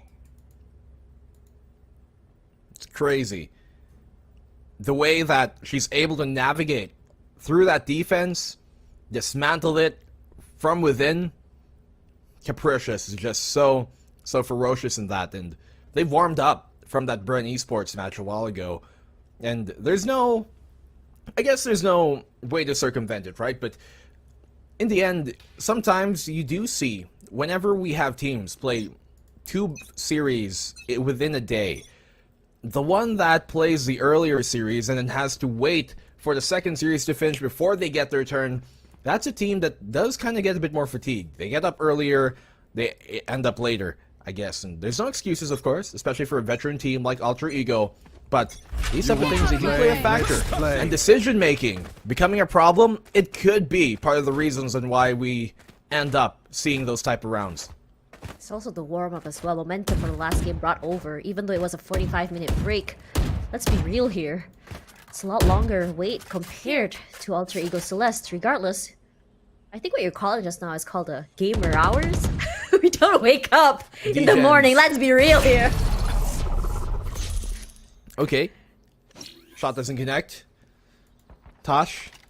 Yes. A sensei of the DGen hours. I see you're awake at the early times of the night. I've retired. I'm on grandma hours now. Oh, really? Especially as the age is coming into another year soon. Do you have an alarm on when it's bedtime? Oh, heck yeah. I really do. I literally do. It says sleep good. Nice.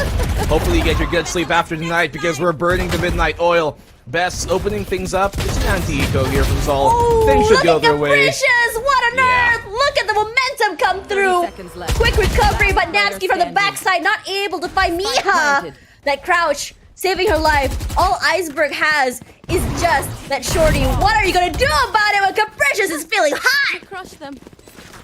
Way too clean, way too easy here for Zol. These anti-eco rounds, they're quite proficient at converting them, and frankly, Alter Ego Celeste, they just simply don't look confident on Haven. They lost their Haven a while ago versus X10, and to see the favorites go down this early, well, it's not really this early, but to go down at all is still a big thing. Come on, you gotta believe this is a map that's a little bit more biased on the attack side.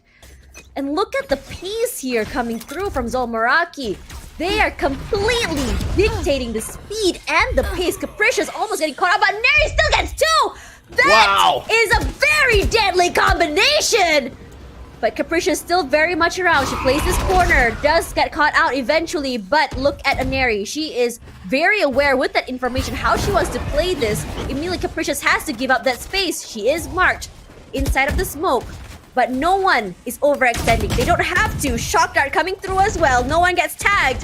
And Rosie still waiting in the corner. A different way of AECL playing. And I have to say, look at this. This is a very aggressive Nightfall. They want to push them. And immediately they have full control of A-Long. But Ayumi in the backside. That's crazy. Pushing them out of A-Long and straight into Ayumi's sights. Standard play there, but one that's quite effective. Sometimes simplicity is exactly what you need.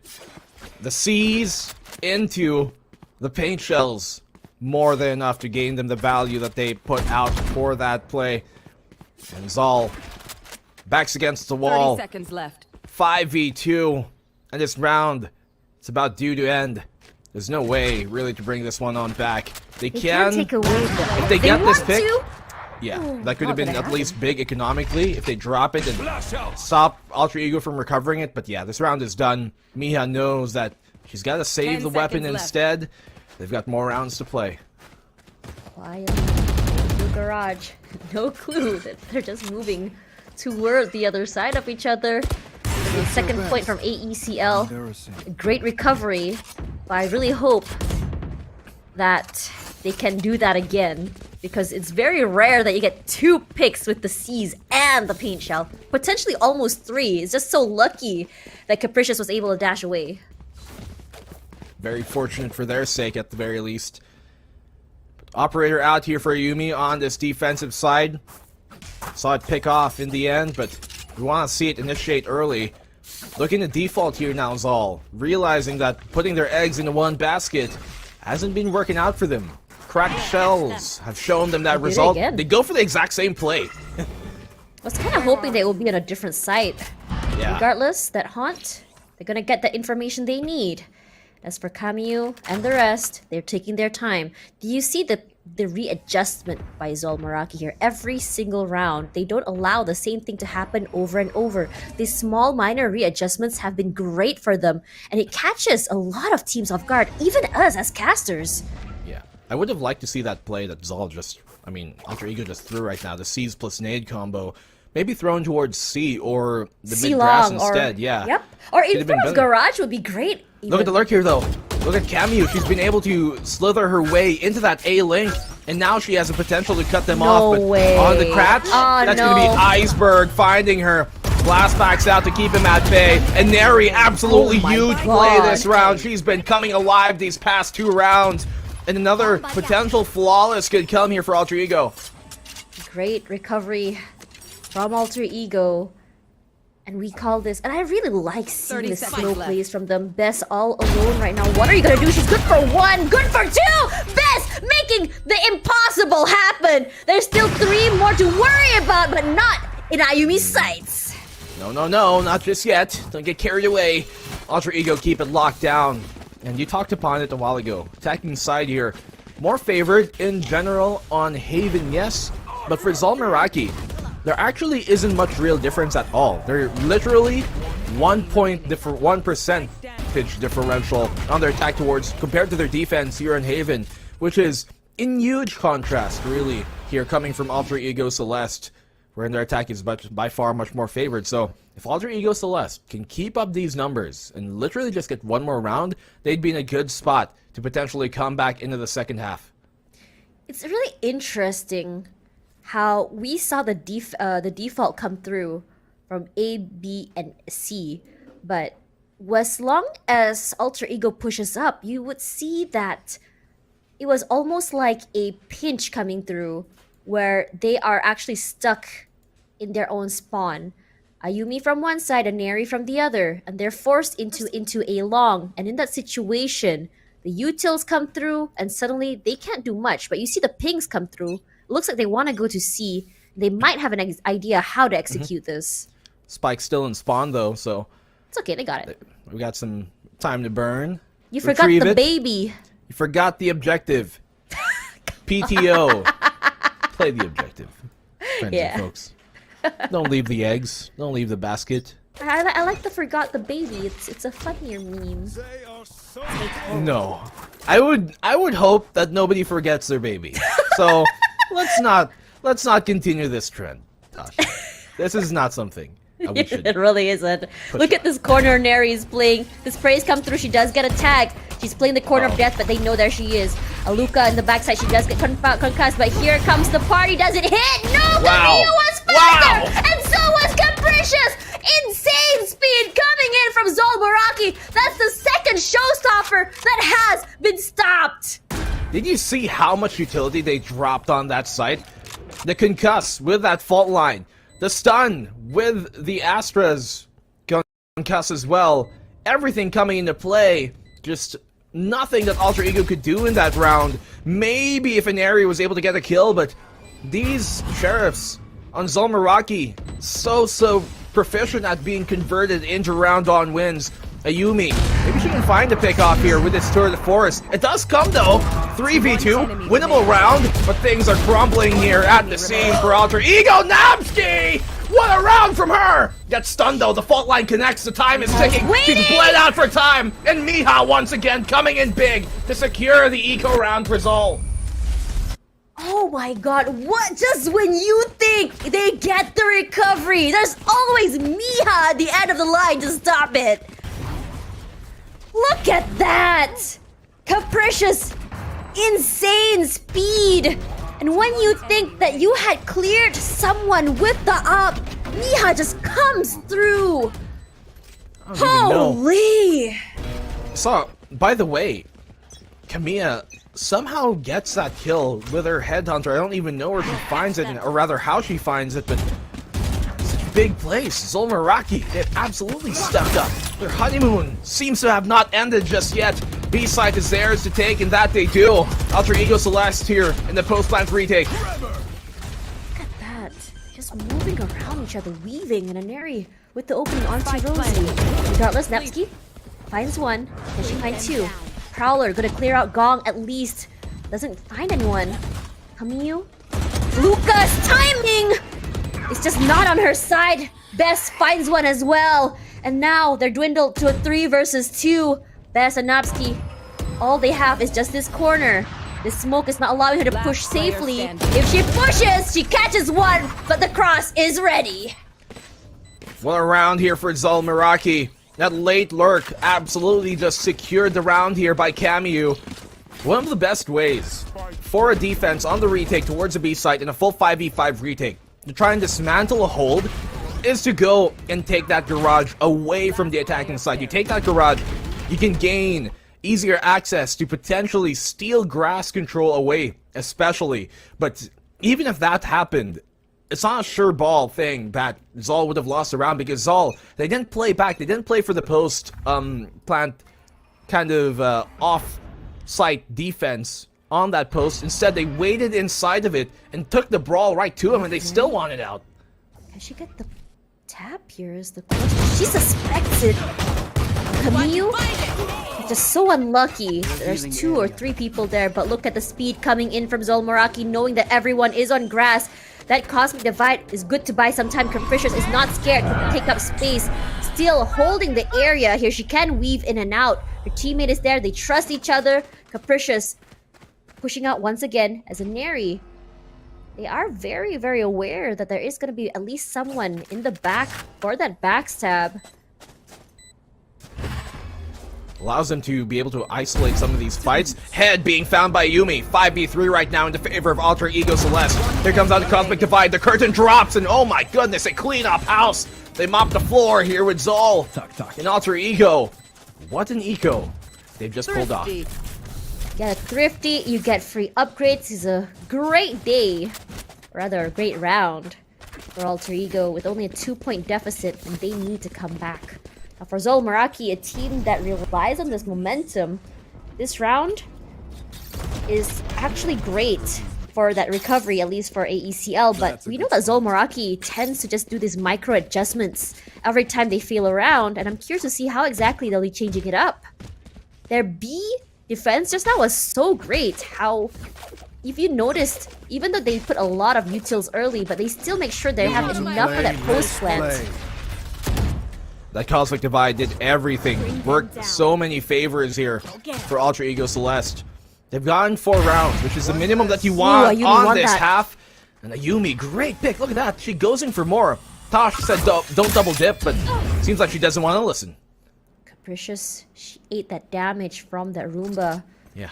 We've seen so many times that Zol Meraki's have a team who is not afraid to eat up that damage. Not afraid to take up space even with only 1 HP. Capricious waiting inside a smoke, looking for the right time. You know that B is potentially empty as Best finds Aluka. C as well. They have full control of it. B and C if they want to. But Spike rushing into the C site here. And the rotations coming in here. Miha is the one that will swipe the floor with Ayumi. And without the up, it's going to be a little bit of pressure off their shoulders. Rhyming the alphabet, ABC, it's all phonetic because the sound that Zol's making here is a rumble. A thunderous cry to take this map away from Alter Ego. A map that, barring today, once again, they've looked perfect on. But Zol Meraki, they want to further stain that record as it hasn't already been today. This round is pretty much done. Nabsy gets caught on out. Oh the blades my cut her up. God. Sushi made. And Zol, they secure the advantageous half. Did you see that adjustment? They lost the round, immediately readjusts, and come back on top. When you're against a team that's actively shifting around, how exactly are you going to get a read on this? It starts off great with Ayumi. And then suddenly you see the adjustments, they go straight to C and B. That full map control allows them so much space. Doesn't allow that. Look at this. Capricious comes here, immediately finds the last person.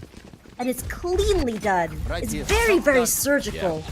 You can see Aluka kind of pre-aiming the deeper angle, doesn't realize how shallow already on the peak Bess was. Just catches her out. This is what's so interesting about Zol.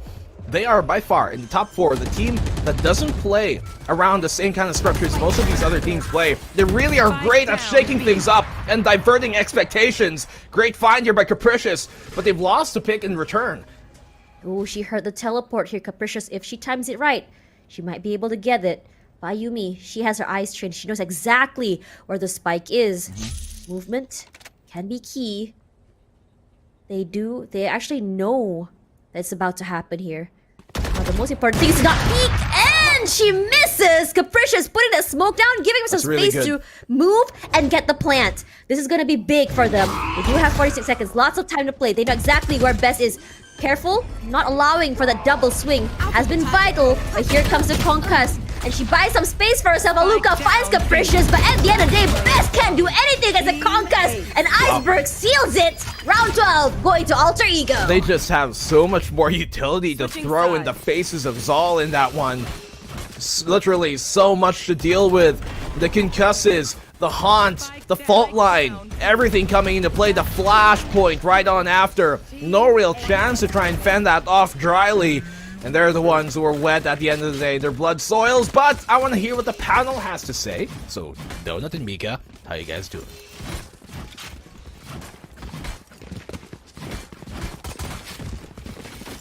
I'd say we're doing pretty all right here on the edge of our seat once again because as we couldn't have anticipated, Zol Meraki is bringing the fight a lot closer than I think generally everybody thinks. Donut, correct me if I'm wrong.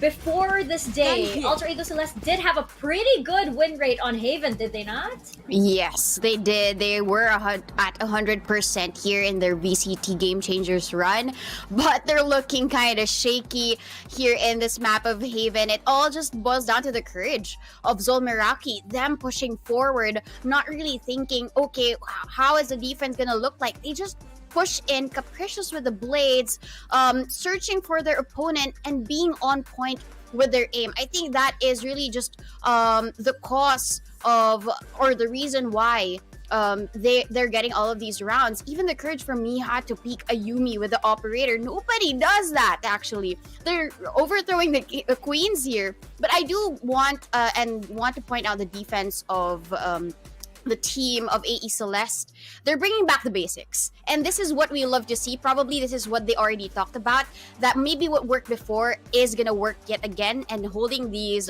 basic angles and letting Zol Meraki not check their corners is really what led Zol Meraki to their demise during these attack rounds. But I do love the pace of Zol Meraki as attackers. They're not giving anything away to AE Celeste, and they're the ones defining it. So that's the reason why we have a 7-5 now, Mika.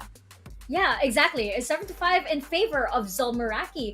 And, you know, I just want to point out as well that I think Tash pointed this out earlier too, that Zol Meraki, you know, last week they used to do the same things. I remember like one of my like frustrations with them was that they would always take the same positions default in a lot of maps, and I'm like, oh, you know, that you shouldn't be doing that, I guess, like, you know, several rounds in a row. But now look at them switching it up and being so proactive about it. And you're absolutely right, Capricious is on fire, and they seem to be rotating. It's like, Capricious, you pop off this time, all right? And then we'll reserve map 2, well, maybe Best will pop off now. They're rotating this, and it is so amazing to see this team really come to the form that they're at right now. Can they take it all the way up against Alter Ego Celeste? Let's find out. Let's get back into Haven with Blackenblue and Tash.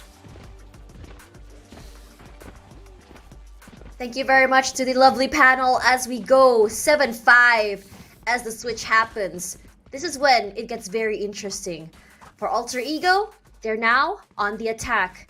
And we all know that this map is a little bit more biased to attack. And it's going to be great if Alter Ego Celeste can get those opening picks. Biased map, sir? Wow.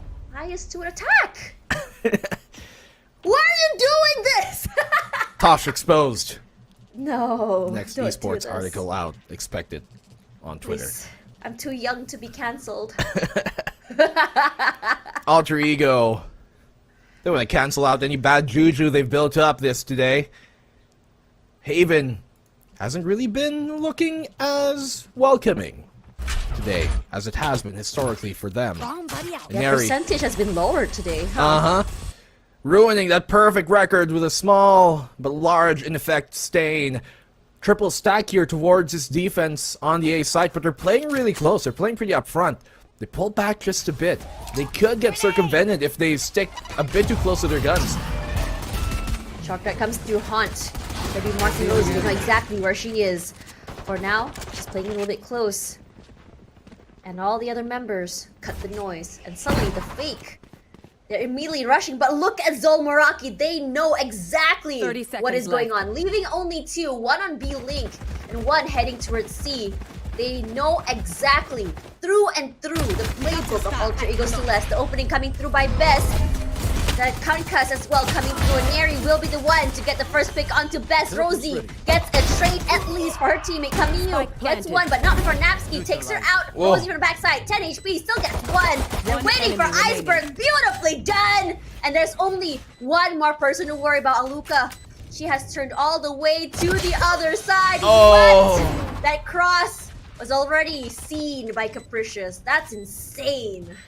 Like the Matador, her eyes lock into the red flag, doesn't realize that Capricious was right around the corner. And gets the round done. Zol Meraki here. Great defensive round for them. They rotate just in the nick of time. And initially, even though Alter Ego found that opening pick, it seemed quite deadly, quite dangerous. Yet in the end, from all that chaos, Zol comes out on top. So they win another round here, another pistol round, the second one, once more, of this game rather. And it really boosts your statistics up a lot more every time you win these pistol rounds, especially if you win both in the map. Changes that come through is just so insane, and Mary makes it out alive to get so much space. She needs that right click. Miha is waiting, and so is Rosie. The spray is coming through. Camille pushes out, tries to go for two, but Iceberg with the frenzy catches her off guard. Rosie finds Iceberg in a clean round. Once again, only losing Camille. Hey, it's my favorite skin. Which one? Valorant Go Sage. Oh, really? Yeah. Of all the skins? Yeah. Okay, no judgment here. No judgment. But, I mean, because I like anime, I like Sage. Of course you do. The next best skin is Of course you do. Gaia. Of course you do, Tosh. No surprises here. Even in a day full of surprises. That one, it's not befallen me. Zol, they've got the bonus here to utilize. They were able to convert some of their ecos a while ago in the first half. They can do it once more here on the defense. Trying to contest early on towards long. Haunts on out. Drone catches that info. They realize there's at least 3 players here at the minimum. And that pulls the defense. Doesn't actually move it too much. I mean, they have the right positions for it anyways. Miha is here towards A link, the default spot you're going to expect to breach anyways. You're in a good spot to really fend off a lot of Alter Ego's intents. Ayumi, she's great with the opening. As it happened, Bess only gets tagged a little while. That smoke will deter them, but Neri playing it very quiet. No one has spotted her out yet. Might be seen eventually by Rosie. They do know now at least. All eyes trained in the area. She plays it safe, waiting for her teammates just to give some information. So long as they get some info on the site, she's able to take up space. And here comes the pain shells just to clear out the back of sight here. Rosie takes some damage. Regardless, she is not afraid to push through the smokes. We know that she can catch people off guard, but timing is key, and Iceberg's is great. Finds Miha. They haven't found those inside of smoke. How many is in there is the question. Rosie good for one. Iceberg finds one, but not before Capricious finds her in return. It's still 2-on-2 situation. Ring around the Rosie, but there's no Rosie. Regardless, Napsky, how are you going to be playing this when your teammate is so far away? That Star will at least buy some time, but the sprays come through. Capricious finds Aluka, moves away. Oh! Capricious, good for 3. What? Dude. The heck is that play? I am in shock and awe. They are so good, Zol Meraki, right now. That single smoke in between the site and where the default plant typically is, that had huge effect, really.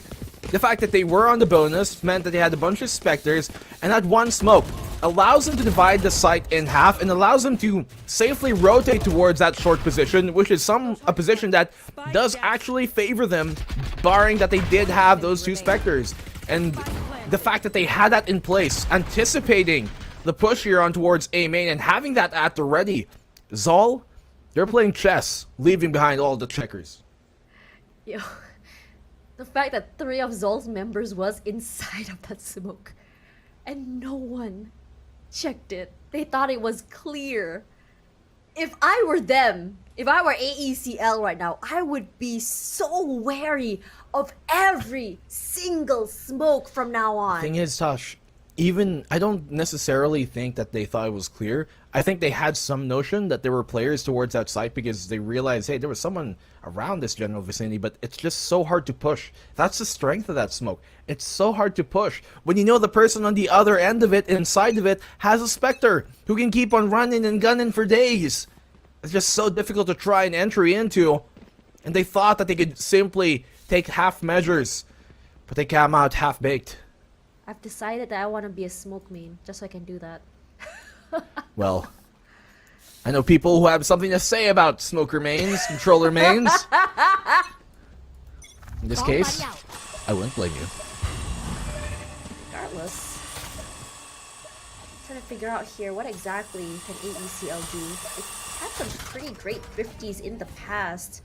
She walks in with that. Best with the concuss. Oh! What a shot! She still gets it in the end. Gets the tip of her knee. Not a great day.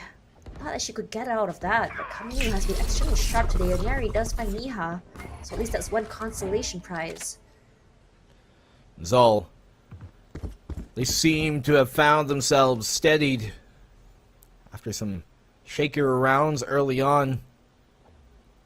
Now they're playing a lot more better. Revealing area. Crazy. Found them. How much precision, how much thinking, how each round is not... You want to think it's chaotic, but it's honestly organized chaos. Look at this. Rosie moves backwards, and immediately she sprays out, not able to win that, but here we go. Capricious with the trade. Capricious moves out. She has the better gun, but Napsky is just better with the taps. Regardless, they are dwindling the weaponry, and this is a bad situation. It's a thrifty round that Alter Ego Celeste really wants. Smokes. Hear the footsteps, and Ayumi from inside the smoke alongside Iceberg wins it! And this is a thrifty. They wanted to bring them back into the game. And what was really good about that round too as well, especially there in the end, was they very well could have justified burning that Rolling Thunder to secure that round. And that wouldn't have been a bad ult. But they're able to do it with a mere flash. And that saves the Rolling Thunder for them to potentially mount a comeback here. That's huge. The fact that they have so many high impact ults coming in this round too, especially within that Rolling Thunder and within that Nightfall. They have a big wave, a tidal wave if anything, to turn the currents and the tide their favor.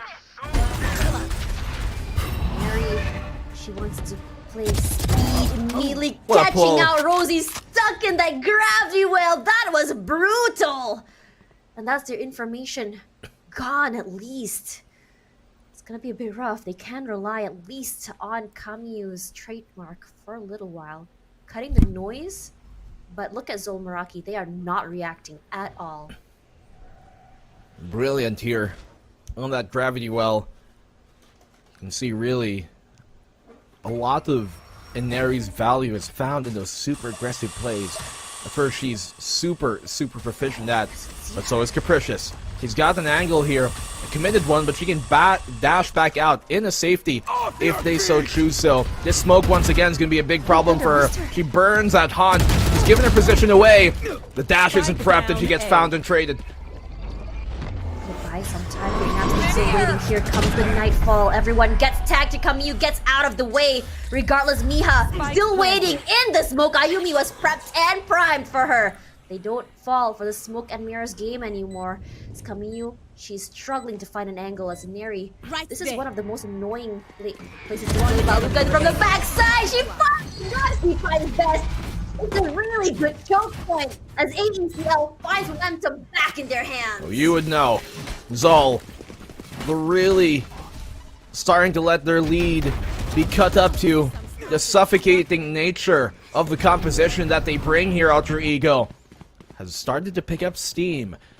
You can see they have so much crowd control on the Fade, on the Breach, and on the Astra. But in some ways, that the Pain Shells as well, it could be considered that kind of crowd control. The Raze could too, in a softer way. So there really is a lot to shake up and force out angles here from Zol. They have so much corner clearing that those type of committed angles are really hard to pull off when you're Zol on the defense. Still waiting for buying time. See this aggressive angle Camille is playing. She wants that value from that Marshall. But for the rest as well, look at the push out from A. They're trying to play the same way ECL played, is to catch them off guard, but the headhunter is prepped and primed. Camille does get seen, immediately moves out of the way. Ayumi, she already has control of the garage. They're very aware they're pushing through. That aftershock will at least buy some time, not before Ayumi takes out Camille, teleports out of the way. Neri, she's wide and ready to just press W and go full speed ahead into the site. Bess is gonna get concussed here, and Neri runs up, clears logs, finds 2 at least with the help of Nabsky. Ayumi's still waiting here, just in case someone wants to play the wraparound. I wonder why we see their Camille try and peek that when she very well could have committed to one angle, and if it gets too hot, TP out to safety. She had the rendezvous set up for her to go back all the way to CT, but overcommitting on that fight. Too many eggs. Not even a basket to put it in. Capricious finds that kill on Ayumi. Gives him a lifeline, a path to prosperity, but it's still going to be quite difficult. I think they're going to concede this round. They go for the save instead. And Alter Ego Celeste, they've cut this lead to much more digestible numbers, Tosh. This is looking close. She wants to get those guns out of the way, but they are gonna be finding her eventually. She's running for her life. She can get the pick here still. Can she get 1? She gets 1. Can she get 2 at least? Staying safe inside of smoke, finally goes down. Aneri was prepped and primed from the smoke play. Right on time. Alter Ego Celeste, look at how much economy they have. 2 players on their side maxed out in terms of money. Neri, huge pick she finds in these type of gun rounds. Zol, their lead being squandered. This is now looking pretty dangerous if you're on the defensive side like Zol are. Zol's just trying to figure out a way to stop this momentum. Earlier when they were on attack, they were dictating the speed, and now it's down to AECL. For Zol, they want to go for those opening picks like they usually do with the other teams, but you notice how AECL has adjusted the way they play to get that opening instead. The way they use their utilities have been absolutely suffocating. The concusses come through the smokes as well, and suddenly you hear Aneri pressing W, running onto site. Is a very, very terrifying thing to hear where you can't reposition. This type of committed angles we were talking about, yeah, it's hard to get yourself out of it. Reposition back up to safety when you're pretty much so committed in those type of angles. Once more, Zol eco round for them. See how it goes. AECL only 2 points away. You want to They play? can't just keep playing aggressive. Tour de Force popped. And Ayumi, we know that she can be a pretty sharp shooter. She wins most of these aim duels while is op on op. Capricious playing behind the smoke. This will at least buy some time. Camille, this aggressive angle is so good for her. She's on the eco. She has nothing to lose. But she does get found out running for her life, playing underneath. Honkas will buy some time. At least they know she's over there. She is stuck! And Aneri takes her out. That's a great pick here from Minari. It's an eco though here from Zol, so don't really expect too much as of yet. Maybe a few picks here and there, but separate rounds. Alter Ego are great at converting. Capricious, oh no, she's giving her hand away. She's trapped in the corner.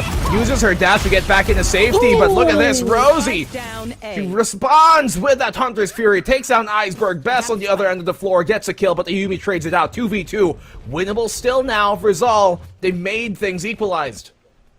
This is a great round. The idea was scary, very risky. 30 seconds left. But to just bunch them up on main and letting that Hunter's Fury rip there has been huge. Aneri only with 50 HP left. She survives. But 0 shields, only 50 HP. Little sneeze can take her out. Yeah, you're looking the wrong way here, buddy. But they all clear the site all the way to the back site. She's This is a halfway to great death. thing. Spike planted. In this situation, She can get one! Can she get 2 is the question. Aftershock, Ayumi responds! One-on-one. Shock dart! Oh no! But Ayumi gets it in the end! This will be 3K for her. Great clutch! Why does Rosie throw out the shock dart there? It does nothing but give away her position. When Ayumi didn't even have that recognition of where she was coming from. You can see her looking towards that C long. What a big round here, potentially for Zol. So many ultimates thrown out. Well, maybe really that Hunter's Fury, but that's a big high-impact ultimate. But ultimately, doesn't get them the round. Does economy damage? Yes, but Alter Ego, they have that in spades.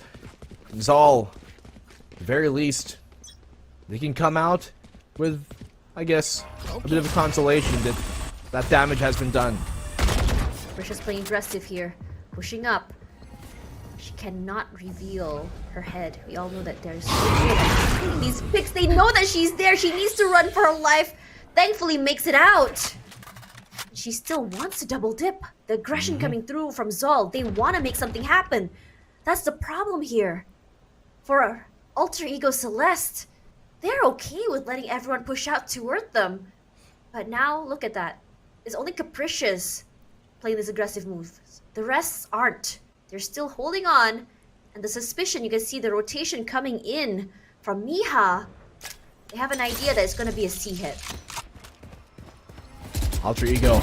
Let's see, hit confirmed. What a spray through the smoke. Best goes down. That's huge. That's their smoke drop. And now they don't have any real much control over the post plant. The Rolling Thunder comes out though, which is huge. It hits so many players. 3 of them connect. But Inari still fights back even though she's concussed. It doesn't matter. He goes big. Absolutely huge. Insane. Double kill for her. They've stormily taken this round. When Zol seemed like they were in a great spot. Inari a third. One of the best players, if not the best player in APAC. Answering back. And Aluka follows up. Alter Ego tie up the game.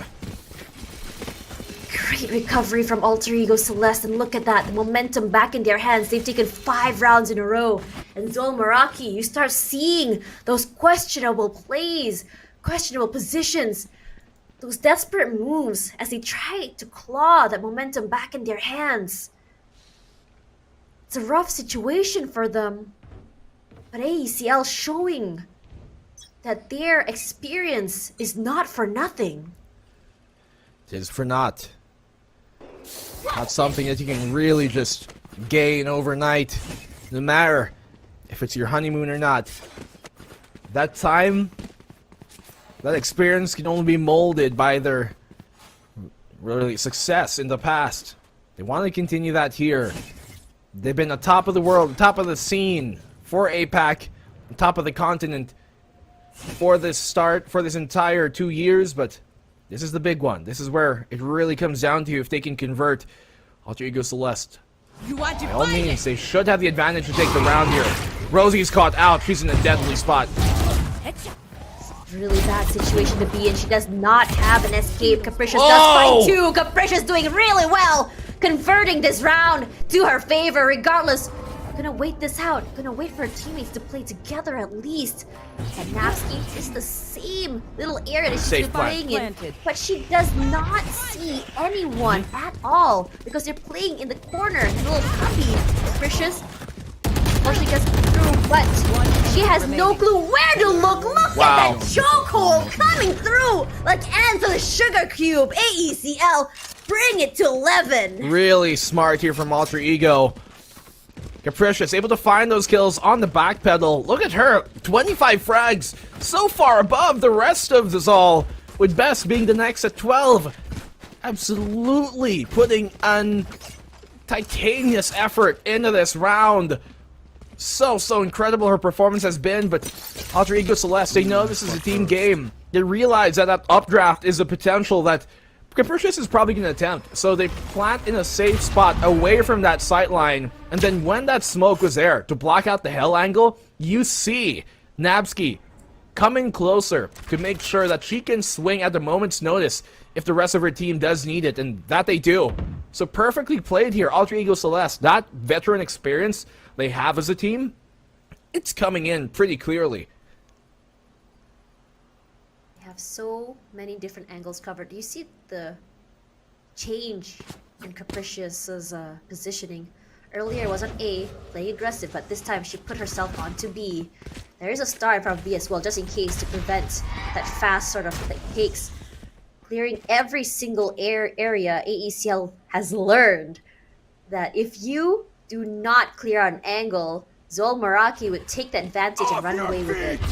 Rolling Here comes the Thunder. Rolling Thunder as well. Here comes the explosive play. Clears out the backside. They know to check as well the little corner that they have played in.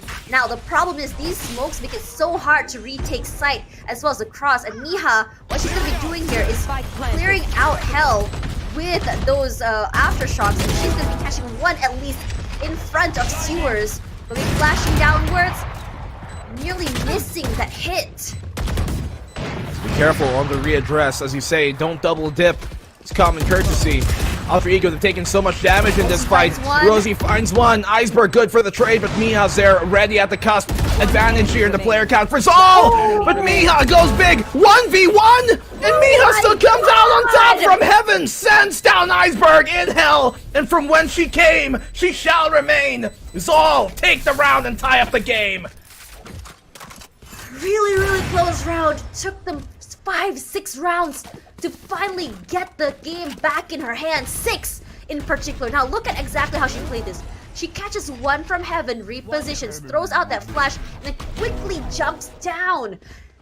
Insane use of util and follow-up as well. You would think that Alter Ego had that final cross, but because it was in a 1 versus 1 situation, that speed in Miha's thinking potentially had saved the round. Miha, just stellar play all throughout this day. Fault line coming on in, gains control early here of this long position. The operator in the hands of Cammy removed from the situation. She's locking down the B site, but they need her on this A defense. They pull her now, eventually. Her tension's split, but now she's able to try and help this defense on that A site. Swaps out for Miha, who can still affect the fight, who's got the Rolling Thunder to play with. Right here. Now, Alter Ego Celeste, how do they deal with this? Knowing that that defensive Rolling Thunder is at the cusp. Nightfall comes on out. Operator shot rings out as well. Here's the showstopper. It connects. They find the pick off of it. Look at how many utilities have been put over on that side. Gets rid of the Roomba. Spike planted. Kamyu, she wants to push out. She has an op in hand. Precious now on the top side. She does get tagged. Eventually does get found out by Ayumi. Gonna clear out with the Rolling Thunder. Immediately pushing outwards, but Kamyu has to reposition. But Aneri was ready for the other side. Look at this crossfire coming through. It's a complete chokehold as Iceberg played inside of the smoke. But Miha does find one. Ayumi finds the other one. Miha good for 2. We know that Miha can be great for the splashes. Make it 3. Suddenly it's a 1-on-2 situation. And Neri says that's enough. Brings it to 12. Match point for AECL. Amazing round here from Alter Ego. They know what they've got to work with. They pull out that Nightfall so that it makes it a lot more difficult for the anchor within the site, in this case, being that Sova, to know how to fend them off and to know where the showstopper is. They find the opening pick off of that, courtesy of Aneri. And then here in the post plant, knowing that the Rolling Thunder is available on the defensive Zol side, they play perfectly and have Iceberg wait in hell so she can prep a concuss for whenever that Rolling Thunder comes, she can keep them at bay and save them. AECL. Zol gives them a challenge and AECL answers. It's been a tug of war between these two teams, but not before AECL takes so many rounds in a row. It seems like Zol still hasn't been able to figure out how exactly to stop this rampage. It always starts the same way for AECL. Play it slow, try to get from the picks, and suddenly, as soon as the clock hits 50 seconds, it's a very aggressive and fast push to the point that it's so oppressive because of the utility usage as well as Aneri's rampage. Vicious cycle for sure. One they don't mind. One they know they can swing their way. Fault line here connects. Bess in a very difficult spot. She's got a mere sheriff to try and fend him off. The Bulldog has to go big with Bess. That's an amazing shot she connects with here. Final round of regulation and Bess going big. Capricious on the back of the site, but she's been caught out. Aluka going absolutely huge in this round. 3v2. No rifles in the hands of Zol to fight with. 30 seconds left. Only lost 2 in this round. There's only 2 sheriffs to work with. Rosie with the Spectre. She sprays. But what is there to spray when you can't get the long range? You don't know where exactly they are. Not too sure what happened there in Garage. But here comes the Rolling Thunder in return. It's really hard to take that space when the Aftershock is there as well. Napsky eventually does find Miha. And there's only one person to worry about. It's gonna be Rosie. What are you gonna be doing? She hides from the haunt. It's gonna be a bit hard to push through. She can at least get one value out of it, but look at these 2-level shots here, and Napsky ends the game, and they take game 1, and it's a sigh of relief from AECL. What a comeback here from Alter Ego Celeste to take map number 1 away. It was the pick of Zol Meraki, by the way, especially seeing as how, I guess, X10 were able to beat Alter Ego. It makes sense why they picked that, but Alter Ego holding their ground, not wanting to let that record get further stained. And after what, a 6-round straight comeback here by Alter Ego, momentum heavily in their way, and you knew that they weren't going to give this up easy. It was a tug of war in the beginning, but Alter Ego, great mid-round recovery, and you can see that they are starting to understand the adjustments coming through from Zol Meraki. And this is where that, I would say, that experience comes through, because this is where they start to question themselves as Zol Meraki starts to hesitate. And this is where AECL loves to play the mind games, the aggression. You have no clue what to do. It's been such an impressive showing from Zol Meraki here today, but Alter Ego, they hold on to one of their best maps so far. We're going into Pearl to be map number 2, and we're going to find out if we ever ascend to the high heavens above of Ascent after, but our panel is going to talk to you guys for a bit. So, how you guys doing once more? Well, once more, we're feeling pretty good. I think we've been very entertained. 0-1 in favor of Alter Ego Celeste, but Donut, this was so close, and I feel like this was a missed opportunity for Zol Meraki, and they had such a great lead, and I feel like there were so many rounds where there was missed opportunities for teamwork and so many clutches that could have easily gone their way. Yeah, the 5-round lead immediately taken away by 5 straight rounds from Alter Ego Celeste. They knew the solution. It was the pincer. And if you noticed, right, each and every time they would try and go A, they've had a lot of success there. We just pushed together. And that was their solution to the second half. And I really love how they take on these post plants, right? Every time that there would be utility from Zol Meraki, they push forward. They don't hold back anymore. And I feel like that's the reason why Zol Meraki was able to take at least the lead during the first half because of that. And what I also appreciated about the second half is AECL Nabsky. This was the key to success. With all of her Prowler and with all of the utils, we celebrate Inari with all of the kills, but each and every time she gets a kill, they're actually blind with fear, they're seized together with the nades of Inari, and I think that's really the big impact that a Fade could offer. If ever there were gonna be MVPs here, I would really have to give the medal to Inari plus Nabsky. Yeah, I have to agree with you there. Nabsky was really so good at giving that space, clearing those corners, especially since players like Capricious over here, who got the MVP on the side of Zol, really love those cheeky angles. And now, actually, on the side of Zol Meraki, I do question the Sova, because other than, there was that round, the Great Hunter's Fury. It was a chaotic Hunter's Fury, actually, I should correct myself. But there wasn't really much value given, and I feel like a Fade might have been better, especially seeing the combination of the Fade with the Breach from Iceberg. You can just dedicate the Fade to all of the information gathering and all of the stuns, all of the seizes, and leave the Breach to facilitate the entry. And I feel like it's that kind of utility usage, those combinations, that really helped Alter Ego Celeste in that comeback. And on the side of Zol Meraki, they were left with nothing that could really, effectively work together. And at the same time, there were those moments where their teamwork was a little bit shaky, even more than like a little shaky. It might be the fatigue. It might be the length of the day getting to them finally.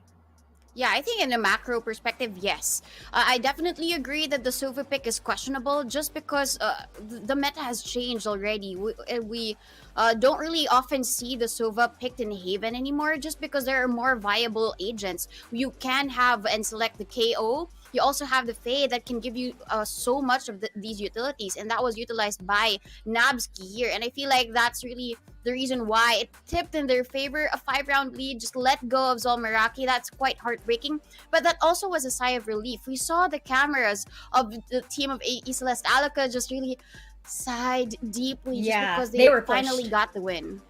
They were definitely pushed to their limits. I mean, you know, Alter Ego Celeste, they're usually very, very calm, and you actually felt that. You actually felt the, whew, wow, okay. And Zol Meraki, they needed to win this, because up next, we have Pearl, and we saw Alter Ego Celeste perform very, very well on Pearl earlier. We're gonna see if Zol Meraki has another trick up their sleeve when we return, though. For now, though, we're going to a quick break. Don't go anywhere, we'll be right back.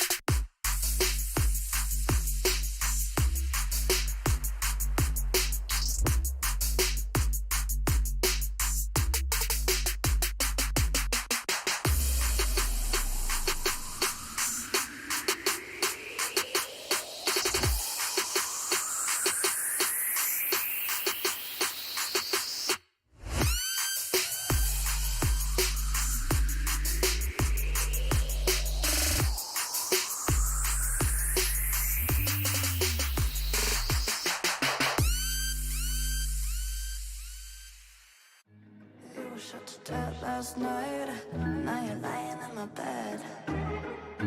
Must have been a dream last night, but I can hear what you're saying.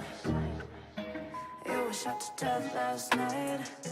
Where's my cup of coffee? I was dreaming something bad last night. Can't you hear what I'm saying? One gunshot, and I forgot to look at you, to look at you, to look at you, to look at you. Two gunshots, and my thoughts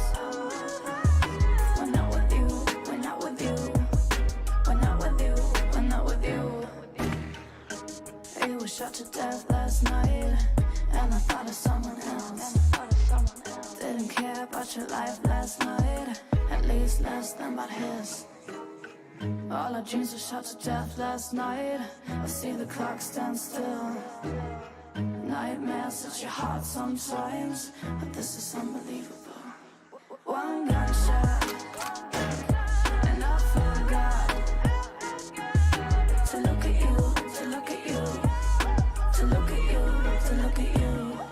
Two gunshots, and my thoughts.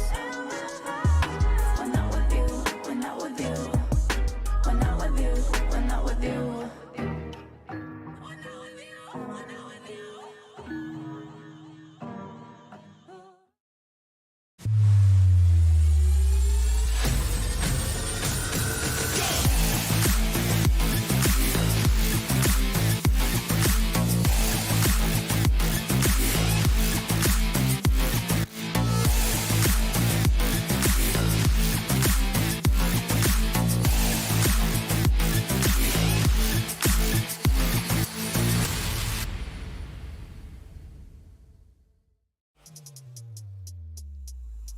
Welcome back. You are still watching VCT Game Changers APAC Elite with me, MikaFabs, and with Donut, my co-panelist for today.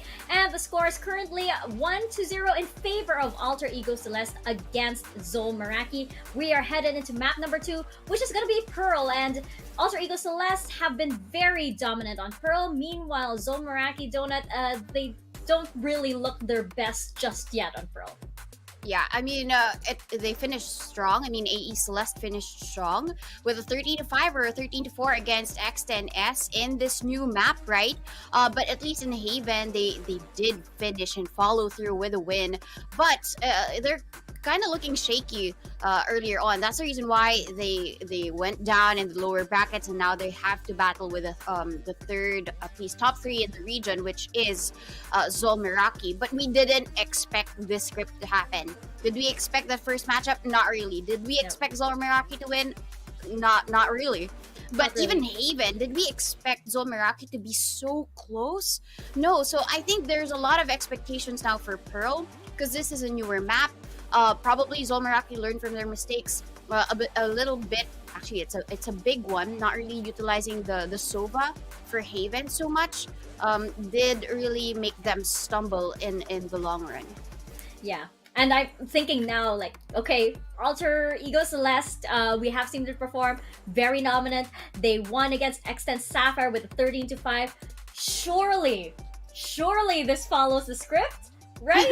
But still a big question mark here. Otherwise, we do go to Ascent if it is not, and if Zol Meraki has more surprises up their sleeve. But I do have to say, Alter Ego Celeste, I'm a big fan of their Astra Viper combo on Pearl. That just gave them so much control, literally, because you have the double controllers. It gave them so much control. And we saw that earlier in their match against X10 Sapphire. There was such great use of utility there. The combinations, like the gravity well, going into the snake bite and everything. And like, if you manage to get through to all of the players, if you manage to get through somebody like a Neri, you manage to get through somebody like a Yumi, then you had all of this utility to deal with, and that's usually where X10 Sapphire faltered. Yeah, I mean, AE Celeste, they had the perfect counter against X10 Sapphire, right? If it's not going to be a duelist pick, then it's a double initiator, then a double controller setup. And I really loved how they play that game, relying on each other to create these set plays. And even on the defense, right, without a duelist, it gives you a little bit of space. You have to give a little bit of space to X10S, but with the utility, they didn't. They held nothing back against X10S. So I'm pretty sure that they'll pull the same agent composition here. And for Zol Meraki, it could be now the time to pull out their best ones. The best one for this map, the comfort picks, because it all boils down to how comfortable they are in the map, and they weren't looking too comfy in Haven. We just saw Capricious take these duels and being at the very top of the scoreboard together with Miha just really showing up at the very, very end of the match. Yeah, I think it will boil down to composition as well. And the last time we did see Zol Meraki on Pearl, we had Capricious actually on the Chamber, and we had Bess on the Duelist role as the Raze. We did also see Rosie on the Fade, and Camille on the Battle Stage, I believe, if that was correct. Alter Ego Celeste, though, earlier we saw them run a no Duelist comp. Instead, go with the double initiator and double controller and all of these utilities that you can't, you can't even count. Once they got the rotation down pat, like every second there was some utility being thrown in the face of X10 Sapphire. I'm expecting something similar. This worked so well from them, as you said. So I don't think we're going to be seeing any changes. So the big question here is the side of Zol Meraki. What are they going to pull out for Alter Ego Celeste, especially since sure, the composition was interesting and there were some great performances, but it wasn't really mind-boggling or anything. But there's some hovering over some very big question marks here. I am expecting a Duelist to come out on the side of Zol Meraki, though. It's just a question of who and which one. And yeah, I mean, Capricious Capricious is going to be the chamber for the team, and Kamiyu, this is a great pick for them because at least for the map of Icebox, Kamiyu does take on the stage role, and the resurrection can be a bit annoying, right? And if you pull the right cards at the right time, then this is actually the best play for Zol Meraki. Yeah, and it's looking like these are the same compositions from when we last saw these teams on Pearl, which was for Alter Ego Celeste just a little earlier, and for Zol Meraki it was against W Street Gaming, way back last week. Way back last week. It feels like it was a long time ago. Way back, many matches ago. So it doesn't seem like we're into any surprises so far. With regards to the agent composition. Now it's down to performance. Are we going to see Capricious on that very aggressive, very sneaky chamber once again? Are we going to see that battle stage on Camille possibly take them to victory? Or are we going to continue to see Alter Ego Celeste's dominance on Pearl? Let's find out. Let's head into Pearl. Throw it over to our casters, Blackenblue and Tash. Thank you, Donut and Mika. We're back on here now. Map number 2 between Zol Meraki and Alter Ego Celeste. The Pearls of the Orient, or the Pearls that we've seen to be the shining star of quality here in APAC, will fall into the lower bracket. I am Blackenblue. With me is Tosh, cracking her fingers. Okay, she's stretching, getting ready for this. What's up? Huge. What's up? What's happening? It's huge, man. It's whether or not it'll be a 2-0 or will it be a 2-1. One of these girls will potentially go home. Yeah. And we need to be so hyped for it. We have to be. One of them will go to the grand finals. Wow. This is a story. I wish this was a story for the grand finals. Think about it. The underdogs versus the top dog. And everyone's just like, we want the little people to win. But the top people are like, our empire! I mean, isn't that exactly what it already is, Tosh? Alter Ego, can I they're please the top just dogs. have this moment? No. Can it be my story? I was feeling it, man! Your story. Okay, sorry to impose and impede on your wonderful evening. Oh, man. BNB. Also, took that very personal. I'm just kidding. That's me. Great. I'm glad you did. You saw that wall just now. Very cheeky. Surprise! Oh no! She was surprised instead! You jinxed it. What have you done? I can't believe you've done this. I can't believe you've done this. It's gonna be best with that second though. Not opening, but second. What do you call breaking the wall here? Brick by boring brick. Some people call it Minecraft. That's about right? Take out the block and maybe find your way on through. But on to more serious business. Alter Ego, they have a potential split onto this B site. There. 2 anchors within it, being Capricious and Rosie, so they have more than enough to try and go for this fight. I'm not sure if Rosie has her rendezvous set up. It doesn't seem to be the case. There is a star here on the default plant to potentially pull it away. Yeah, Alter Ego, the time's bleeding, not in their favor. 30 seconds left. You need to hurry. And without Napsky, it's really hard to get that information, especially for these corners. Regardless, they still do have an Airy. That Haunt not getting that value, regardless.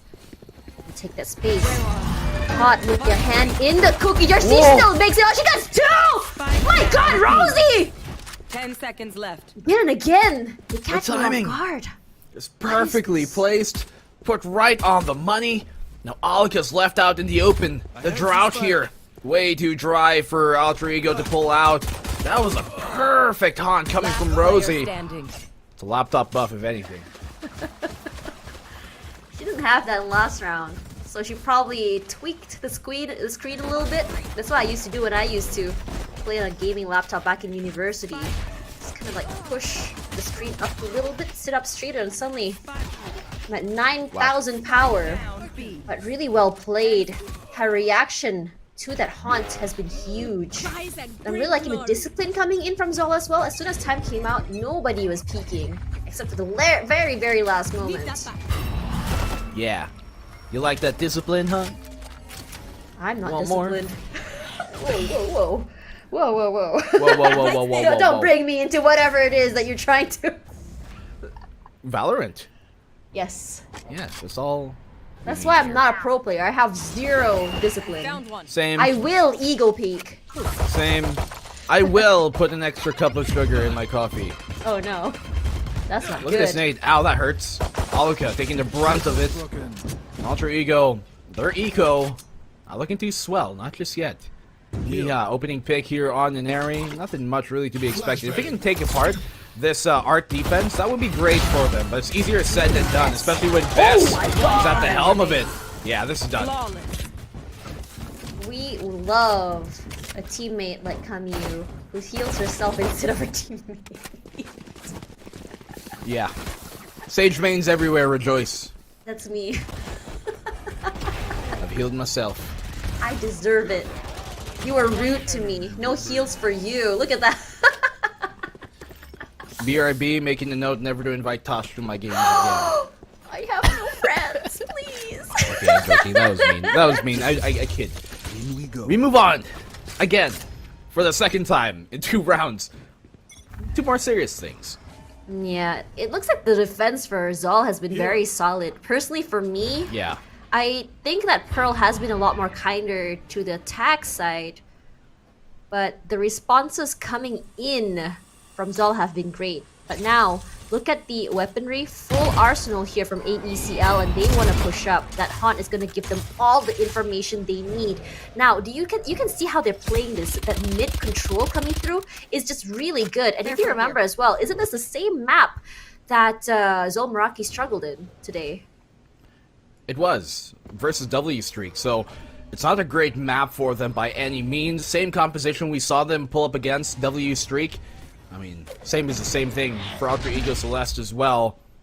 No real change is there. Double controller once more, still keeping on out, but actually, no, let me correct myself. There seems to be Duelist this time. So, very different composition they bring to the table. Actually, ran this no Duelist composition a while ago. It worked quite well. Bess finds a pick off. Iceberg follows up, and Alter Ego Celeste. They have utility in spades. That's what they want to use to accomplish their goal. Starting to see those double swings come through from AECL. They are playing together, and it's great because there's so many different angles to play around.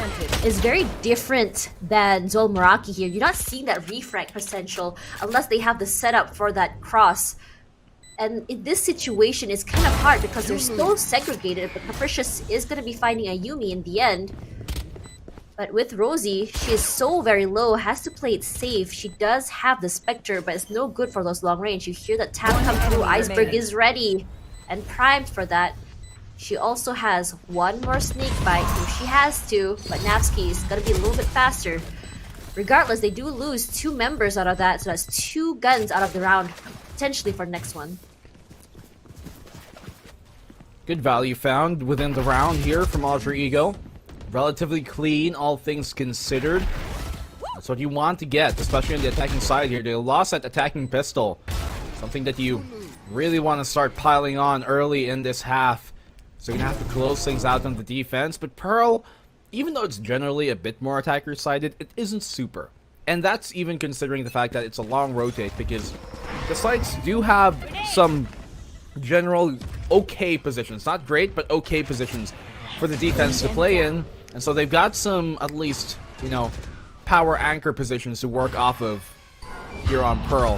Haunt on out there towards the lobby, spots out information through that window.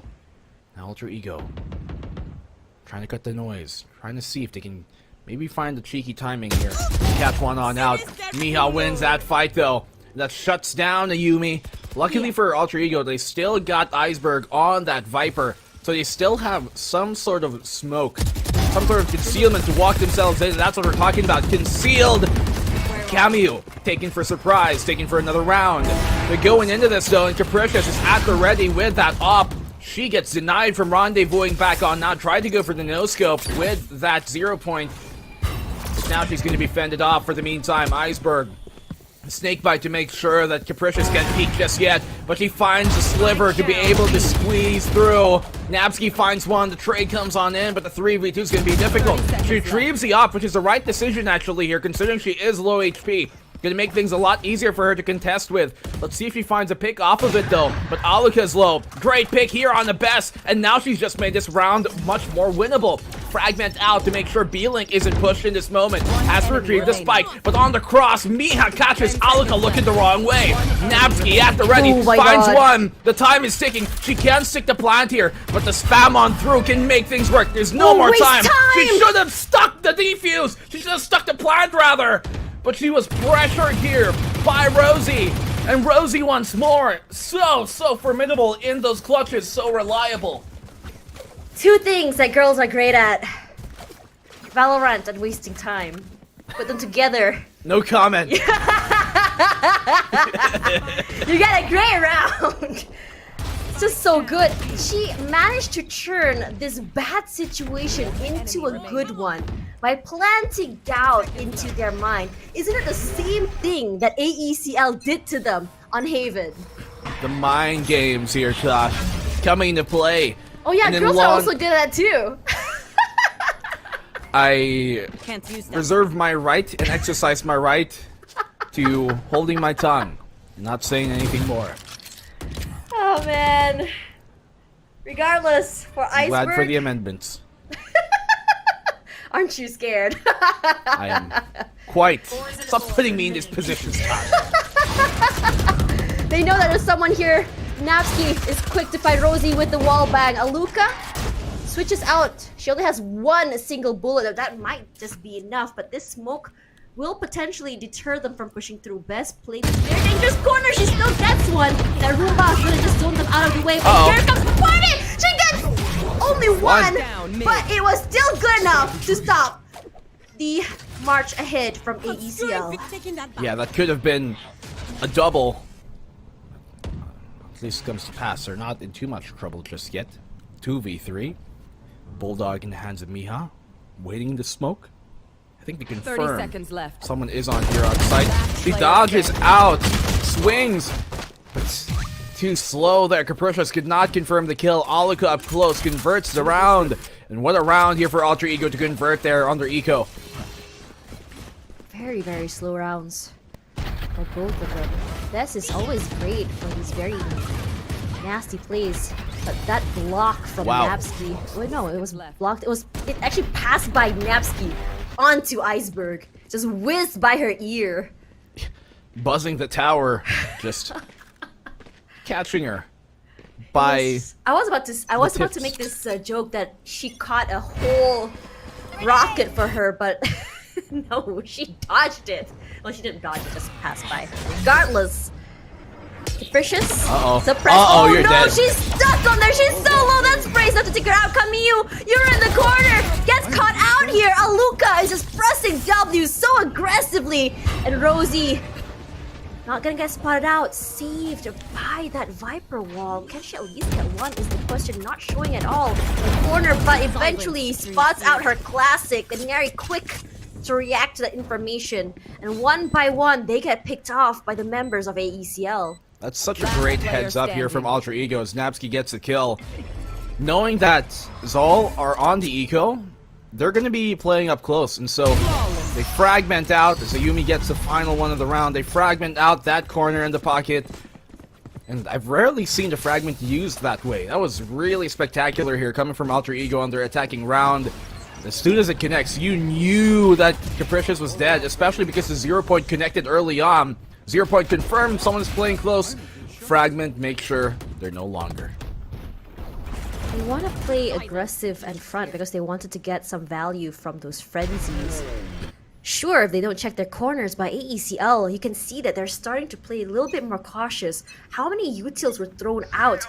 One behind the pillar and the fragment used in that corner just to clear out because they know that Zol Meraki likes playing these aggressive angles.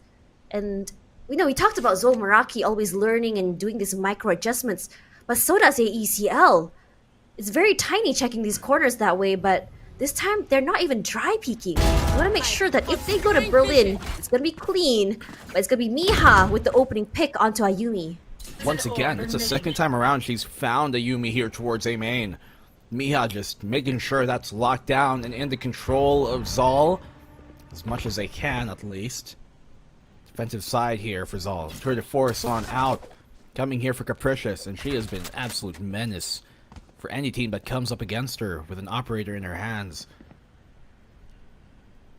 No one on mid side this time. Can see the change. No longer is the priority on that mid side. But Tour de Force now out, holding the line as Aluka just waits. She's not even going to show herself just yet. It's hard to get this pick. You're well. All they have to do is wait for that to answer with their own Nightfall. Camille does find Mary. Look at Camille through the smoke, just spams it. One enemy remaining. They do get one. A Capricious does find another one in return. That information coming through from Rosie has been huge, enabling Camille for a 3K.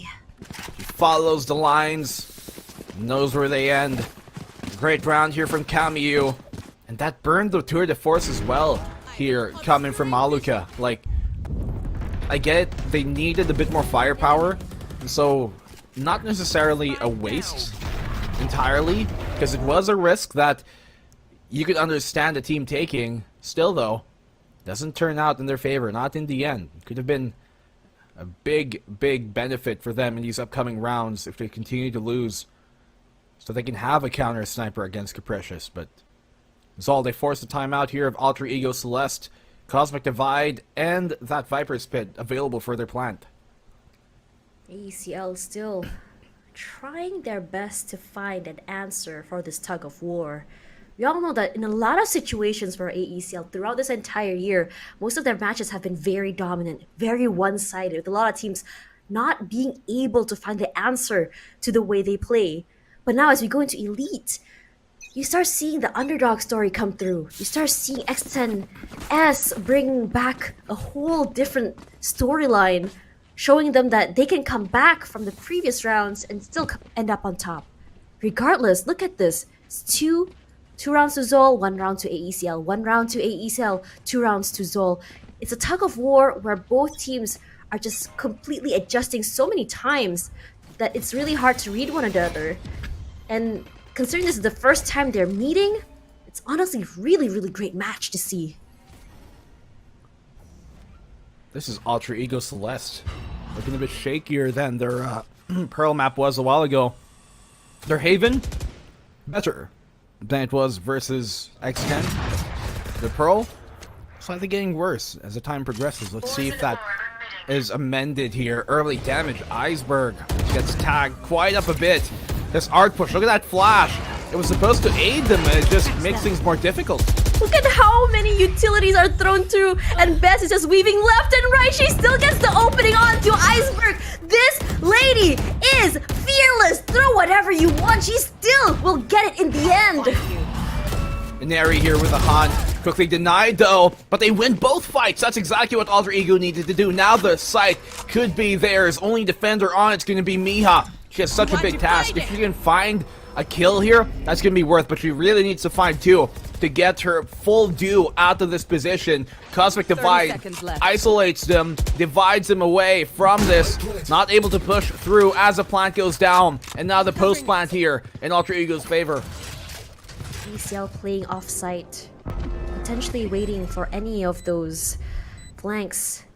Capricious, still waiting. Walls out the area, giving them some space for that defuse. A little bit too late here to break it early, but they too have their own cosmic divide. Ayumi pulled inside, but Kamiyu will find a Neri. Kamiyu also with the classic. That's all she needs. She sticks it, but eventually gonna go down. Kamiyu answering. Kamiyu with a 4K. She gets it in the end. What a great recovery mid-round from Zol Meraki. She played that absolutely perfectly here, Kamiyu.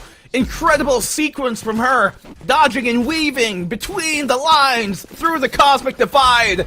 She shows them the stars and she reaches for it, grabs it by the neck, and takes it for herself.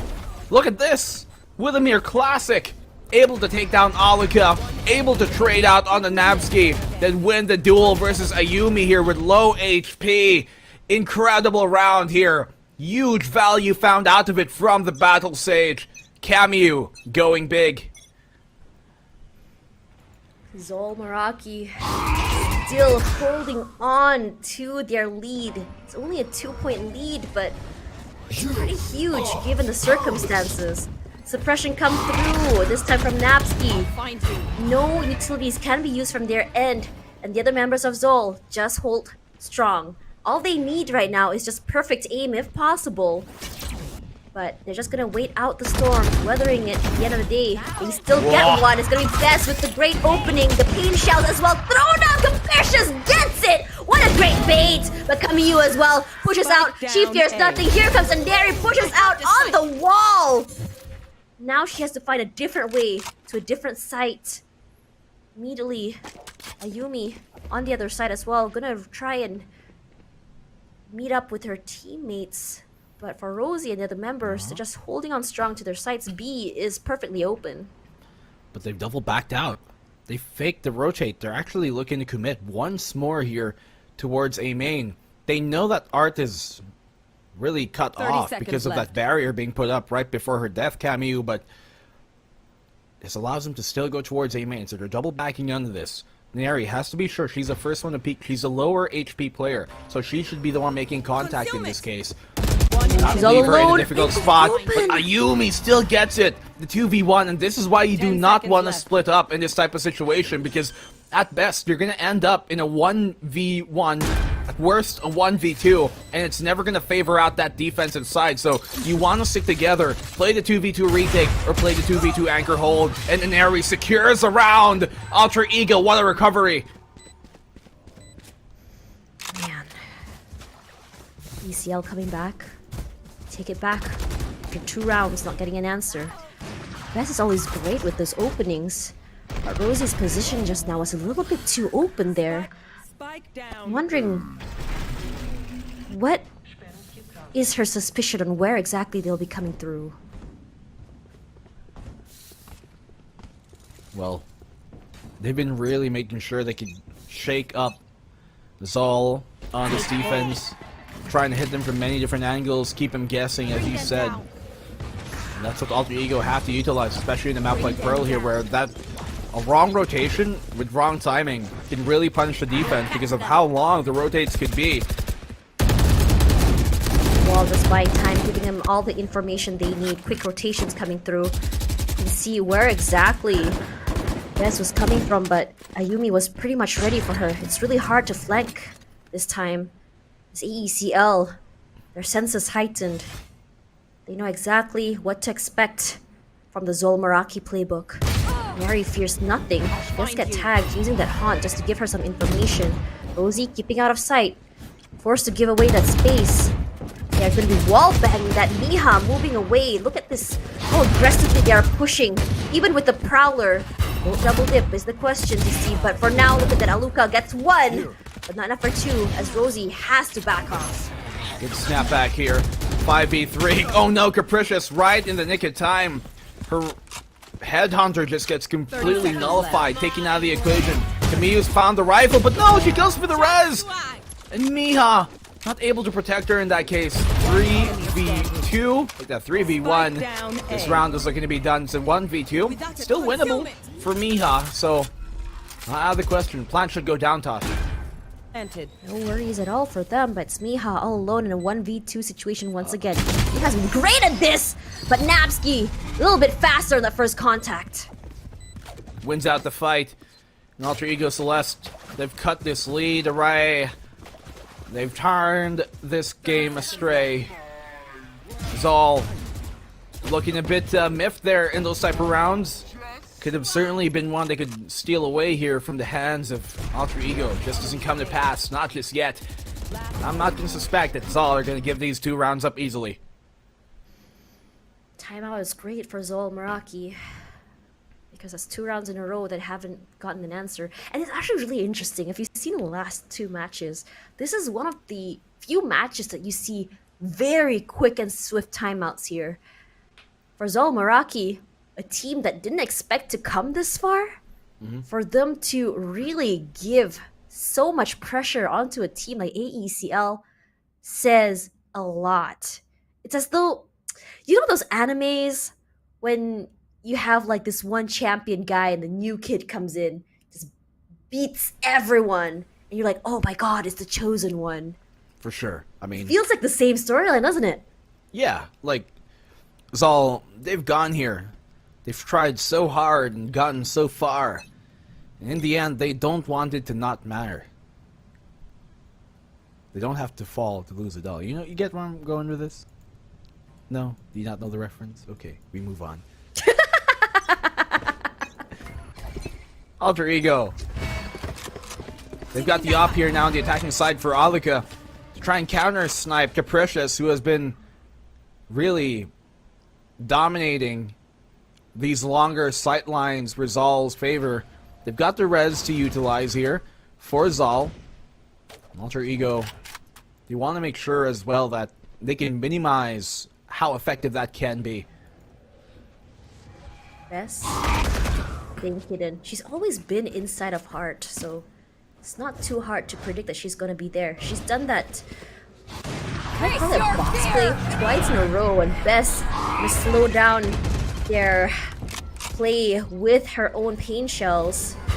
But not before she does get suppressed. Regardless, AECL still taking this gingerly, not wanting to rush it, not wanting to get picked off one by one. Because we know Zol, once they get that pick off, their aggression goes to level 3. Okay, we're using spices as adjectives now. What? I said aggression goes to level 3! How is Gingerly. that? Basily.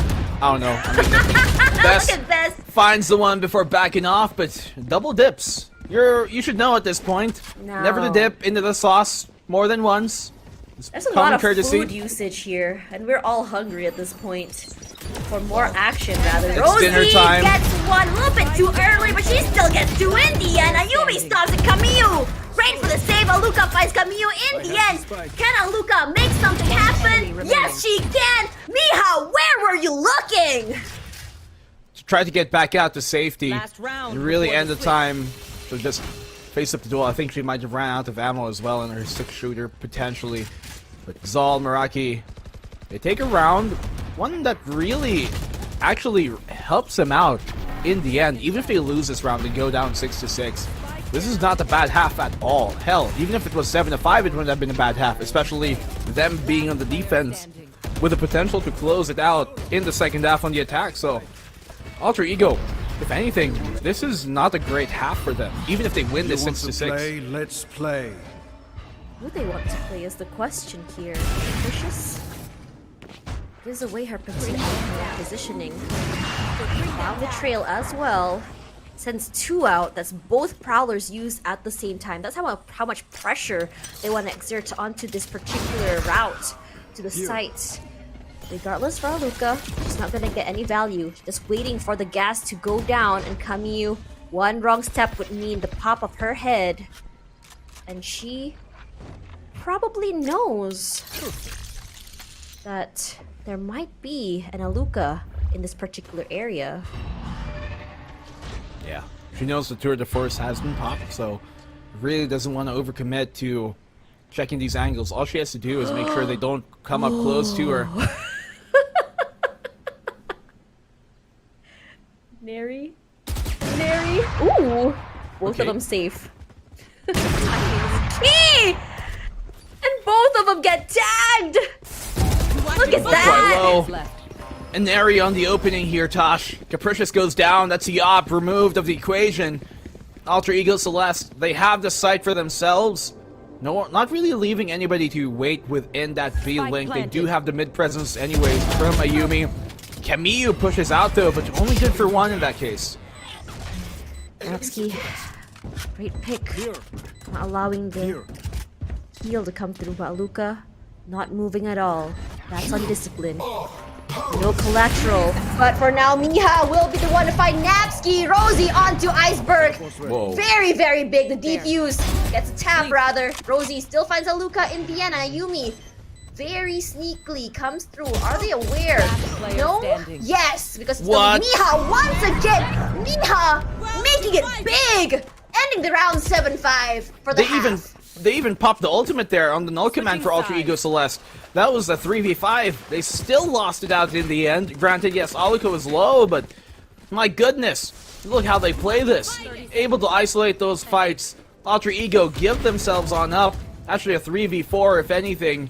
And nobody able to trade, not a single player here on Zol goes down. They keep on peeking that halls all the way from the pillar and they go down, but our hosts, I'm sure they're energized after that half.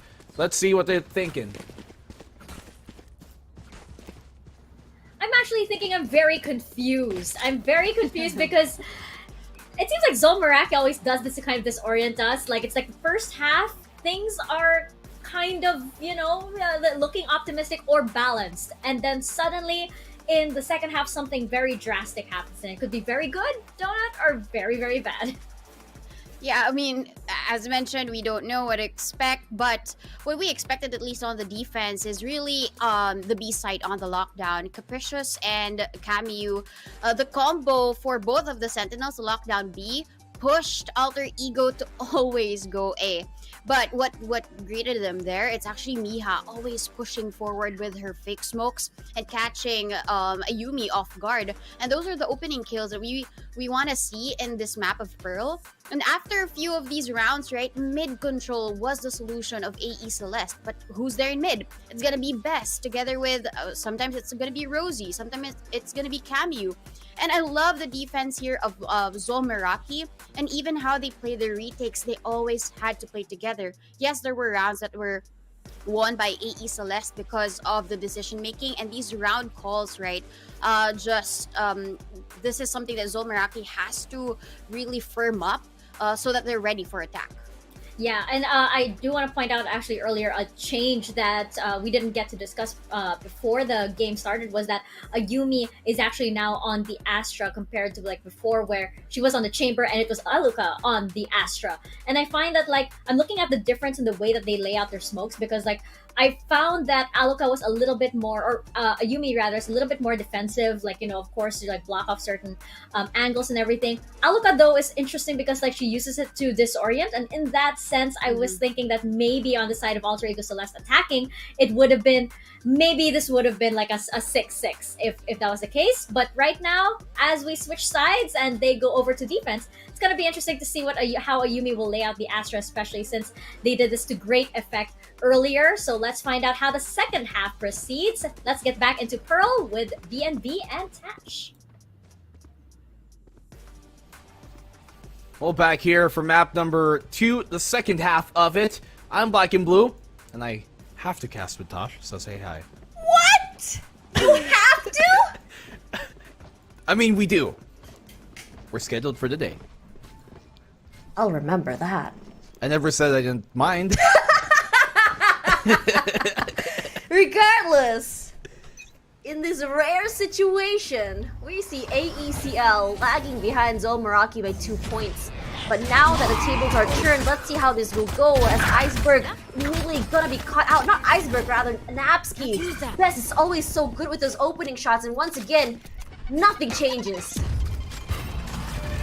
Iceberg, they don't really come out of that without even any damage done here for Alter Ego Celeste, so this is looking dangerous for them. Pearl worked out the first time around versus Extend, but this is a different team. Spike down on the ground, the retake to come in here, Tosh, for Alter Ego. This is really scary as Miha once again. Oh, that's big. Worked really good. Find Ayumi out of the way. Let's look at where looking at Luca finds her in the end. What a fake. But it's huge. Luca only with 6 HP left. Einsberg, how are you gonna push out here? As Best playing a very dangerous corner here. She gets 2. Good enough. Gets the tap. Camille as well. And Capricious, the only one who can do something about it, but she weaves in and out, and it's gonna be AECL. They get on top. I don't think they have time. No time? Oh my goodness.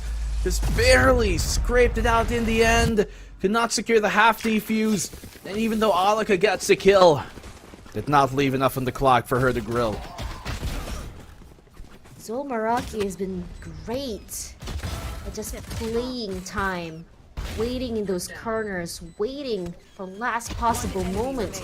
Yes, AECL gets it in the end, but what can they do when so much time has passed?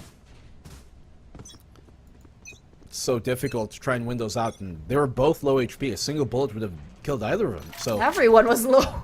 everyone was low. Oh man. By all means. Down low, low. Wow, your age is Apple showing. bomb though. jeans. Your age is definitely showing there. What do you mean? You're the auntie. Whoa, I'm grandma. What are you talking about? Regardless, Oh, Best sorry to offend. quickly taking out space. This is the change we see from AECL. Look how far away they're waiting. They want to wait for this push. Really flashes, but the sprays come through from Capricious. Our nasty finds Napsky. Rosie finds Iceberg. But there is a trade, but not before 2 more goes down. We only lose 1 in this round. Ayumi trying to catch 1 out. She might just be able to. Capricious to save the day. And Rosie breathes a sigh of relief. Well, this type of rounds, not really expecting Ultra Ego to be able to win that, especially considering how, they didn't have weapons advantage, ecos. Never ones we fully anticipate to be turned around, and that's why we're always pleasantly surprised when it does come. Zol Meraki here. SMGs abound. B-Long's going to be difficult for them to challenge, so you're going to expect more mid presence, I assume, here from Zol, especially looking at their positioning. Spike from that shop. Just be careful it doesn't get thrown away. Please, through the smoke. Nothing left to chance. Every corner checked, every smoke pushed out. Regardless, Napsky holding this deep corner. Let's get a little tagged. Nothing to worry about though. She's not moving at all. For Zol Meraki, this is a very big change in pace for them. They want the mid control, but at the same time, they don't want to go too aggressive toward Art. Not getting that instant pick there, but Capricious does take a lot of damage. Well, she's able to get healed back up. Luckily, they got a Sage. Hooray. Yay, we love Sage. Oh, yeah. I bet. That's the opening there. From Capricious onto Aluka, finding a counterpart, gets a gun upgrade as well. That's huge as Iceberg and Mary gets to it in the meantime. You might think that you might get away with something, but AECL takes more. So here's the lesson. Never bring the spike through B-Link when you're going for a split push. You want it to go 30 seconds from left. long. You don't want it to go on the back line, which is a much higher chance of failing compared to that long push where the attackers have a bit more advantage. So Zol Meraki, they find that firsthand. It's really hard to push through that Viper smoke. Miha does get the trade at least onto Iceberg. And Neri pushing out, and Neri sprays through, finds Miha. No more time. It's only one person to worry about. It's Capricious. She gets a backstab. She gets 2. No more time. But what does it matter? They won, but at what cost? Their lives. Yes. Yeah. 6-9 here. Ultra Ego. 3 more rounds to come back into. We've seen exactly that happen in the past. Look at this shutdown from the B-Link. Camu just hopping to her own demise. What? You not see? Push through the smoke, catching them off guard. Yeah, I did. Probably got a heart attack of their lives. Like, oh my goodness. No, when I get shocked and valor, I throw my mouse. Broke. 1 mouse already. Why? Because I got... You threw it? Yeah, by accident. Oh. Thrower. Tosh confirmed. Reported. That's Alright, allowed. I always have an extra, and the plant will come through this time. It's a lot more, I would say, definite the way they take space this time. They've conditioned AECL to watch mid, but little did they know they were running straight through B long. Napski waiting on the side just to enable her teammates with that flash. Camus does get marked and decayed as well, but no follow-up. Perfect The flash comes through perfectly. Luka finds Camus. Best pushing up forward. She gets one. Not before Neri trades her out in return. Capricious. It's planted for her. She pops off one hit. Trademark does get found. She spams it. Smoke, though. She still finds Napski. Can it be 3? She pushes up forward. Diffuse does come through. That slow is not doing her any favors. Ayumi still gets it. Needs to find the time. But there's no more. Zol hitting 10 points. She forced her off the defuse, and that was what they needed. Zol.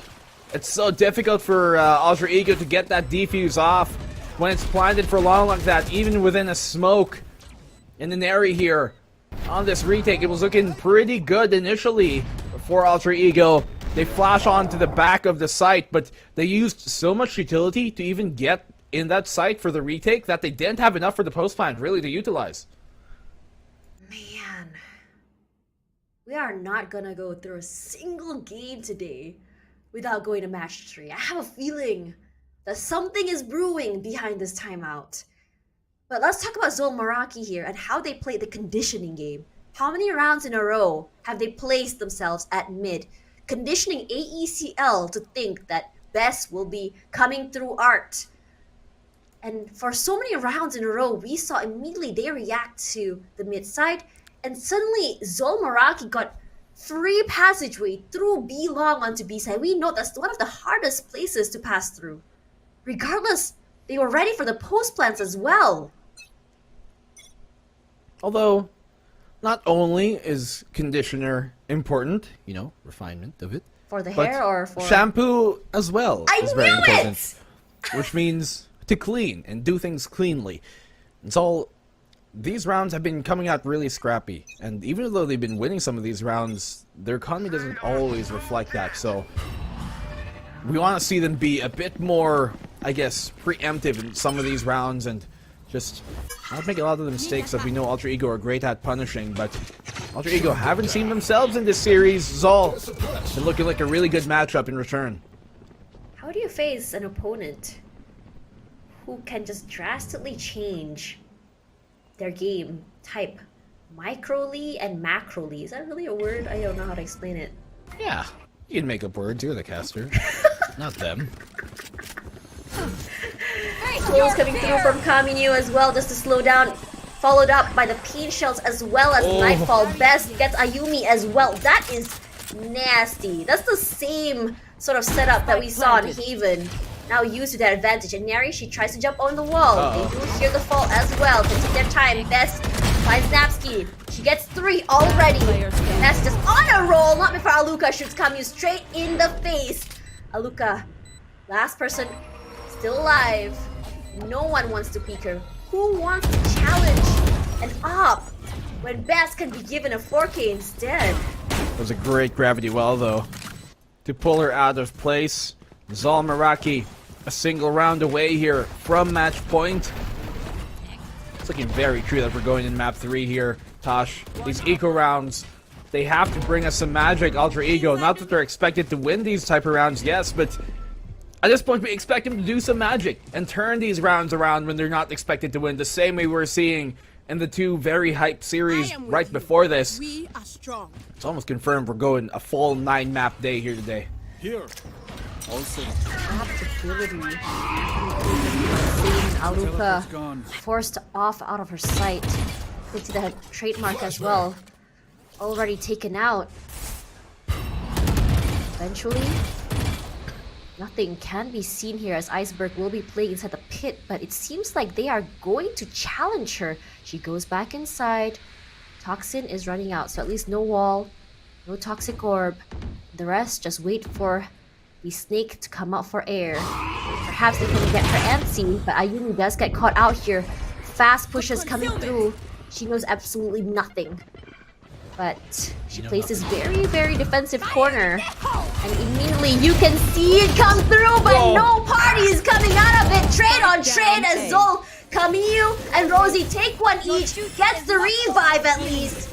They may have burned the showstopper, but they do get the player back in the game.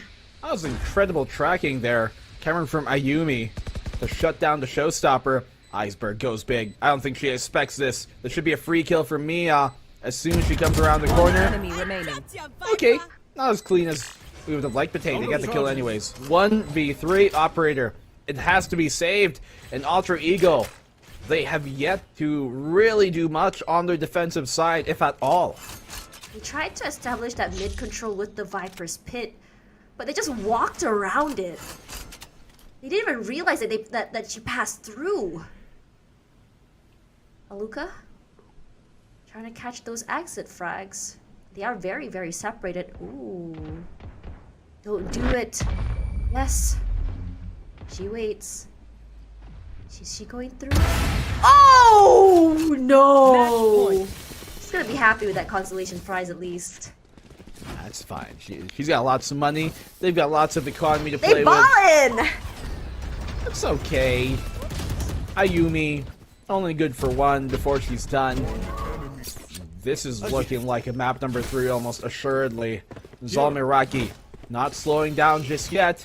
Now, we've seen 2 great comebacks here from Alter Ego.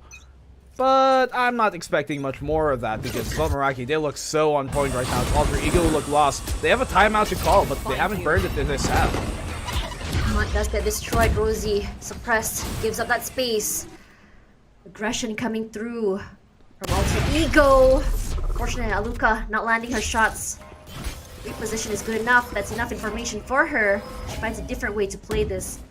All of these utils, it's not going to be good for her. Not allowing her that space to see, but the Viper's Pit as well. As the box is fueled by some time. Iceberg, she spots Best's head. Sprays through, but she eats the damage. Aluka does find Camille in the end. Aluka still stays alive regardless. Best still finds one. Iceberg, wallbang, Napsky finds Capricious in the end. That's with the Spectre. Best does get pulled, but it doesn't really matter to her. What's happening? She repositions herself. Nary does find Rosie in the end. Best, she ain't scared by Aluka. She plays a very aggressive stance. She wants to take this back. Miha, final person alive. What can she do when the spike is being held by a chamber with an op? Apparently not much. She had 2 stars to utilize, but still, she's out for the count, and you can see there that Miha, actually not Miha, Bess, within that was just like, what on earth is happening? Look at all this utility dropping on me, the concuss, the 0 point, the haunt, everything being thrown her way. Alter Ego, they get a stop. We've seen these rounds be the start of something new. Something new. I know, that was the reference, Tosh. You didn't Wait, you know have to High sing School it. Musical? That's the reference. Wow, you're a TikToker. What? I'm just kidding. I'm just kidding. I'm offended. I'm offended, but I'll let it pass. I've had many shots today Oh against each man. other. Yeah. Now we see So- a very, I would say, slower pace this time from Zol Meraki. They can bait if they want to, but look at where Ayumi is. I don't know if they suspect that she's there, but leave nothing to chance. Camille, where are you looking? Look at that flash! flash. It's so good! Yes, Spike Camille, down fine! A. Spike as well. Ayumi hears nothing. He pushes through Capricious.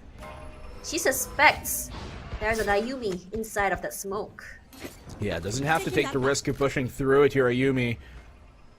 She's gotten the pick, and that's all they really need. When you have the player count advantage, you don't have to go for big risks anymore. Simply play the trade game, and if it's done well, then things should go their way. The art push coming in here for Zol. It's coming through. They're pushing out. Capricious will lead the charge here. Miha gonna get caught out by Ayumi. They know where exactly she is. Capricious is suppressed. Can't move forward. Flash comes through. Not the flash, rather. That's the fragment. And Neri pushing up. Is she good for one? No, not quite. The double swing catches her off guard. Napsky playing for time. She does still have one more flash. Ayumi's so very low. Unfortunately, the plant does come through. Iceberg finds Rosie. Stops Yeah, her they're mid-plant. trapped. Ayumi in the 3K right now. What are you gonna do, Capricious? It is 1 versus 3 teleports away. So difficult to get this plant down. The A site here on Pearl is one of the most difficult sites to plant for CT for, compared to almost any other map. You think of any other map, Ascent, Haven, Split, even when it was still in rotation, Bind. Those maps, so much more doable to plant for CT, even Icebox, to plant for CT, as compared to a map here like Pearl, where that CT is just so difficult to even take in the first place. So difficult to plan for it. Alternatively as well, the timeout here called by Zol. 6-round lead cut down to a more digestible 4. Sometimes when you are at the finish line, fatigue comes through. You think that you're almost done and you start to sprint. And then you get tired. That's how the advantage comes through. And we've seen this happen so many times. You get 4 in a row, suddenly you're in overtime. This is not looking great, because once you go into overtime and AECL manages that mental reset, they need this win to get to Ascent. And they need to do it well. Well, Ultra Ego on an anti-eco. Zol Meraki here, who got that single rifle to buy up and force up. Try and give him a bit more of a different look. Cameo, I think she's going to be the one weaponizing this further into the round. She's been great with her shots, honestly, and She's been spectacular. Exactly. And for Zol Meraki, they've had some really, really strong thrifties. And I think that sometimes, when I was talking to Trix before, she said that players have a different mindset when it comes to eco rounds. That's why they play a little bit more aggressive, but their shots are always so huge. Not Luca will be able to get that shot. Unfortunately, doesn't manage to get it. And then here's the utils coming through. They know that there's someone else. Get a double scope zoomed in. Maybe would have landed that shot, but they're going for this B split this time around. They're within this back site. Now, there is a rendezvous for it to back off of, but that's going to destroy the rendezvous actually, that paint shell. Iceberg's good for one, but they're trapped between the rock and a hard place, so this actually works out for Zol. They're able to retrieve the rifle because of it too. This could be where they make their mark. This could be where they end this map. This is huge, but it's still 3-on-3. Neri makes her presence known here, but at least there's no slow. Capricious holding the line. Here comes Cosmic Divide. Oh! Miha is what the fun. Ayumi and Neri finds Miha in the end. Kamiyu trains out with Napsky as Capricious finds it! They win it! With a thrifty! What on earth? Zol Meraki surprising us over and over again! What a map and what a round there for Zol Meraki. For them to be waiting on the back of that site there, Alter Ego, it just let them get pretty much encompassed, encircled, and they were trapped within that backside. Nowhere for them to run against the eco. And yes, they were going to be able to at least find one apiece, but they couldn't find even more. And you needed Cammy to go big there. Rather, you needed, forget, it was a Viper. You needed her to go big anyways, because she was the one supporting, the chamber there, and that's what you have to do, but it just doesn't come to pass. And that, they're the ones who let the opportunity pass. It could have been a comeback, but we're going to Ascent here to find out who really takes this series. Every single match played today has been a 3-round, and I'm not surprised that this last one is the same. Regardless, we're gonna let Gem as well as Mika do the unwrapping of Pearl. We'll see you guys in a little while. Oh my gosh. I mean, I remember at the start of this game, Donut, I said, oh, okay, Alter Ego Celeste does well on Pearl, and no, Zol Meraki did not. Surely, this, this follows the script this time, and it still doesn't. It's amazing. Yeah, I mean, everything we say here gets jinxed, right? But I do have a little bit of a very surface level analysis on our findings here in Pearl. So if AE Celeste wins against X10S and Zol Meraki wins against AE Celeste, so he's all the best in Pearl right now in APAC for at least this map of Pearl, right? Because we saw them, how much space they took, how much control Bess was able to offer with all of her utilities. Even Rosie here with all of those angles, taking on these duels one by one, making sure that nobody from AE Celeste gets onto that site. And even decision making for that specific round, right? For Zol Meraki to just play for time, to just waste time and play that to their advantage. Even this one, Patricia's just TPs away because she knows it's already her advantage. I've heard the clock ticking and I want it to go my favor.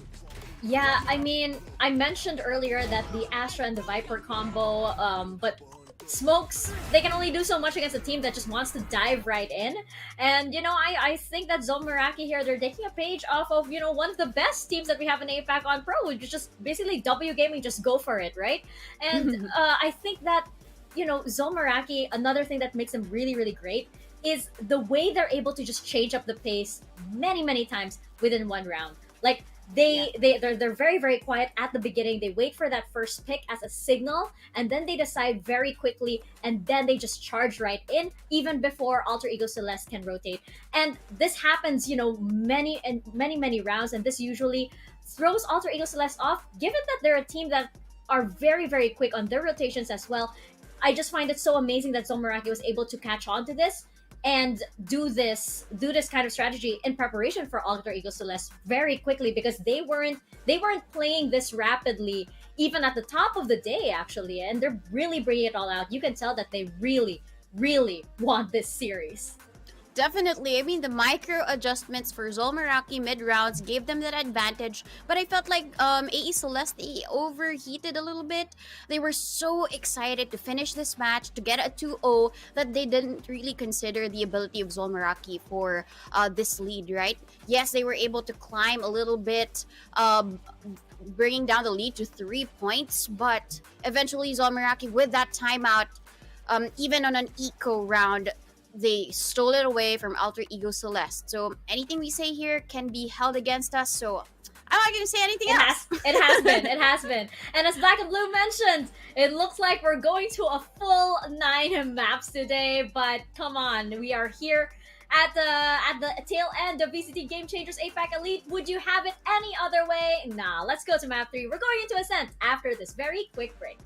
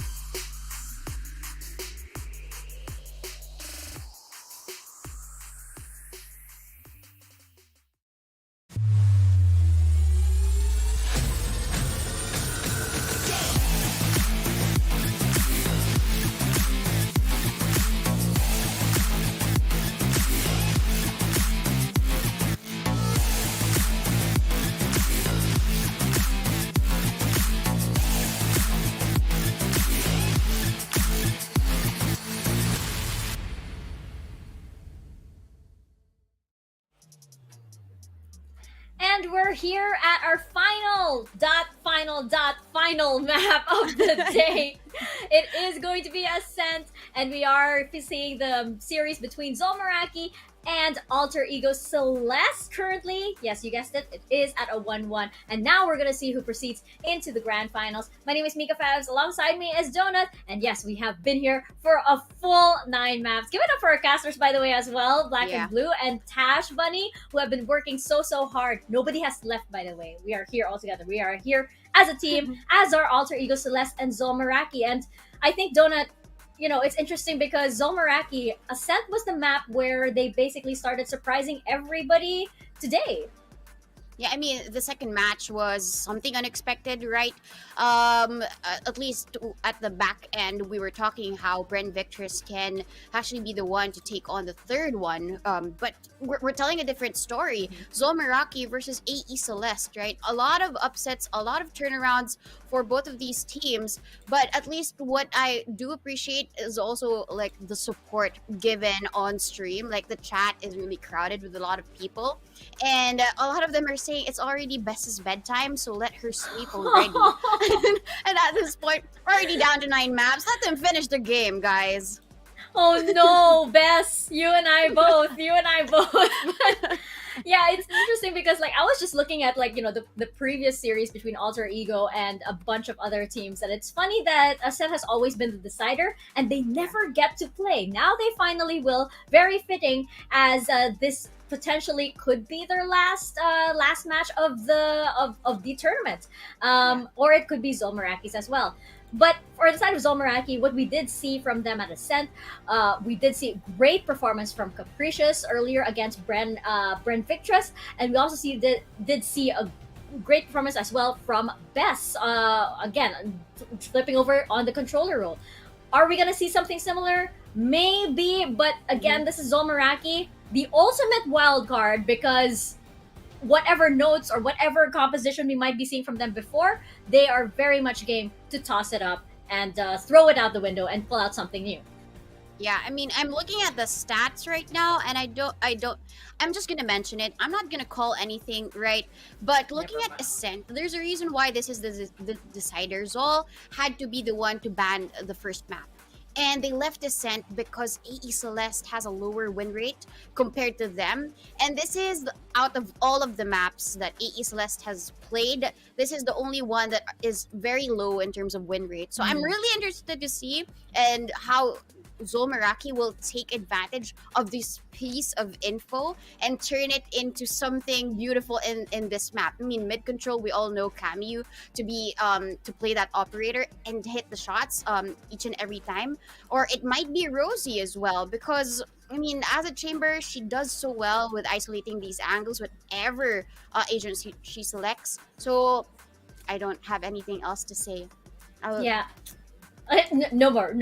We're done because whatever we've been saying here is just like Zol Meraki's just been totally tossing it up. Oh, did they say that? All right, we'll just do something else then, so that their analysis is thrown out the window. But no, really, I mean, this team, I mean, the fact that this team can evolve so quickly is really like, it's very rare to see a team like this solidified this late in the game. And they still have more to offer, which is really, really encouraging, especially when you think that, you know, potentially they could be, you know, they could be going up against Ascent Sapphire at the grand finals. But Alter Ego Celeste, of course, they are gunning to take back that crown right here. And, you know, it's very fitting that it's here on Ascent, a map that is very, very 50-50, notoriously 50-50 for many, many teams. And now I think just because this map is, you know, quote unquote, pretty much your quintessential Valorant or basic Valorant, it's gonna highlight a lot of top performances. So who do we have our eyes on? We have our eyes on players like Capricious, Ineri, because that's gonna be a lot of the firepower. They have to bring it all out now. Even Zol Meraki, who I know have been bringing out the firepower since, what time did we start? 12? 11 a.m.? Yeah. Yeah, I mean, imagine AE Celeste started their game at 12 noon, but they're still playing this game, right? They must love this game so much. That's why they're gonna play it the whole day, basically. The whole day, literally. Pretty much literally, yeah. Yeah, I mean, I do want to just really identify the agents because Zol Meraki have been switching it up and still finding success each and every time. It's like they play an agent roulette at this point because Yeah. Capricious, we expect her to play the duelist or sometimes the chamber, and then there's gonna be a mix-up.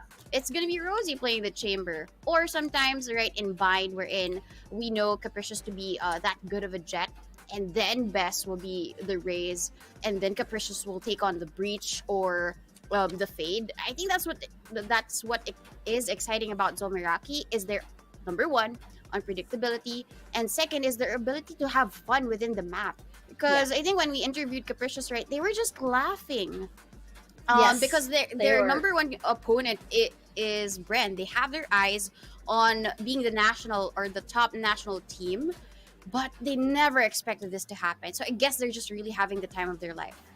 Yeah, and I mean, like when we did interview them again earlier, because they did come from that victory against Bren Victress, you know, I believe, what was it, Capricious? It was Capricious, right? She was like saying, we didn't expect this. So at this point, like, what more can you do when you didn't expect to actually be here? I mean, you're just pretty much, you're gonna have fun. You've already gone farther than anybody thought, even yourselves thought that you would. So at this point, there's nothing to lose on the side of Zol Meraki, and they can be very proud from how far they've come.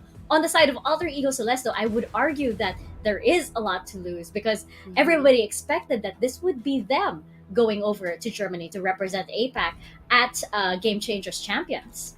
And X and S would have their wish come true that they want to take on AE Celeste and move forward to Berlin. That's right? right. So that's really going to be the case. What's surprising is the change up of roles for the team of AE Celeste as well. They're giving Alaka the Raze role. I think that's the biggest thing to note. She's back. She is back on the duelist, so that's gonna be very exciting. You know, Alter Ego Celeste was like, okay, Zol Meraki keeps changing things up. We're gonna do exactly the same here on Ascent. So let's get right into it. Our final map of the day. Let's toss it over to our casters, Blackenblue and Tash. Send them energy. Taking that energy. Give it to us. Going at it. This is the last one. The winner goes to Grand Finals tomorrow. And this is me, Tash and Blackenblue. Our final cast together. Our final day here on VCT Game Changers APAC. And we tend to go off with a bang. Yeah, well, ladies and gentlemen, friends everywhere and anywhere, thank you so much for sticking this long because this is a series that deserves your utmost attention. Zol Meraki, the dark horse of the tournament, have found themselves in a position to put themselves in the conversation of flying to Berlin. If they win this game, they play tomorrow versus X10 Sapphire. It could potentially make the impossible the truth. But Alter Ego, the redemption arc, it's not done just yet. They've barely started. They have to take this map to be able to get that shot. The team that everybody expected to be at the top, they're right at the bottom here right now, and they don't want to go home early. Aggressive play from Aluka! And she just shoos them all away. Both of them so very low, suppressed by that, but that pea shells might just spell death for Miha. And even Let's get them in the end. But Camus finds one Capricious as well. Iceberg pushes out. She ain't scared. she is the danger. She's the one who knocks Iceberg here, making sure that she's crystal clear in her intent. 2v3, but quite low these players be. Alter Ego Celeste, it's very dangerous for them to be in this position. They rotate back out to the B site. They should be able to get the spike down, but the post-plant retake remains to be seen if it's going to work out here. Zol, they hang on back. The timing, Best can find a free pick here. And Naluka wants to take the fight up close and maybe catch one off guard. This is a scary situation. Only Bess, low HP Capricious, catches Aluka off guard. They know exactly where she is. Iceberg, whoo, she nearly gets picked there, but she's not scared. Takes up that space, finds a Neri. Capricious, 6 HP, but he's not gonna stop her. It's down to 1v1, and Iceberg, all that's needed is just a sneeze. Ice Best is on that side. She knows exactly where Iceberg is. The defuse comes through. That haunt does find her in the end. Does get destroyed. Playing for time. That's what she learned. Eventually, Bess does get her. And she still managed to get it halfway. Insane play by Bess. Yeah. Perfect stick on that half defuse. Because Iceberg was just so low, it'd be difficult for her to try and swing willy-nilly and take those fights, so she had to try and play with what little she's got. It doesn't come to pass. Capricious, absolutely huge to find these 2 picks here in the 3v2. Iceberg's even lucky to get that 1 pick without going down, but so difficult to win against a full HP player, especially with a Ghost on the opposing side, and you've got a Mere Classic. So, Zol, defensive side pistol, they take it. See how more they can pile on. Still pushing forward. Aluka in her hands is a shorty. She wants that close range aggression. But Zol playing the long way as well. I mean, instead, it's going to be really good for them because they know they have the gun advantage. They don't have to play too close. Regardless, cut off noise coming through here. Spike is on A main. But look at the other members. They're just making sure to get those picks if possible. Mid control now relinquished. And it's going to be scary if they do actually push through and get control to the backside of A. Scary. Alter Ego, they bring a very different composition here than what we're accustomed to seeing from them. Typically like to pull out the Killjoy here on Ascent, the only map they still pull out Killjoy on, at least as of recent, but we haven't seen them play this in almost half a year. And Neri, huge opening pick here, one that Alter Ego needs, but Cameo making use of the chaos. She has a rendezvous to go back out to safety too. Coming in forward with her teammates, one in hell. Sprays out, not getting that value regardless. This is very, very interesting situation. Napsky does have a new gun here. Neri wants to go to the tap. She does get one eventually. Miha answers back. That's the reload. They are sticking. Ayumi from one side, but Miha a little bit faster. Loses 2 guns out of that. Not a problem from Zol Meraki when they are starting off this strong. Don't fret. Water is wet. Zol Meraki, they win the round they're supposed to here. No surprises by that. Inari did a good job of finding at least a few kills. The only picks actually that Alter Ego got in this round was from Inari herself. She has really rightfully so put herself in the conversation of being the best player in APAC here in the Game Changer circuit. And for very good reason, but we're just not seeing that same spark just yet here today. Earlier on versus X10, yes, but Zol Meraki seemed to have had her number. Very oppressive. They want to push out here. Aggression coming through because they want to challenge these Vandals. Not getting the value from that knife is coming. Timing. Moves away! Ayumi finds her straight up. Alright. Miha pushing up as well. Well, Mia's playing this one close. She knows to try and pull their attention away. She's got the Prowler as well to throw out if it ever does come to it. Actually, no, she's burned it already, so Haunt is all she's going to have to utilize here. Perfect flash. I'm not sure if they check best in this corner. Inari finds a pick off into Miha, but the trigger discipline doesn't even come on in. Only 1 found by Best. Needed 2 there to make this a bit more winnable for Zol. And Alter Ego, they come up in the 4v2. Nari's so very low though. She is a very big threat. She got the sprays, spots out 1, get 2! That's a 4K for Neri! Bringing this back! And they only lost Aluka in the process. Well, Alter Ego, that's a round that they don't mind losing a single player on, especially on the convert. Bonus, anti-bonus rather, working out for their sake. It's good that they exercise discipline in placing that fragment there towards CT to make sure nobody just swings out of it, because we see that commonly happen on these type of anti-bonuses and the attacking side not expect it. So great job here by Alter Ego. They have some presence towards B, and I like this because it's going to pull the attention a bit more towards his B side, and you're going to see that if Zol Meraki don't really find much contact towards A main, their defense is going to rotate a lot quicker than it normally would have. Suddenly, it's so quiet. And AECL are trying to go for that default, get the opening pick, and suddenly the explosive play comes through. Or they're just trying to figure out where exactly has the less amount of players, and Miha, fortunately, will be the first one caught out. Look at the speed coming through. They pick up the spike. I think they might want to go through toward B. But Kamiyu, already primed and ready, watching the area. They have full control of the mid side here. Look how fast they're coming through. Haunt as well gets caught off guard, and Neri catches Kamiyu as she was getting rid of that Haunt. Aluka already on the side alongside Neri. It's all clear for them, ripe for the taking.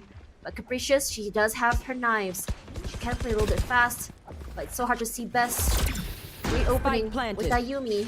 Capricious has to wait out that flash.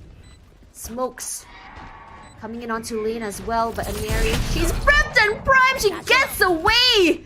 Must have given a shock to see the knives come through. Capricious a little bit too eager beaver there. 3K already. Napsky finds one best. Traded out, but Aluka will end it all.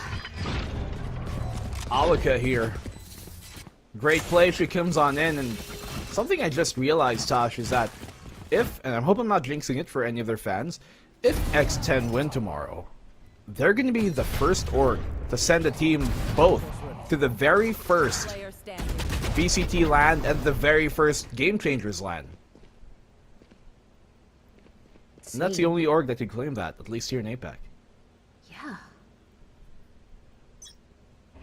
Ain't that something? Oh, man. Opening rounds here. Went in Zol's way, but the pendulum was quickly swung back for Alter Ego in their favor. Aluka. It's a great pick he finds on the Kamiyu.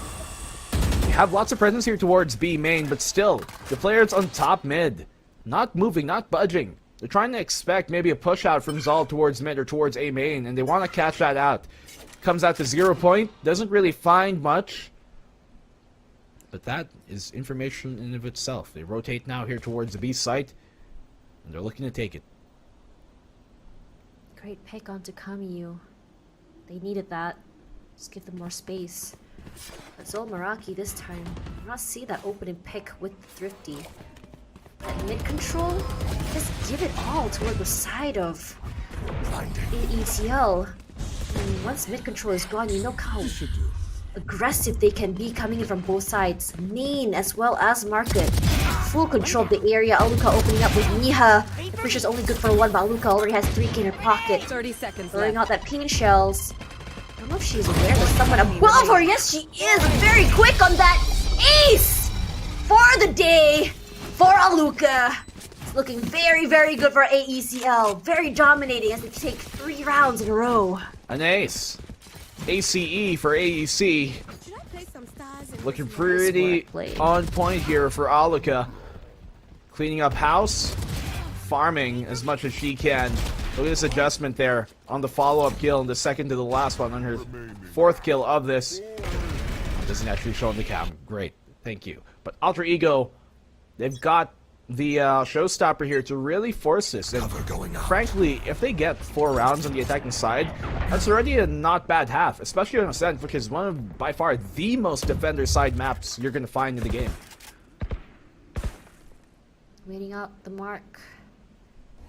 Surprisingly, we haven't really seen that aggressive pushes from Zol Meraki when it comes to those utils. They don't want to be caught off guard, especially pushing out aggressively against AECL.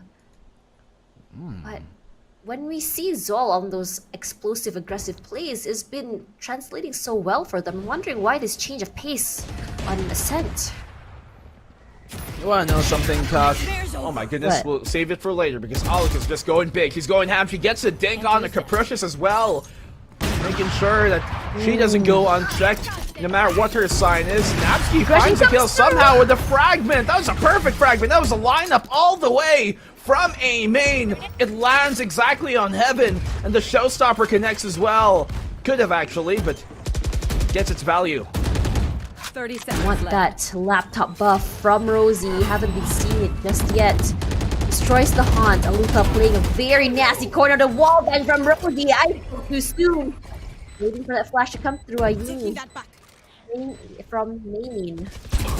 That temporary smoke. Aluka getting that value from that low corner there. Suppression, not allowing her to use her utils just yet. They are aware there's someone underneath. Look at that. I would say that pincer coming through from AECL. So good. It's really hard to really figure out where they're coming from, especially if you're stuck in one area for too long.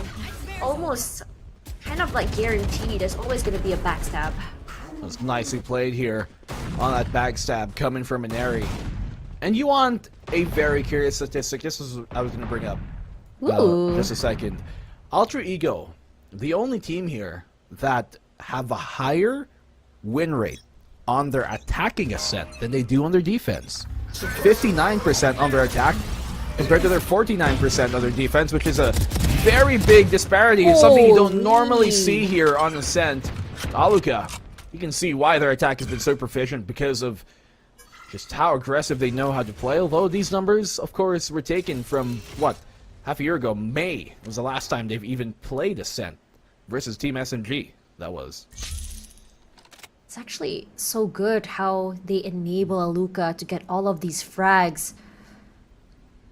And now the cut of noise. Zol Meraki still holding strong. Kamiyu. Just waiting for her to just peek out, and she was disabled there. No headhunter, no tour de force.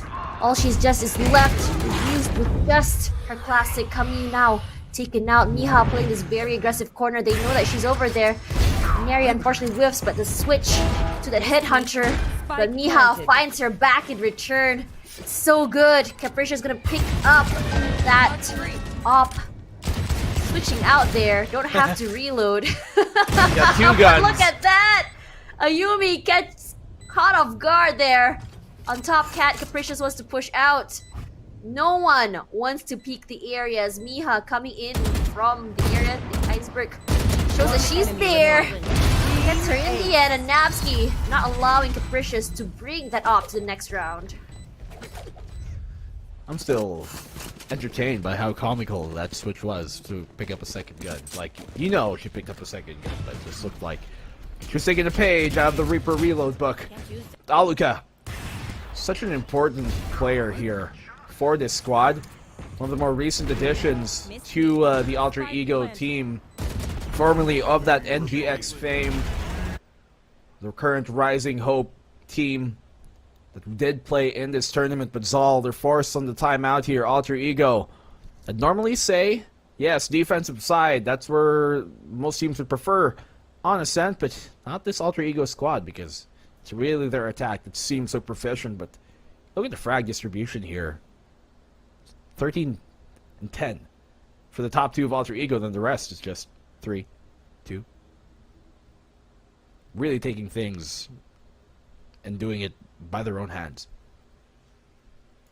Every time Zol times out, the shift in gameplay comes through. But at the same time, you also need to remember that for Zol Meraki, they also need that shift in mental. But their mid-round, mid-game recoveries have been great. I wouldn't be surprised if they do come back for this. They did lose 5 in a row. I think it's great that they're calling this timeout now rather than later. But to me, honestly, earlier would have been better, but better late than never, huh? Well, you'd always, at the very least, want to see a response coming in from the losing team here.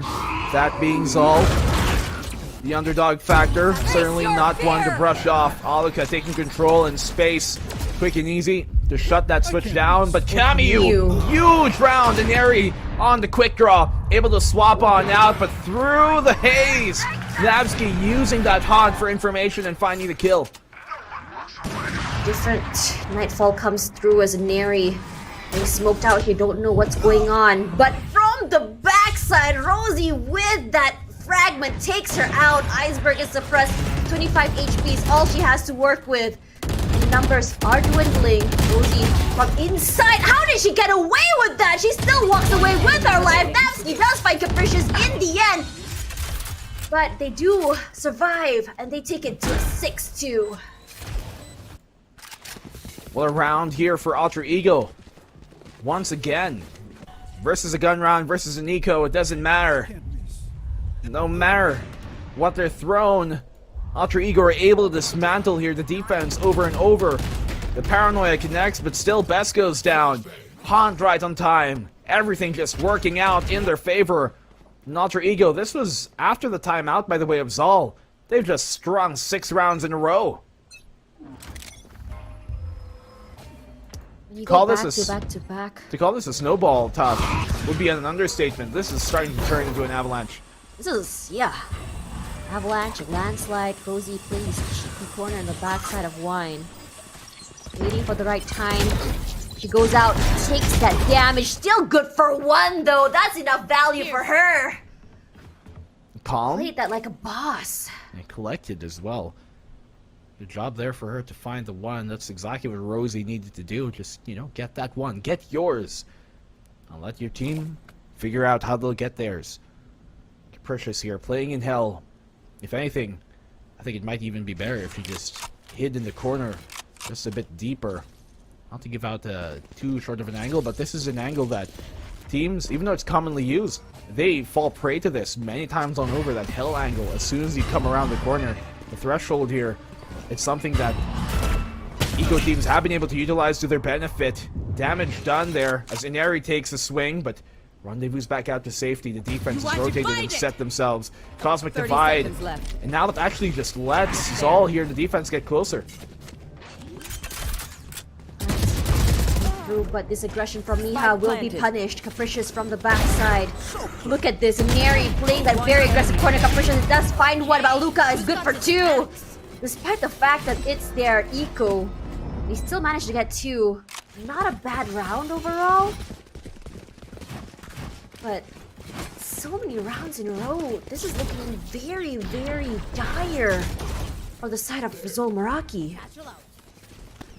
Starting to look like just a one-way show. Not that it already isn't. We haven't seen Zol Meraki win a single gun round. It's only their pistol round and the anti-eco that they've been able to convert, but 7 rounds down in a row. Can they continue this streak? Ultra Ego looking so primed, so proper here in their attacking side. Always so ready to fend off Zol Meraki on this defense. Luca this time. They clear every single corner. Neri watching mid. It's hard to get the pincer when you're just this choked. It's gonna buy some time at least with that Seize. Was kind of hoping that the Seize will be used with another util. Perhaps a fragment, but Best with the opening. This is huge. Best is back, but can she continue until the end is the question. Well, you go around the blind corner. Now you don't see anything. Capricious here, very deep angle. I'm not sure if we're gonna expect this. Teams will normally look towards B main, but not this deep. Not here. Not towards the mid grass. Which I will coin as mid alert. Great find by Capricious. They're brought to a 5v3 now. Could this be the round that Zol finally taken their stead? Luca, still very much alive, waiting. They clear out the Tox area. Camus great with the opening onto Ayumi. Best answers that flash. Really misses her. She gets 1, but not before Camus will trade out. Best gets 1 more, and finally they take it back on round 10. Zol Meraki showing us that they're still very much in the game. Well, we're around here from Zol Meraki. Finally, these are the type of rounds that they get. Yes, a bit of luck, but I'm gonna put it more to concentrated power of will. Yeah? How about that? Capricious. Great lurk for her. Really deep there towards mid. And it's just so difficult to try and win, especially when you're filtered and funneled into having to force yourself out of A main. And you have all this defense bearing down on you without much utility to force them off of the hold. Still holding. She can already kind of predict that someone gonna be checking out mid top. Regardless, Rosie laying on top there. Forces a teleport as well. This is gonna be huge. Mary slowly but surely making her way through mid side. I don't know if they're aware that she has slowly pushed out. That smoke gonna isolate the backside. Camus caught with the hands in the cookie jar, and a Neri will punish her for it on market. wow, still has the range to get all the way back down to B lobby. And Alter Ego, yeah, you're right on the money there, Tosh. They had no idea that Neri's already pushed herself all the way up into pizza. Little do they know it was starting to burn. The oven got too hot.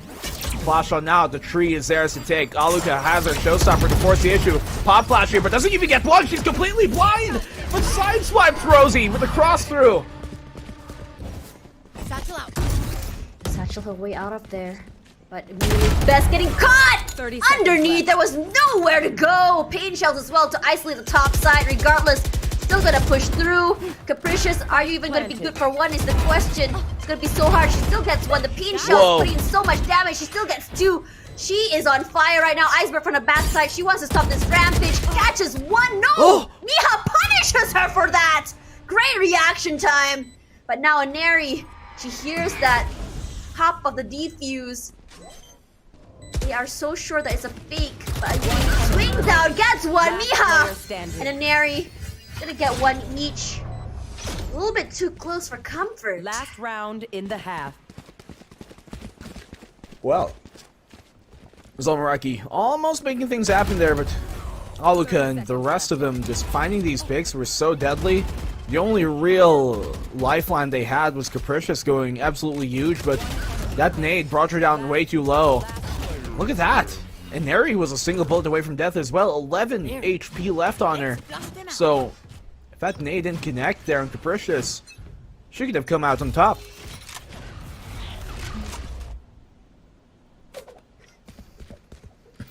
Let's see that Rosie pushing through, but you do get suppressed. This is not good. She can't use her flash at all. They can wait it out, but it does allow AECL a lot of space to come through. And this mid control, again and again, they keep relinquishing it. And the problem with this is that when you give them so much map control, you can see that all the flanks that come through from AECL has been absolutely huge. No clue where to look at. The Prowler confirms there's more than just one here. They take that ultimate orb. They've got the null command to utilize, and this is potentially important for the post plant. Here comes out the Nightfall. Null command as well. Capricious on the swing. No, she's caught out there. Seized because of that tether. But Capricious only good for one.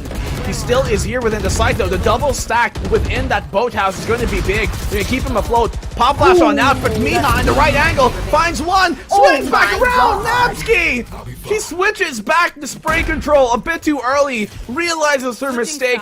The double take. And secures the 9-3 half for Alter Ego.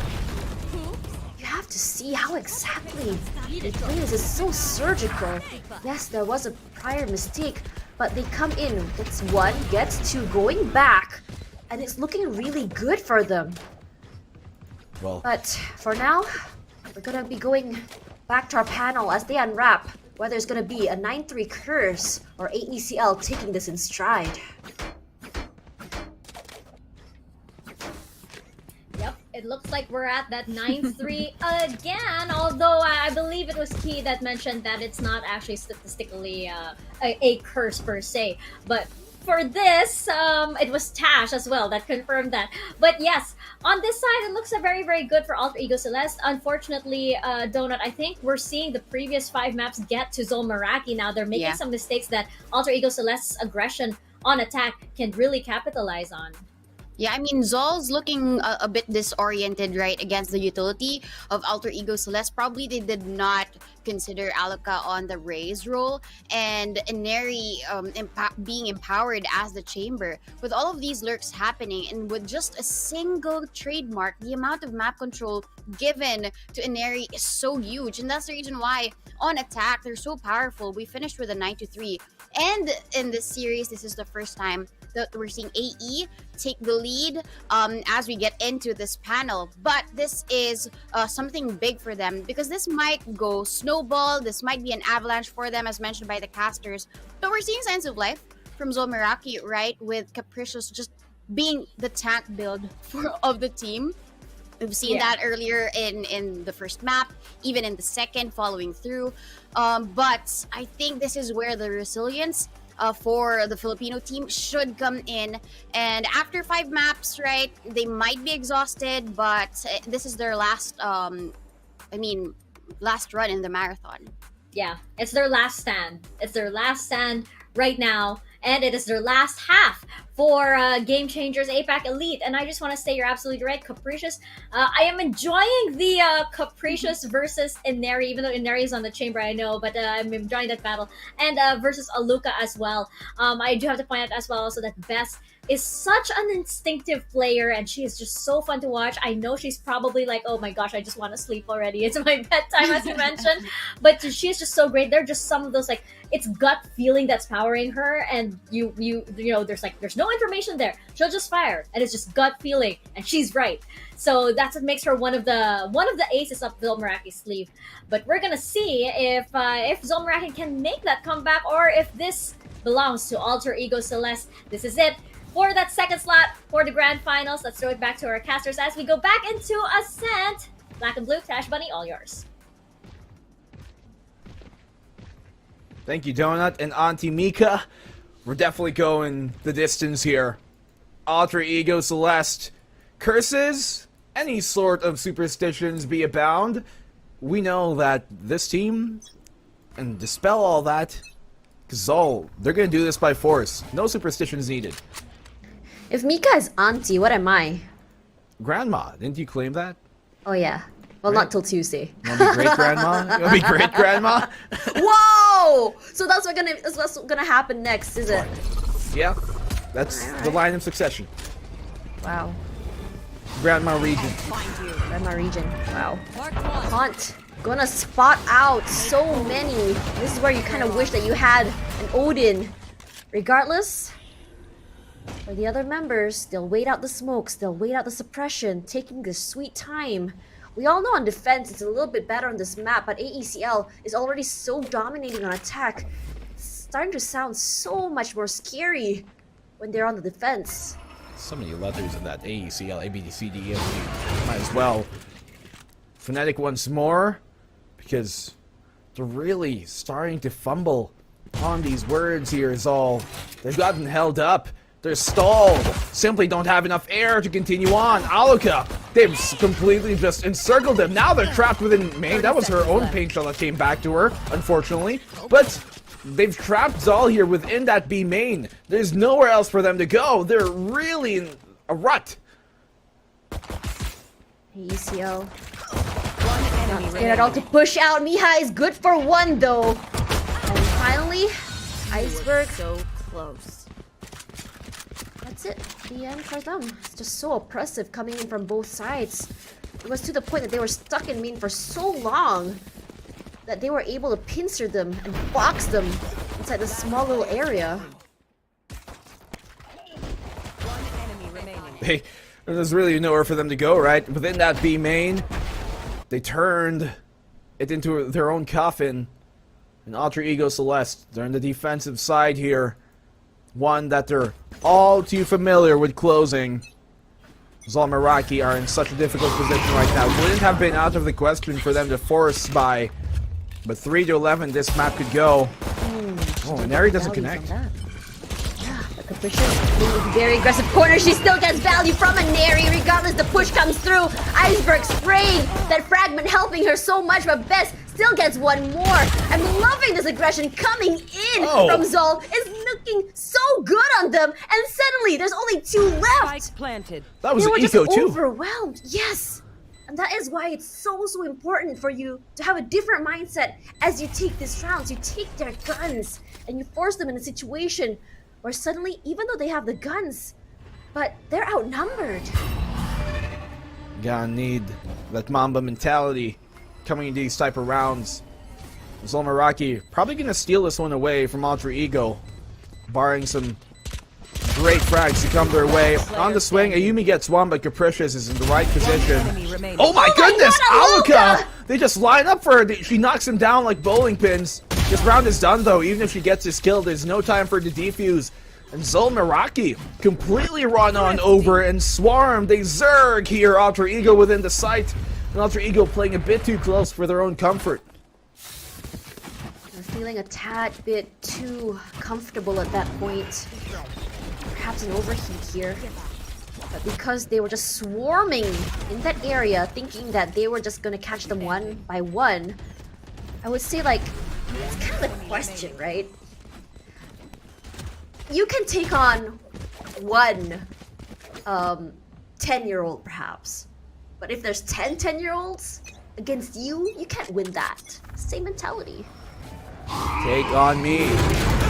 And there he says, and she just gets taken on. Bess, complete shutdown. The swipe here, slaps her with a vandal, and Capricious follows up as well. This site is theirs. Zol Meraki looking to cut this lead in half, bring it 5-10, which really isn't as big of a lead as it might seem, although they are on the attacking side, which can be a lot more difficult to try and get some of these rounds. Aluka taking the brunt of this damage on the spam from Miha. Oh my god, Miha with the wall bang. Yeah. It's so good. She finds one. That damage is making it so hard. That damage from Kamiyu shuts down Iceberg. And suddenly it's just Ayumi inside of the smoke. The suppression as well. They are pushing up. They are swarming to hurt her. He is flashed as well. Where can you go and what can you do? They are only able to get one. Not quite, as Kamiyu says. That's it. We're taking all of the rounds. And we're going to try at least get this to an OT. OT. It's looking to be the case here. And how fitting would it be, right? We've gone OT on a lot of our series here today, and we've fully extended into 3 maps, so for the final one of this series to decide who goes to that grand final ticket, I think this is a train ride that everybody seems worthy of really taking to the end. The final station, Zol Meraki attacking side of theirs, presence here towards that A main. They have lots more waiting towards B main, but they're not giving up that noise just yet. They want to sell the fake here of A main. I think the aggression is very proactive. Showing their presence on main is a good thing. It does deter the push and does waste some time. Neri, we know that because she's able to get out, she can just play as aggressively as she wants. Aluka pushing out here, she does get smoked out, sprays through the smoke just in case someone decides to push or follow up. Now, they had to give up that space. The question is whether or not she can get that spray. Here comes Nightfall. It doesn't hit her, but look at Capricious pushing out. She wasn't expecting that aggressive push by Iceberg inside of Boathouse. She does get marked. They do know there's someone in there, but Kamiyu, quick on her toes. Gets it. Capricious in this corner, good for what? Has to be careful. What? Absolutely what she was going for! Someone else, but gets a... That was good for her! Okay. That's one of those things where you aim for the stars, but you hit the moon. Yeah. Good enough! Yeah. Okay. I mean, still, they don't get the round, which is one alter ego need. This is a gun round, by the way, so they're going to be forced in an eco once more. After losing this, lots of people tuning in at this point, it seems like, as we're burning the midnight oil, interested in some of the best of APAC, and that they very well should be. Round lead here, cut down to 4. Zol Meraki making the impossible happen. We've seen comeback after comeback here today from all the teams that have played. And Zol Meraki, they don't want to disappoint. They know that they have a suspicion that Ayumi is down here. That fragment will isolate her, and finally in a day, Ozmi does find her. It's a great way of zoning. They use that to their advantage. Well, look at that. What? You take those. We take those. We take it's those. One of those situations that you find in maybe a Riot game. I don't know if this happens in tournament side, but it's still good. Well, he's probably like, I was looking for a jet, but I found a KO. Might as well. I'm sure they're not going to mind. Well, this is very well looking like a close game now. This round should be Zol Meraki's 7-3, but I love the instincts. And Iceberg has found a pick. Ayumi finds one as well, but now this round is done. No jinxing here. I'm not sleepy. This is 1v3, and this round is done. That can be taken in two parts. Either you are not sleepy or you are not sleepy, but the aggression was punished severely. I'm not Sleepy Studios TV. by How Zol about that? Meraki. Yes. Iceberg wants to make something happen. She can't take away some guns. Capricious is very low. Spike planted. And I'm Whoa. actually quite surprised that Zol Meraki was ready for the aggression. She walks through. You got Not Rose and across. Jack here. She is good for one. Oh, unfortunately, wins. Oh no! No! No! But she still gets in the end. Good enough. That was a 2v1 there on the site. Unfortunately for Iceberg, could not confirm the kill quick enough. This time, Rose and Jack, they toppled the Iceberg. That was really funny. You or get it? maybe it's just the long day getting to me. That did not sound like a funny laugh, Tosh. That does. Yeah. Alter ego. Probably feeling the same way though, if you think about it. Yeah. You lose so many rounds in a row. You had a huge lead. And the avalanche they had turns into, I don't know, they're just losing speed. They come to the bottom of the hill. They got a need. A need to Needs start for winning speed? rounds. No, Oh. I didn't want to say the obvious, Tosh. I didn't want to say the obvious. We've done enough movie tropes here today. No, you've done enough movie tropes here. No, I no, counted. no. You did a total of 6. I'm We. just saying. We are one and the same. You're my What you partner for talking this about? cast. Forced upon. You didn't have a choice. Oh man, I wonder what AE still talked about in that round. I wonder what kind of play they want to bring here. They went aggressive, they got punished. They Yeah. played safe, they got boxed in. Probably something to the tune of, guys, let's win. Guys, let's not lose. That's about Guys, it. let's take a nap. It's Bess's nap time. I mean, It's getting there. curfew. Yeah, bedtime apparently, according to Mika. Mm-hmm. And I felt that, Bess. My nap time is at 10. I don't know what you're talking about. It's a 12-hour nap time. Potentially 20 after this game. But look how many ultimates Zol have at ready. They have hoarded it, and they will use it to their advantage, but Iceberg will take Rosie out of the way. That's great. No null command for them. They give up the space. But it's good enough. No fragment, no flash. But Camille is ready. But look at the damage coming through from both of them. A double swing from Ayumi potentially saves them.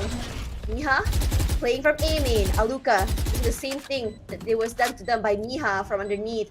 Regardless for Neri, throughout the boom bot, it's gonna find out the information that they need. They break it and they smoke it out as well. This is annoying to deal with. Cosmic divide as That's a well. great comes name. through, and Neri finds one Aluka as well. Aluka gets 2, and they bring it back in their hands, bringing them to an 11. Is this enough for AECL to bring the round, given the fact that it's a flawless throughout the entire match? Well, it's getting there, Tosh.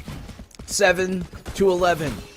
Quite convenient here for Alter Ego, as they're one round away from the match point of the series, of this set, of the day, of the lower bracket final, to go into that grand final and possibly gain another shot at redemption versus X10. You know they have it out for each other. They're very close to getting that opportunity. Alter Ego here. They have that showstopper, yes, but that can be quickly removed off of the table, off of contention by Rosie's null command if it comes into play. Krisha's just waiting out the utils. It's dashed through. Neri zoned out there by the fragment. She can still wait. How close does she know that there's a jet waiting there, but Miha was ready for her. Regardless, Napsky and Aluka get one each. The cross is just too strong right now, but Miha is bringing it back. What? Miyu as well. How on earth is AECL doing this? Look at Ayumi with the 3K. I was more surprised that the showstopper from Aluka didn't kill anyone at all. But It happens. We call it a Rosa ult. no, Rosa ult's when you kill yourself with the ult. That's a Rosa ult. What? Yeah, that's a Rosa ult. Lied to. I'm sure you're used to it at this point. 7-12. An Alter Ego take match point here finally. Could this be the end? I don't believe so. I choose to believe that Zol Meraki as great of a team as they are, going to give us a few more rounds before ultimately potentially going down. Pressure here applied early on towards mid. And Neri just gets caught out as her tour de force was suppressed and taken. Oh my god, Capricious is so aggressive. Finds Neri through the smoke. Capricious is marked, but she doesn't care. She wants to take this aggressive place. She moves away. Ricardo's Ayumi is what to push forward as well. Napski punishes her, catches her off guard, and suddenly we're dwindling down in terms of numbers. Still a 4-on-4. A trade for a trade. But Zol, they cut the noise. They wait up in mid, waiting for all of that utility to die down. Trade for trade on either side. Mistakes were made. They won't let that slide. Zol, they need a round here so desperately. Their tournament life at this point. This is tournament point for if anything here for them.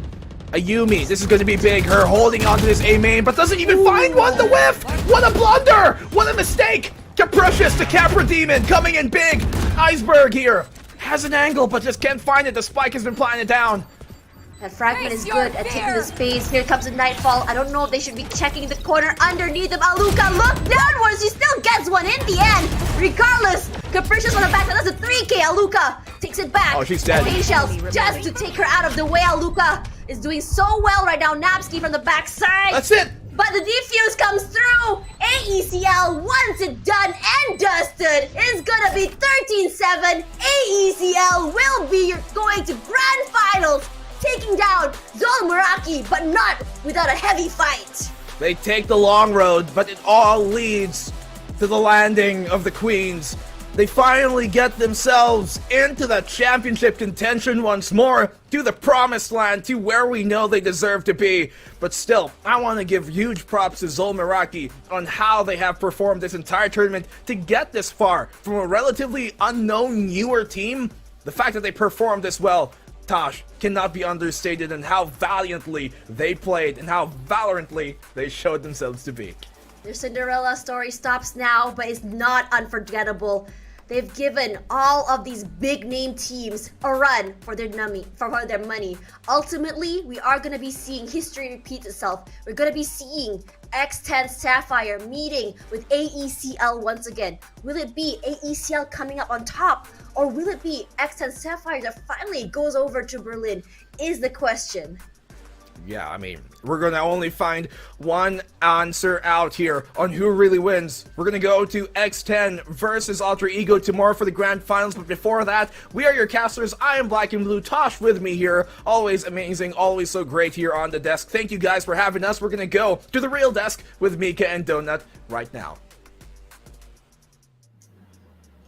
Wow, the real desk. Thank you so much to Blackenblue and to Tashbunny for keeping us hyped for this entire day. And it is a 2-1 in favor of Alter Ego Celeste, and that means they take that second slot into the grand finals and they meet X10 Sapphire once again. It's quite poetic. We've come full circle now, Donut. But I have to say, Alter Ego Celeste, I thought that because it's been such a long day that maybe things would slow down a little bit towards the second half. I was so wrong. Things ramped up and things went by so quickly.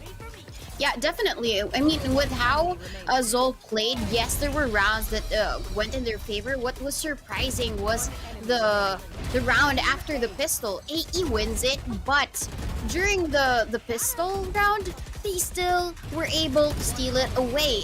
I guess we've seen some of these plays from both of these teams, right? They might be weak already in the knees. There are some whiffs here and there, but AE Celeste still manages to bring home the bacon for the team just so they can get to the grand final. But I do want to note that Zol did try hard. There was this point that Miha actually had 0 bullets in her mag because of just really spraying through AE Celeste just to bring home that win. But unfortunate for them, it wasn't enough. But I do have to give the medal to Capricious, being the MVP for the team, right?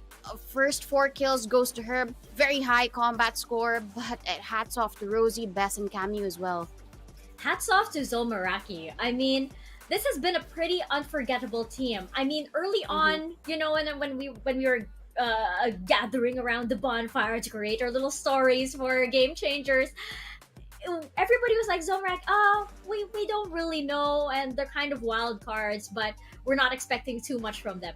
Could we have expected top 3? No, not off the bat. So this was a pleasant surprise, and I don't think anybody's going to be forgetting these players anytime soon. They all performed really, really well. They each had maps, they each had matches where they shone in their own right. So I think these ladies can be so proud, and I hope that they do have a bright future ahead of them. So I hope that maybe they stick as a team, maybe they branch out, but these Capricious, Best, Rosie, Miha, and Camille, they have done so well. They can be very, very proud of how far they've come. Now over to Alter Ego Celeste. Here we go, challenging that crown once again. Who gets to go to Berlin? That is the big question. And I think for Alter Ego Celeste facing off against X10 Sapphire once more, it's gonna be a review of a lot of VODs. It's gonna be a review of a lot of mistakes. They know now how X10 Sapphire is going to match up against them, and hopefully they can remedy some of the mistakes that they made earlier today. Yeah, I mean, a lot of mistakes were made from AE Celeste. I think that's the most surprising thing about this. Yes, the predictions for whoever will come out of the bracket is correct, at least with how we were talking about it, right? During the bonfire session that we had. But today was really unexpected. The script was rewritten entirely. Bren Victress had an upset. Zol Meraki trying their best, taking on AE Celeste, but still, the queens rise from the ashes for today. And I do want to hear their thoughts about this, because they had really a long and hard day, basically. Definitely. So let's bring them on. I think we have Inari from Alter Ego Celeste. So let's bring her onto your screens. Welcome, Inari. Congratulations on the win. Hello. Congratulations to Alter Ego Celeste. You guys managed to make it into the grand finals. I'm really curious just to start. Who made the call to make Aluka go duelist once again? It was Red Bull's call. All of our Asian composition is from Red Bull, so it was his decision. Nice. It was an excellent instinct of everybody to go with Rasanya that. sih lumayan deg-degan ya. Yeah, I mean, I do want to talk about, we're talking about Ascent first, but I do want to go back to the second map, right, Pearl. It was selected by your team, but unfortunately, you didn't really pull through. What was going on during your communications? Why do you think you weren't able to bring home that map? I think at Pearl, we weren't communicating on retakes and like what we wanted to do as a team. We did a lot of individual mistakes that we will fix tomorrow. Sebenarnya sih terduga aja, karena menurut gua kalau menurut aku juga Zol emang bagus sih cara mainnya sih, kayak happy kencang, terus kayak ya intinya mereka jago lah, cuman well, you guys definitely deserve all of that rest later today, at least later, so that you can go up against X10 Sapphire once again in the grand finals. Now, I just want to know, of course, you've attracted a lot of attention as being one of the top players that we've had so far here at VCT Game Changers, APAC, Elite, and even actually throughout the year. What's your reaction to all of this praise and all of this attention on you? Ajak ngobrol kita, terus kita Honestly, kayak I'm very happy. speak up aja gitu, kayak ada unek-unek apa-apa segala macam, habis kita TikTok apa segala macam. Ya, kita berusaha cheer up aja gitu, semangatin satu sama lain, terus akhirnya bisa probably get a lot of hate, so it's kind of scary, it's very pressuring, but I think, I just learned to block it up as time goes by. Well, you're doing wonderfully. I feel like that, Auntie. You're doing great, sweetie. You're doing so great. Congratulations to you and the rest of Alter Ego Celeste. We're gonna see you guys in the grand finals tomorrow. Congratulations. I hope they get some good rest. I know everybody's tired. I know we are too. But she is so adorable. You wouldn't think. Again, it's usually. I know it shouldn't be a surprise to me anymore, but it's usually the fiercest players that we have that are the most soft-spoken and very, very cute. Well, even in the past series, like when the casters refer to her, they call her the El Diablo, right? La Diablo. And then you wouldn't really see that devil in her demeanor, right? She's so meek, but I'm very excited to see them play for tomorrow because they're going head to head against a team who beat them today. So it's gonna be reminiscent. I'm pretty sure that they will be reviewing some of their VODs before they sleep, or not unless they just really want to get that good night's sleep, so they're well and prepared for today, for tomorrow. Exactly, and Extend Sapphire once again meets Alter Ego Celeste in our grand finals tomorrow in a best of 5 series. Donut, just really curious, do you think anything's gonna change with regards to tomorrow? I mean, I'm sure Alter Ego after today, they're gonna get a good night's rest. I hope that the mistakes that they made today are not gonna reflect against Extend Sapphire tomorrow. For example, I'm hoping to see a little bit more aggression, because that was what, they let Extend Sapphire earlier take that momentum and a little too much. Yeah, I think there is going to be a change of pace, right? We saw that earlier today. Alaka picking the Rays in Ascent. We want to see more of those types of plays, right? We've given Ineri a lot of the spotlight from before, but now we want to take it further. We want the spotlight to be on all of them, and even X and S. It's a best of 5 series. They've already taken on 6 maps for today, but for sure they're gonna give us a great showing for tomorrow. Yeah, very excited to see who is going to take that ticket to represent the APAC region in Berlin, in Germany, later this November. It's getting close. It's getting really close. Less than a month away. So it's going to be very exciting indeed. These are 2 teams that could not be more deserving of this grand final. So we hope to see you there to see which of these teams will again be representing our region. So I believe we start a little bit later tomorrow to give us a little bit more rest as well. But same time. No, not same time. Same place. Same virtual place. We'll see you guys here. Once again, I'm MikaFabs, and this is Donut. Her hair still looks fabulous, even though mine sucks. I don't know how she does it, but we'll see you guys tomorrow. Yeah, I do have a one message, at least.